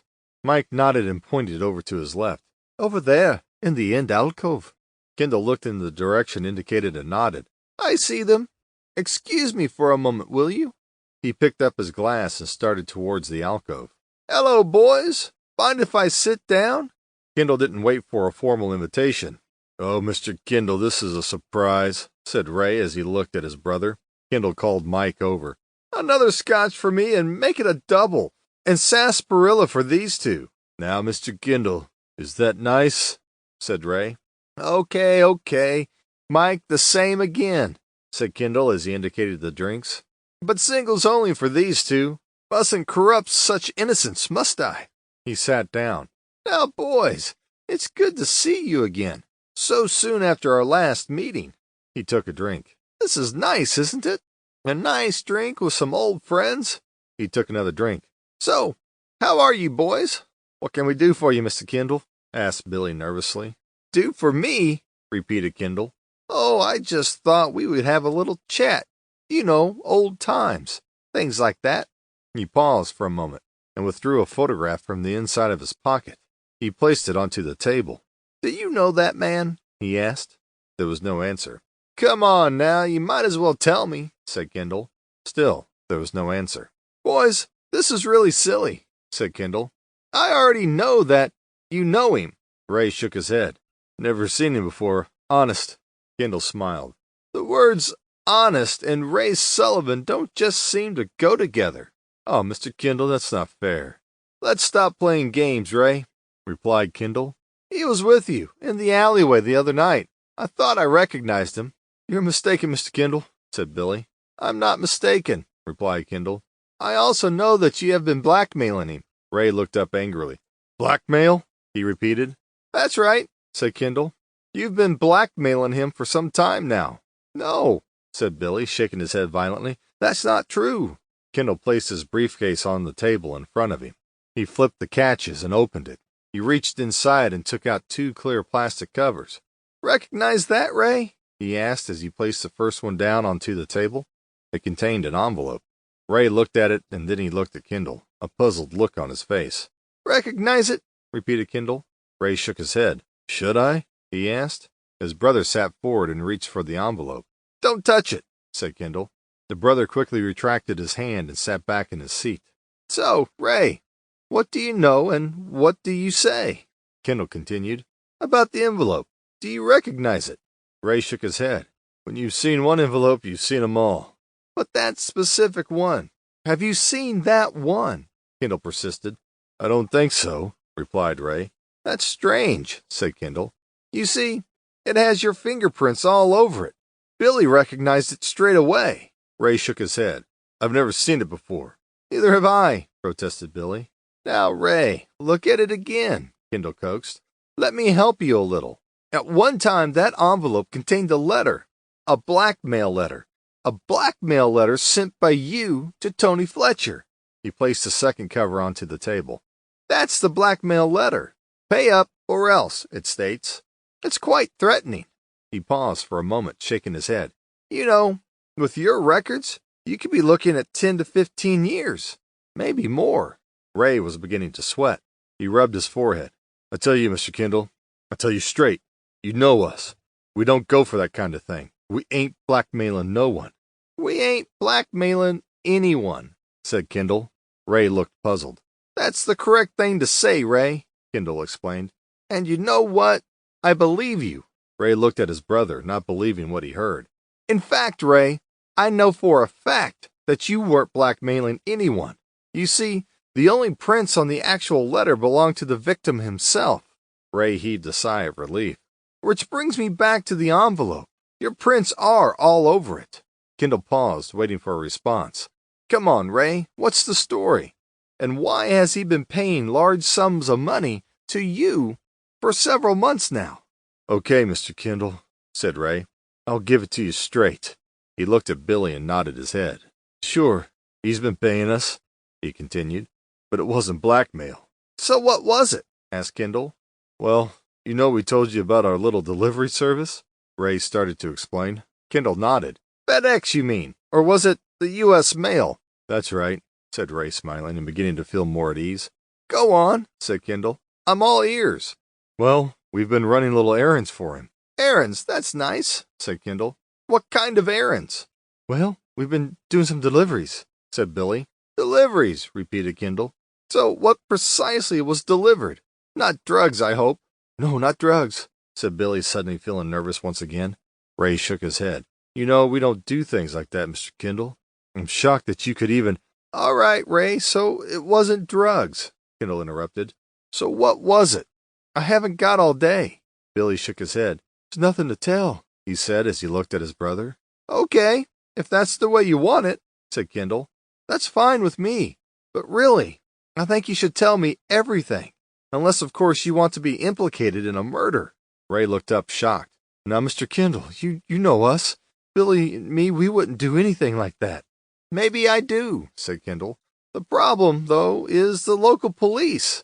They don't know you like I do. They might think different. Okay, Mr. Kendall, I'll tell you.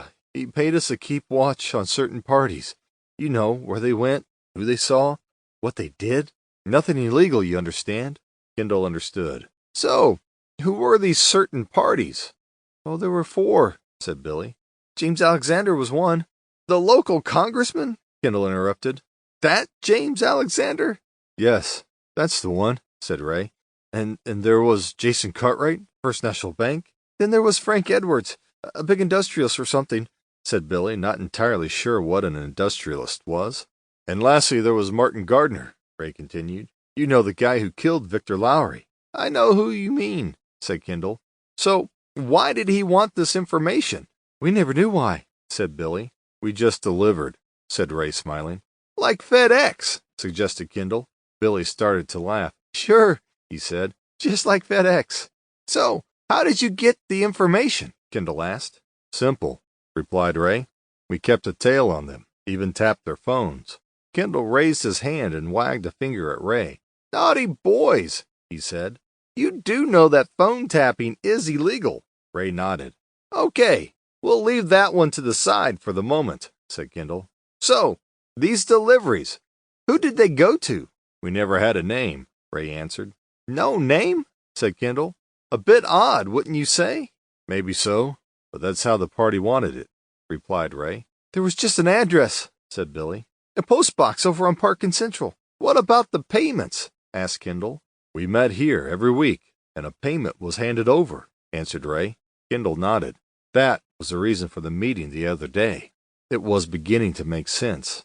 You boys, I don't know why, but I believe you. Kendall stood up and looked around. Hey, Mike, he called out. Give my 2 friends here another drink, will you? I think they need it. He gathered up the 2 documents and returned them to the briefcase. Boys, it was nice to see you again. Really very pleasant. I shan't be troubling you again. But keep out of trouble, won't you? Oh, now, Mr. Kendall, you don't need to worry about us, said Billy. We won't be no trouble. Kendall nodded and smiled. And it don't snow in the Arctic either, he said as he turned and walked towards the door.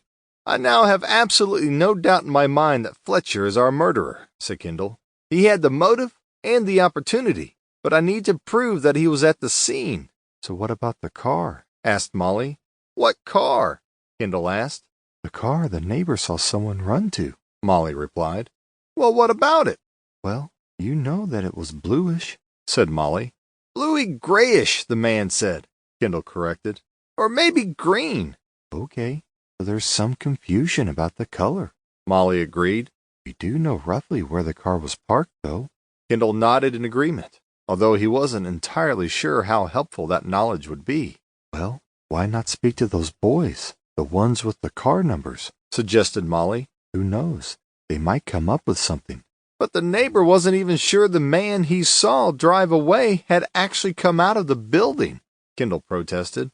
But didn't you say that one of the boys confirmed that a man did come out of the building and ran across the street? Said Molly. Those boys might just be able to give you some valuable information, like the make and a registration number. And that will give me the owner of the car, said Kendall. Precisely, said Molly. Although it's more the other way around. You know the number of Fletcher's car, don't you? Kendall agreed that he did know the number. So, if that number is listed, then you have the proof. Chapter 33. Car Registration Numbers. It was just after 5 when Kendall arrived outside Onslow Mansions. He looked through the door. There was Joe huddled over a newspaper, checking the runners and winners, Kendall guessed. Kendall called out. Joe looked up and waved. Kendall waved back and continued on his way. He hadn't gone far when he saw who he was looking for. "Hi, boys," said Kendall as he approached a group of young boys. "Still collecting registration numbers, I see." The boys turned around. "Oh, it's you again," said the boy at the front, obviously the leader. Kendall walked over to the boys and glanced around. "Looks like a pretty busy day," he said. The leader smiled. "Oh, it's been busier," he replied. "People are heading for home now. Another couple of hours and you start to see the evening traffic, and it'll be completely different then. You'll see." Kendall looked at his watch. "I did tell you that I used to collect car numbers, didn't I? Then I collected stamps, coins. Oh, you name it, I collected it. My mother was always tidying up after—" The young boy looked at Kendall, wishing that he could just get on. "Did you want something?" the boy interrupted. Kendall took a deep breath and looked at the boy. "Well, you know I'm hoping that you can help me." He looked back across the street. "You remember the guy you saw? The one who ran out from the apartment block?" "The one that ran into Lenny, you mean?" "Lenny, that's right," confirmed Kendall. "I couldn't remember his name." The boy heaved a sigh, wishing he was somewhere else. "So what about him?" he asked, sounding bored. Kendall looked back across the street. "I guess you see all kinds of things," he said, "and all kinds of vehicles." "What about that man?" the boy repeated. Kendall nodded. "I need to find that man." The boy took a deep breath. "What's he done?" he asked. Kendall smiled. "Oh, I just need to know who it was and speak with him, that's all," he explained. "Are you a cop?" the boy asked. Kendall smiled. He reached into his inside pocket and took out his badge. "Used to be," he replied, "but now I'm a private detective." "So is he wanted by the police?" the boy asked. Kendall shook his head. "Not that I know of." The boy shook his head. "So why'd you want him?" Kendall was beginning to get impatient. "I told you. I need to ask him some questions, that's all." "Is there a reward or something?" Kendall started to laugh. "There could be. For the right kind of information, that is." The boy's eyes lit up. At last, the conversation was taking a turn for the better. "How much?" Kendall reached for his wallet. He opened it. "How does $5 sound?" The boy thought for a few moments. "Sounds okay, I suppose," he replied. "But 10 sounds much better." "Okay, $10 it is," said Kendall. "That's $10 each," the boy continued. "And there's 8 of us." Kendall glanced around and did a quick count. He made it 6 boys, not 8. He heaved a sigh. "Okay, $80 it is," he agreed reluctantly, and handed the boys 8 $10 bills. The boy nodded. "So what do you want?" he asked. "It's about that man, the one who knocked into Lenny," explained Kendall. "How is he, by the way? Lenny, I mean." The boy shrugged. "He's okay, I guess," he replied. "He's over there," pointing towards the corner. "So, what about that man?" "Yes, sure, the man," said Kendall. "I think you said that he ran off in that direction." Kendall pointed across the street towards the corner. "That's right," said the boy. "He headed towards Ashby and Carlton. He got to the corner and turned. That's the last we saw of him." Kendall started to rub his chin. "Do you have your registration details you took of that area on that day?" he asked. The boy looked puzzled. "Yes, they're at home. Why?" Good question, thought Kendall. Why indeed? He had always thought that it was a long shot, but he was now beginning to think that it was a total impossibility. "Well, I was just thinking that maybe he had a car parked somewhere, and you had made a note of the registration." The boy started to smile and shook his head. "We took down a lot of numbers that day," he replied. "I'm sure you did," Kendall agreed. "But in that particular area, Ashby and Carlton, there couldn't have been that many." The boy shrugged his shoulders. "It would have been enough," he said. "Besides, what about it?" Another good question, Kendall thought. What about it? It would just be a long list of car registration numbers, nothing more. "I was just hoping that maybe I'd recognize one of the plates, and that might tell me who the man was," he replied, feeling far from confident. "Are you sure the police aren't looking for this man?" asked the boy. "Sounds like you want him pretty bad." Kendall shook his head. "The police aren't looking for him. I told you that." "Not yet, at any rate." Kendall heaved a sigh and took a deep breath. "Are you going to help me or not?" Sure. Keep your shirt on." The boy looked at Kendall and then looked over at the other boys who were just standing around watching the proceedings. "What do you want me to do?" At last, Kendall thought, we are getting somewhere. Although precisely where, he wasn't too sure. He took out his notepad and wrote something down. He tore the page from the pad and gave it to the boy. "That's my office address and telephone number. Do you know where that is?" The boy nodded. "I know it." "Good," replied Kendall. "What I want you to do is bring your details, taken on that day, to that address, tomorrow." The boy took a deep breath. "I'll get them back, won't I?" "Sure, you'll get them back," said Kendall. "All right," the boy agreed. 5 o'clock tomorrow." "Good enough," replied Kendall. "I'll let you get on then. By the way, what's your name?" "Kelvin," the boy replied. "Kelvin Carter." "Okay, Kelvin Carter. I'll see you tomorrow at 5. Kendall gave the boy a high five, turned, and walked away. Chapter 34. The Case is Closed. "What time did you say he was coming?" Molly asked. Kendall looked at the clock on the wall. "Well, he said 3 o'clock, Kendall replied. "So, another 35 minutes. Kendall had made the arrangements to see Tony Fletcher earlier that day. "What's the purpose of a meeting?" Fletcher had asked. Kendall had explained that there had been some interesting developments, and that they really needed to discuss a few things. Fletcher was clearly reluctant, and wondered why it couldn't be discussed on the phone. "There are a few things that I really need to show you," Kendall had explained. "Things?" Fletcher repeated. "What things?" "It really would be best if you just came over here. It's important," replied Kendall. "Say, 3 o'clock? "Are you sure that he's coming?" asked Molly. "I mean, you did sound a bit abrupt on the phone." "Maybe," Kendall agreed reluctantly.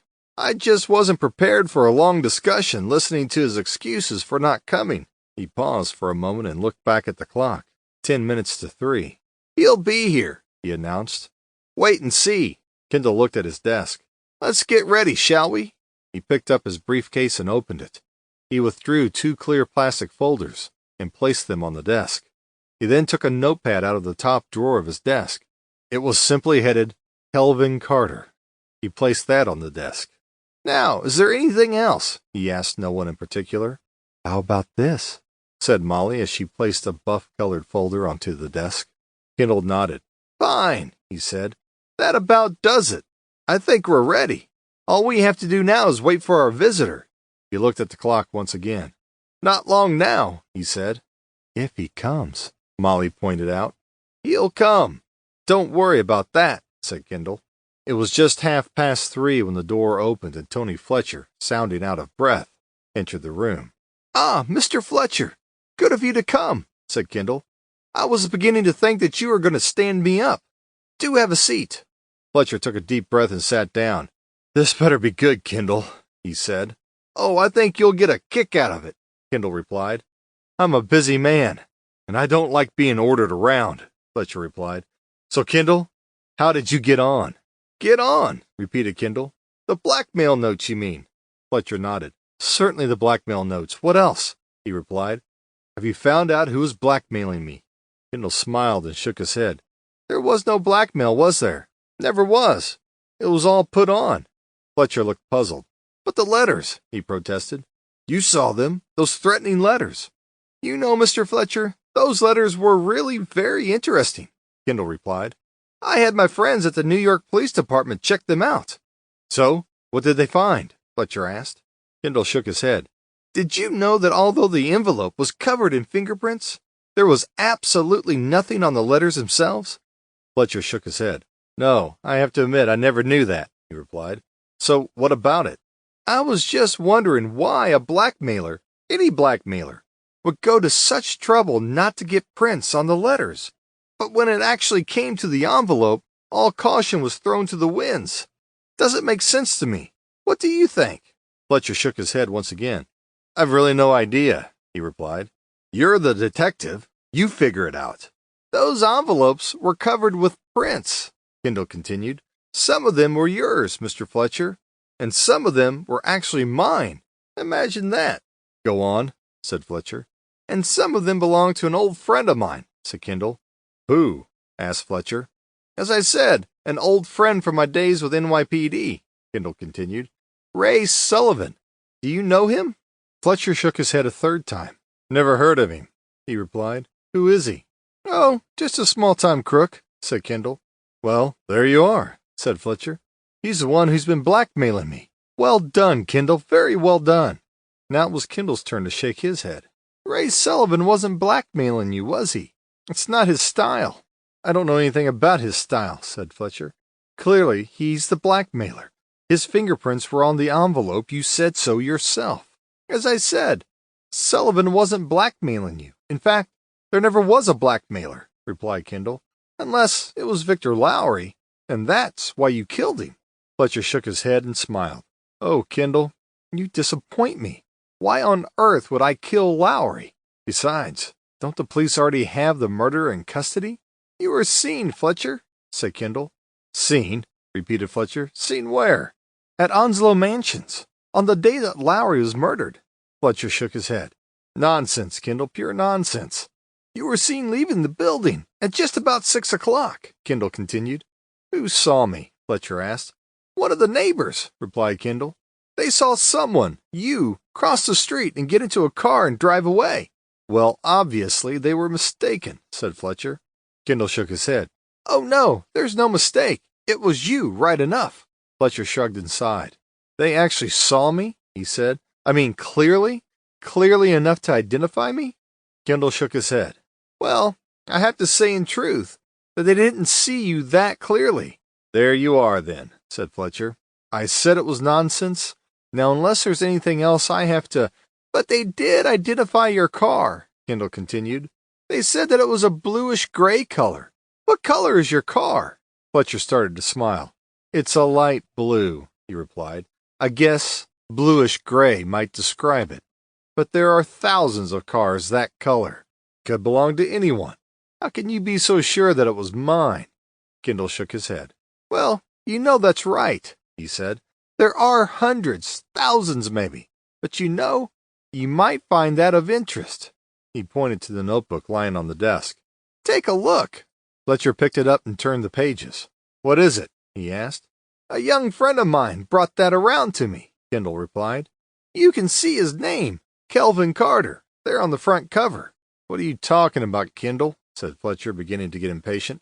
I haven't time for this. Kelvin is a nice, bright lad. You should meet him, Kendall continued.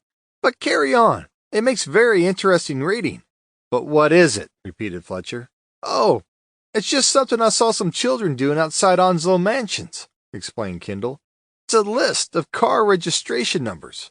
Fletcher looked at the notebook and turned a few more pages. So, it's a list of numbers. Why should that interest me? Kendall smiled. It's odd, isn't it, what some people find interesting and others find so incredibly dull? Did you ever go around collecting car numbers? No, I never did, Fletcher replied and heaved a sigh. I imagine there's a point to all of this. Kendall nodded. When I was a kid, I used to collect everything. Car numbers, stamps, anything, he said, ignoring Fletcher. Some kids collected stamps. Some collected matchbox labels. Others collected coins. Others went for car numbers. Me, I like the stamps.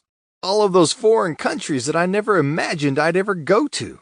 I used to dream that one day I'd find something rare, you know, like the one with the aircraft flying upside down. You know. Kendall, can you just get to the point? Oh, sure, sorry. I tend to ramble sometimes. My mother was always telling me to, Kendall, Can we get on? Kendall smiled and nodded. He held his hands up. Sorry. Now what were we talking about? Car registration numbers, Fletcher replied. That's right. So we were, said Kendall. You know that day? The day Lowry was murdered? There were some boys outside the apartments. They were collecting registration numbers. They are there nearly every day during the school holidays. Can you imagine? Kendall paused for a moment. Now, me, I'd be out in the park playing baseball or swimming, especially on a hot day. Kendall, just get to the point. You must have seen them, Kendall continued, ignoring Fletcher's comment. What's the matter with me? You did see them. At least you ran into one. He paused once again. A nice lad, about 12 years old, remember? You knocked him flying. He ended up with a very nasty bruise and cuts on his arm, just near the shoulder.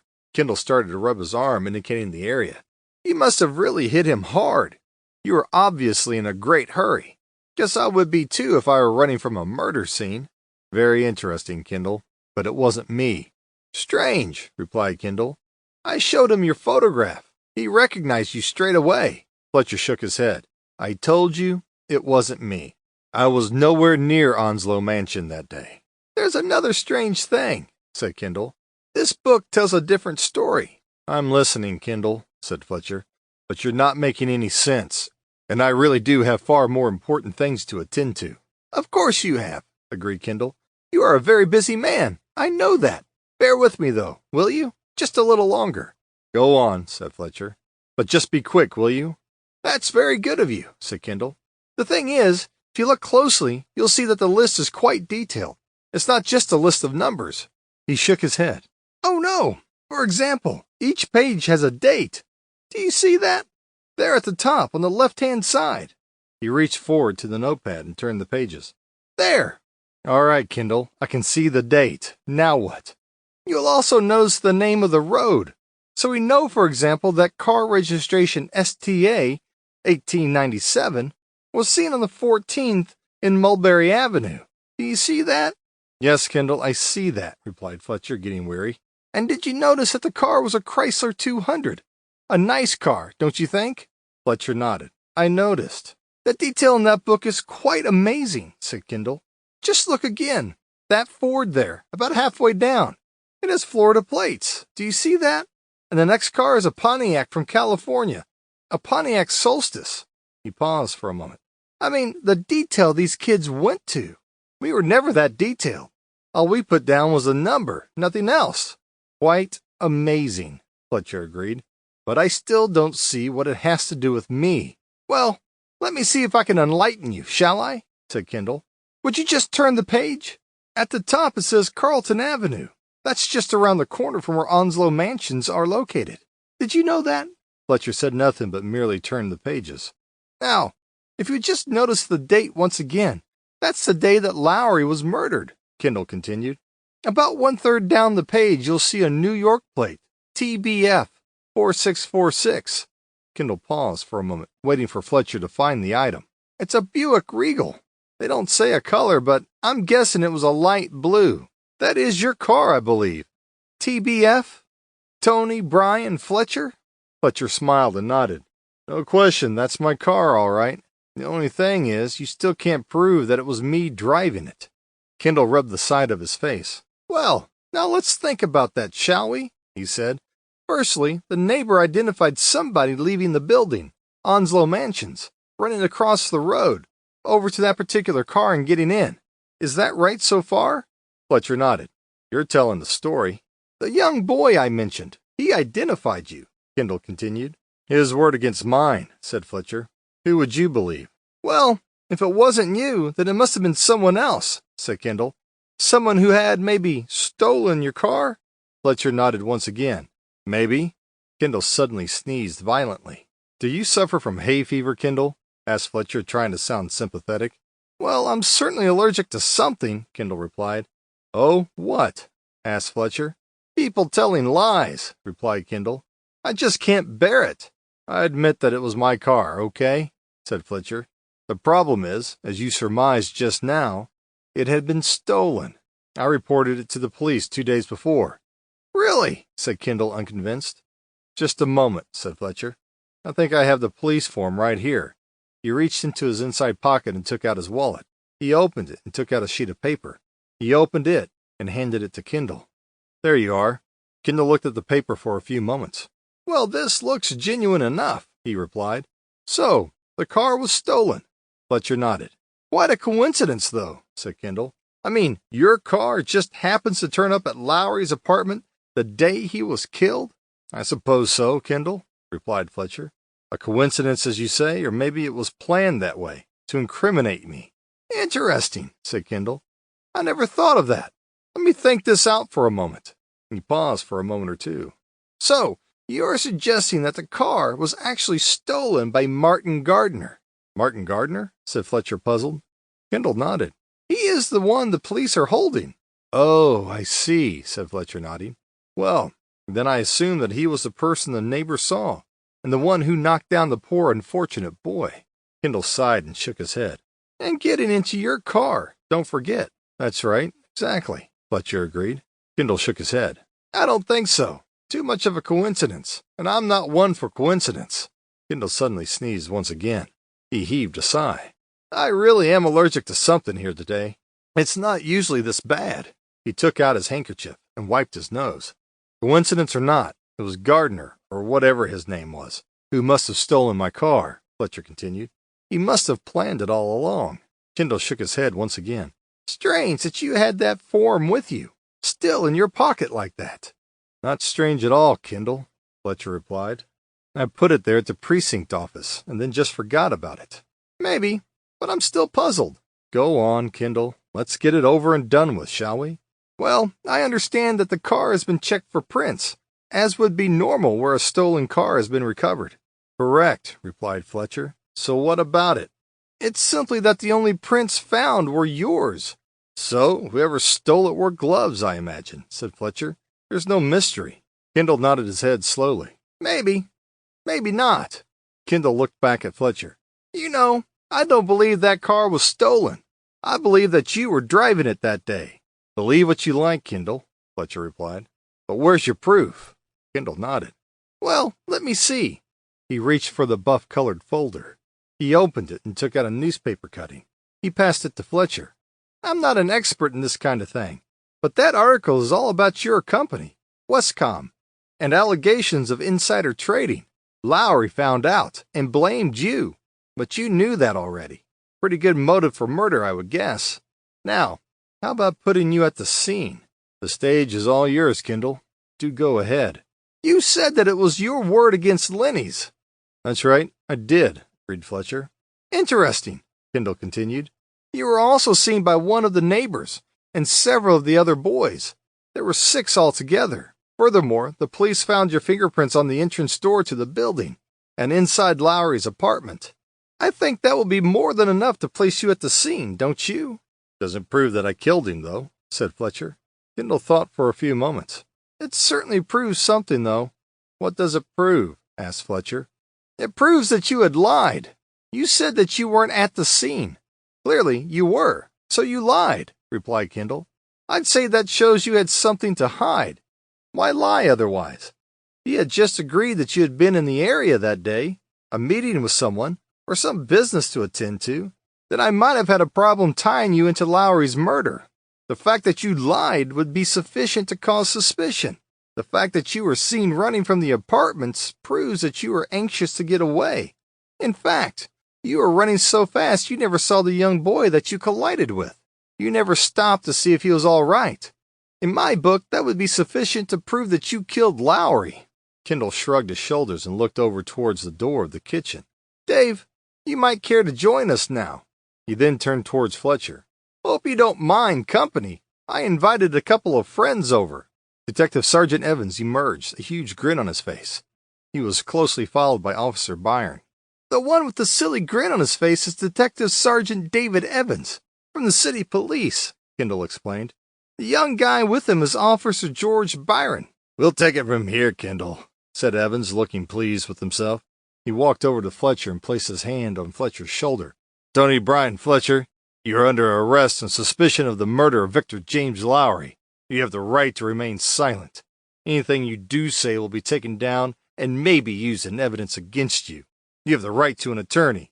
If you do not have an attorney, one will be appointed for you by the court."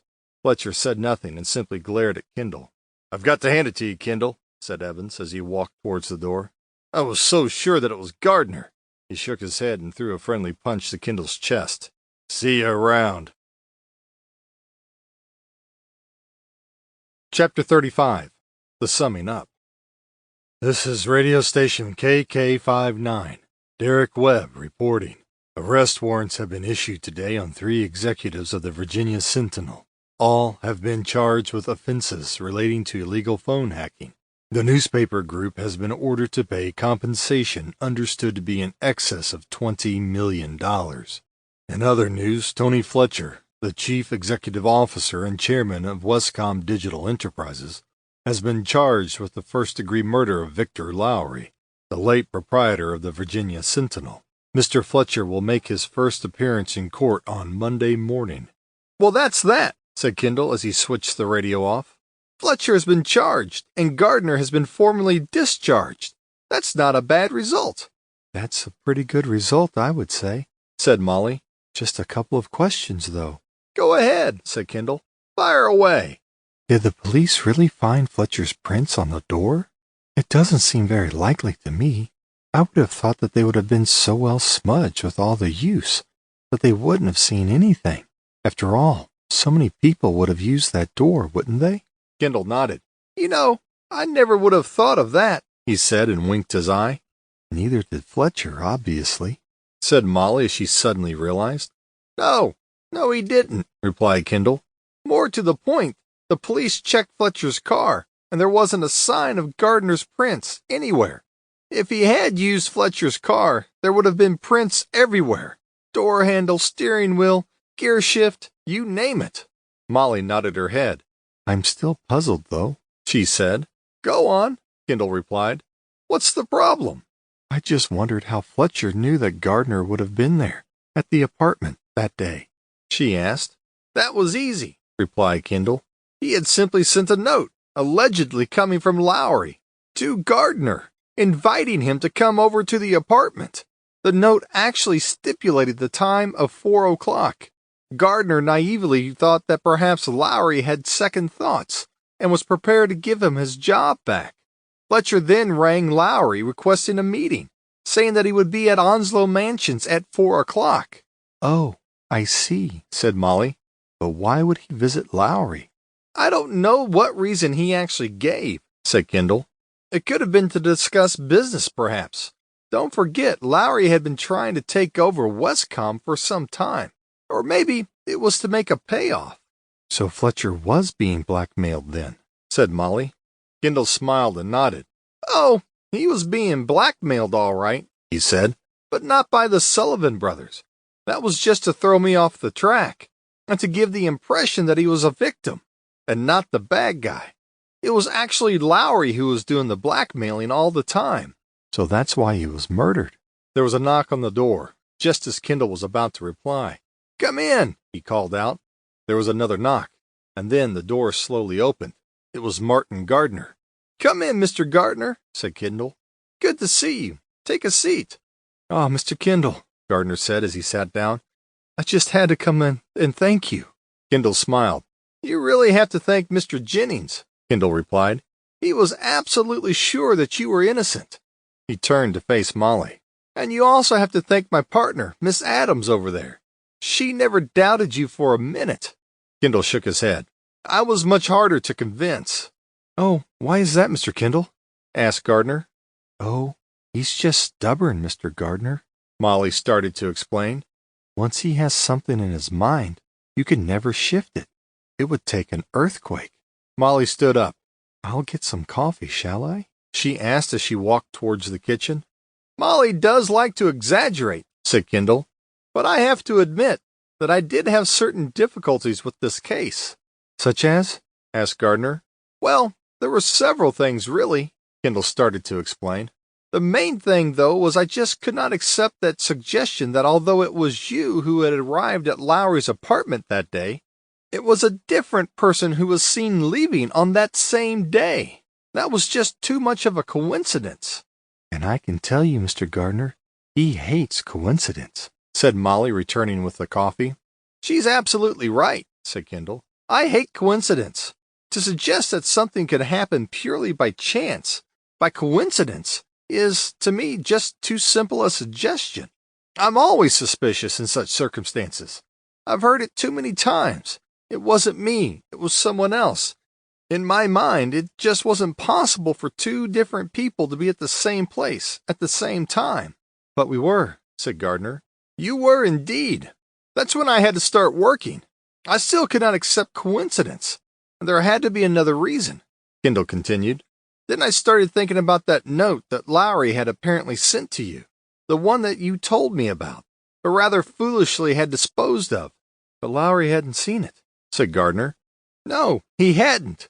In fact, it was hardly likely that Lowry would invite you over for a chat, especially after that outburst at the hotel just a few days before.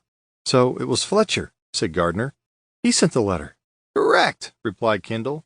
But I have to tell you that because you hadn't kept the letter, I really doubted its existence, adding to my belief that you were in fact guilty as charged.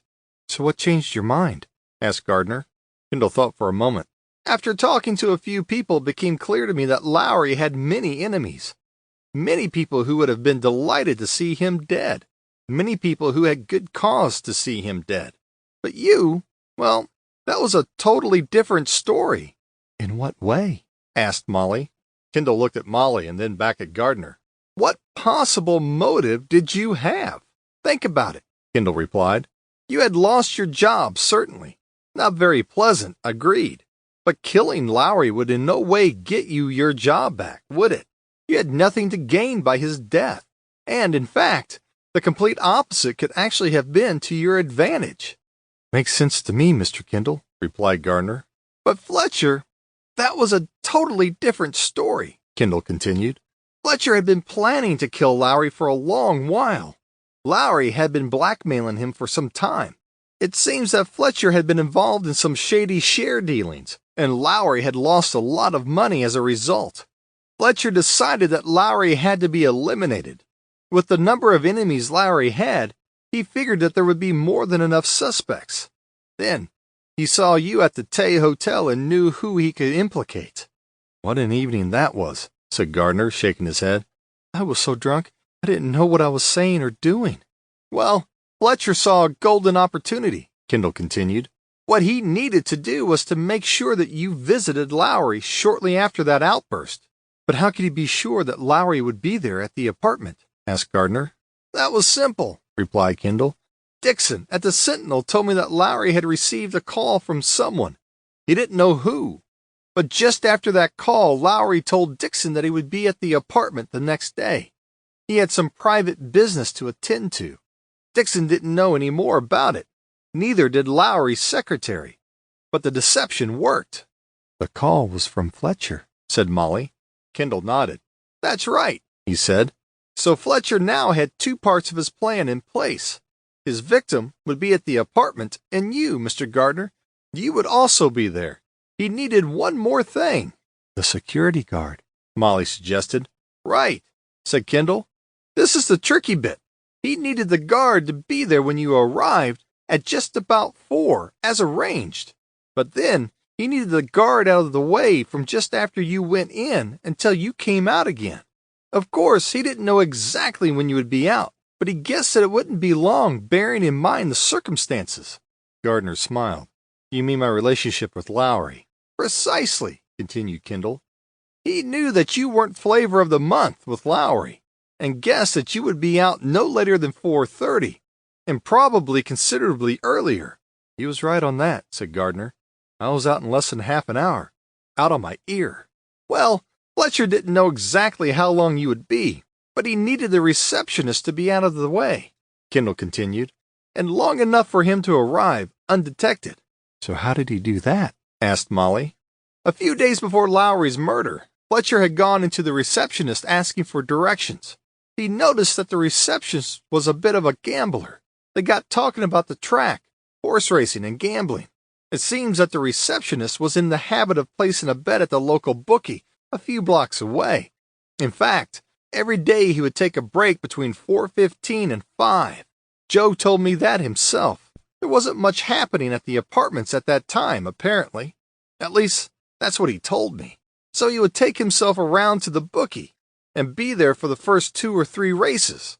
All Fletcher had to do then was to time the rest of his plan accordingly. He still took a chance that he wouldn't be seen, said Molly. Not really, Kendall replied. He just bided his time waiting for the right opportunity. All he had to do was make sure that Gardner arrived when Joe was present, deliberately making the appointment for 4 o'clock. He knew that Joe usually disappeared at about 4:15. Then, when Gardner left, a very short time later, the lobby would be empty. He then entered the building undetected. Then, after killing Lowry, all he needed to do was to wait on the stairs for the right moment when Joe wasn't paying too much attention. It was then that he made his way over to the entrance door of the building. The guard called out, "Goodbye, Mr. Gardner," said Molly. Correct, said Kendall. And the man, Fletcher, waved and called out, "Goodbye." Joe assumed that it was indeed our friend Gardner here. But of course it wasn't me, said Gardner. It was Fletcher. But why didn't Joe notice anything about the clothes that he was wearing? Kendall smiled. Our security guard was far too occupied with the horses, listening to the results on the radio. He never took any notice. He saw Gardner come in and assumed that it was the same person leaving. But Fletcher slipped up, didn't he? Said Molly. In what way? Asked Gardner. Kendall looked at Molly. Once outside of the building, Fletcher panicked and started to run. I don't know why, but he collided with a young boy, Lenny, who later recognized him from a photograph. So what about that threatening letter that the police found? Asked Molly. The one that's supposedly written by me? Said Gardner. That's right, said Molly. We know that you didn't write it, so it must have been Fletcher. Correct. It was Fletcher, Kendall agreed. It was supposed to incriminate you even more. It almost worked, said Molly. Almost, said Kendall. Fortunately, it didn't. You can say that again, said Molly. And the rest is history, said Gardner, as he stood up. I really must thank you once again, and I'm sure that you'll be hearing from Mr. Jennings in the near future. He walked to the door and opened it. He turned and waved, and then was gone. Kendall shrugged. Well, I must admit, I was convinced of his guilt when we started, he said, as he looked at Molly. But you were convinced of his innocence from the very beginning. Why were you so sure? Molly smiled. Women's intuition, she replied. Kendall shook his head. Come on, don't give me that, he said. There's more to it than that. Molly shook her head. Well, that's all you're going to get, she replied. More coffee? As Molly returned with the coffee, the telephone rang. It was Alan Mills at the New York Police Department. Hi, Kendall. Just checking on the Sullivan boys, he said. Did you find out anything? Oh, yes, I sure did, said Kendall. In fact, we had a couple of very interesting conversations. Is that right? Said Mills. So tell me, what are they up to? Oh, nothing really, said Kendall. This and that, you know. No trouble? Said Mills, surprised. No trouble, said Kendall. In fact, they were very helpful to me on one of my cases. I don't believe it, Kendall, Mills replied. So tell me, what are they doing? Oh, they run a small delivery service, said Kendall. Did you say a delivery service? That's right, replied Kendall. You might say it's a bit like FedEx. So what will happen with the Sullivan brothers? Asked Molly after Kendall had hung up. That's up to the court to decide. But at the end of the day, they didn't actually do anything illegal, apart from a bit of phone tapping. Furthermore, they helped solve a homicide. I expect they'll get a stern warning, and that'll be that. So, I see that the inquiry has been completed, said Kendall, placing the newspaper down onto the desk. That was quick, wasn't it? Said Molly. So what conclusions did they reach? Kendall picked up the newspaper once again and scanned the article. Let me see. He looked down the page. Here we are. The Warwick Inquiry has made broad and complex recommendations relating to how the press is regulated. Go on. I'm listening, said Molly. Firstly, newspapers should continue to be self-regulated, and the government should have no power over what they publish. Kendall shook his head. So, no change there then. Second, there shall be a new press standards body created by the industry, with a new code of conduct. That body should be backed by legislation. which would create a means to ensure the regulation was independent and effective. Paused for a moment and started to smile. Listen to this, he continued. The arrangement would provide the public with confidence that their complaints would be seriously dealt with and ensure the press are protected from interference. And pigs might fly. And that's it? Said Molly. Kendall smiled. That's it, he said. I knew it would be a complete waste of time. The inquiry goes on month after month and receives evidence from hundreds of people. And that's what it comes up with? Said Molly disbelievingly. Correct, replied Kendall. And don't forget, at great cost to the public. And what is worse, the newspapers don't even have to agree to the proposals anyway. What do you mean? Asked Molly. The Warren inquiry had no legal powers to enforce their recommendations, Kendall explained. I mean that the newspapers can just ignore the whole thing if that is what they choose, and continue as they have been up until now. I don't believe it, said Molly. Kendall turned to the back pages. Let's hope there's better news here, he murmured. There wasn't. His team had lost yet again. That was 5 games out of 5. Kendall looked up from his newspaper. Of course, you realize what this means, don't you? Molly looked at him. They'll be relegated to the lower league, I expect, Molly suggested. Kendall looked at her puzzled. Relegated? He repeated. What on earth are you talking about? Your team, she replied. Kendall shook his head. Team? He replied. I'm not talking about my team. I'm talking about Fletcher. Fletcher? Said Molly, sounding puzzled. What about him? Well, now that he's been charged with murder because of us, it is extremely unlikely that he'll pay us the $10,000 that he promised. Molly looked over at Kendall. She then looked at a letter lying on her desk. She picked up the letter. It's worse, I'm afraid, she said. Kendall looked at her. Things could not be worse. How? He asked simply. This letter is from a firm of attorneys, she explained. Taylor and Partners. And who exactly are Taylor and Partners? Asked Kendall. They act for Miss Fletcher, said Molly. This wasn't sounding good. Go on, said Kendall. It seems that they have advised her not to pay our fee, because we had not informed her that we were also working for her husband. Oh, I see, said Kendall. Furthermore, it seems that some consideration had been given to seeking your license being revoked. Carry on, replied Kendall, not entirely sure that he wanted to hear any more. Fortunately, Miss Fletcher has declined to take that action. Well, that's good news at least, but I guess there will be no check from her either. He started to calculate how much they had lost. I don't suppose there's a reward from the Sentinel, is there? Reward for what? Asked Molly. Discovering Lowry's murderer, Kendall replied. I doubt it, said Molly, but there should be one for Mr. Jennings, so I should still be getting a bonus. Kendall looked at her and smiled. I'll make some coffee then, shall I? Kendall nodded. And some of those nice... I know, said Molly, and some of those nice chocolate cookies. This has been Kendall, Kindle Book 5, written by John Holt, narrated by Colin Marshall.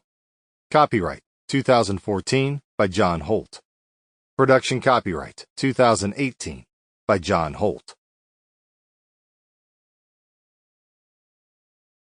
Audible hopes you have enjoyed this program.